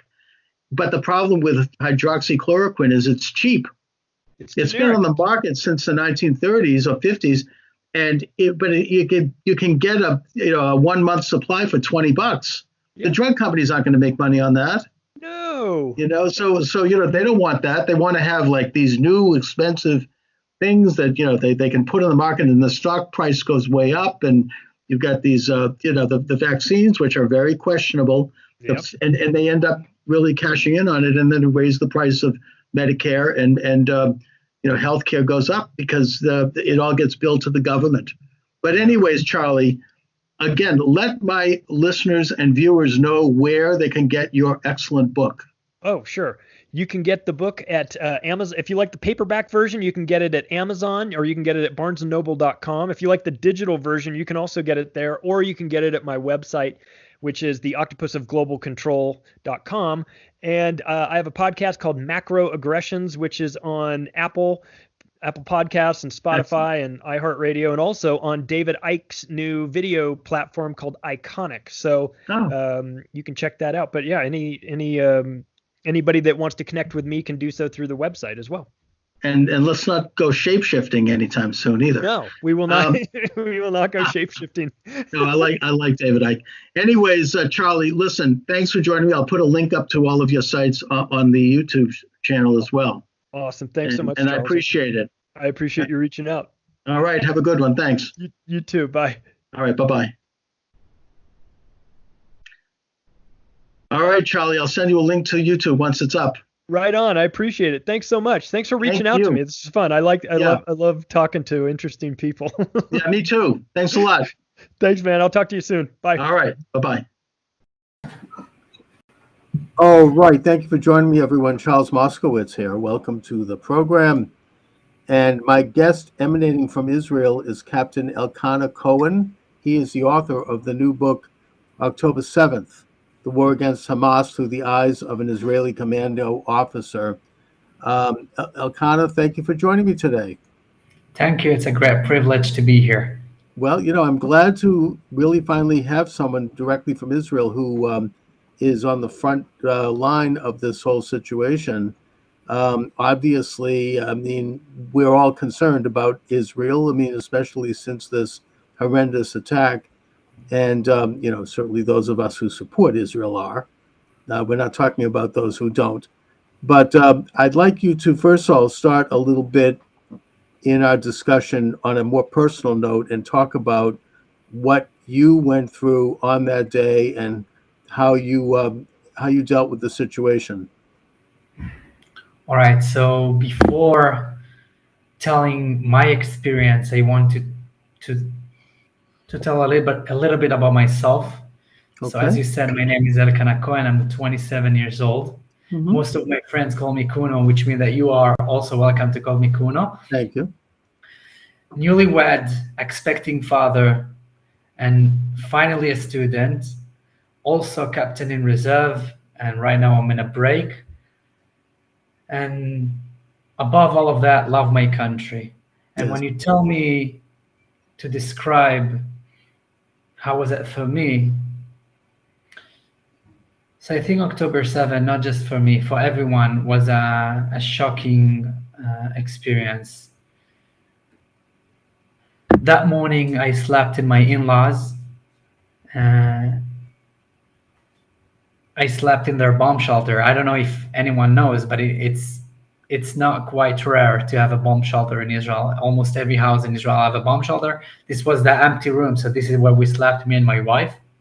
And at 5:30 in the morning, she wake me up terrified, and she told me that 100 of terrorists are chasing us, and I couldn't use my gun for some reason. I'm usually walk with a gun, and for some reason I couldn't activate my gun. I told her, Shiran, don't worry, it's just a nightmare. I hugged her and I went back to sleep.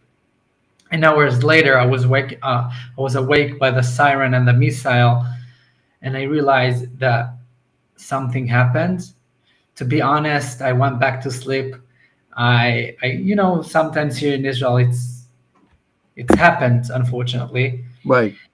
And then hour later, when I woke up, I realized that it's not just a regular thing. And I ran into my house, which is 15 minutes walk. I opened my phone. I'm religious, and usually I'm not using my phone during holidays. Right. But I opened my phone. I called my commander and I asked him, "You'll see what's happened, and just for you, let you know I'm here, and whatever it takes." And he told me, "All right, prepare your stuff. I actually don't know anything what's happening yet and now." And while I'm turning off that phone call, I'm getting another phone call of my friend Gabi from a unit, and he told me that Shiran, Elkana, where is Shiran? Shiran, she's my wife. I met her on my active service. She also served in my unit. And he told me, you and your wife both called up. And for people who doing reserve, it's fine for me to get to called up, but me and my wife at the same time getting called up in a holiday, Right. I realized that we are in something. Something big. Now, Yeah. is your parents-in-law located near Gaza, or where in general were they? Where were they? So I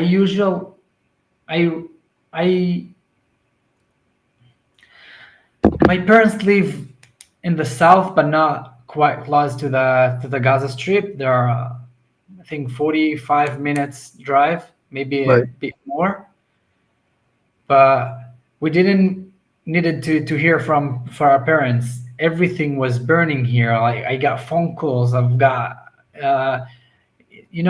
nothing even started yet, and I already figured that some of my friends already got murdered, unfortunately. And me and my wife, as I told you, we went to the base together. And that time I got another phone call of my friends from my old team, the one that I used to train with from my active service, and I decided to join them and to be part of their team. Usually, as I'm a captain and I have a different job, different Mm-hmm. place to be. But that time I decided that I couldn't stay from the side and do something else and instead of fighting. So I joined my friends, and this is how everything began. Right. So the thing that impressed me a lot in this horrible situation was how Israel really pulled itself together completely, and I mean that as a society and politically and militarily, the people started to just go out there. You had retired boobies and zadis showing up, and really ready to fight, and everybody kind of was, clicked into action. I mean, to deal with the crisis, and I think that had it not been for that kind of mobilization, it would have been a lot worse, because it seems to me that the IDF was caught flat-footed. Yeah. that time was amazing because it wasn't just one person. I think everyone who realized the situation just did everything as much as he could in order to save those people in the south. Some of them went to the bases, some of them took their own pistol and went down to the Gaza Strip in order to fight. It was amazing because usually when you see terror attack happen, most of the time you can see people running away. But in our case, people run into the terror attack, into Yes. the breaching in order to fight and to protect their brothers and sisters that are getting slaughtered right now. So I think it's part of our Jewish DNA and the Israeli culture, not just the Jewish, because I can tell you that there was also Muslims who ran and Oh, yeah. Christians. There's a Muslim bus driver who saved many people. I mean, it was just everybody mobilized in Israel, and it was an extraordinary aspect to the story, one that is very inspiring in the face of this horrendous atrocity. Now, there are people on the on the anti-Semitic side of the fence who are denying the level of atrocities that were committed by these terrorists pouring over into Israel, but yet they were filming it themselves. They had their own smartphones and they were making videos and bragging and sending it back to people saying, look at how many Jews I killed. And, and they were filming many of the atrocities that we've heard about and that the anti-Semites want to deny happened. So it's not really a matter of the Israelis talking about this. It is these depraved and hateful, genocidal terrorists who were talking about it and who were performing this kind of atrocious event. Yes. I'm always sad that if it wasn't for hate, those protests, I'm the first one to go and speak with the people who protest, because if they are actually protest for the Palestinian, I think they just don't know the fact, because the IDF do as much as it can in order to protect those civilians, and Hamas is the worst thing that can ever happen to any Palestinian, and people don't understand that. That you see people protest for Hamas, gays for Hamas. It's almost, I don't know, it's almost like a joke, because if they will be in the Gaza Strip, those people are going to be slaughtered by Hamas themselves. So, well, it's not rational, and it's also very well funded by Qatar and others who contribute huge sums of money to American colleges, and they have successfully pitched this this atrocity propaganda to the left and to the same people who came out, against Trump. I mean, not to get into a political issue, but the pussy hat ralliers and all the rest, and the people who burned American cities, particularly black neighborhoods after George Floyd's death. These are the same motley crew of people who are now agitating against Israel. And again, this isn't an issue of whether or not Israel should negotiate the so-called two-state solution. It's more a group of people who want to destroy Israel and openly do so. And that they began the agitation within hours after the attack. So Israel didn't really respond yet. I mean, Israel, I think there was several weeks before Israel responded by going into Gaza. So, it's pretty obvious what their agenda is. So, Elkanah, then you're deployed. Can you talk a little bit about that? What happened in Gaza in terms of deployment? And has the operation been successful? I mean, I wonder if it has not been as successful as we might assume. Not that you can talk about specifics. I understand that. So if I share my experience, I think that in some places, yeah, we did manage to have success, a huge success, and unfortunately sometimes we were the one to rescue bodies of hostages that were kidnapped and slaughtered. So it's always sad because you feel like it is a success. You rescue your own people, but you rescue bodies. And it's hard to feel it's hard to realize that you call it as a success. It's not really a success, No. but yeah, we did manage to bring the body of the family, to bring the loved one into bury, which is also a big thing. And we discover lots of terror tunnels that used Hamas, and we destroyed them.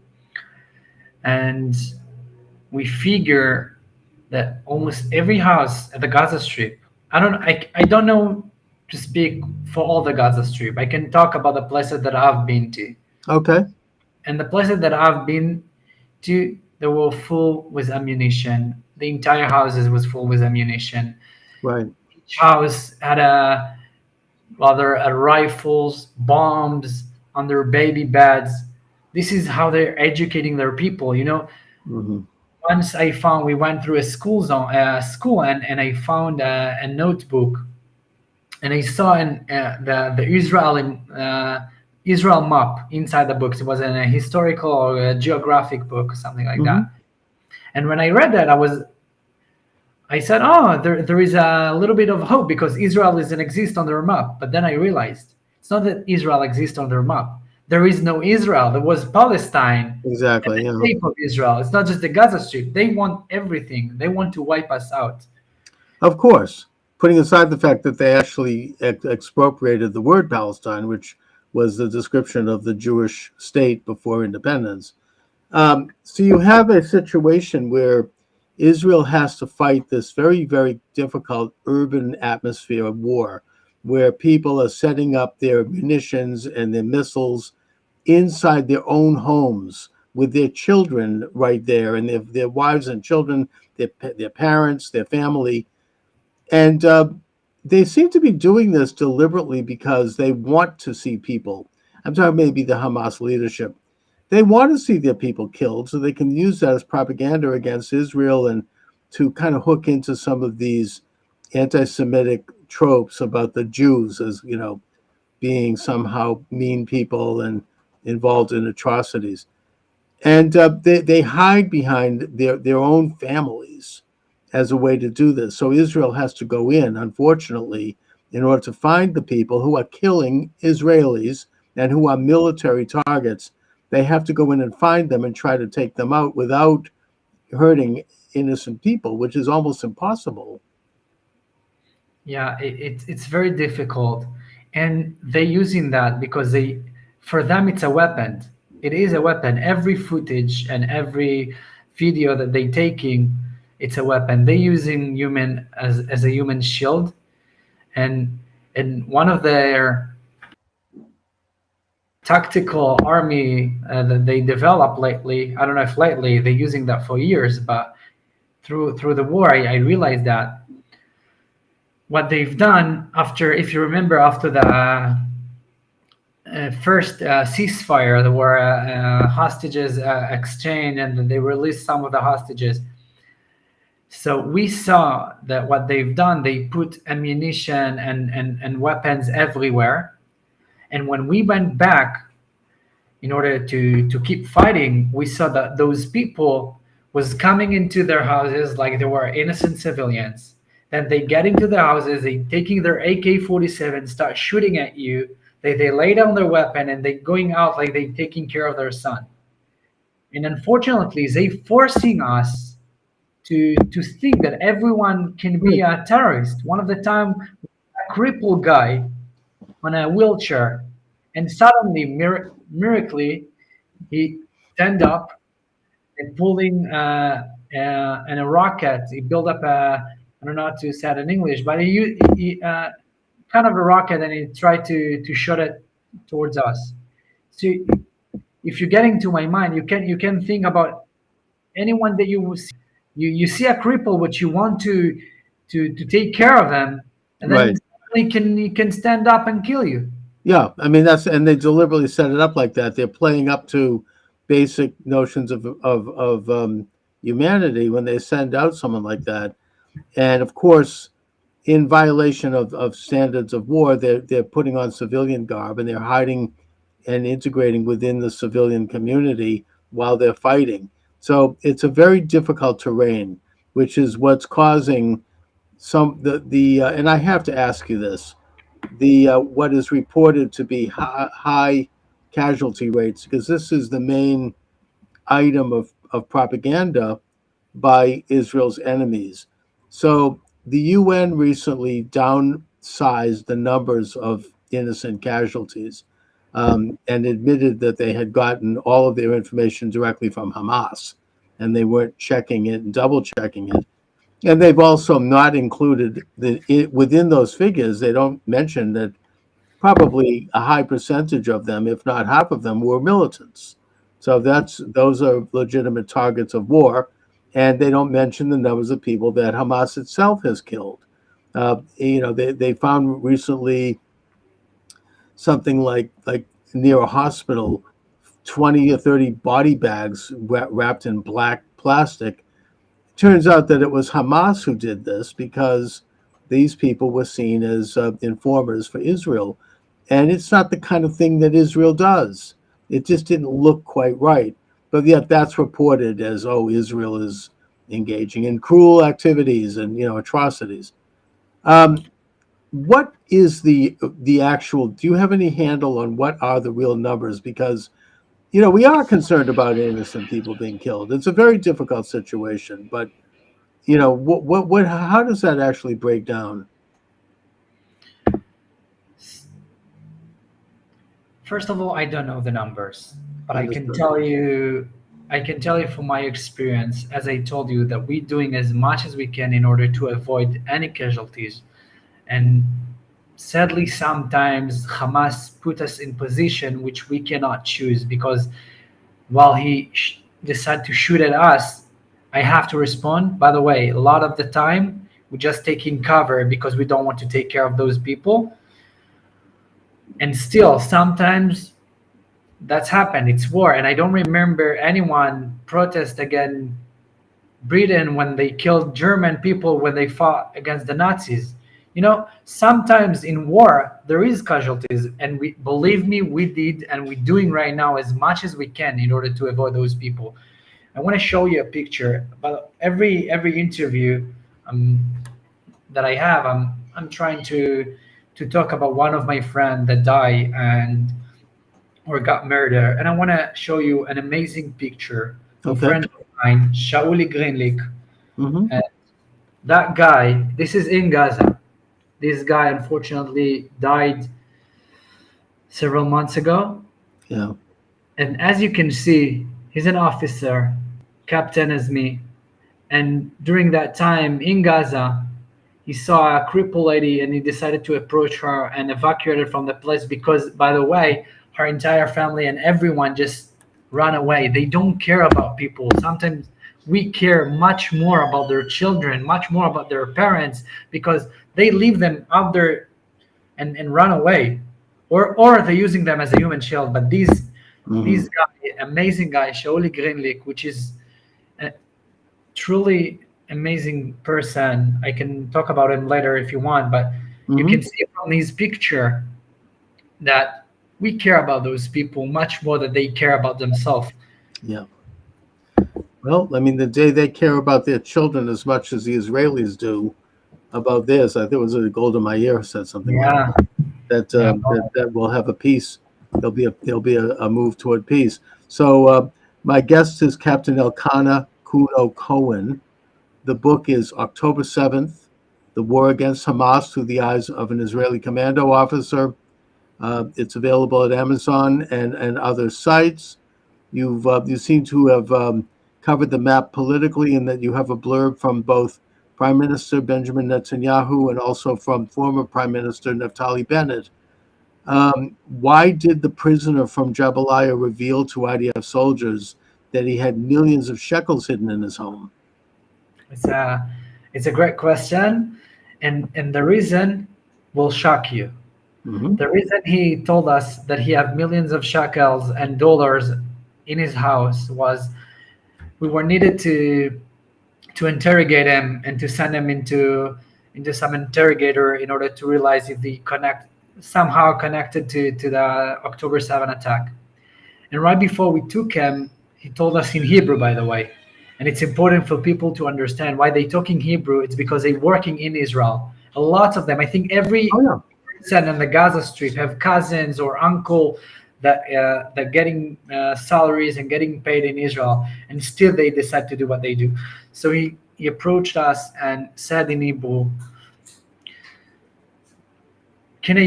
I'll say it in English, not in Hebrew. But he said, I have all of that amount of money in my house. So my friend asked them, why do you telling me that? You want to lead me into a bomb, into a how you say, a booby trap? Mhm. Yeah. So he told them, no, the reason that I'm telling you that it's because if I leave my house, the Palestinian people who lives here, the Gaza people, will the first second after I'm going to leave my house, they're going to steal everything. And you know what? I'm trust you. I trust the IDF soldiers. And it sounds weird, but I think that you can hear huge truth in this sentence, because they know that they can trust on us and that we are actually moral and working with humanity code, that they can trust us while they acting like animals. Lots Right. of them.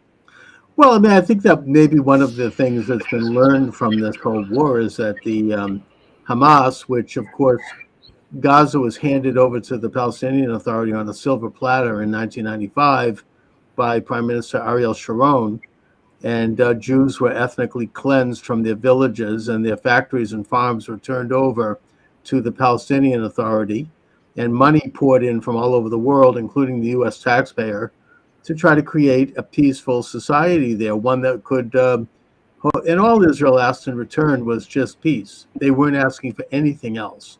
They weren't even asking for recognition. They just, they wanted an end of the hostilities. And this was an opportunity for the Palestinian Authority to turn Gaza into what would be the equivalent of Hong Kong. I mean, they're talking about beachfront property. These people are not poor there. You take a look at Gaza, from pictures. I mean, this is like the French Riviera. And they could definitely could make it as an amazing place. I think they have the nicest beaches in our area.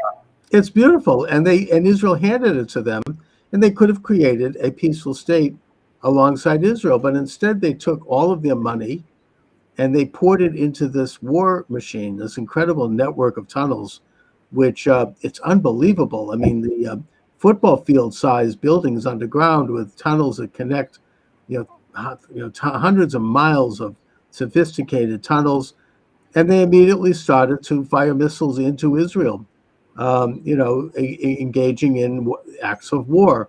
They immediately started to ship shipments of armaments, like from the Caribbean B, and that's why Israel had to put a blockade.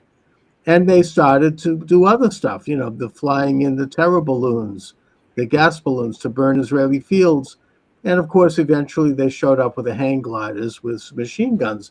So, here you have a corrupt leadership there that, they're going to steal every penny they can. And instead of investing it in their own people, they're going to build a war machine in Israel and engage actively in a war against Israel. Not to mention that they siphon off enough so that these guys in Qatar have a bank account like $3 billion each.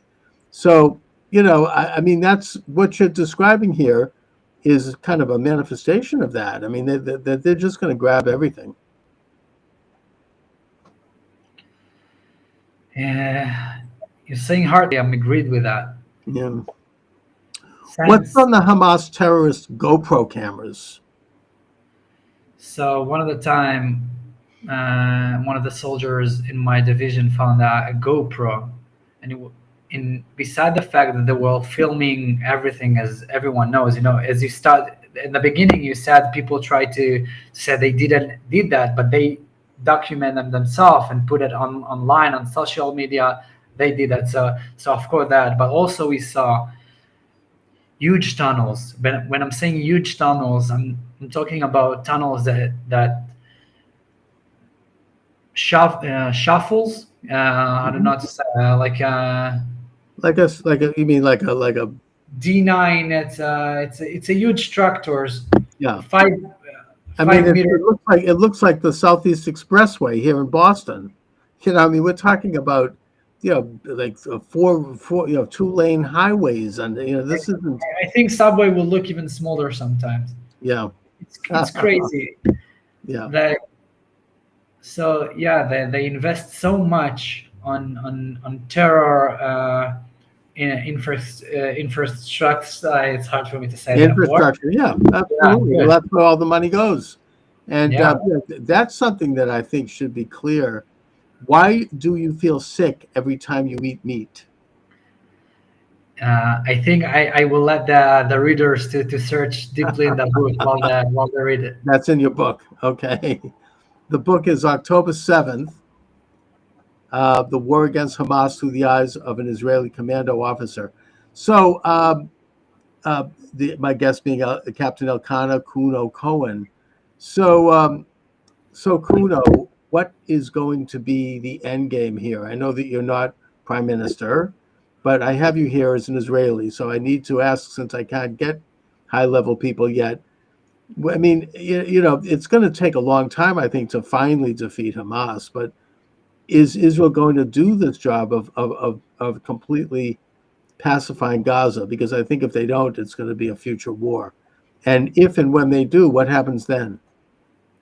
So first of all, as you said, I'm not the prime minister. I'm the one who... Speaking for yourself. Yeah, I'm speaking for myself, and I'm also the one who do what he needs to do. And right now, as I told you, I'm on a break reserve, but we always here and ready to protect our country. But before I'll tell you what I think that they're going to be, I also want to say thank you for the people that maybe the people who watched that video and the USA government. I know that there is disagreement what they should do or what they shouldn't do, but me as a soldier, the fact that we're getting the support, sometimes we got equipment, and we also in my active service, I had the privilege to train with Marines, which is bonding us, and I think it's a great connection. And when we're talking about how the solution will be, in that moment when we figure that this is not just Israel war, because Israel is the only democracy in the Middle East, and we are a void right now from all the other democracy to fight against those terror organization.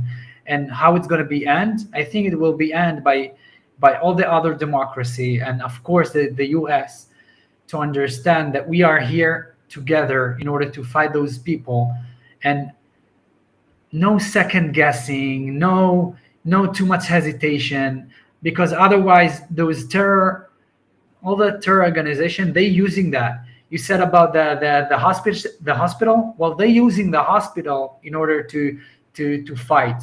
Oh, their headquarters is underneath that hospital. Yeah. But I want to get back to my question here.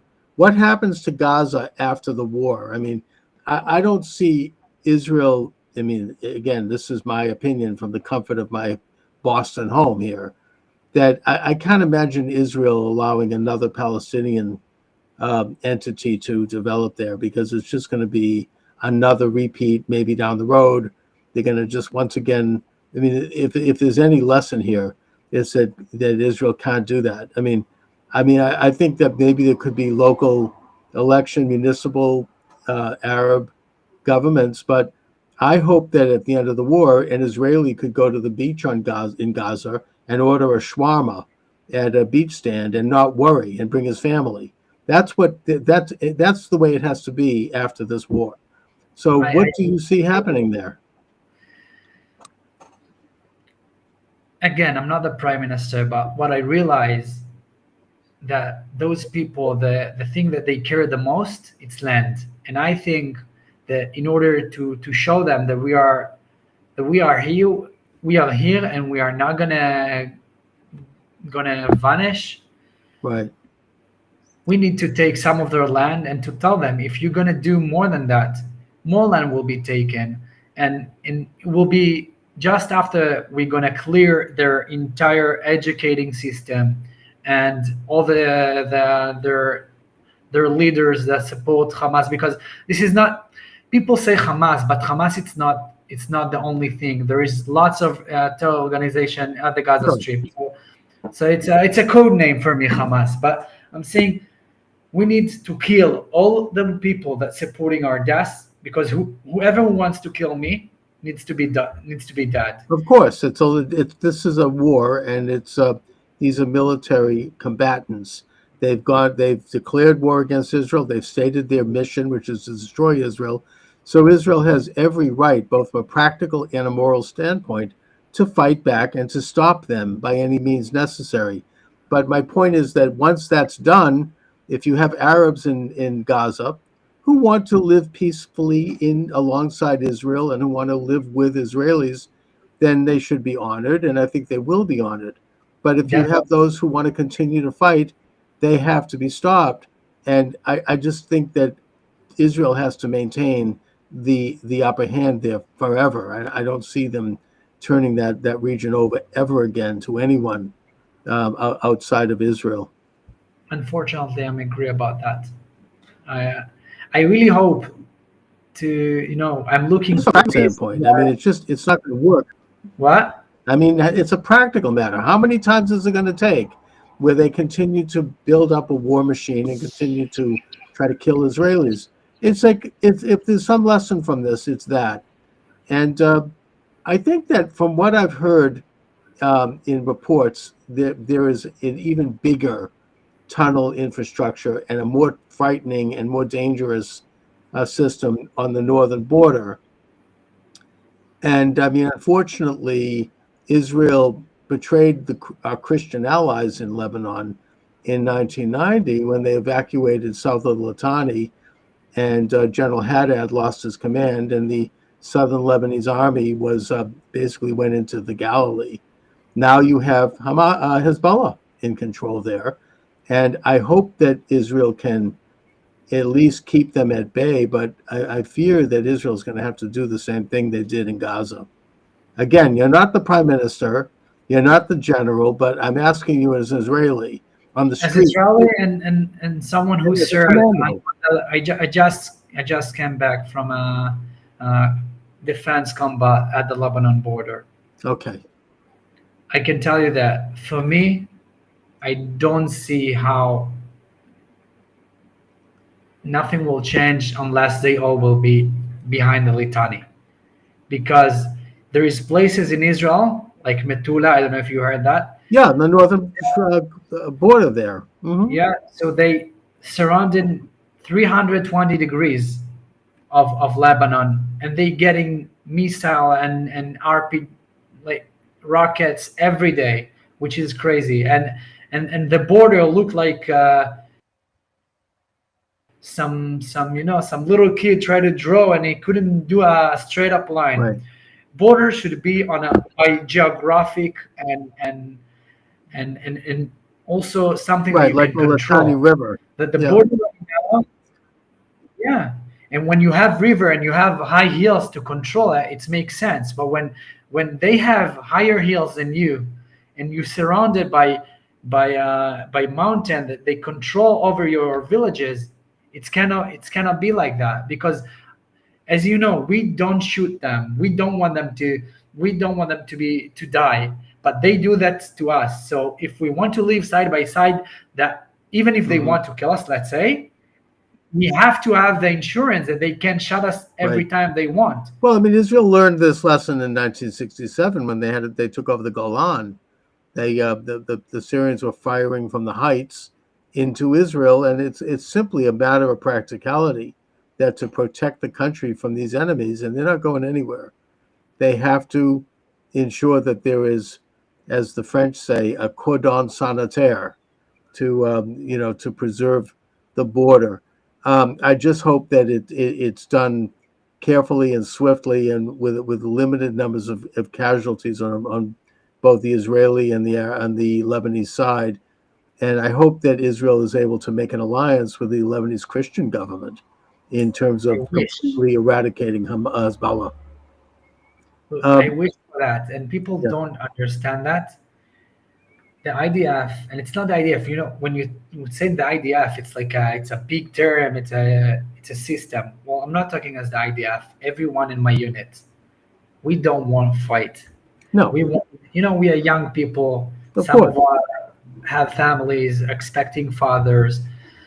The last thing that we want to do is war. We hate to participate war, but sometimes we realize that we have to do that. And when we have to do that, we will do that with all of our power. But until then, we don't want that. And we hope that there will be as non-casualties at all. Of And course. Yeah, that's I it. mean it's heartbreaking to think about the fact that Israelis, my fellow Jews in Israel, have to fight this ongoing war, but that's the reality. I mean, they have to operate from a position of strength and awareness of the nature of an enemy that's never going to back down. Israel, after the horrible attack of October, as a society, seemed to pull itself together. There was very serious conflicts going on between the anti-Netanyahu. I don't want to get into that, but I just want to say that it was concerning. It reminded me of the historically what we learn in Hebrew school about the destruction of the Second Temple. That it wasn't really the Romans; they just stood by and watched. It was the factions that became so hateful toward each other that they killed each other and the place fell apart. I hope that doesn't describe Israel today. I know that it seems like everybody has kind of circled the wagons. Is there any like societal change now in Israel where people are a little bit more cohesive? I know that I understand there are major conflicts on both sides, and some of those are very real. But is there more concern now with preserving the society and the state?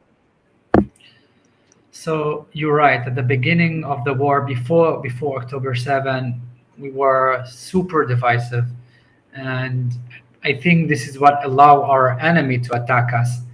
And right after that, we saw an amazing unity in our nation.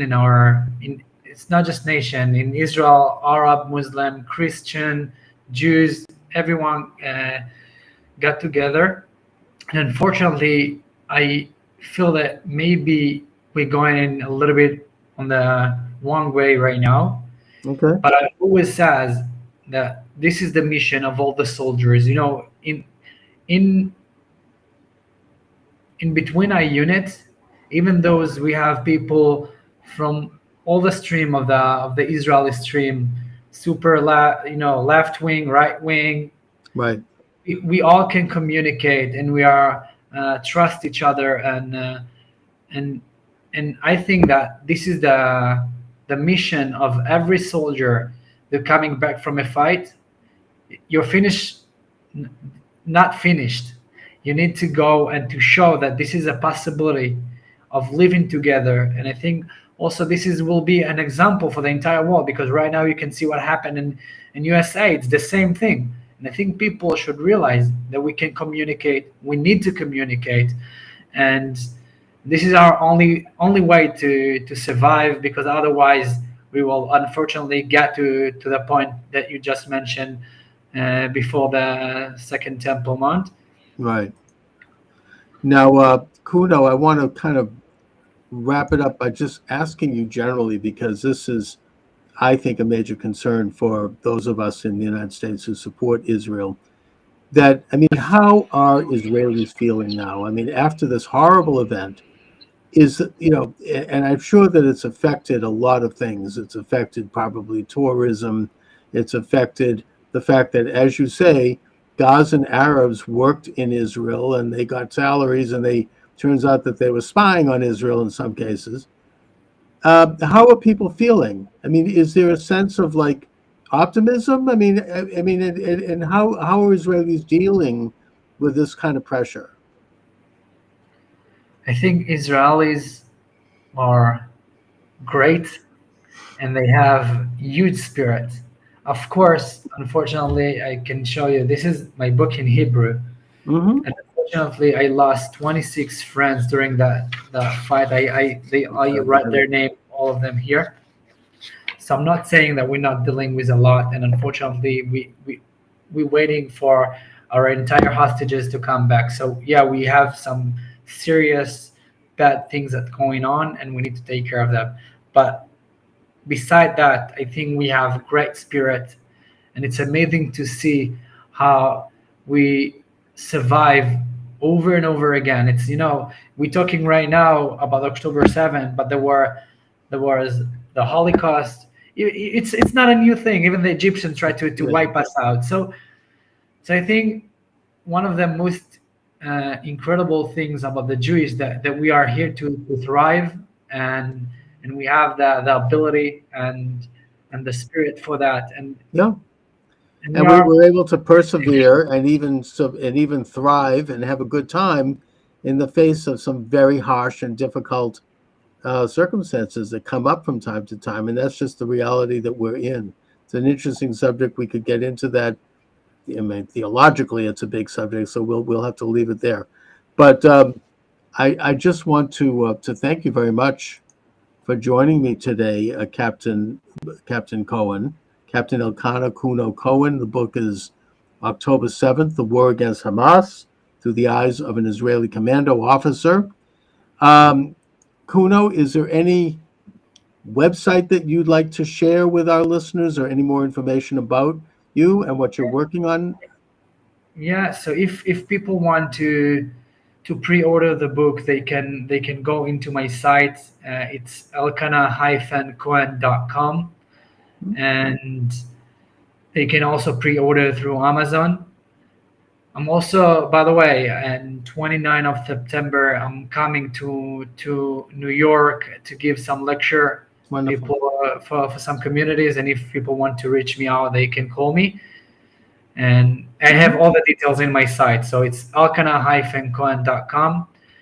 And that's it. I'm just glad that you're doing what you're doing. Thank God. I mean, you're putting a nice human face to the conflict. Somebody who's been there. And, I think that I hope to see more of that. And I just really want to thank you for your service in Israel. God bless you. God bless the state of Israel. And thank you for joining me today, Kuno. Thank you. It's a privilege. Again, privilege to talk to you. Thank you. All right. Welcome to the program. Charles Moscowitz here. Thanks for joining me, everyone. It's an honor and a privilege to welcome Dr. Jerome Corsi to the program. Dr. Corsi has been a guest from time to time. He has been on the forefront of political and cultural analysis for the better part of the last several decades, going back to his work on the Swift boat controversy in 2004 when John Kerry was running for president.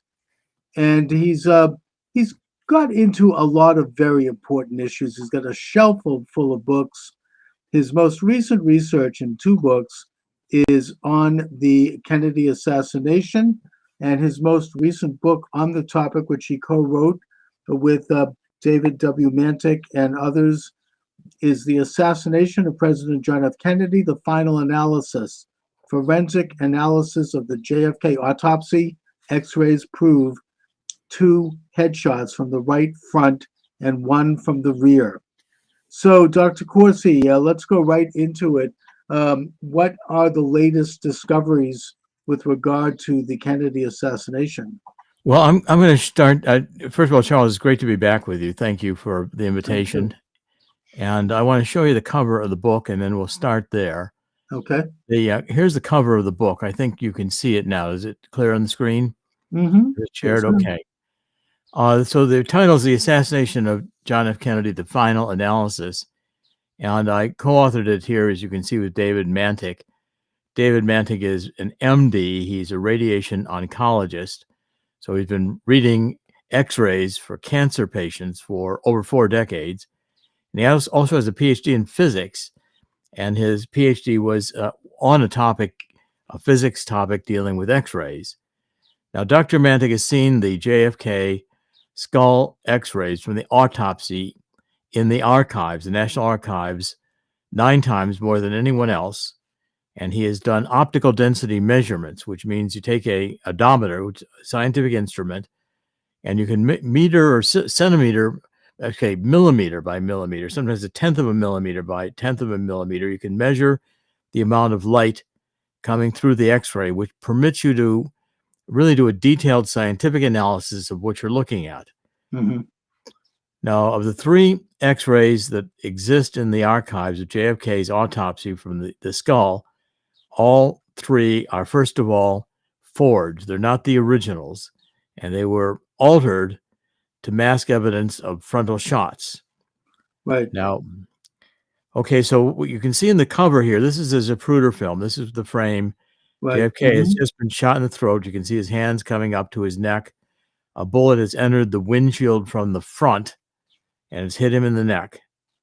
Okay, and then of the headshots, the first one that hit Jack Kennedy was at frame 313 in the Zapruder film, and it moved his head forward, and it blew out a lot of the right front of his head. Less than 2 seconds later, a shot hit JFK in the temporal bone, which is right by the right ear, and it blew out the back of his head, the right back of his head. And then a shot hit him in the forehead almost at the same time. And if we look at that, in fact, if I increase the magnification on that and give it to you in a little bit bigger format, let's see if I can do that. Well, I'll do that when we get inside the others. But you can see here, the shot entered the forehead right at above the right eye at the hairline, and you can see the fragment of the bullet breaking up and goes across the top of Jack Kennedy's head, the right quadrant of his head, and the biggest fragments in the back, which is clear indication of a frontal shot, because the large fragments they weigh more and they have more momentum. They travel the farthest, and it did not exit the back of the head. So that's a clear evidence of a frontal shot. Okay, and that's again, what this means is that Lee Harvey Oswald was not the sole gun shooter, because he was supposed to have been shooting from the Texas School Book Depository, which was behind the limousine when the shooting started. And so therefore, there's no way that this means that there are essentially at least 3 gunmen, one from a low angle behind Jack Kennedy probably in the Daltex building directly behind the limousine, and across the street from the Texas School Book Depository. The one from the hit in the temple, this keyhole fracture right here, that shot came from the grassy knoll. And I can show you some of the Zapruder film here when we get into it in a minute. This shot up here, like the shot through the windshield, probably came from a shooter who was on the other side of the grassy knoll, the south side of Dealey Plaza, up by the railroad yard above the triple underpass. Right. So you got a crossfire. You got 3 shooters, and this is different than other books, because here we've got scientific evidence. This is the measurement. You're looking at the X-rays. We know these X-rays are Jack Kennedy's X-rays because they are the X-rays of the teeth. The dental records match a pre-mortem before he was killed X-ray Jack Kennedy had taken of his skull that was found at the JFK Presidential Library in Boston. But this white patch back here, right, which you can see, that's too white. It's off the grade for what the range of light that can come through an X-ray. That means that this was intentionally patched and blocked from light, because the shot that came here and blew out the back of the head undoubtedly did damage this whole part of the skull. And you couldn't be permitted to see that in the X-rays, or you would have known that this was a frontal shot. Okay, now I'm going to quit sharing this for a minute, and here I want to give you a couple of other things here to think about. At Parkland Hospital, which Jack Kennedy was taken to Parkland Hospital immediately after the shooting. Right. And this was the doctors who, had the first look at Jack Kennedy. There'd been no time to alter the wounds. And what they saw, they all said that it was two frontal shots that they saw. And I'm going to read you some of what they said. Here is a nurse. Her name is Nurse Bell. She just comes into the trauma room 1, the emergency room at Parkland, for just a couple of minutes. For literally, her job is to see how badly the patient is injured and Right. whether or not there's going to be an operation needed, because she's going to go prepare the operating room. Right. So she was the first person to see the president when he came in. Yeah, and she's taking a look at it to see how bad the wounds are. So her testimony under oath to the Warren Commission, she said, when I took the first look, I could recognize the president, but I didn't see an injury because there was no injury around his face, she explained. So she said, where's the injury? Now, Dr. Perry, who was standing there, he was trying to do a tracheotomy. He's trying to open up the bullet wound in the throat, see if they get a tube down there to get JFK breathing. Mm-hmm. Perry reached up on the president's head and he pulled it up and he turned it a little to the left so you could see in here. And there was a gaping hole, she said, where the brain and fluids were dripping out. It, the wound on the back of JFK's head could have been 3 or 4 inches in diameter, what I saw. That's like a baseball. Yeah. Dr. Crenshaw said, I walked to the president's head to get a closer look. His entire right cerebral hemisphere, that's this part, the whole right of the hemisphere, appeared to be gone. It looked like a crater, an empty crater. All I could see was mangled, bloody tissue. From the damage I saw, there was no doubt in my mind that the bullet had entered the head through the front. As it surgically passed through the cranium, the missile obliterated the temporal, that's up by the ear, Right. and all the parietal, this is up more towards the top of the head, and the occipital lobes in the back of the head were gone, lacerated, and then it lacerated the cerebellum, which is a part of the brain at the very back. Yes. The wound resembled a deep furrow in a freshly plowed field. Several years later, when I showed slow motion films of the bullet striking the president, the physics of the head being thrown back provided final and complete confirmation of a frontal entry by the bullet to the cranium. Okay, so now that's what they saw at Parkland. And I want to show you some of the Zapruder film and I'm going to share my screen again. Yes. And I'm going to show you in the Zapruder film where you can see these two of the shots very clearly. And here we go. Share this, and I'm going to pick out frame 313. Okay, this frame here is where the shot hits JFK in the back of the head, and you can see the blood and tissue are going up out of his head forward. Mm-hmm. The front of his head, the very front of his head here, they're kind of like a head flap. That's where the bullets exited, and the damage has caused the bullet going through the head, and he's pushed forward. Mm-hmm. Now, less than 2 seconds later, in frame 331, there is a massive hit to the side of the head, and I'm going to blow this one up so you can see the comparison here. This one here, I'm going to make that one go to be much bigger, and so you can get a close-up of it. We're going to go to, I'm going to zoom in on it. Okay. You can see basically there that JFK's head, you can see 2 separate wounds. This is just the front of it. This is the whole side of his head is just blown open by the bullet that hit the side. Right. And it's blowing out the back of the head. Okay, those 2 separate shots. Yes. Okay, so those are a shot from the rear, a shot from the front, and he is now thrown violently to the left. So if we follow through here, you can see he's pushed violently back into the left. This is where you get the violently back into the left sequence. And that's clearly from a frontal shot. Okay, and I'm going to now show you some more of these. See, that's again a separate shot from the shot that hit at 313. Mm-hmm. Now, I'm going to go actually into the book. And I'm going to show you some from the book now. Okay. I'm going to quit showing this. And I'm going to pick up the screen share here of the book. Mm-hmm. And then I'm going to find the pictures I want. Let me look at the book for itself. The book is a large book, by the way. It's 500 and some pages long, and it is very, very thoroughly illustrated. Mm-hmm. Everything we're talking about is very clearly demonstrated in the book, and you can follow it along and see exactly. You know, we put all the medical, really detailed medical and scientific evidence in the back and appendices.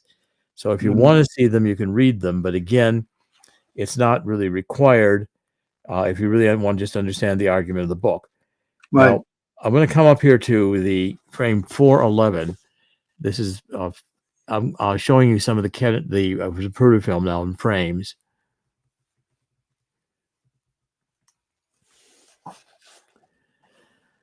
Okay, so here is this is the head explosion of 331, and I'm going to now again make sure I bring this up so you can see it really well. I bring that up to 500. Okay. You can see how much the head is blown apart. Yeah. Yeah, that's a tough. Yeah, these are gruesome pictures. No, it's I can barely, even now I can barely stand to see this. So he's moving back into the left, and Clint Hill is coming up onto this is a Secret Service agent. He's trying reaching for the hand. So the shot throws Jack Kennedy back into the left. Clint Hill gets covered by brain matter. As this officer over here gets covered by brain matter.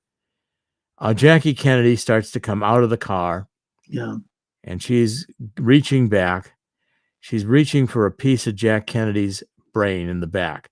I want to increase this one in size so that we get a good look at it.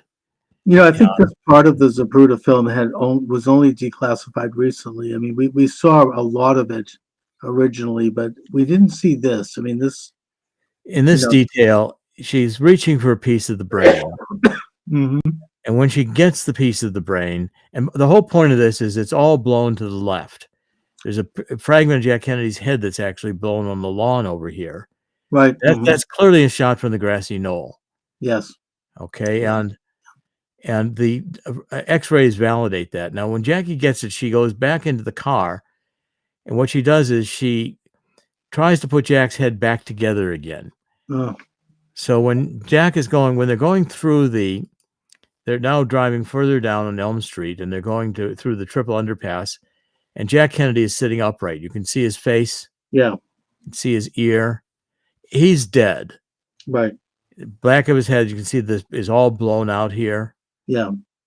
Okay. And so, Jackie was trying to get him. It's like a reaction when you break a wrist or something like that, and you think you can put it back together again.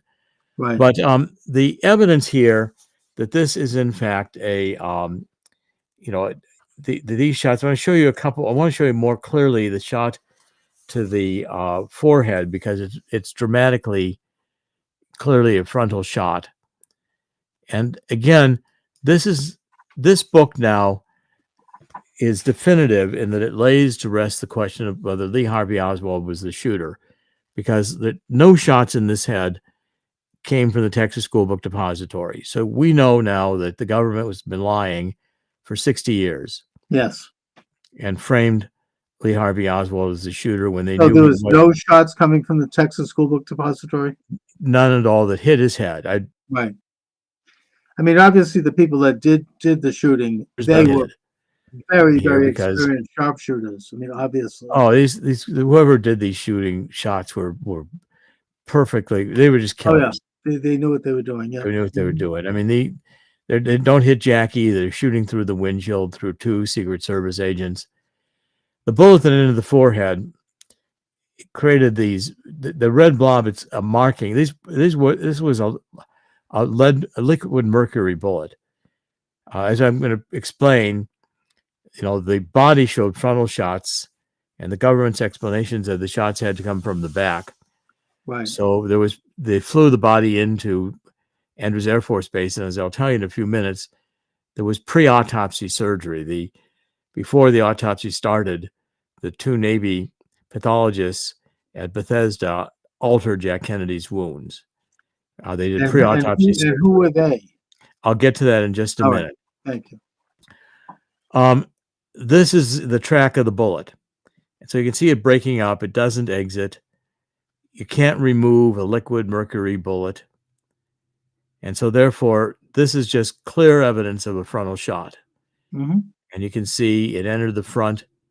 Dr. Chester also did an analysis of it. When it entered the front of the head, there was all these little scatter dust-like particles that came at the entry point. Right.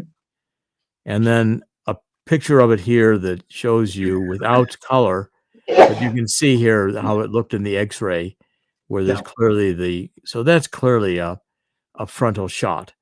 Right. Now, the government had a problem in that there was a photographer who was taking pictures of in front of the limousine. His name was Alchins. He was standing in front of the limousine when the shooting happened.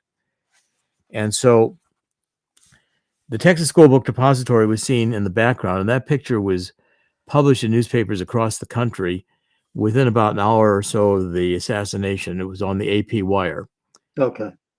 And so people across the country knew that the shooting had occurred. That's a big blow up of the Alchins picture, but the Texas School Book Depository is behind when the shooting starts. Bullets coming through the windshield here and hitting his neck. So they couldn't have had any. If Lee Harvey Oswald was a shooter, you can't have had any shots from the front. Right, of course. And if we take a look at the pictures, the Alchins took another picture as the Kennedy limousine passed him. There you can see the bullet coming through the windshield. It's even clearer here in this blow up. So that's a reflection of where the bullet came through the windshield.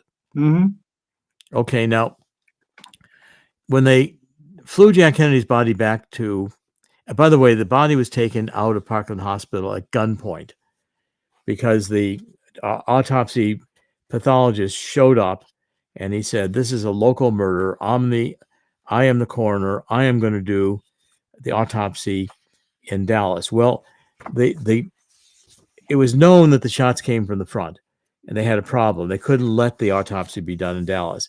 I'm going to read you what Clint Hill said, and then I'm going to go back to sharing in a minute. But Clint Hill gave a very good description of what of how the shots affected him. He's the Secret Service agent in the back of the car. He said, "As I approached the vehicle, JFK's limousine, there was a third shot. It hit the president in the head, the upper right of the right ear, causing a gaping hole in his head, which caused the brain matter, blood, and bone fragments spew forth out over the car, over myself. At this point, Mrs. Kennedy came out of the back seat under the trunk of the car. She was trying to relieve something that had gone off to the right rear. She did not know I was there. At that point, I grabbed Mrs. Kennedy, put her in the back seat. The president fell over onto her lap to his left. Frontal shot." And he also said, "The right head of JFK's head was exposed. I could see his eyes were fixed. There was a hole in the right rear portion of his head about the size of my palm. Most of the gray matter in that area had been removed. It was scattered throughout the entire car, including on Mrs. Kennedy." So there's no doubt. And in fact, if we go back to the book, all the doctors at Parkland say that they clearly saw that this was if I go to figure 4.3 about, all the pictures taken of these doctors show that they have to go find it here for a minute. It's not exactly numbered in the manuscript the way it got into the book. There were some changes. Okay. But you can see that in a minute. I'm going to show you the picture where all these doctors are saying he was hit in the back. By the way, that's how the bullet came in the forehead at a higher angle.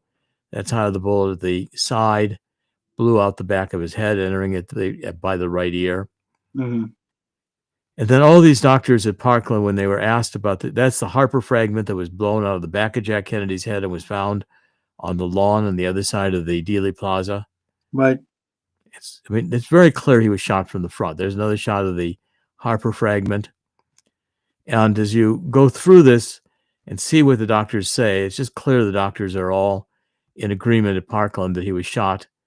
And let's see if I can find it quickly here. 4 point. It's pretty dramatic when you go. Oh, by the way, this is what Dr. Mantik's optical density measurements look like. He's taking measurements and recording them all across the skull. It's very, very detailed analysis of the. See, these are the doctors at Parkland. They're all holding the back of their head where they saw the blowout. Yeah, I see that bomb. Okay, so there was really no doubt about it. Now, when they got the airplane landed, you see Bobby Kennedy comes and runs into the front of the car. They comes up on the stairs and gets into the front of the airplane. And they begin to take the casket out of the airplane with a lift. There's a Navy ambulance there. Mhm. And the Navy ambulance, they put the casket in the Navy ambulance, and Bobby and Jackie get in the Navy ambulance, and they head off to Bethesda. And Lyndon Johnson comes and gives a few minute speech, very quick speech, and the lights are off. And that's at 6 p.m. on the night of the assassination, November 22nd, 1963. Now, the JFK's body arrives at Bethesda morgue a half an hour later, and it arrives in a shipping casket, a pink metal gray shipping casket. And these Navy corpsmen at Bethesda bring the shipping casket into the morgue, they open it. There's a body bag in it. They take the body bag out, but Jack Kennedy's in the body bag naked, and he's got a towel around his head. Now, that's not how Jack Kennedy left Dallas. Right. He left Dallas in a ceremonial casket that they had brought up from a local funeral home, Mhm. and the nurses had wrapped him in sheets, his body and his head. Yeah. So the body had gotten removed from the casket and was Mhm. helicoptered to Bethesda, and it arrived in a black Navy ambulance, which was not the same ambulance that, of course, Jackie and Bobby left left to go towards Bethesda. That was a completely different hearse. I want Yes. to find the quote here from Paul O'Connor, who was one of the corpsmen that night, and he made it clear that there was. He says Paul O'Connor was interviewed. He said Paul O'Connor, the back of the morgue opened up, and a crew of hospital corpsmen and a higher-ranking corpsman, Dennis David, brought in a plain pinkish gray, what I call a shipping casket. It was not ornate. It was not damaged. It was just pinkish gray casket. They brought it up into the morgue and set it. We had two tables in the morgue, autopsy tables. They were back to front. They weren't side by side. They were back to front. They brought it up front where we were. At that time, we opened the coffin, and inside was a body bag. Now, William Matson-Law, who did a lot of interviewing of these Navy corpsmen, interrupts. He says, "You're sure there was a body bag?" Paul O'Connor, absolutely sure there was a body bag. We unzipped it quickly. Inside was a nude body with a bloody sheet wrapped around the head of the body. We lifted the body onto the table. Now, two of the doctors, Dr. Humes and Dr. Boswell, who are going to do the autopsy, come out, and they start to do pre-autopsy surgery of the head. It's witnessed by Navy corpsmen. It's witnessed by one of the people who was there, the mortician, who's going to prepare Jack Kennedy's body to show it back at the White House. Uh-huh. And they saw this surgery. Now, I'm going to show you what they did was they opened up Jack Kennedy's head to change the frontal shot in the forehead and make it look like an incision. They took a saw and they removed the top bone in JFK's head, which is called the parietal bone. Yeah. And this is what Jack Kennedy's head looked like after the pre-autopsy surgery was done. These pictures were not released until a few years later. Sure. And you can see a head brace under Jack Kennedy's head. That was not in the morgue. I'm going to increase this size, and you can see how the top bone is gone. Yeah. And how they've messed inside his head, trying to. The brains are all scrambled. And the front. It's got. I'm going to show you a better picture of this, but the front is like a wing nut. And they made a complete mess of the head. I'm going to go forward and show you another picture of it. Let's just see here. Maybe it's behind this. I'm not sure which direction it's in. Let me look for a second. I think it's in front. You can see how well illustrated this book is, by the way. Yeah, beautiful. And okay, now this is another view from the side. And here we go. So we're going to do 200. You can see they messed up the incision up here. Uh-huh. And the top bone is gone. I'll show you one more of these pictures, which is in color. So it's really the most gruesome of them, but it's important that you see it. Okay. And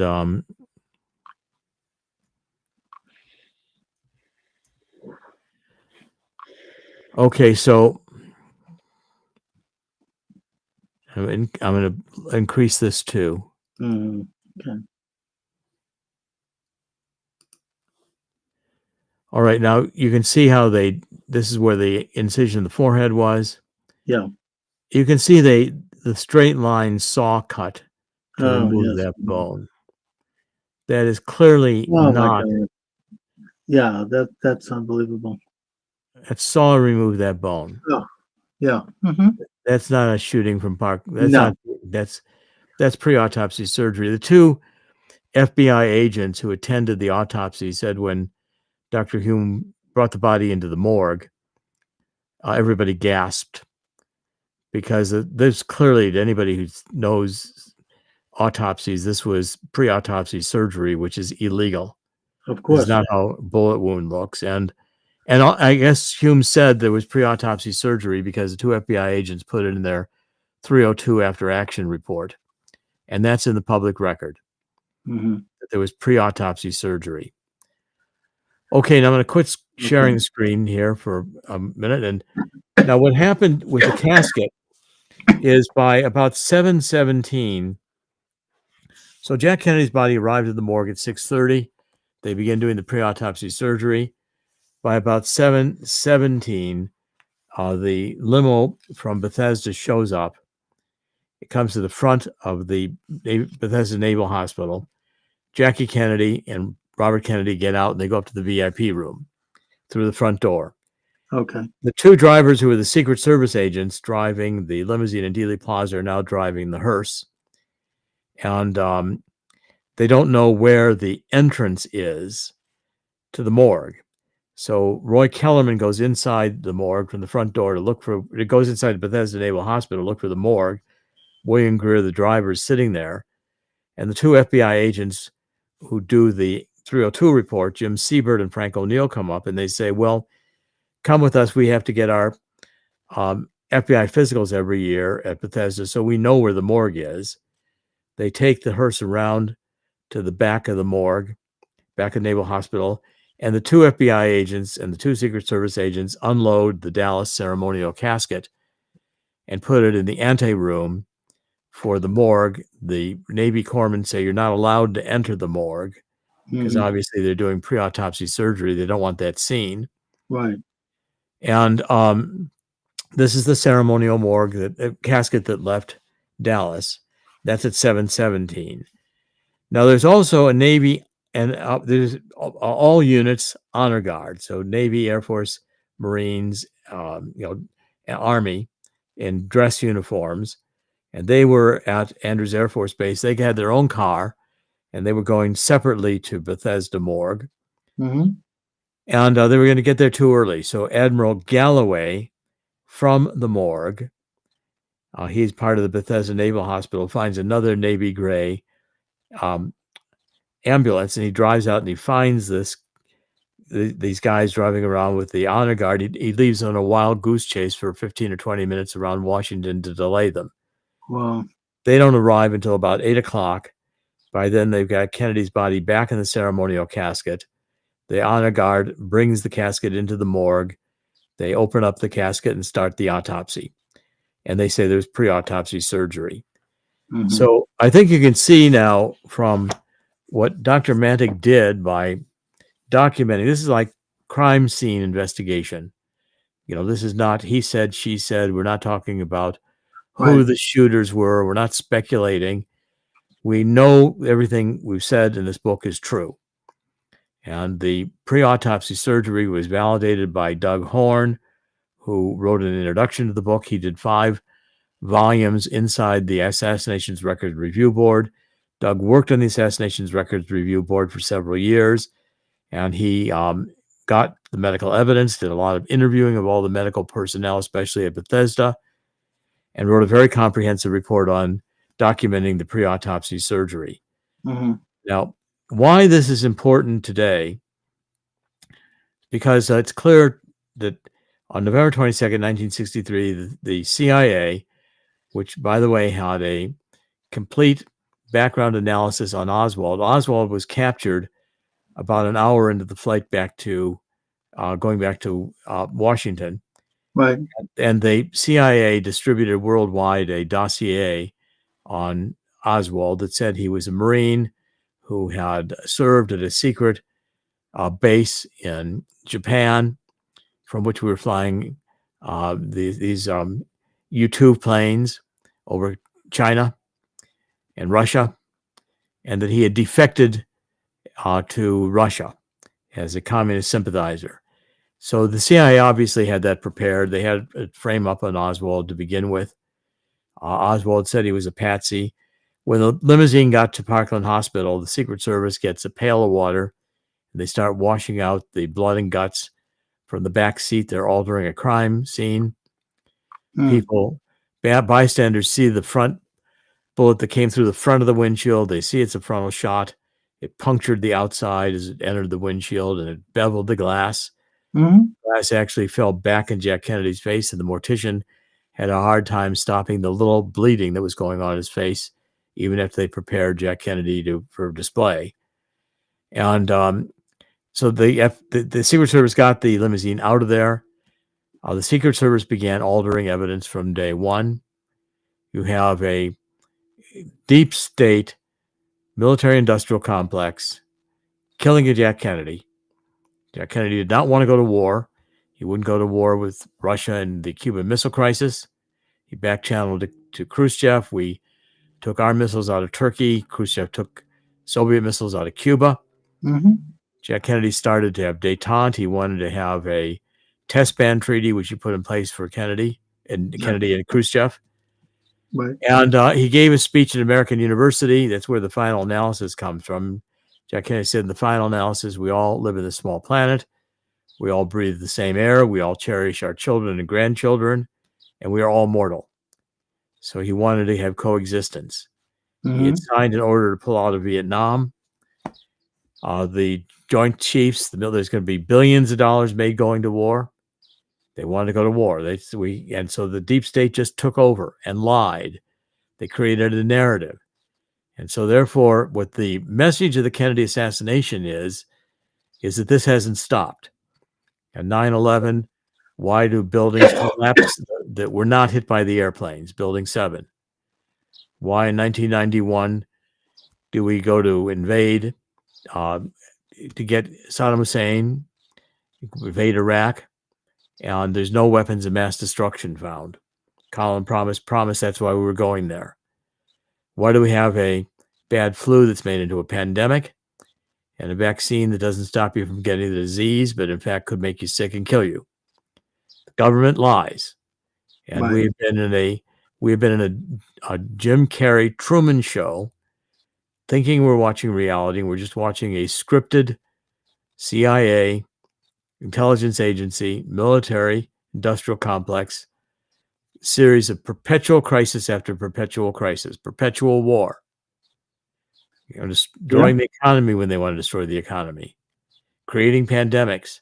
Now you've got the globalists wanting to take over, and the rest of us are going to eat bugs. They don't need us anymore. We're useless eaters. Right. Well, you can see, I'm not sure that, I think the CIA has controlled every president since Kennedy, with the exception, I think, of Reagan and Trump. Yeah. And the CIA is still got And Joe. look what happened to them.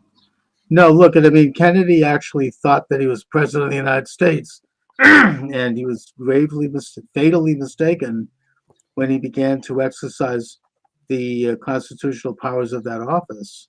That's right. The deep state, which, as you say, they stand for a policy of perpetual war for perpetual peace, as historian Charles Austin Beard called it in his famous book in the 1920s. Of course, later on, he'd be denounced as an anti-Semite, which is not true. Basically, that was the policy they were promoting. That was there were other elements of Kennedy that were troubling to them. I mean, he delivered a speech to this Businessmen's Association where he talked about the dangers of secret oaths. That's right. Secret societies. Fascinating speech. According to the late historian Jim Marr, he was releasing silver certificates backed by silver that did an end run around the Federal Reserve. That's That right. was stopped by Johnson within hours of the assassination. And there were other factors. Kennedy actually was a patriot who believed in putting America first and his country first, and he paid the ultimate price for that. That is the exact, and ever since then, this deep state has been enthroned. I mean, I think even Nixon tried to stand up to it. Look what happened to him. This is the way it goes down. I mean, it's what we're dealing with. It's obviously what's happened with President Trump, and that's what we have today. That's who's running the world today. They'll That's who's running. stealing elections. They'll do anything their Of power. course. And No. then Jim Mars. You mentioned Jim Mars. Jim Mars wrote a book on the Fourth Reich. Said we were- Yes, they're very good. Well, Yeah. Allen Dulles, head of the CIA, and his brother John Foster Dulles had State Department under Eisenhower. Right. Now they both had worked with Brown Brothers Harriman and Prescott Bush, who was Yes. George H.W. Bush's father. They were before World War II. They were funding Hitler out of Wall Street, and they believed in Nazism. They wanted globalism. They liked this idea of a small, self-appointed elite: Klaus Schwab, John Kerry, Bill Gates, and they're the oligarchs of the world. They get all the money, and they multinational corporations and their machines. They run the world, and the rest of us are nothing to them.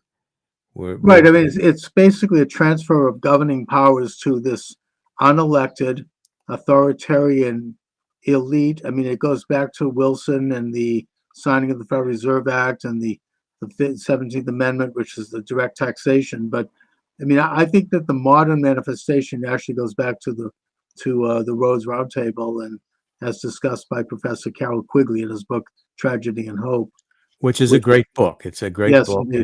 The emerge of America and the British Commonwealth into an Anglo-American establishment, and that would informally rule the world. It's an old story. Every generation has dealt with it all the way back to Adam and Eve. This isn't new. And every generation has also had patriots who have woken up and who have gone to bat and taken a stand for freedom.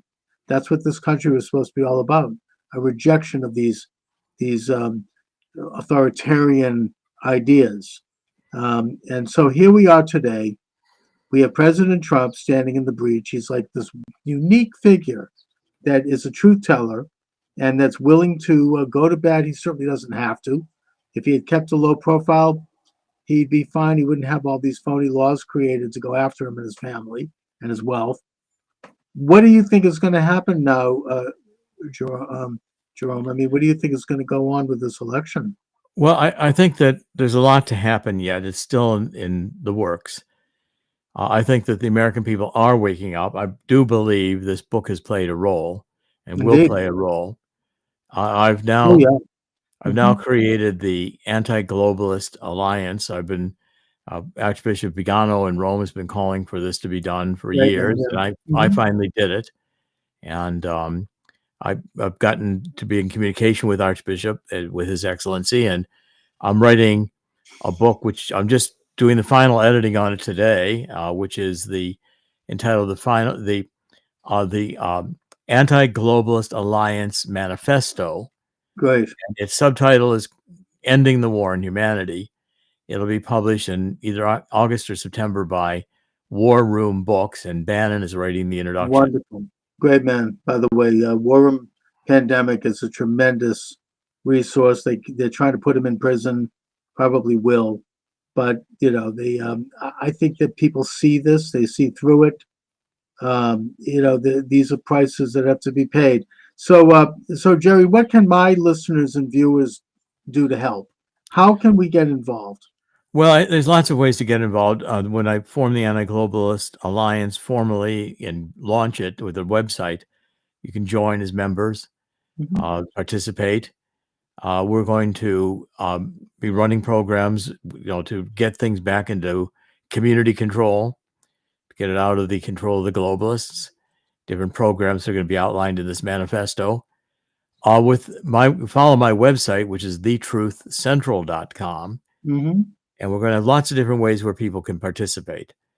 But I'm very actively taking steps to reverse this. I've created new telemedicine companies. I want to get medicine back in the hands of doctors and people, and we'll be working. Those are part again of the Anti-Globalist Alliance, getting things back into community level. And so we're going to be very active on this as the elections approach. And I think these two books go together. Robert Kennedy Jr. knows about this book. I've talked with him about it. I've spoken with him, and he asked for a copy of the book, and he asked for a Dr. Edward Fogarty, who's a radiologist, to look at Dr. Mantik's work. And Dr. Fogarty told Robert Kennedy that the book is 100% solid. That's correct. Good. And Dr. Fogarty is actually working with me on a project he's on. I have a medical website called getlongevitymeds.com, and he's going to be offering hyperbaric treatment and some immune supplements, which are quite extraordinary. Wonderful. So he turned out to become a good friend, and now we're working together. Good. I should look into that. I'd like to. And I also am still concerned with the apparatus of voter stealing, of the ballot fraud. I think there's been progress made. The American people are aware of this. I follow some of these really sinister people like Mark Elias on Twitter, and he tends to show the truth. I mean, he'll tweet what they're doing. He was one of the architects of the phony Trump impeachment and the J6 scam, which now has been exposed even further with this tape that just came out with Nancy Pelosi.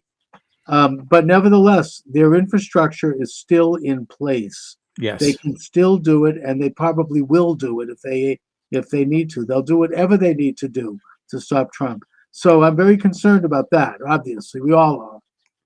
We are. I mean, they're ramping up the Ukraine war. We're now giving long-range missiles, firing missiles into Russia. Can you imagine that? Every president from Truman on down has avoided a kinetic war with a nuclear armed Russia. I mean, it's insane. The Biden is obviously going through very fast progressing senior dementia. Indeed.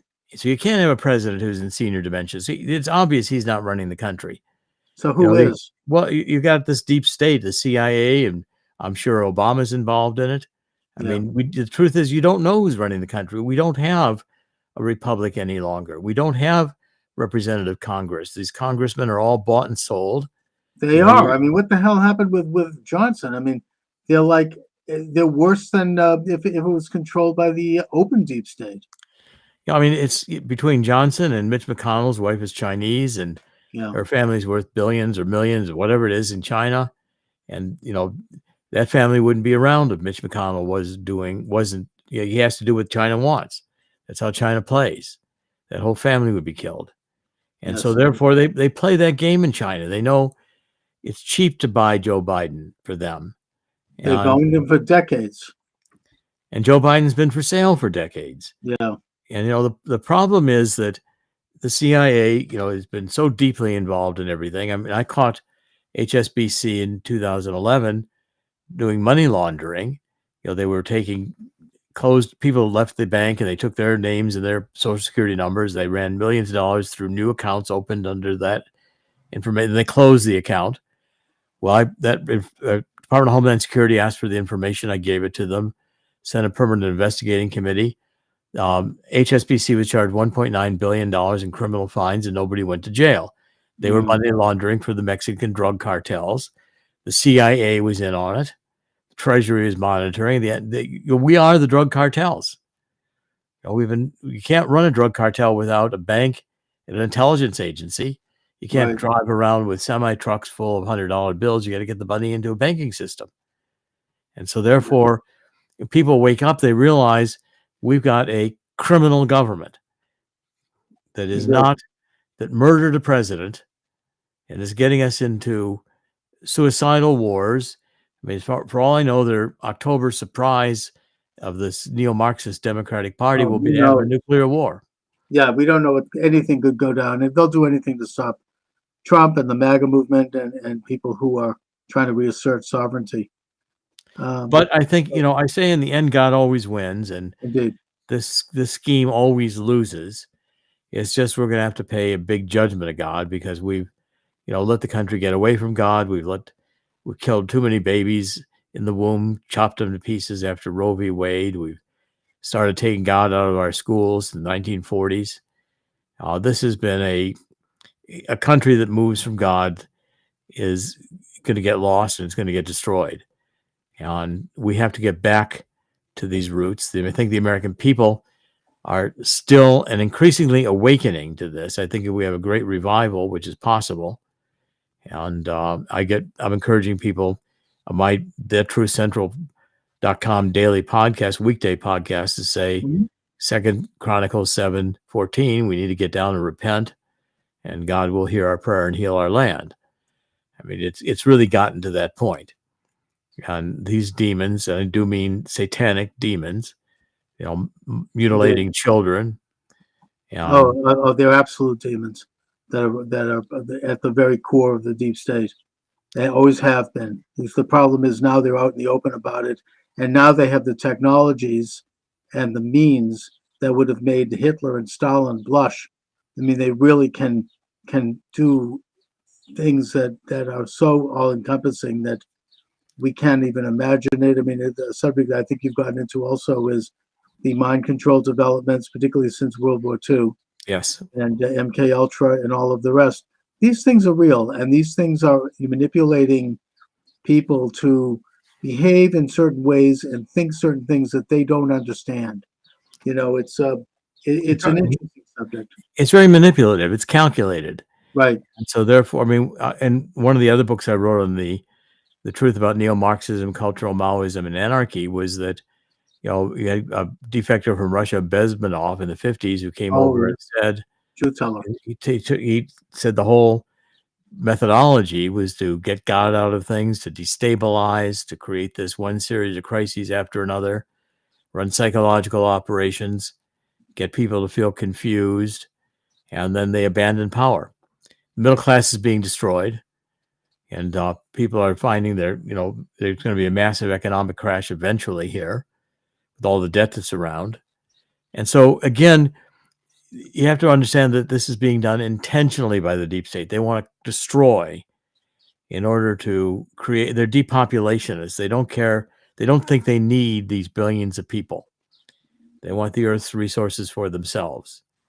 And they will gladly eliminate billions of people. And they say so openly.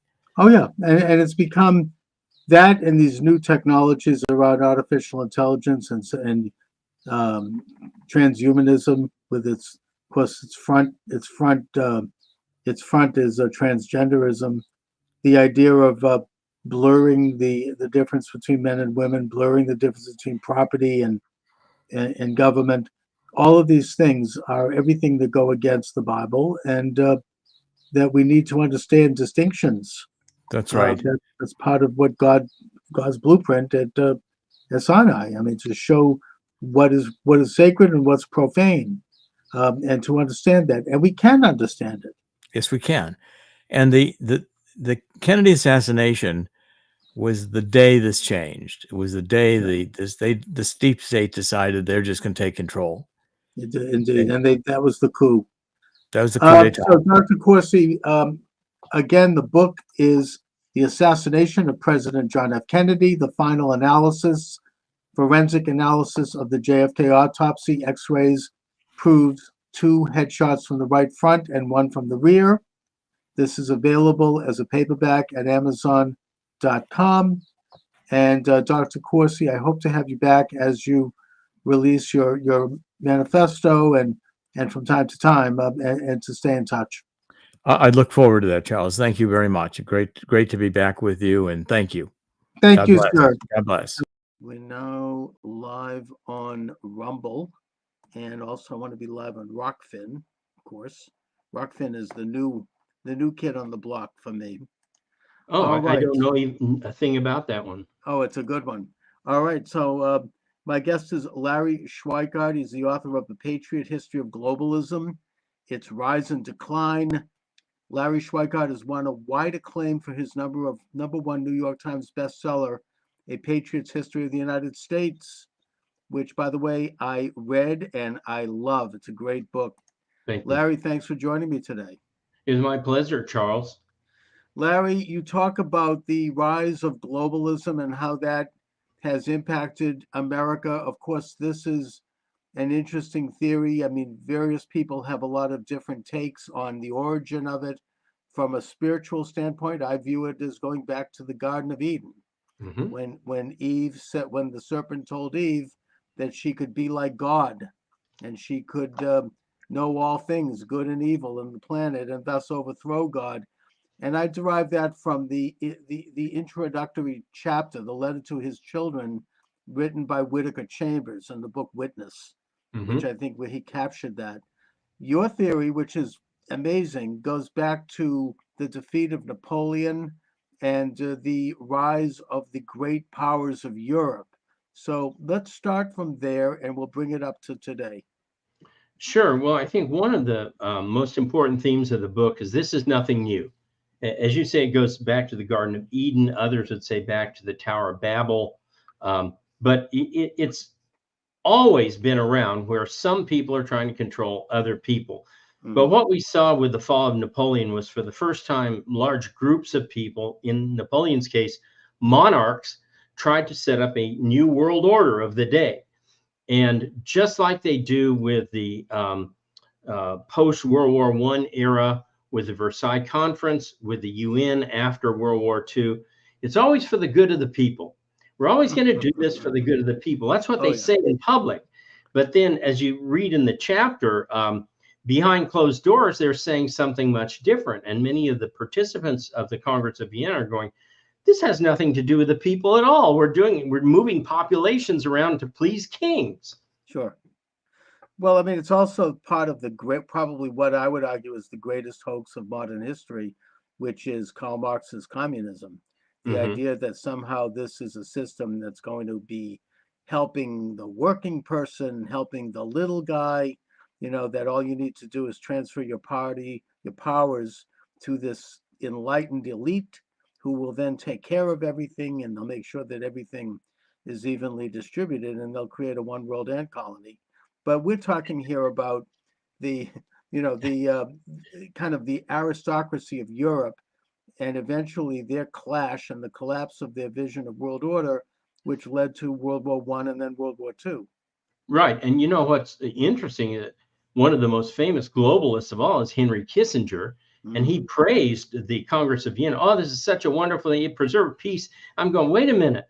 There were two major European wars between 1815 and 1900, the Crimean War and the Franco-Prussian War. Did I miss peace in there somewhere? I mean, it's a war about every 30 or 40 years, right? Right. So you get up to World War I, and Woodrow Wilson and his cadre of elites arrive, and they're going to fix things. They're going to make things all wonderful for all the people. They do exactly what the monarchs did. They start moving around entire blocks of people. Millions of people move from Germany into Poland, from Poland into Czechoslovakia, on and on and on, without ever once consulting the people.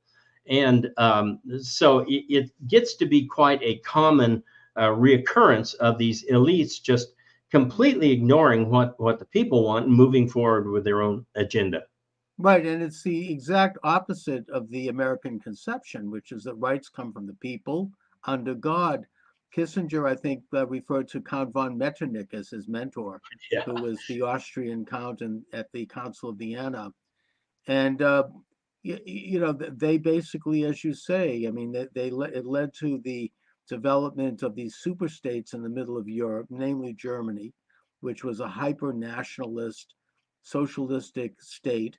And this led to conflict, of course, with the Anglo-American establishment, as established by Cecil Rhodes, and as described by Professor Carol Quigley of Georgetown University in his book, Tragedy of Hope. So you have this colossal international clash and competition between these superpowers who sought to dominate world order. So here we are now after World War II and the collapse of Nazi Germany, the rise of the Soviet international entity, and then eventually that collapse in 1990. Francis Fukuyama, the social theorist, wrote The End of Time, where he says that now the United States is the last standing hegemony in the world, the last controlling power. But what he failed to talk about was who was running the United States.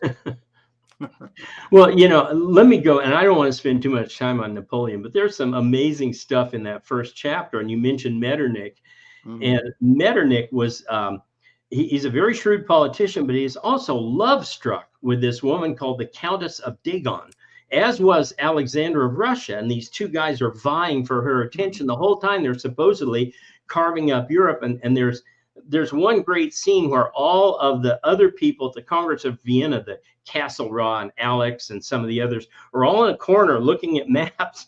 And Metternich's over in another corner writing love letters to the Countess of Dagon. And it reminded me of that scene in the 90s where Bill Clinton was on the phone, literally deploying troops in Yugoslavia and bombing missions in Yugoslavia. And he was, well, shall we say, being getting the attentions of one Monica Lewinsky, right? Right. It sounds like Helen of Troy, if you want to look at it historically, really? Who led to the war in the Iliad and the Odyssey, or even the rape of Lucretia, which led to the Roman Empire. Right. So you have these situations where this incredible woman steps in, and everybody goes berserk. Well, let's get back to your Fukuyama comment, who's running America. Before we do that, what Fukuyama missed was that all of that was taking place under the Bretton Woods Agreement and the post-World War II financial globalism that was set up in order to control world trade. And for people who don't know, Bretton Woods did a lot of things, set up the International Monetary Fund, the World Bank.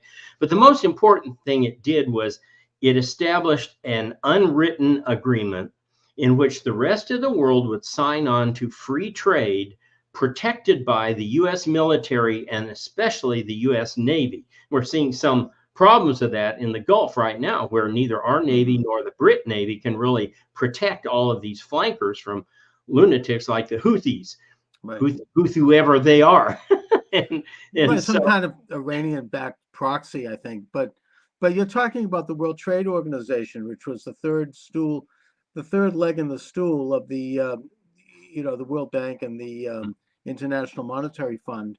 And that was a kind of a world order institution that would basically transfer the right to regulate trade, which is a constitutional right for this American Republic, to this faceless body of international bureaucrats that would then be able to penalize American companies and penalize the United States for trade imbalances or lack of agreements that they decide arbitrarily should be in place.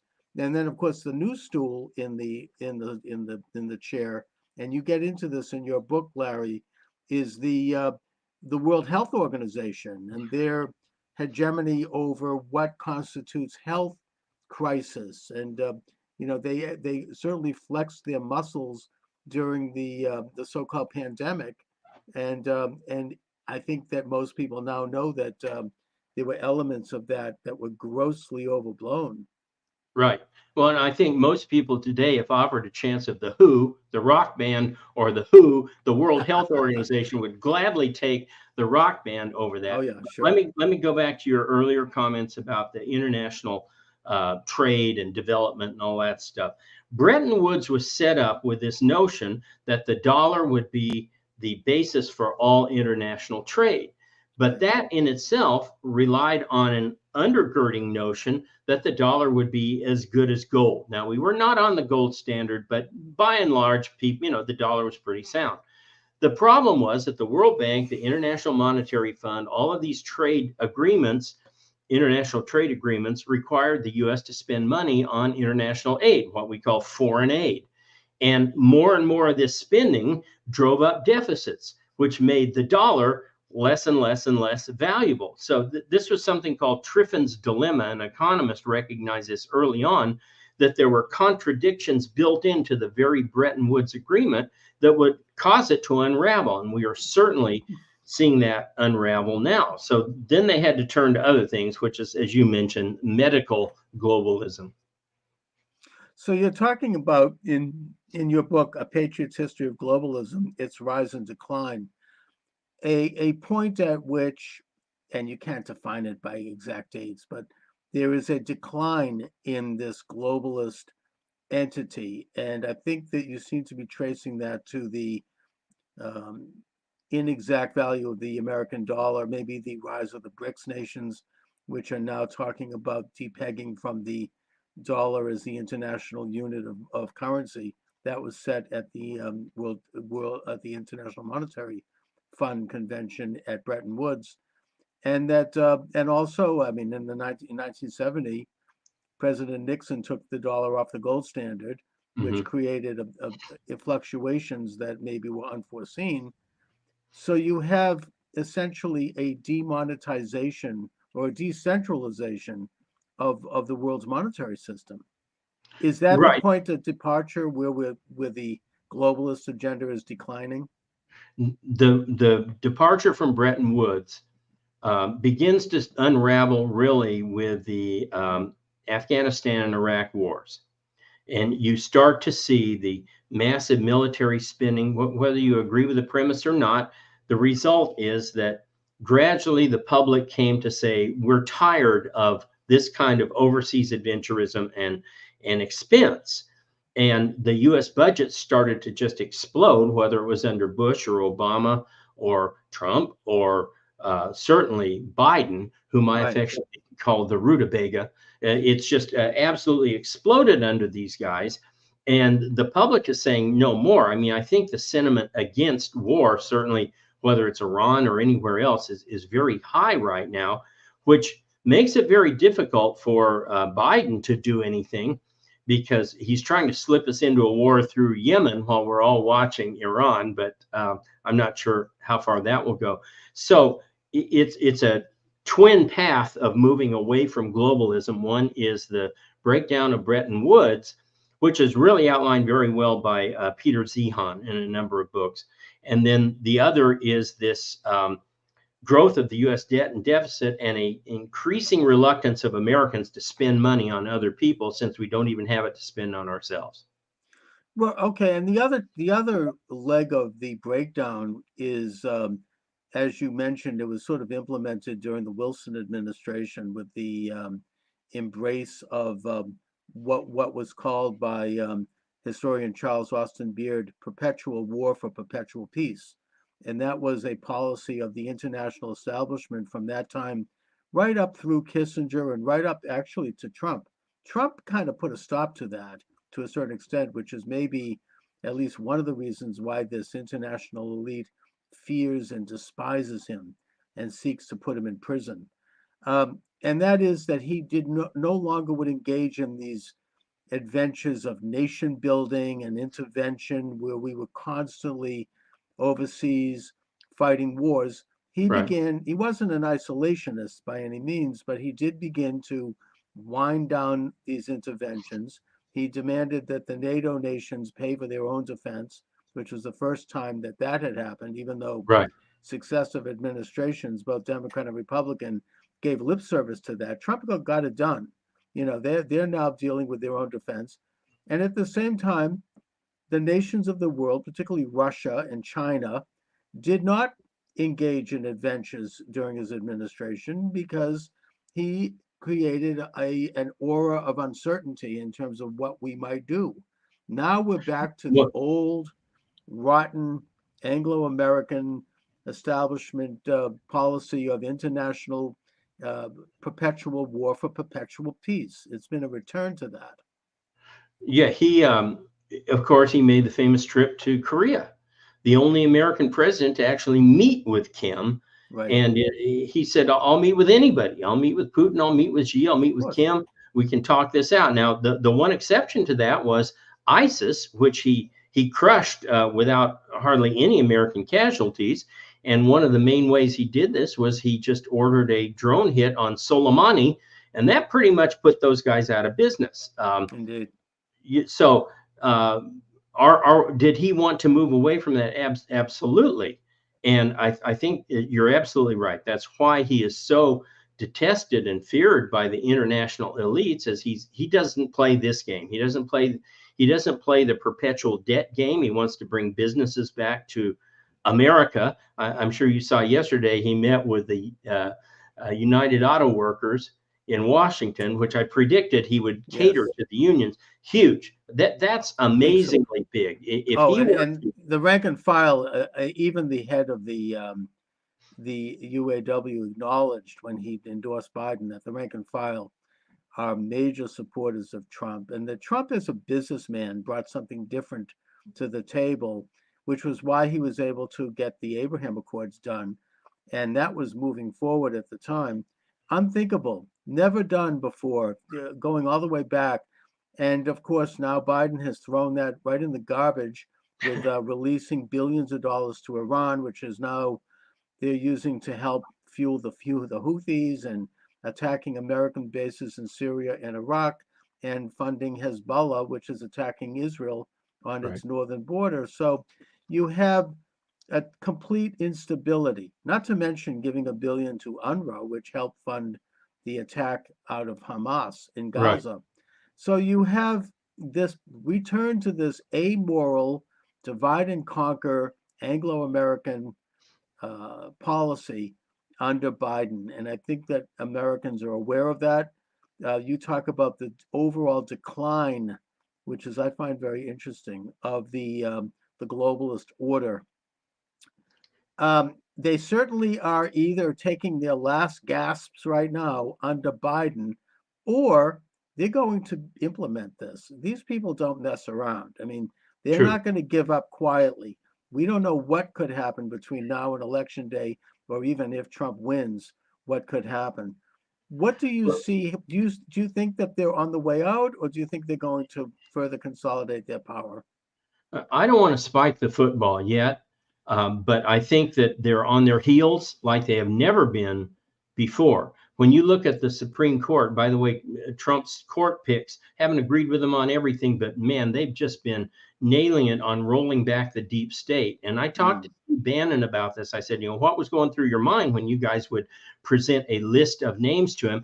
And he said the number one question that they tested these applicants with was the Chevron doctrine, that was even above the social concerns like abortion. And well, you're seeing that the EPA, West Virginia versus the EPA, you saw it in the Jarkizi versus SEC case, which has now been appealed. There were a couple of other of these cases where the court is consistently ruling against the deep state and the administrative state being able to define its own powers. And so the Jarkizi appeal is coming up very soon. And all indications are that Gorsuch is leading the charge on overturning the Chevron doctrine. So that's a very important step against the deep state judicially and in terms of regulation. You look in terms of elections. I saw that 7 European nations have moved toward a more populist government here just in the last 2 months. And that doesn't include Slovakia, Hungary, Estonia, Italy, which had already had more populist elections, and then our friend down there in Argentina. Oh yes, Milei. Another guy who read him the riot act at Davos. That was pretty cool. Oh, and El Salvador, they basically cleaned up their drug cartel. So, and Taiwan has elected a pro-Taiwan prime minister who's standing up to China. So, yes, it is a worldwide movement toward a common sense nationalism, putting one's nation first. It's I think that there's moves in Canada for Poilievre as well. And so we're seeing this development, and it's really moving on. What is this? You mentioned the World Economic Forum in your book. I got that in your press release.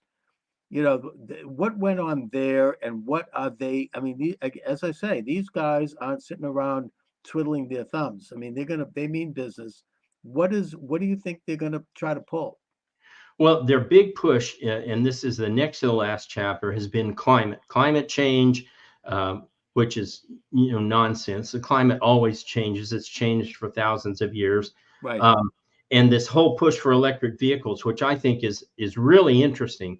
They kind of put their eggs in the electric vehicle, the wind and solar baskets, and those are all coming unraveled. We saw two big wind power companies pull out of contracts on the East Coast in the last month.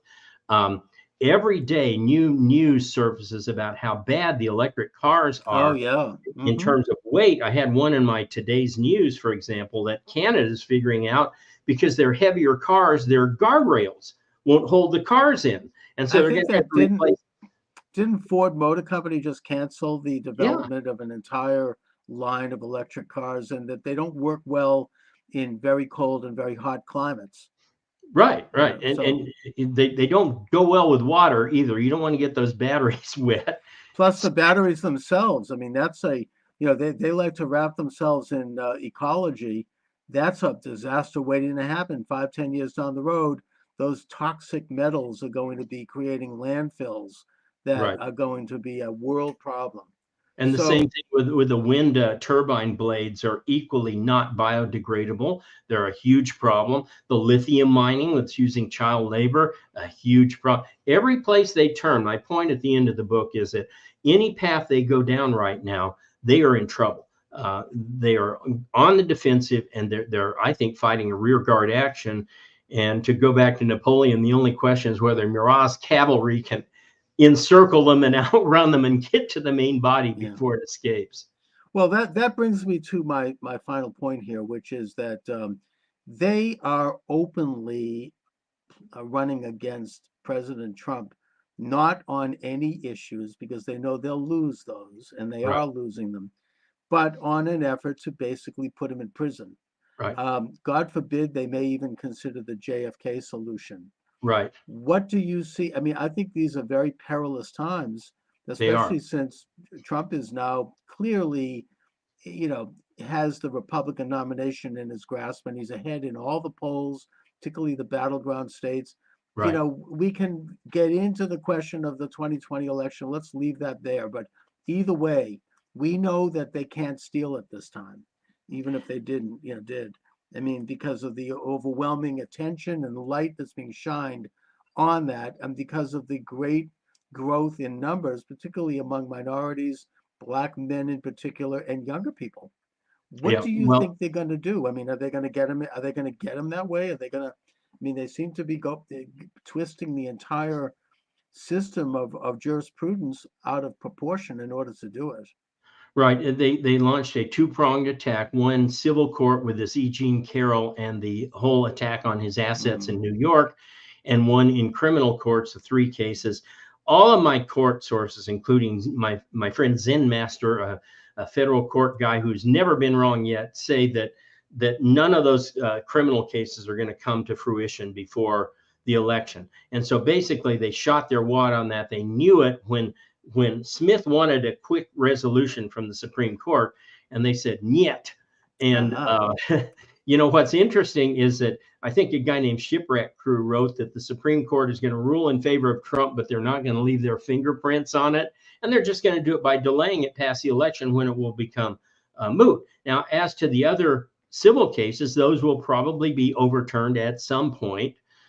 So they're not going to get him out by lawfare, or as I call it, indict-fare. That's not going to work. But something else is happening, and I call it the 2 Democrat civil wars. One is Israel versus Hamas, Jews against Muslims. And Biden cannot take a position on that one way or the other because he'll lose the other group. And he can't afford to lose either of those groups. So he's just got to shut up. Trump is already on record as saying, you know, let us have peace. U.S. grant, let us have peace, right? The other one. Trump, by the way, is picking up support among the Muslims of Tehran. So because they're more conservative on social issues. So there's different ways. The other thing, I mean, that the Democrats, one of their last gasps, of course, is Taylor Swift. But, you know, I don't know, your young girls are going to, I mean, it's sad, but, you know, it says a lot about the electorate today, but that's one of the things they're trying to pull off. Anyway, Larry, let my listeners and viewers know where they can get your excellent book. Okay, so you can get A Patriot's History of Globalism, Its Rise and Decline, at Amazon for pre-order. It'll be out in 2 weeks. You can also soon find it on my website, thewildworldofhistory.com. And that's my general website. If you want to talk politics, Mhm. I have a political site called the Wild World of Politics.com. Excellent, Larry. Listen, thanks so much for joining me. We should do it again, certainly before the election. Thank you Sure, very Carl. much. Thank you. Thank you. All right. Take care.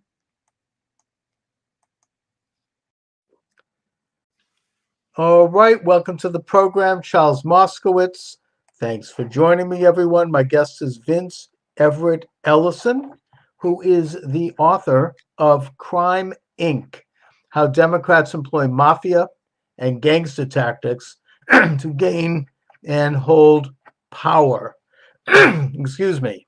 Vince Ellison was born on a cotton plantation in Haywood County, Tennessee. In 2000, Vince received the Republican Party nomination for South Carolina's 6th Congressional District. In 2019, Vince wrote The Iron Triangle, which became an Amazon #1 bestseller. And this book deals, I think, in a less than veiled way with the Democratic Party, a little bit of history of it, and where it stands today. So, Vince, why don't you introduce your book a bit here? Give us a thumbnail on its story. Well, this is my book. It's Crime, Inc. Indeed. It says how Democrats employ mafia and gangster tactics to gain and hold power. In this book, I just take the Democratic Party and I show that they are very similar to a organized crime family, how they use similar tactics and they have similar goals, and how they also coordinate together.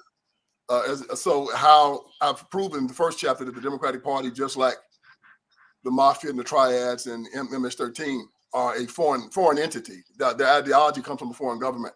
Their ideology comes from Moscow. It's not an American form of ideology. It's not an American ideology. And I show how the civil rights movement was used to infiltrate the Democratic Party into this Marxist communist group right now. So the NAACP, RAM, the Black Panthers, SELC were all communist fronts. And even the white people, even the white atheists and Marxists and weirdos and hippies back in the day infiltrated the civil rights movement and backed it up so that they could take over the Democratic Party, which they did in 1972. And since then, the Democratic Party does what the mafia does.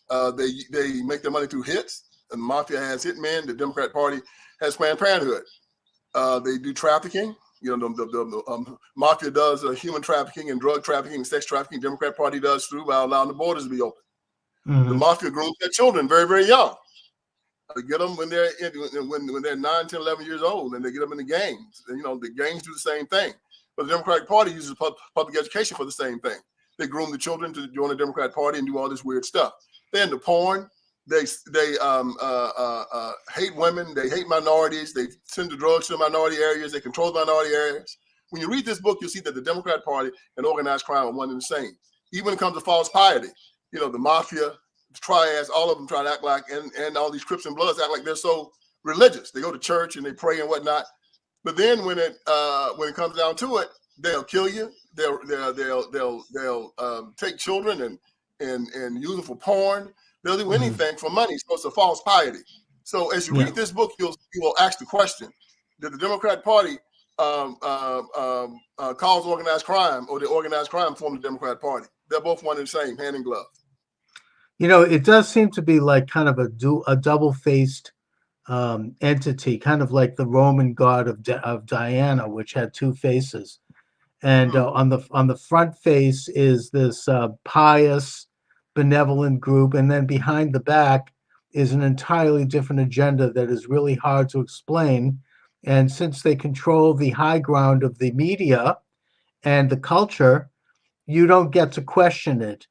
You talk about groups that purport to be civil rights groups like the NAACP and others that have been infiltrated by the left, certainly. Same thing is true in my case, with Jewish groups like the ADL, and with women's groups like the National Organization of Women and NARAL, even with gay groups. You have them basically acting as enforcers in that they're going to take out a microscope and try to find something that somebody who is their opponent, because of political reasons, they might have said 20 years ago that was insulting. Maybe now they're doing it to men who might have had a bad date 20 years ago, and all of a sudden somebody comes out of the woodwork and is accusing them of rape, or they'll do, they'll somebody suddenly is a Holocaust denier. I mean, these crazy charges that can destroy a person's life. They can destroy the reputation of a company, and they manufacture these things to do that, to suppress. Not only does it destroy someone who's in opposition to their leftist agenda, but it chills the public debate because people see this happening and they keep their head low. Nobody wants to be accused of these things. It's kind of like in the times of the Spanish Inquisition, there was an auto da fe. They would take someone out in public and they would publicly humiliate them and then probably execute them, because it sent a chill throughout the entire society. Hey, I better not step out of line here. Look, this is what they did with Jesus. I mean, right? They had they would crucify people outside the gates of Jerusalem in Golgotha, known as Calvary, to scare the entire country into sort of, kowtowing to the will of the mighty Roman Empire, and to scare people who would step out of line. They would take advantage. They would make examples of people. So this is their tactic, and it is a mafia tactic, both in terms of tactically, but I agree with you, Vince. It's literally a mob situation. It's an organized criminal syndicate. Well, they've always been that way. It's never been a time in the history of the country where they haven't been that way. From 1800 to 1860, with a part of slavery, raping women, putting them on, selling their own children. Oh, the horrors, of course. Yeah, and making them work without pay. Then after that, they were the part of the Confederacy. They succeeded from the United States of America, killed their own countrymen in order to keep on doing the evil that they were doing. And after they lost the war, they got worse. They became the party of Jim Crow. They started raping, maiming, keeping people from voting, extra-constitutionalism, breaking the law. The law meant nothing to these people. They were criminals. Every city, right now and then, had a Democrat political machine. In New York, they had Tammany Hall. In Chicago, they had the Daily Machine. In Memphis, they had the Crump Machine. In Los Angeles, they had the Bradley Machine. In Missouri, they had the Pendergrass Machine. They always had these political machines that controlled the politics of the area. And they sent their mafiosos out to intimidate and hurt people to make them vote for the Democrat Party. The union representatives were the same way. They come out and they beat you and slap you around and make you vote for the Democrat Party. This is who they've always been. And when John F. Kennedy stood in front of the Berlin Wall, he said, if people think that communism is a good thing, let them come to Berlin. What I say, if people think that the Democratic Party is a good thing, let's go see what happens in the places where they rule. If you think the Democratic Party is a good thing, well, I'll tell you, let them go to Detroit. Let them come to Chicago. Let them come to Washington, D.C., Memphis, Houston, L.A., Milwaukee, Philadelphia. Wherever the Democrats rule, there's nothing but chaos. There's nothing but death and destruction. You're obviously absolutely right. Perverts, liars, hypocrites, and anti-Christian bigots. And we need to run them out as quick as we can. Y'all buy Crime Inc., read it, share it with your friends, use it as a gun and as proof who these people are. Educate yourself, and let's send them packing in 2024. Well, this is what we need to overcome here, because as you point out, they have controlled the big American cities, I think, absolutely since the mid-1960s, when they started with these riots that were communist inspired, and that they enthroned these machines that are stealing elections. They have these they shut down, when the polls shut down, they have people in there, these ward healers, who fill out the ballots. There's plenty of witnesses of this.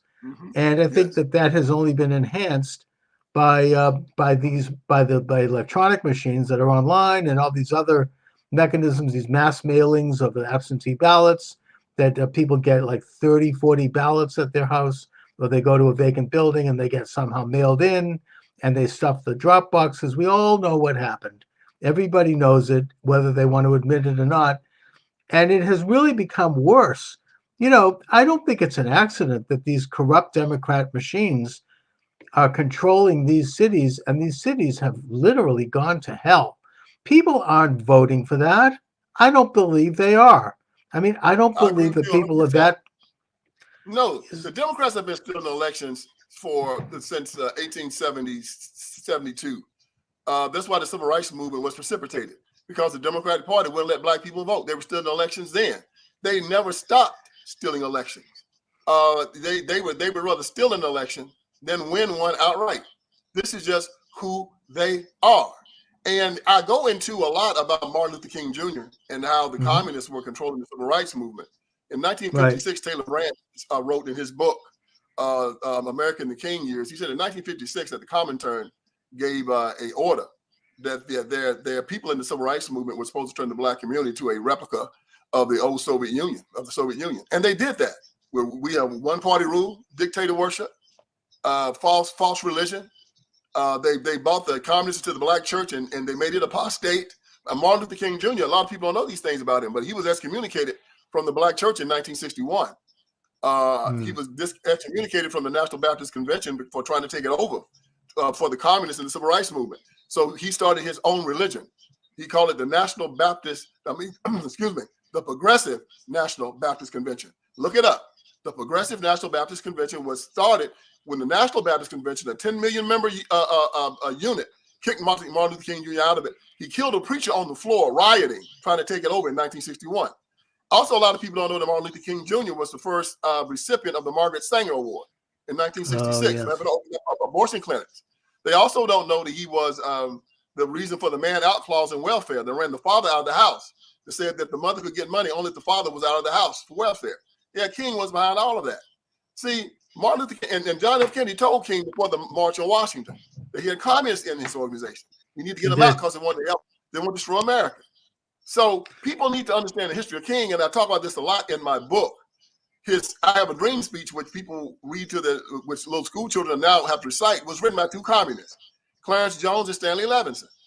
And King said in that speech that he had 100 years after the Emancipation Proclamation, the Negro is still not free. Well, that is a lie. I was born free. God gave me my freedom. According to John Locke, my freedom is an inalienable right. It is irrevocable, non-transferable, and unsellable. And he also said that we should be ashamed of the color of our skin, that we dream of one day that we will be judged by it. I will not walk up to a racist and ask him to look over the color of my skin. Never me. If Martin Luther King wants to do that, let him do that. I don't care how you feel about the color of my skin. That's your problem. If you put your hands on me, you're going to have another one. So I want all your viewers and your listeners to go to my website, VinceELlison.com. That's VinceELlison.com. You'll see my blogs. You'll see my books for sale. You'll see my documentary, and buy them, and they'll rock your world. Oh, you bet. So, Vince, your book is Crime, Inc., How Democrats Employ Mafia and Gangster Tactics to Gain and Hold Power. You know, it obviously makes a lot of sense. And you get into in your book these really explosive charges about the late, great Reverend Dr. Martin Luther King Jr., who I will still say I give a lot of credit for because he did stand for nonviolence and he didn't want to have a violent revolution, unlike but nonviolence is not a Christian virtue. Non-aggression is a Christian virtue. That's why he told that lie that nonviolence was a Christian virtue. It's not. It's non-aggression. There's no virtue in me and you walking down the street and seeing a 3-year-old girl getting raped and accosted, and we stand there and say, well, since we 3, 2, do anything. Of course. No, our job is to grab him, whoop him till he stops fighting, and then can't turn him over to the police to testify at his trial. There's no virtue in you and I as godly men, me as a Christian, allowing men to come in my house and rape my wife and my family. Where's the virtue in that? No, Christianity is a religion of non-violence. When Jesus went into the temple and he told the money changers not to come into his house anymore, changing money, and they disobeyed him, I don't know how many times, what did he do? He got the cord, he ran them out. Yes, he also told his disciples tonight. You remember when I told you not to bring your no clothes nor money? Well, tonight you'll need some swords. How many do we have? And Peter said we have 2 of them. He said that's enough. Look, it's a lie, and because of that, Martin Luther King Jr. and his nonviolent concept made us a generation of stalkers. A tree is known by the fruit it bears, isn't it? They asked Christ, how you know a false prophet? They said by his fruit, not by what he says or he does. When you look at Martin Luther King Jr. and you look at the condition of the black community, and it's revealed that we made more progress the 100 years after slavery than we have in the last 50 years, how can anybody say he was a success? The black community is destroyed. The black family is destroyed. The black education system is destroyed. Black businesses destroyed. 5 times more men in prison. Show me one place that he's been successful except for getting more black liberals and Democrats elected into office. What place has he been successful? I think you make a brilliant point. You know, I mean, it's Nowhere. So how? So he's a and false also I prophet. think Jesus said that you will know them by their fruits, and his fruits and are what right. I've also heard, Vince, is that Martin Luther King and the Southern Christian Leadership Conference and his whole group, they purged the black church of conservative ministers. And, they kind of took the high ground with the full backing of the establishment that actually was hoping to keep black people down and keep black people in their place. I think that the 1960s saw left-wing organizers implement Lyndon Johnson's War on Poverty and Great Society, which, as you said, it damaged the black family. I mean, Well, it was Martin Luther King Jr. was behind that. Listen, yeah, I believe that. Patrick Moynihan did the Moynihan report. Yeah, that's in right. 1965. He told Lyndon Johnson that we need to use the federal government to put the black man back in charge of his family. Lyndon Johnson agreed. In his book, Bearing the Cross, David Garrow talks about this. He told Moynihan to take his report to the civil rights community. McGeorge Bundy was with Moynihan when he did it. He took it to Martin Luther King Jr. and the civil rights community at this convention they were having. And McGeorge Bundy wrote, it was a wonder Moynihan got out of that room alive.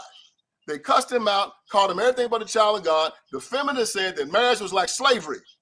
And they did not want to put the man back in the head of the family. And so they put the man in-house clause in welfare and said if the man is caught in the house, instead of the family getting welfare, he gets none. They only get money if the man is out of the house. And in one generation, we went from 80% of our children being born in wedlock to 80% being born out of wedlock. And that's because Martin Luther King Jr. turned down Lyndon Johnson's, when Lyndon Johnson said he wanted to put the black man back in the head of the family, they turned it down. People like to put this on LBJ. It was not LBJ. It was MLK. And my documentary proves it, and my book proves it. I have a documentary out. It's called Will You Go to Hell For Me? And in this documentary, I asked the question, can a Christian vote for a person that says, I'm going to cut off the breasts of little girls and call them little boys, castrate little boys and call them little girls, give them puberty blockers and mess up their lives forever, vote for 9-month abortion, killing children on the table, do the sex trafficking and fentanyl across the border that's killed 100,000 Americans every year, trap children in failing schools where they never learn to read and write, take weapons from people in war zones so people can kick their doors in and kill them and defund the police so they can't be protected. Can anybody vote for that and think that they won't be held responsible in the eyes of God? I say no. What is evil? I'll make it simple for you. Evil is anyone that'll harm a child. Jesus Christ said anybody that will harm one of these little ones is better than a millstone be tied around their neck. They'd be thrown into the sea. Well, I hope these Democrats can swim. You make, as I said, I mean, I can't really add anything to that. It's a brilliant presentation. I hope that it reaches enough ears. And I know they're trying to censor you on YouTube and all of that in your documentary. Vince, where can people get your documentary? They can go to VinceEEllison.com. VinceEEllison.com. You can get my books. You can read my blog. You can get my documentary there. If you want to see the trailer, go to VinceEEllison.com. You can watch the trailer there, and it'll send you to a link where you can buy the documentary, stream it, or where you can buy the DVD. I debuted the documentary on Tucker Carlson's show a month before he left Fox News. Tucker said it's one of the most powerful trailers he's ever seen. Sean Hannity said the same thing. I would ask you to watch that trailer and then look at this documentary. Buy it or buy the DVD or stream it. But it will change your life. All this stuff about Martin Luther King Jr. and how they let the communists infiltrate the civil rights movement and how they went into the Democratic Party. It's all in there. All about the black preacher, the black politician, the black civil rights worker being used as conduits by rich white liberals to keep black people under control. It is all there. Every question you have about why excellent. Black and I mean, Christians, the black church began to be corrupted in the late 1930s with Margaret Sanger and her so-called Negro Project, where she set up an abortion clinic in Harlem, knowing that as a white woman, she wouldn't be able to convince black people to go have abortions. So they started to pay ministers to encourage it. And, she was a very close friend of Ernst Rudin, who was a Nazi sociologist and she would publish his work, and she believed in race theories, and she considered black people to be a dysgenic race, and Well, the and sad all of thing is this. that black people believed it. It's not that white people believed it. They can believe what they want to believe. But the black preacher, the black politician, the black civil rights organizers taught black people to believe it. This is why they kill each other in such astronomical numbers. And this is why the most dangerous place in the world for a black person is inside the womb of his mother. So they teach us to kill one another while we're in the womb. So we definitely kill each other after the child is born. We have a dysfunctional society, and that's because we always had a dysfunctional clergy. And the clergy was taught by the plantation owner to tell black people to kowtow and keep themselves in line for white people. And this is why black people during the civil rights movement turned into stalkers. They had their own schools, they had their own communities, and we've been the only people in the history of the world that ever forcibly asked or forced our oppressor to allow us to integrate with them. That's because of a Stockholm syndrome and a cognitive dissonance. It made no sense. It makes no sense now. Most of the other minorities, whether it be Indian or Jewish, think about Jewish people after the Holocaust going up to the Germans, asking them to integrate with them. You know, it's ridiculous. Instead, of course. Instead, just like Brigham Young, what did they do? Brigham Young went out west, created his own state. His own group. The Indians did the same thing. Give us our reservations. Most people want to get into an enclave. They want to remain American, but they don't want to be under the heel of their oppressor or the people that they think are their oppressor. The black American, led by the Democrat Party, asked, cried, and demanded to live under the heel of their oppressor. And that's where they are now, under his heel. And it's not the white Democrat, it's not the white conservative that's doing it. The white conservative, the best decision the white conservative ever made was to leave the Democrat Party in the early 1970s. Because if they had, they would have fallen victim to the same stuff that the black people have right now. They would have had them at the bottom of every socioeconomic statistic in America also. Instead, when you come down south, the white conservative is doing fine. He saw it coming. He saw the LGBTQ coming. He saw the atheism coming. He saw the lies, the deceit, and the poverty coming. And he said, the heck with the Democrat Party, and got out of it. Saved himself. But black people wanted to hold on to the master. Hold on to that D. Nancy Pelosi held a glass of water and said, in minority communities, people will vote for this glass of water that had a D on it. That's how brainwashed black people are with the Democratic Party. And you know, here you have it again. We talked about it in the 1960s, as you say, they scuttled the Moynihan Report. They replaced it with welfare that paid women to get rid of their husbands and then have more babies out of wedlock. So you have young black men growing up without a father figure in the house. You have leftist economic programs that are stripping the neighborhood of entrepreneurialism and opportunity and all of it. You've got the school system that's been infiltrated and taken over by ideologues who are not teaching things like phonics to help a person know how to read and all of the methodologies and the Constitution. Instead, it becomes a behavioral soapbox run by these leftists. Man. And that includes it particularly affected black families because they had already started to destroy the family. And they didn't have the support. And Martin Luther King Jr. them and all of them backed it up. I mean, it's the stupidest thing in the world. You say you hate George Wallace and you hate Orville Faber and Lester Murdoch and all those guys, right? All those old Southern governors. But then you have a school system that you have absolute control. We said, no, we don't want to scuttle that school system and hand our children over to the racists. It's like Jews saying, I want to hand my Jewish children over to Nazis to educate. Now, look at what's going on now. The children can't read, they can't write. Baltimore doesn't have one school that can educate children properly in math or science, not one, or reading, not one. Nevertheless, when people start talking about school choice, black people, when you poll them, will go 95% for vouchers and charters. But when it comes time to vote for the politicians, they say, I won't vote for a Republican because he's a Republican, but I'll vote for a Democrat. It's brainwashing, it's Stockholm syndrome, and they demoralize them to a point where they cannot even think. They think that they are what they say they are. You're no good, you're ignorant, you're stupid, you don't deserve anything, but the crumbs that fall from the table, that's all you're going to get. Don't try to do any better. Don't try to do any better. And when Al Sharpton and Jesse Jackson walk out there talking about, how can you pull yourself up with your bootstraps and you ain't got no boots? You know, telling black people what they can't do all the time. Jesus Christ said what? He said, you're more than a conqueror. You cannot be a victim. You cannot be oppressed. They said, thou shalt not covet. But what do these guys say? Income inequality. They say, he said, my peace I leave with you. What do they scream? No justice, no peace. They walk around here begging and stalking white America, looking in the window. Everybody hates a stalker. I don't care how pretty a woman is. If she's a stalker, she's despised. And they turn Black America into a generation of stalkers who are pitied and despised all over the world as opposed to be respected. That's why I can't stand the Democrat Party. They are a cabal of liars, perverts, psychopaths, anti-Christian bigots, full of pride, full of hate. They destroy everything they touch. Crime Inc. tell you all about them. Get the book. Learn about this evil party and never vote for them again, because you're putting your soul in hell. You're putting your soul in jeopardy when you vote for this party.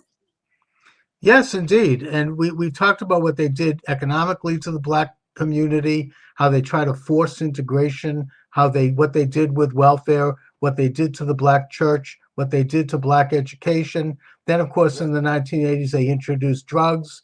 And now, you have young Black men mostly who don't have a father figure and who are therefore susceptible to this. They don't have employment because of this bad economic agenda of the left. And so they turn to things like drugs. And then the final line of defense is police department keeping the 99% of people in that community who are trying to get to work and get to school, keeping them safe from drug gangs, many of which have been imported. And then they want to defund the police and basically leave the neighborhood completely. The one thing they do, Mr. Moscowitz, is they keep people from praying to their God. If you go to a football game now and you kneel, if you are praying to protest, if you're kneeling to protest your country, they will give you accolades. But if you're kneeling to pray to God, they want to put you in jail. They have taken God out of schools. They brought the drag queens in. They've taken the Bible out and they brought porn in. My mommy, my two mommies, and my two daddies. Right. They're allowing demented men in dresses to go in the bathrooms with little girls and women. They're allowing demented men to participate in sports with women. See, this party is insane. And when you start voting for an insane party, like people are doing here, you're going to be held responsible in this life or the next. There's no severability between you and your vote. You ask the Nazis about that. The ones that put Hitler in charge, did they not pay for it? Of course they did. Ask the Russians about it. The ones that put Stalin in charge, did they not pay for it? Of course they did. Ask the Italians about it. The one that put the crazy Mussolini in charge, did they pay for it? Of course they did. And America is going to pay for this if they do not repent. This is what we got to understand, because what the Democratic Party tells you, and this is what they do, their biggest sin, is they tell you not to repent because you've done nothing wrong. They tell you to walk around in pride. C.S. Lewis said that pride is the most damnable sin. All other sins are flea bites and pinpricks compared to pride. All sins derive from pride. All of it. Murder, divorce, envy, hatred. And that's all the Democratic Party is. Envy, hatred, covetousness, everything that's evil, they want to make legal. Everything that's good, they want to make illegal. They want to make death legal. They want to make aborting children legal. Bad schools legal. Drugs legal. You name it that's bad, they want to make it legal. And these people aren't criminals because they litter and run stop signs. They are evil because they kill and destroy people, and they enjoy it. They're not trying to change things in Baltimore. They're not trying to change things in Memphis. They're not trying to change things in Chicago and New York. Oh, they strutting. Yeah, they're happy. They run for re-election. Talking about, look how good we've done. A Democrat Party heaven is an American hell. Never forget that. And we have to beat these people in 2024. How?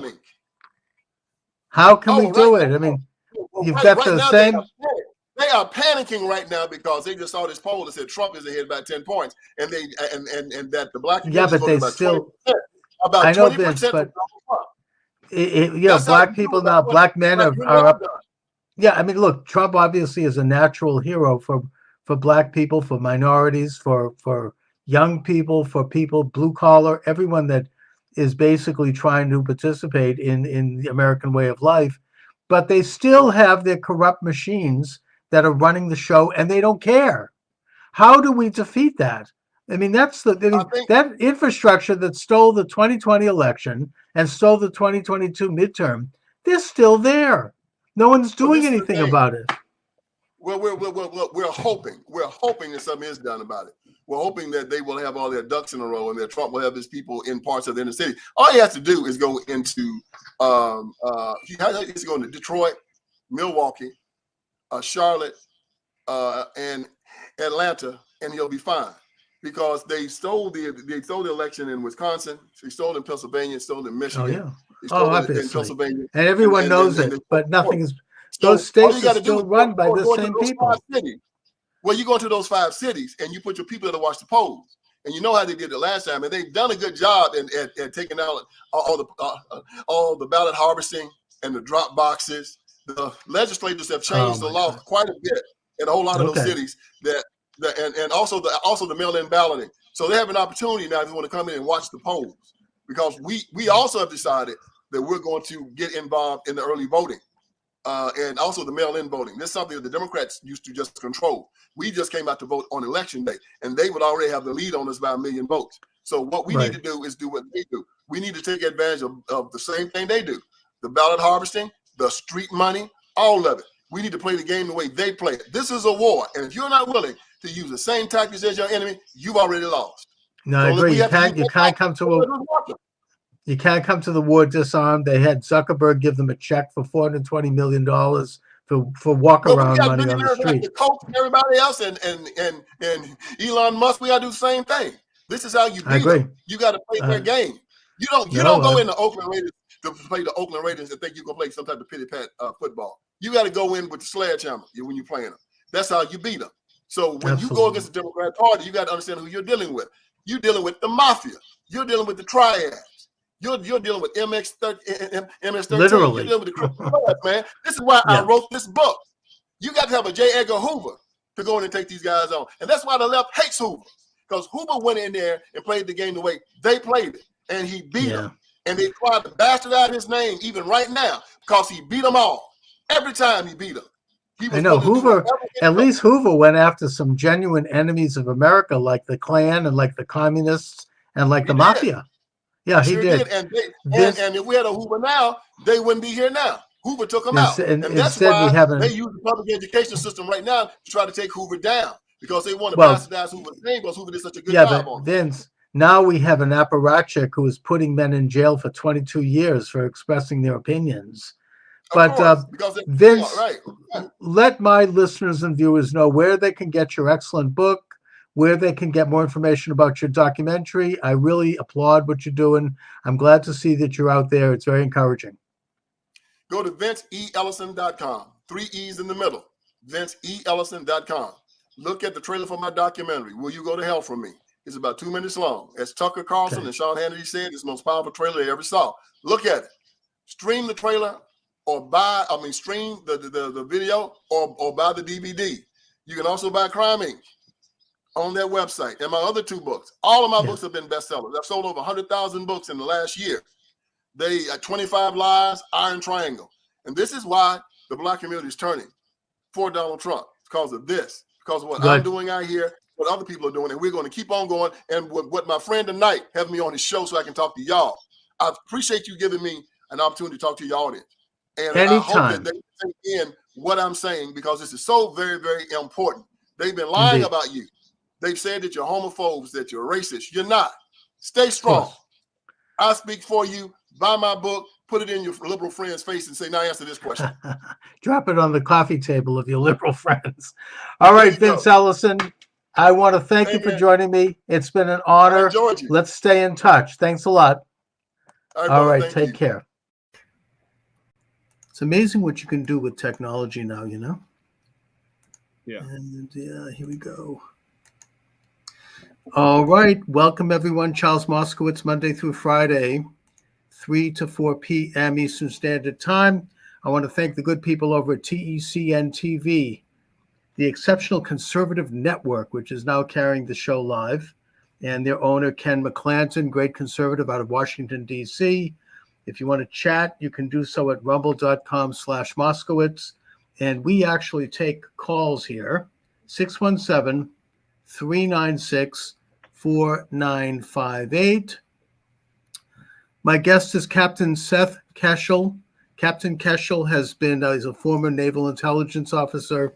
Army. Army, thank you, sir.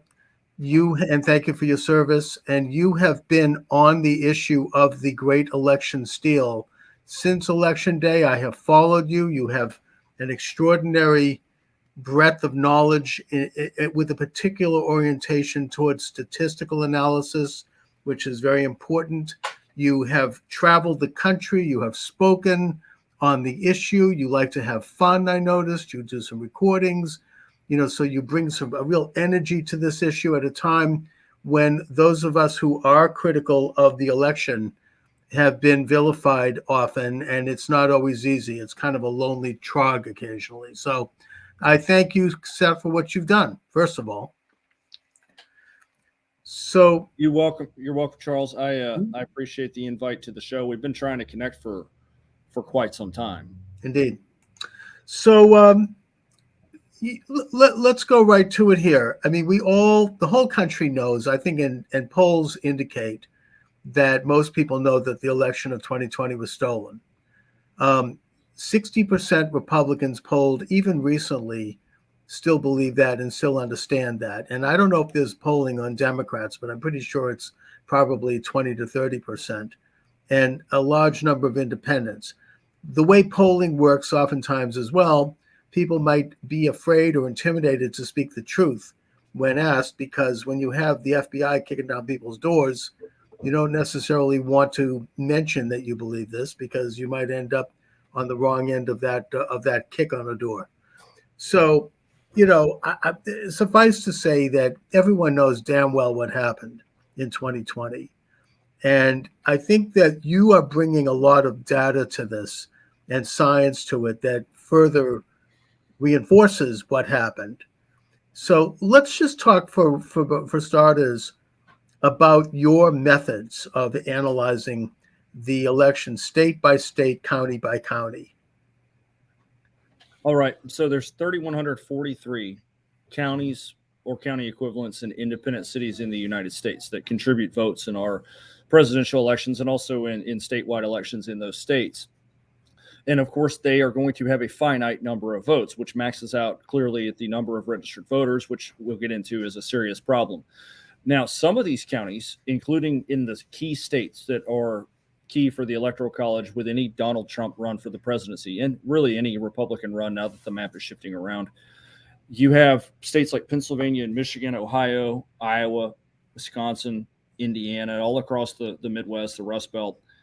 And a lot of those counties are stagnant in population. So they're fixed. The population hasn't changed much, or it's declining.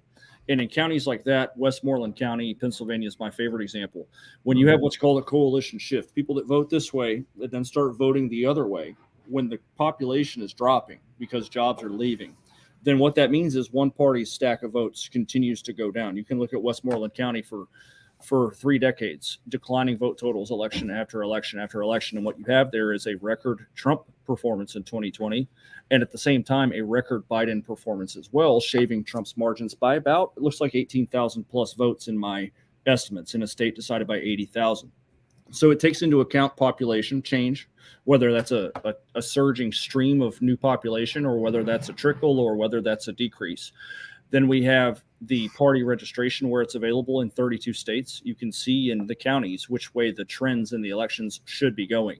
And if you don't believe in that, you can take any state that has party registration and put down the registration trend between presidential elections, and whichever party made the advantage is the party that benefited in the next election, whether that was a tighter loss or an expanded margin of victory or a flip of the state. You can see that coming with party registration.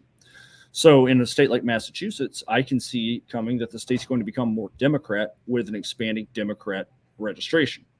In a state like Pennsylvania, when it was a 21-to-1 ratio of registered Republicans to Democrats in Trump's term, that is signaling very strongly that Trump is not only going to win Pennsylvania again, he's going to win it by a wide margin.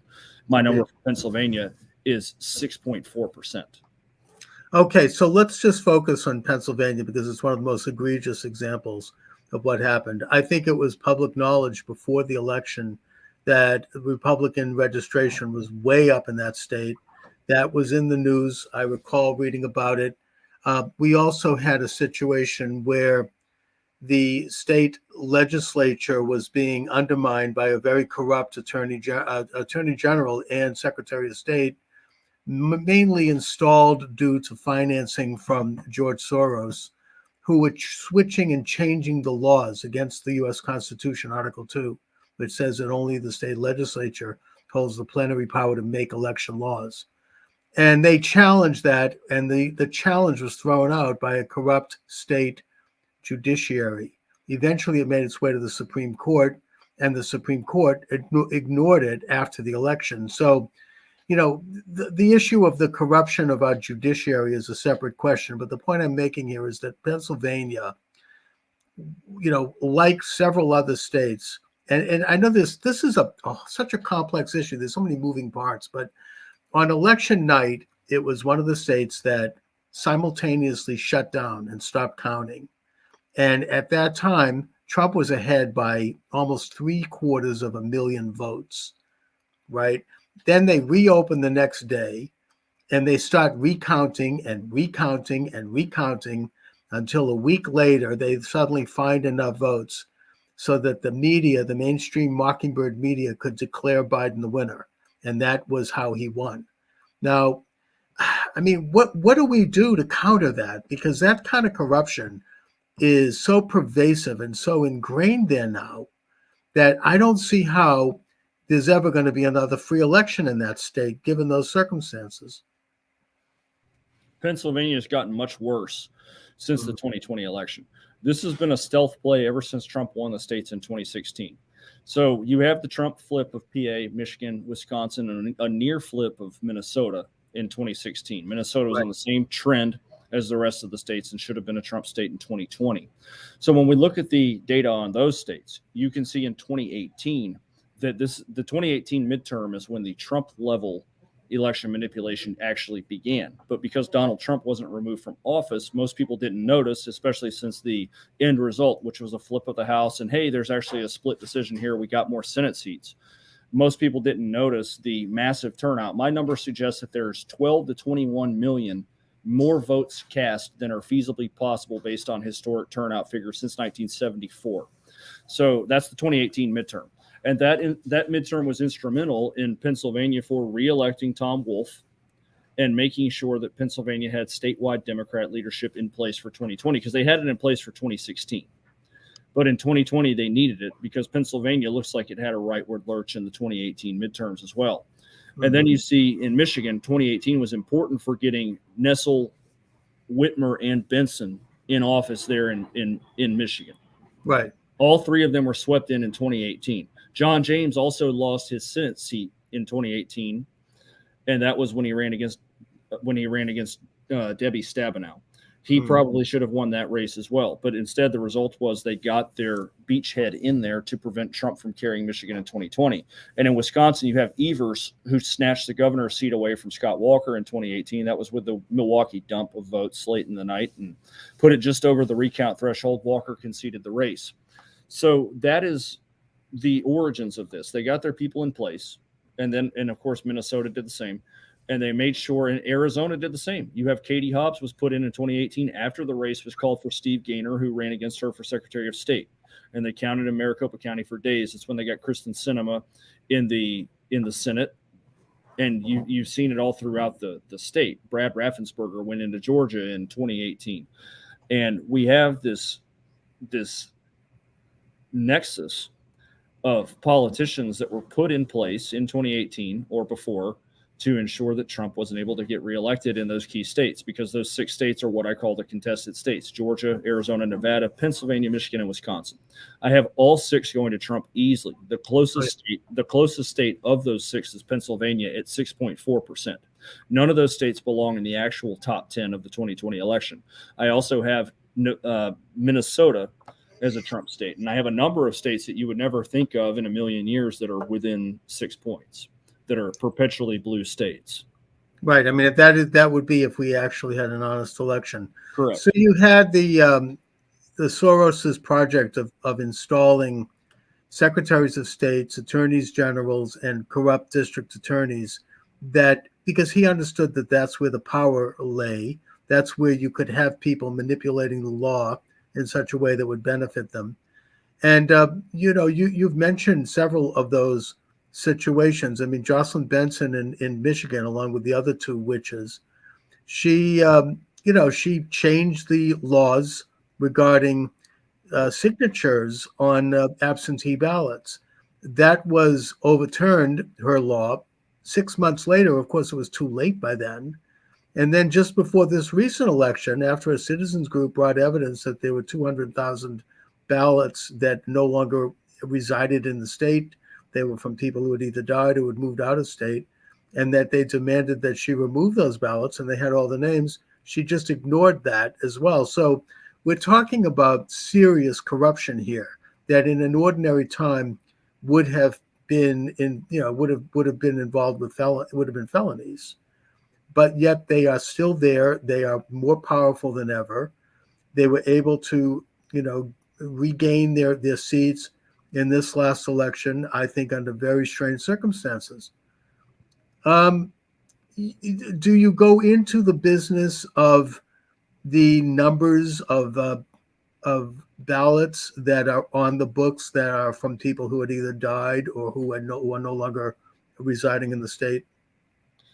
So people in the state election integrity groups, they get into that because they have to, and that's their piece of terrain that they can control. Where I came in at a national level. At the end of the 2020 election, while President Trump was still in office, I was brought in to give statistical guidance, just like I do now, and it was to provide material for the lawsuits. So I had context, which of course the courts don't care about that because statistical proof is not hard evidence of a crime like you might find on a security camera. But it supports, hey, something's not right here. Your blood pressure is 200 over 150. Something's not right here. And that is what my statistics show. So I came in at the national level. And then when the election integrity movement kicked off with a national perspective, I've never really been at the county or state level. That doesn't mean I don't have insight on it, but the people that are working at the counties and at the states, they know very closely. They know their county officials, their elections administrators, their county commissioners. And for me to get involved in it would really only create a more difficult path for them. They're going to say, here's a national election denier or one of the more prominent election deniers in the world at this point.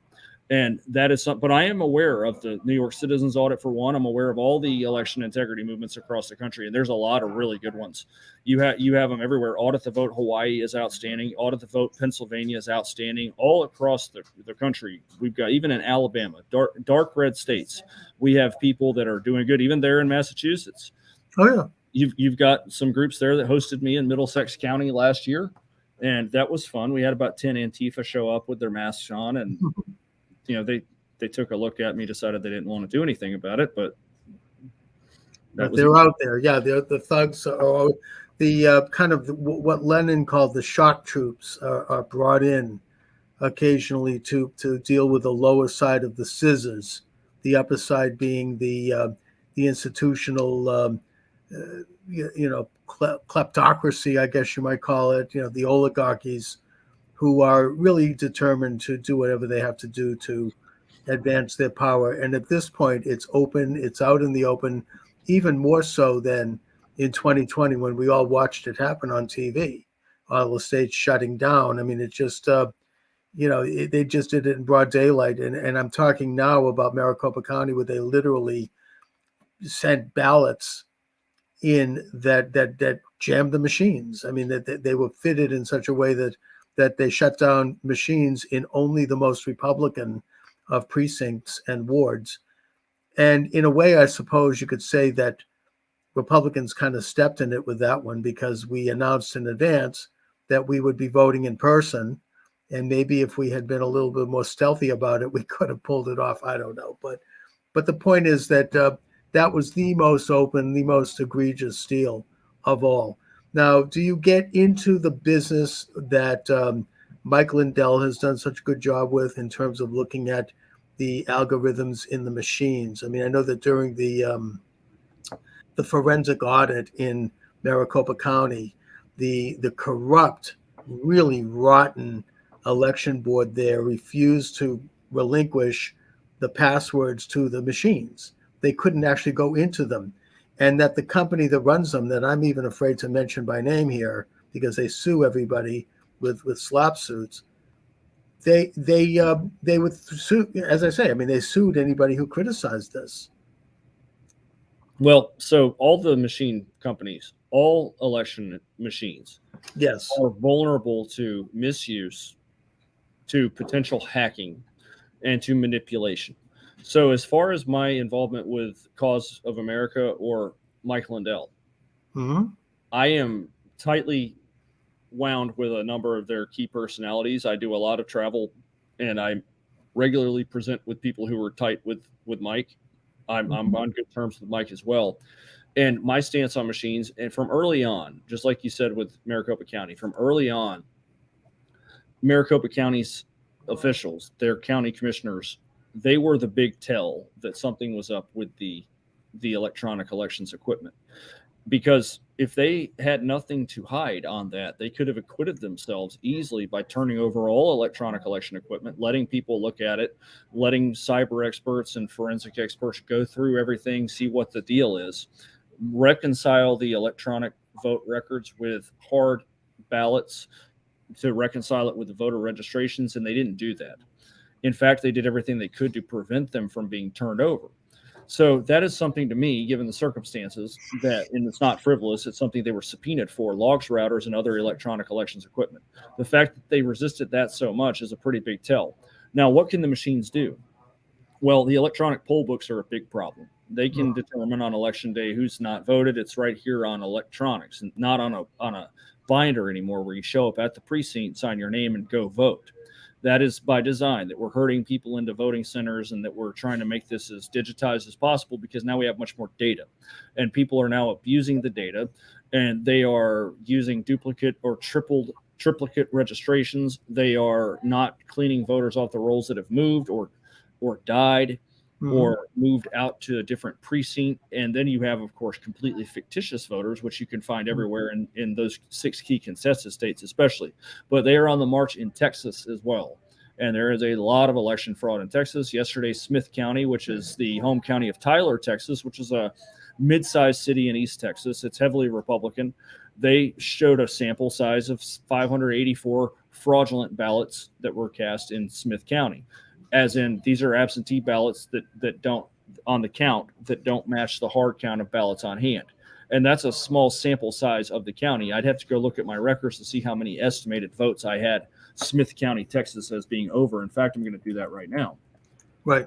But my understanding, Seth, is that some of the methodologies being used here are so subtle that even most, good conservatives and good vote integrity groups can't detect it. And that includes things like setting up phony separate accounts online that then suddenly appear, they accept votes, and then they disappear. There's a lot of weird stuff that's happening.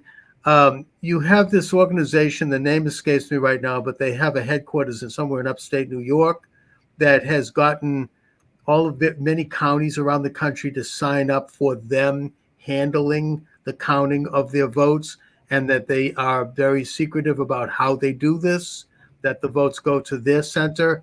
And then you have this group, ERIC, E-R-I-C, which was contracted 10 years ago, including in some red states like Louisiana, to basically clean the voting rolls.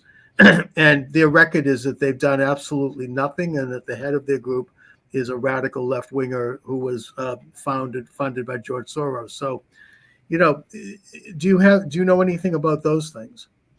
Yeah, ERIC is something in Alabama. Alabama just got away from ERIC, the electronic voter registration infrastructure.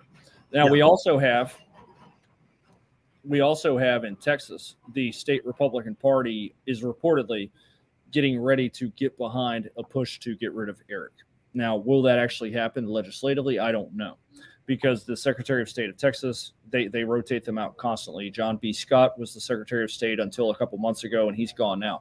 So the Secretary of State in Texas is not an elected position, so there's not any voter accountability there. And now we don't really know all of the positions that the current Secretary of State has. All I know is that Harris County, even in the Secretary of State's own audit, Harris County, home to Houston, And also, you can look at some of the other counties: Dallas County, Tarrant County, Collin County. They were also audited. Harris County and Dallas County had very poor remarks come in. Now, Tarrant County's got issues too. There's an elections director there named Hyder Garcia, who I am aware of. I've never spoken about him directly. I don't do a whole lot of personal probing. I do all the top level 30,000 foot stuff. Well, he is sniffing around and went to the papers to cry about my numbers, even though the Democrats stayed stuck in the 200,000 vote range for 4 consecutive elections, then completely finished those off, went through the 300,000s and topped Trump, who had a record Republican vote gain in a county that had been Republican since 1968. Now, very suspicious. Right. So all we really need is transparency. We don't need really the result of a lack of transparency is the wrong people get in office. I mean, look at New York. My number suggests that Lee Zeldin should be the governor of New York today, not Yes. Kathy Hochul. I think that I saw you right about that. You had some very strange swings in certain counties in upstate New York, where the vote turnout did not match the number of registered voters. Well, correct, but it's not so much about the registered voters. It's the statistics over time, over duration. The statistics provide us an expectation of output of how many votes should be cast. It's just like if you look at baseball, we use the Red Sox for example. You know, Ted Williams played from 1939 to 1960. He had 521 home runs. So Ted Williams probably averaged. He missed 4 or 5 seasons solid, being at WAR. But Ted Williams must have averaged 35 home runs a year if he played a full season. Now, if we have him at 35 a year, we can look at some of his highs. He probably finished in the 40s here and maybe had a season that was cut short in the 20s. Now, if all of a sudden he's got one season that it's 71 home runs, well, what happened here? Now, you can see it in the 90s where you have the steroid era where players are cracking home runs out like softball leagues. But statistics generally give you an expectation. And if everybody all of a sudden starts hitting 50 and 60 home runs, then you know something is going on. So if Joe Biden has 81 million votes, or if even in the 2018 and 2022 midterms, America just started voting all of a sudden and we have record high turnout everywhere, then we should see that everywhere. And still, I can go through the map in 2020 and find places that did not have a spike. Suffolk County in Massachusetts looks normal to every election year. So according to my model, I flagged that as green. Now, I'm sure that any big city county like that has its inherent issues that are always. Well, that's because it's been corrupt for 50 years, but that's putting that aside. But in all the right metros, they corrupted 2020 as well. So Baltimore County in Maryland, Baltimore City in Maryland, and then not Baltimore County, Baltimore City, and then Suffolk County, Massachusetts, or you can look at Bronx or Manhattan, New York. They look normal compared to every election trend. In fact, Trump trended New York, or he trended Manhattan, Bronx, Queens heavily in his direction. But you can look at other places like all of a sudden, why is there no motivation for Biden among rural black voters in Alabama or in Arkansas? But it's really an enthusiastic block for him in Georgia. So these things don't make any sense to me. Right, and it does look a little strange when you see, these kind of anomalies. And another factor that, of course, enters into the picture is the amount of money that poured in from people like Zuckerberg, who wrote a personal check for $420 million to fund these 2 turf organizations, which basically spread it around, as they used to say, greased a few palms. Only in the battleground states, only in Georgia, Arizona, I think in Detroit, where basically people, and Wisconsin, where people were doing activism, like harvesting ballots and signing people up and setting up tables at fairs and doing the kind of the street work. The thing that's amazing to me about that is that there's very few whistleblowers amongst people who were doing this kind of shady work. Was it just because, there was 1 or 2 that spoke to Dinesh D'Souza in his movie 2000 Mules, but it's amazing how tightly sealed that whole thing is. Why do you think that is?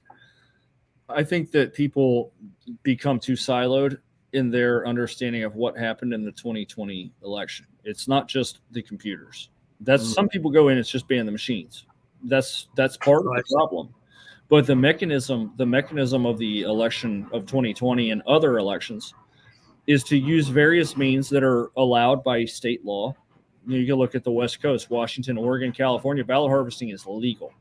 Then you have other states where it's not. So when you do it, you're going to do that at the risk of getting caught. Georgia, Arizona, but then you have compliant, wimpy, useless state legislatures and corrupted courts that refuse to crack the whip on that. Now in Florida, ballot harvesting is not only illegal, it's a felony. And there was the creation of an election crimes task force, which threatens to come into those boiler rooms in the event of a close election that might be trying to flip the state. Mm-hmm. So as far as why is there not a lot of people that talk about it? There are. The Maricopa County has been caught red-handed time and time again. So I've heard it put recently, the 2020 election there was a Bigfoot sighting. And nobody got it on camera. Well, 2022, that's on camera. Everybody saw Maricopa County operating in real time to make sure Kari Lake didn't win. In fact, Kari Lake never even took a single lead. Abraham Hamadeh took a lead for a split second before the lead went away. So I think that Kari Lake was kept below even just to make sure she. I think they had to stop her, because if she had won, the whole rotten thing would have been blown open. I mean, that would have been the beginning. And so they didn't even care. They just did it out in the open. And even with Hamadeh too, he lost by what? Less than 200 votes? Hamadeh lost by less than 300 votes after a slight adjustment in December. Now, he's recently been out there on record saying that the look at the provisional ballots would have given him the victory. But my numbers for those guys, that whole slate in Arizona was an all-star slate. My numbers for those guys suggest that Hamadeh, of course, would have finished first if that were to be the same all the way down. But Kari Lake's margin of victory is about 9.9%. It's huge. The most conservative estimate. That's more than 200,000 votes over Katie Hobbs. And that's me being very generous towards Katie Hobbs. So Hamadeh is probably an 11-point winner. And then you have Kari Lake at 10. You have Fincham and Masters are about 4 and 5 points apiece at that rate. Now, Masters, of the four, Masters is the only one that conceded the race, which was completely foolish of him. Right, I agree. And I think that Kari's that's going to an appeals court. I kind of think that the judge in the state, Thompson, I think he might have been threatened or something. I mean, I think that these people play hardball, because that was such an obvious case of fraud, and yet he's decided it wasn't. I mean, it just could he be either that corrupt, or I think he might have been frightened. But either way, it's now in an appeals court. Where are they now? Do you know? So the main issue that you're getting at here with Thompson is a nationwide epidemic. Judicial corruption has been, the foundation of that has been laid for decades.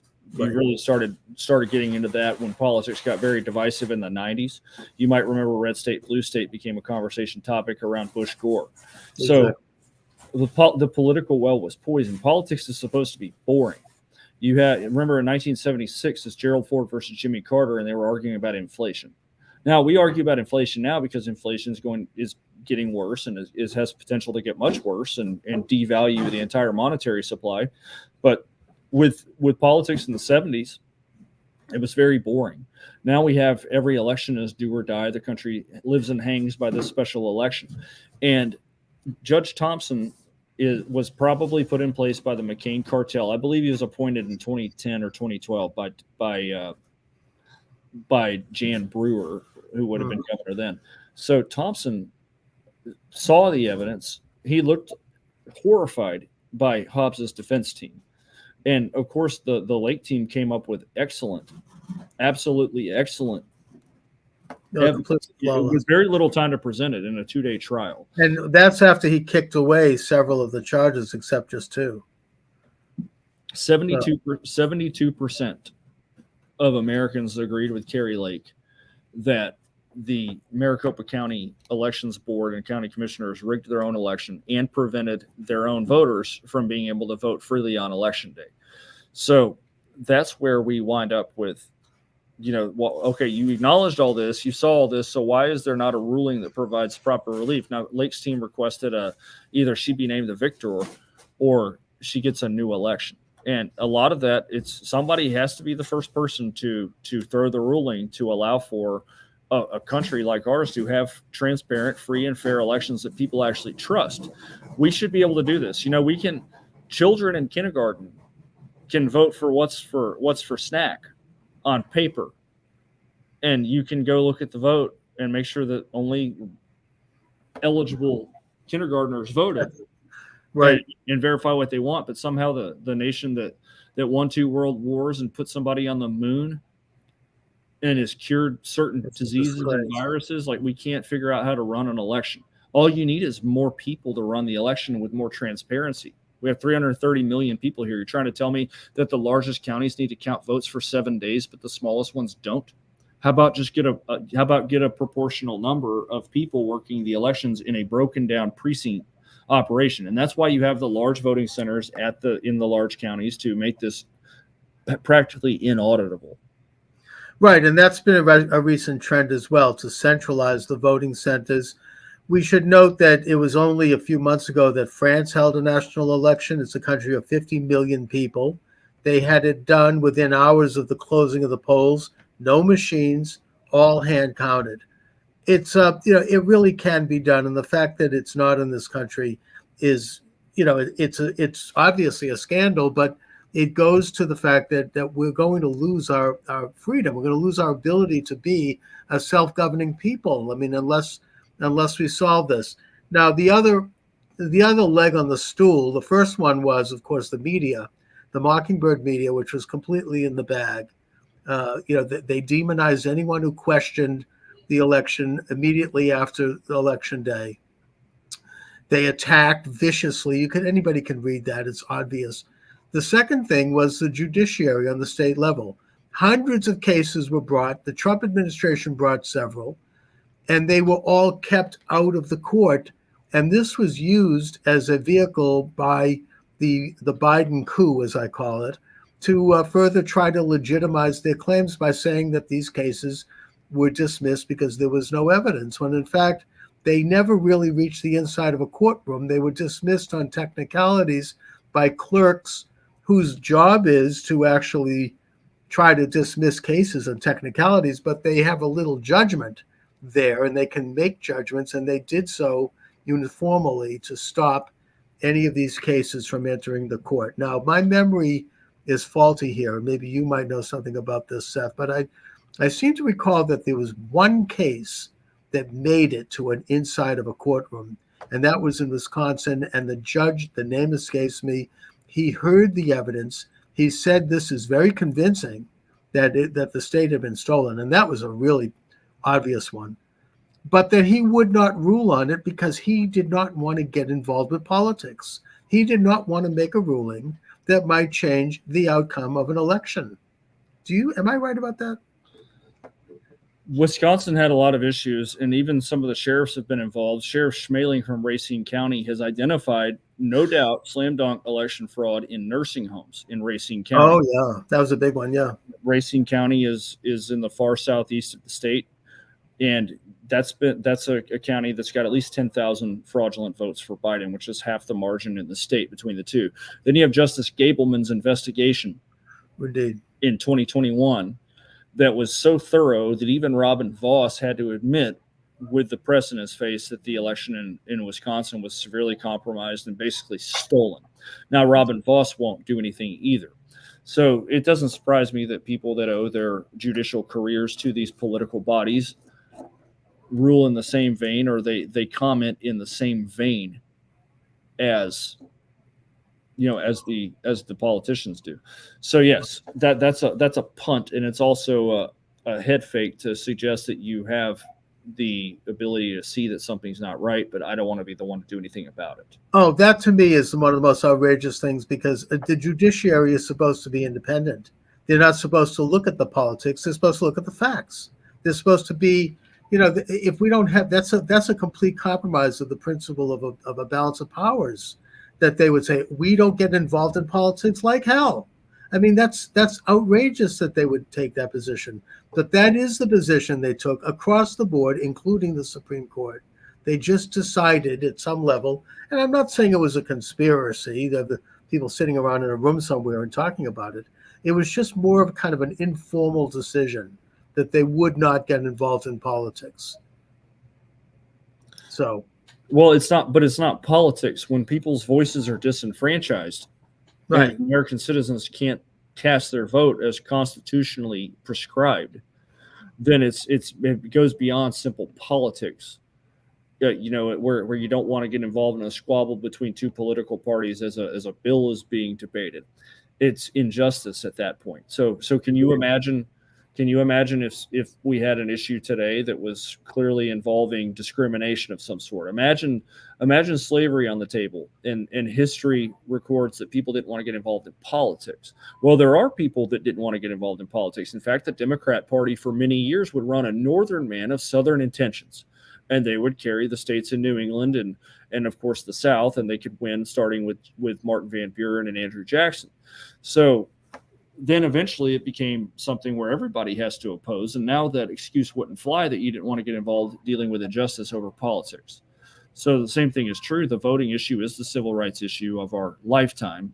And it's the reason that the hit pieces don't work on people like myself or anybody else who goes around talking about election fraud is because 60+% of the country agrees that the elections are toast. If you don't believe me, go ask some people that don't look like your standard Republicans and start talking about that and mention Build Back Better. And then if there's a head nod, talk about the election issues. Almost everyone I've talked to agrees with that. So I'm not an extreme majority in this point. Oh, no. The whole world is looking at the United States, and they see that this regime is illegitimate. And it's kind of common knowledge. I mean, it's not even, something that's up for grabs, but it's particularly disappointing to me, the judiciary. You bring up the Civil War. It was a judiciary. It was jury nullification, actually, that got rid of the Fugitive Slave Act because they said this is not constitutional.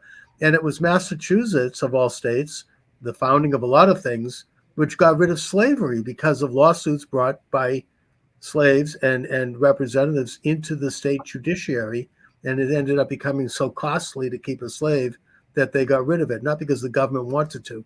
So the judiciary has a very important function here, and it really has fallen down on the job. Now, the third leg in the stool was the events of January 6th, the assembly.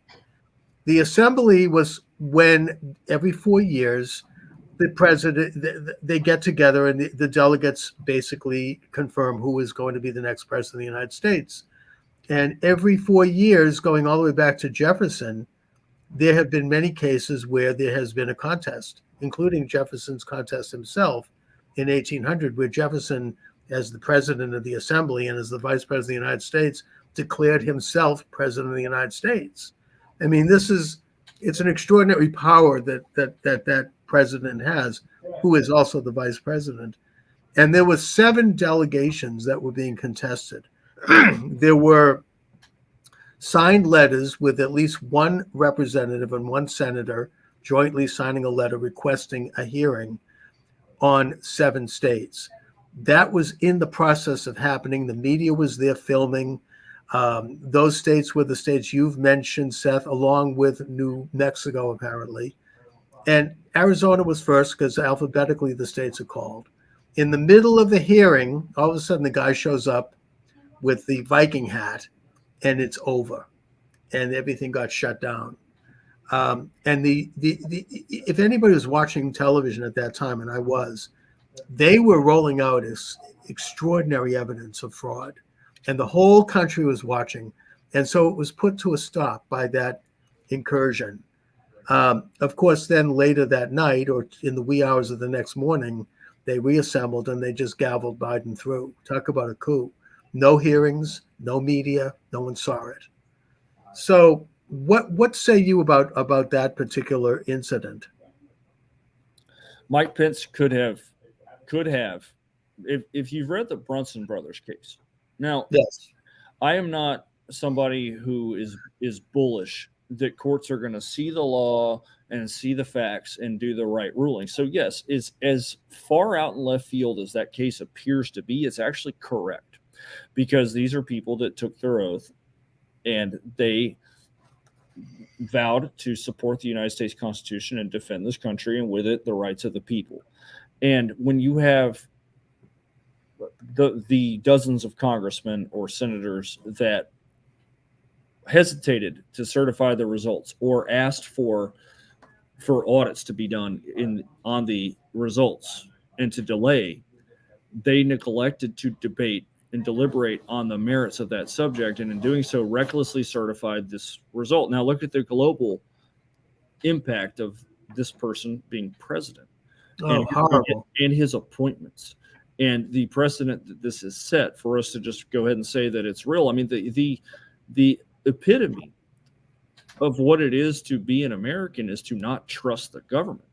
Of course. Because that's the foundation of this country. In fact, the foundation of our nation is right there, basically where you are in Massachusetts, how far that's fallen.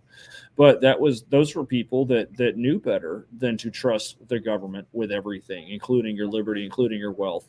And so, yes, Mike Pence should have paused the certification of the Electoral College and sent the electors back. One of the major Sorry, I'm in a hotel here. That's okay. Get some of the background noise. One of the major problems President Trump faced in his last days in office was people began to bail on him. You could see the entire cabinet, saying that this is bad. We've already done our challenges. And one of the things the left did is they rushed right ahead, or even the so-called right, these Republican houses, they rushed right ahead and certified their election results. And then what they did is they appointed their Biden electors. And then they slammed it through on January the 6th. So they cemented in their goalposts as they moved them. And everybody that was part of the legal challenges in 2020 thought, before we really saw the extent of the judicial corruption in this country, we were like, well, this is very obvious to everybody that they, screwed this election up big time. So certainly we're going to get the right outcome. And then, of course, here's the hearings in Georgia. Here's Texas versus Pennsylvania, which was from the Attorney General of Texas, Ken Paxton, which alleged that Pennsylvania's miscarriage of the 2020 election led to Texas's 38 electors being disenfranchised. Well, they tossed that case too on procedural grounds or on standing. So nobody could get in to the courts, even though you can read some of the sidebar about Clarence Thomas's wife and her opinions about the election, and you would have had at least one justice that would have tossed the election. That'd be Clarence Thomas. Oh, yeah, for sure. You know where John Roberts is, and I will also say that Amy Coney Barrett and Brett Kavanaugh have been major disappointments on the court, in my opinion. No, I agree with that. And Neil Gorsuch has been hit or miss, but he's. But on that one, they completely fell down. Nobody wanted to hear that case, and that was such an obvious one. With amicus briefs from 5 other states, they were simply saying that this state of Pennsylvania had violated the law by allowing their governor and their attorney general to make laws and put the whole country at jeopardy by putting in place a fraudulent system. And to me, the fact they wouldn't even hear that is it just shows how deep the corruption goes. Yeah, it's not a single issue, just like the elections. It's not just machines. It's not. It's a very complex issue. There's so many moving parts to this, and it all kind of fell in place. I mean, there's a new book out by Dr. Alexander that he talks about. He was on the COVID task force, and he says that Fauci and Birx they trusted him mainly because he was black and because he had like an Indian accent, and so they thought, oh, he must be one of us, a Trump hater. So they kind of let their hair down around him and talked about how they were trying to sabotage Trump by using the COVID virus. I mean, can you imagine how despicable that is? They don't care that people might be dying from a virus and the country's locked down. They wanted to prolong that because they thought it would hurt Trump. So there were so many moving parts. We didn't even talk about the Hunter Biden laptop and the fact that 55 intelligence officers, including a former CIA director, lied and signed a document saying that this had been a Russian plant. The New York Times eventually admitted it a year later. It's too late, but it just has such a coordinated look to it. I mean, I think that it has everything to do with this kind of world order movement. I don't want to put on a tin hat right now, so let's just say that, I think the same thing happened in recently in Brazil with Bolsonaro. All electronic machines, all voting a certain way. In some cases he was getting more than 100%. The other guy, 100% of the vote. It just didn't look right, and I think that it's going on all over the world right now. The whole world is upside down. Every coalition, just about every alliance that's out there, the way that people goad people into alliances and wars is really the same as it's been for more than 100 years. You could see that with I was on Bannon's War Room today, and he mentioned that a lot of what's going on in Europe today resembles the beginning of the Great War that happened in 1912, 13, 14. Yes. And, with the potential for involvement and engagement. Now we have a nuclear confrontation in other nations. Yeah, except now they seem to be planning for a nuclear confrontation. I mean, the leadership is really even more demonic than it was then, in terms of the potential to really destroy half the world in order to achieve their bizarre and hateful agenda of world power. I mean, it's really kind of overwhelming. But since we are reaching toward the end of the program, Seth, on all of this unhappy information, I know that we need to talk about what can we do positively as citizens because you are out there doing a lot of very important work here, and other people can contribute in their own way. What do you see that's good? What can we do positive? I mean, one bright light, frankly, I think, was the election in Virginia, where Glenn Youngkin, who is a multimillionaire, and we need a few more of those, fielded a team of thousands of people who volunteered at the polls, who volunteered in the counting rooms, who showed up. These are retired people, teenagers, students, people from all walks of life, and that the Republican National Committee put money behind it. They knew damn well what had happened. And he won. Probably the cleanest election in that state since Jefferson, and I'm not even sure that one was so clean. So what can we do, Captain Keschel? People have to get involved in every corner of the country. Yeah. And for my field of fire, which is elections, I've set up something called 4 for the Core. And that is to address 4 issues of the 10 points of true election integrity that can be handled potentially, depending on the state, at the county level. And that would have to do with voter registrations, the abandonment of electronic voting systems, security, getting rid of drop boxes, and finally the push to provide more transparency, whether that's a small county agreeing within the confines of the law to hold its vote counts back until the larger counties report for a change. Can you imagine if 66 counties in Pennsylvania waited out Philadelphia, and every time they won and Philadelphia lost, what the uproar would be? And those are the 4 points I think that activists can push at their county level. And we're getting some feedback, whether that is a confirmation of how hardened people are to putting in election integrity measures, or even positive feedback. And that would be 4forthecore.com, FOUR, thecore.com. Excellent. And the instructions are there for people to sign up. We have about a fifth of the country in terms of counties committed for the Core to provide us information for phase 1. Phase 1 is simply information gathering, and we'll be able to determine from what comes in what can be acted upon, what is actionable for phase 2, which would be sending experts to discuss voter registration databases or perhaps issues with electronic voting systems.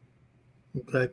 All right. Listen, Captain Seth Keschel, thank God you're out there doing what you're doing. And I think that everybody can play their role, however it is, within their own capacity to try to preserve freedom in this country. And the most basic and fundamental element of that is to make sure that we have a free election, that we preserve the sacred principle of one man, one vote. So, Seth, thanks for joining me today. I really appreciate it. Let's stay in touch.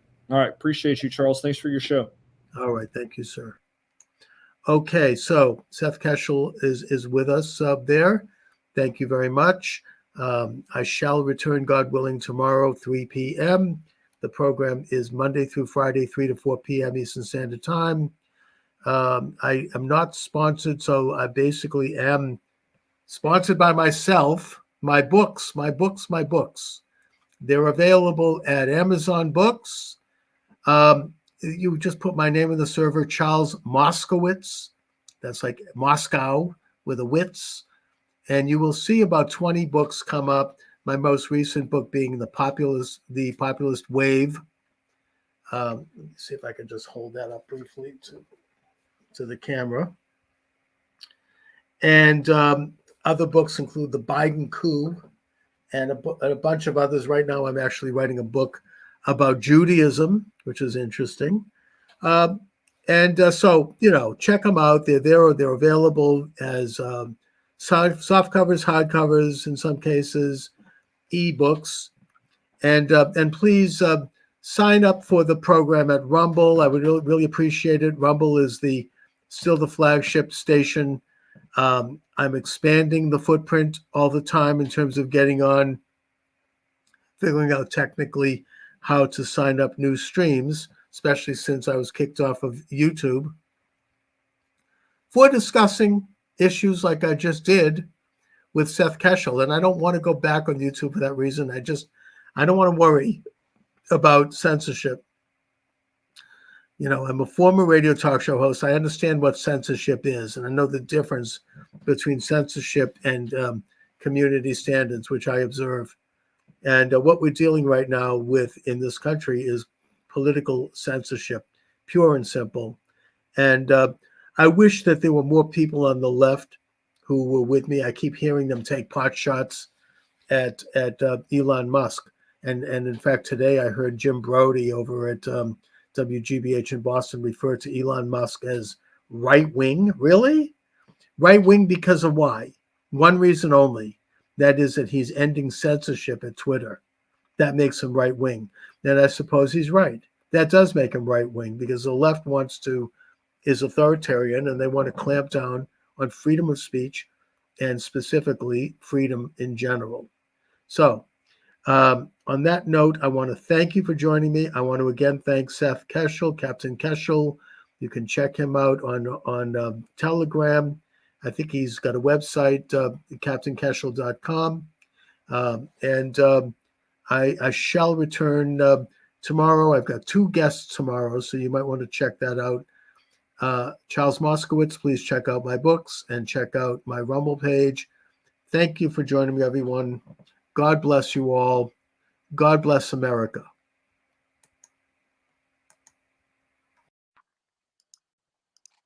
All right. Thanks for joining me, everyone. Charles Moscowitz here. Welcome to the program. And my guest is Robert Spencer. And Robert is the author of Empire of God, How the Byzantines Saved Civilization. Robert Spencer is the author of over 25 books, a prolific writer. He is the director of Jihad Watch. He's Silman Fellow at the David Horowitz Freedom Center. Robert, thanks for joining me today. Good to see you, Charles. Thank you very much. Well, before we get into the topic of the Byzantine Empire as a very important historic issue, given your expertise on the nature of Islam and your best-selling books, I need to ask you, in the aftermath of the bloodbath in the state of Israel with the Hamas slaughter of over 1,000 Jews and Israelis, there has been this huge support for Hamas. And in the United States, that's translated in the form of people on the far left, including the Jewish left, I may add, coming out in favor of Hamas. And in Europe, even worse, more troubling, you have the rumblings of what looks like, Islamo-Europe. I mean, it's like a takeover of entire zones and cities. I guess that for the first part of my question, is Europe to be saved for Christendom, for the West, or has it reached a tipping point, do you think? It's going to be very difficult. The Europeans have been setting the stage for what's happening now for many decades. What's happening is goes back to the 1970s when the European Commission and then the European Union entered into a series of agreements with the Arab League that would encourage mass migration of Muslim Arabs and not require any assimilation. They would, in other words, be allowed explicitly by the word of the European governments to establish enclaves where Islamic law was enforced and the laws of the land would be ignored. These enclaves have only grown with the steady rate of migration that accelerated. As a matter of fact, in 2015, when Angela Merkel in Germany started her Wir schaffen das campaign, we can do this, to bring massive numbers of Muslims into the country, and many of other Western European nations followed suit. The European Union is completely on board with this initiative, pressuring Poland, Hungary, and other states that have been reluctant to go along into dropping their objections and opening their doors also. Poland is just about to do that now, as a matter of fact. And it seems as if they didn't realize that this would mean the Islamization and the Islamization of their countries and the subjugation of the native population. Now, of course, there are some groups that are waking up to it.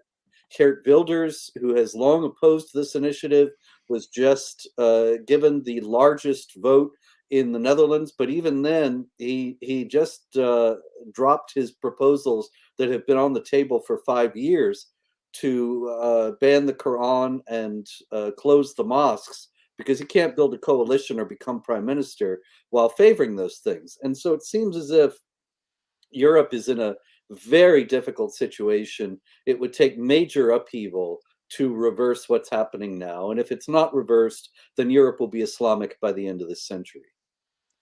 You know, Robert, we would assume by conventional wisdom that nations would act in the interests of their own futures, of their own people. And obviously, it does not seem to be the case with regard to the welcoming in of a mass influx of Muslims from Africa, from Asia. So what exactly, I mean, you know, I could put on a tin hat here and think about some kind of conspiracy, but in conventional parlance, what exactly is their rationale for this? What exactly did what did Germans expect to achieve by letting in 1 million Muslims? I mean, how is this marketed to the average German? Yeah, you know, Europeans have had a declining birth rate for quite some time now, and Right. it's below replacement level. And so it was sold to them on that basis, that these societies are aging and they won't have people to make up the workforce. And so the migrants were sold, the mass migration was sold to the Europeans as a way to make up for that shortfall. The migrants would come in and do the work as the European native population aged. Now, the problem there is manifold. And one aspect of it is the fact that the Quran stipulates that Muslims must fight against non-Muslims. And then it says in chapter 9, verse 29, until they pay the jizya with willing submission and feel themselves subdued. Now, the jizya is a tax. Historically, in Sharia societies, societies that imposed Islamic law, the non-Muslims had to pay this tax for the privilege of continuing to live as non-Muslims. And they were subject to various other forms of humiliation and discrimination and harassment that were institutionalized in these societies under Islamic law. Now, when the tax is not enforced, because it's in the Quran, because it's commanded to the Muslims collect it in the Quran, when it's not collected, there have been Muslim clerics, even in Europe, who have said, in lieu of the payment of the jizya, you can go on welfare. You can collect the benefits that these states offer. And this is why Germany is such a magnet for mass migration, because it offers more generous welfare benefits than the other countries in Europe. And so many of the new arrivals come into Italy or Greece, but they pass right through because those countries are relatively impoverished and they don't give great deals to the migrants compared to what Germany gives. So they were brought in to work and they're going on Well, well. that's what I was going to say. I mean, it kind of contradicts the original selling point for this, which was economic, that they would basically contribute to the economy. They would take jobs, as Bush used to say, you know, that no one else wants, which is really not true. But they're obviously not taking those jobs. They're becoming a burden and a ward of the state, which means a further drain of an economy and a further burden on a dwindling population, thanks to policies like abortion. So you have this phenomena where large groups of people are taking over particular neighborhoods and areas in Europe, and they are not working, and therefore you have all kinds of social problems emanating from that. Like in Britain, you've got these gangs who are, you know, rape gangs, as Tommy Robinson says, and he's just been put in prison, by the way, for even mentioning this. And similar situations in Sweden and Norway, and I think parts of Germany. So the situation there is pretty bad. But in the United States, I am told by my liberal left-wing friends that American Muslims have done a great job of integrating, of being assimilated into the American culture. And they point to Dearborn, Michigan, which has the largest Muslim population outside of the Middle East, as an example of Americanism and people who are productive. And in a way, many of them are. What is the difference between the United States and Europe in this regard, if there is one? The difference is really only in the percentage. About 10% of France is Muslim now, and the percentages all over Europe are almost as high. And so in the United States, meanwhile, you have like 2% Muslims, maybe 3%. That's it. And so the situation, and also a much larger landmass, you're going to have much less of the kind of societal pressure emanating from people who want to see Sharia implemented than you see in Europe. But as that number grows, and it's certainly growing, that's going to change, and we'll go down the same road that Europe is going down now. That is proven by the historical record. There's never been a case where large numbers of Muslims move into a country and adopt its mores and assimilate and don't try to impose Islamic law. It's never happened in history. Why should it be different here? Right. And if you want to understand what you mean by Islamic law or Sharia, you can check out Robert Spencer's books. He's got a New York Times bestseller on the topic of Sharia. Also, the issue of jihad, which is unique to Islam. It's not something that exists in Christianity. I'm told by my liberal friends again that this is not what we think it is, other than maybe Al Qaeda. It's actually a personal struggle. It's an internal improvement. They make it almost sound like a Western value. Is there an element of that? I mean, there are portions of the Islamic world that embraces this sort of westernized peace, love, and freedom version of jihad, or are they all believers in the bloody version? Well, there is a tradition within Islam. It's not just a westernization or a Western influence. There is Islamic tradition of jihad as spiritual struggle.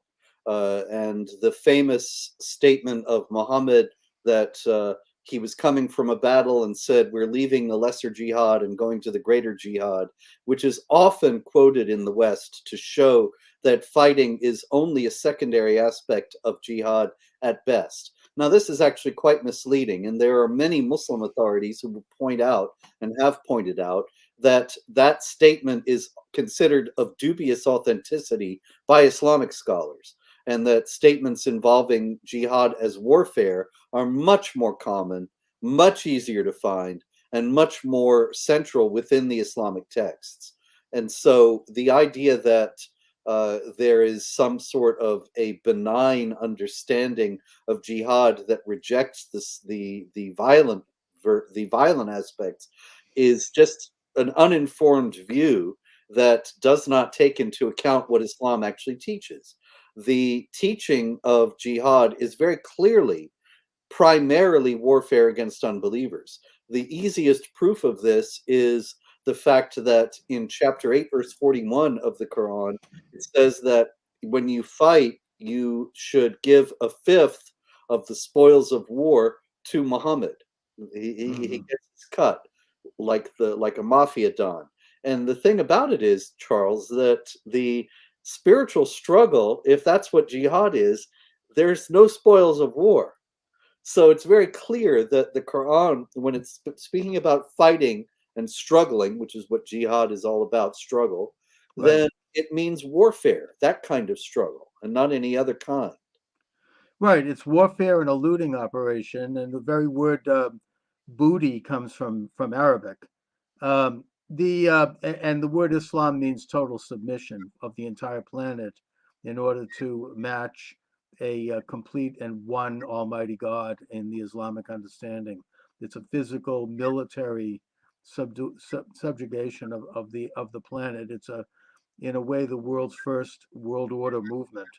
What should be done? I mean, my own thoughts are that Muslim minorities in the United States and in Europe and in elsewhere, they ought to take an oath of loyalty to the country that they reside in, and if they violate that oath, then they should have to go.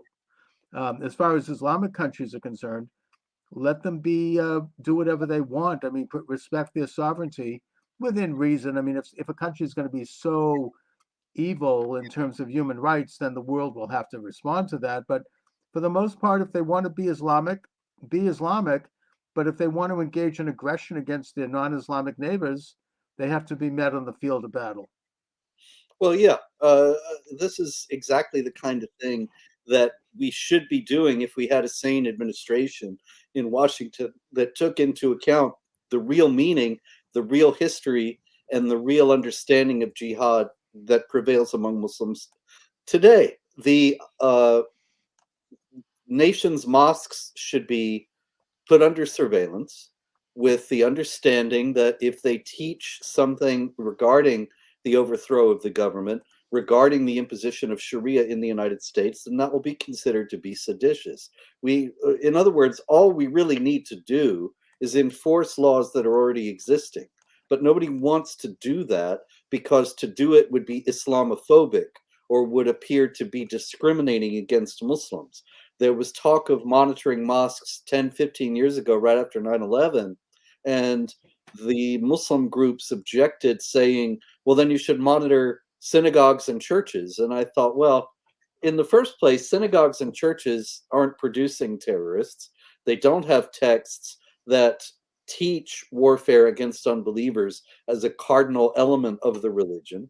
But if you have terrorist activity in a synagogue or a church, then yes, certainly it should be monitored. And there are plenty, for example, the Dar al-Hijra Mosque in Virginia or the Islamic Society of Boston, they have many jihad terrorists who attended there.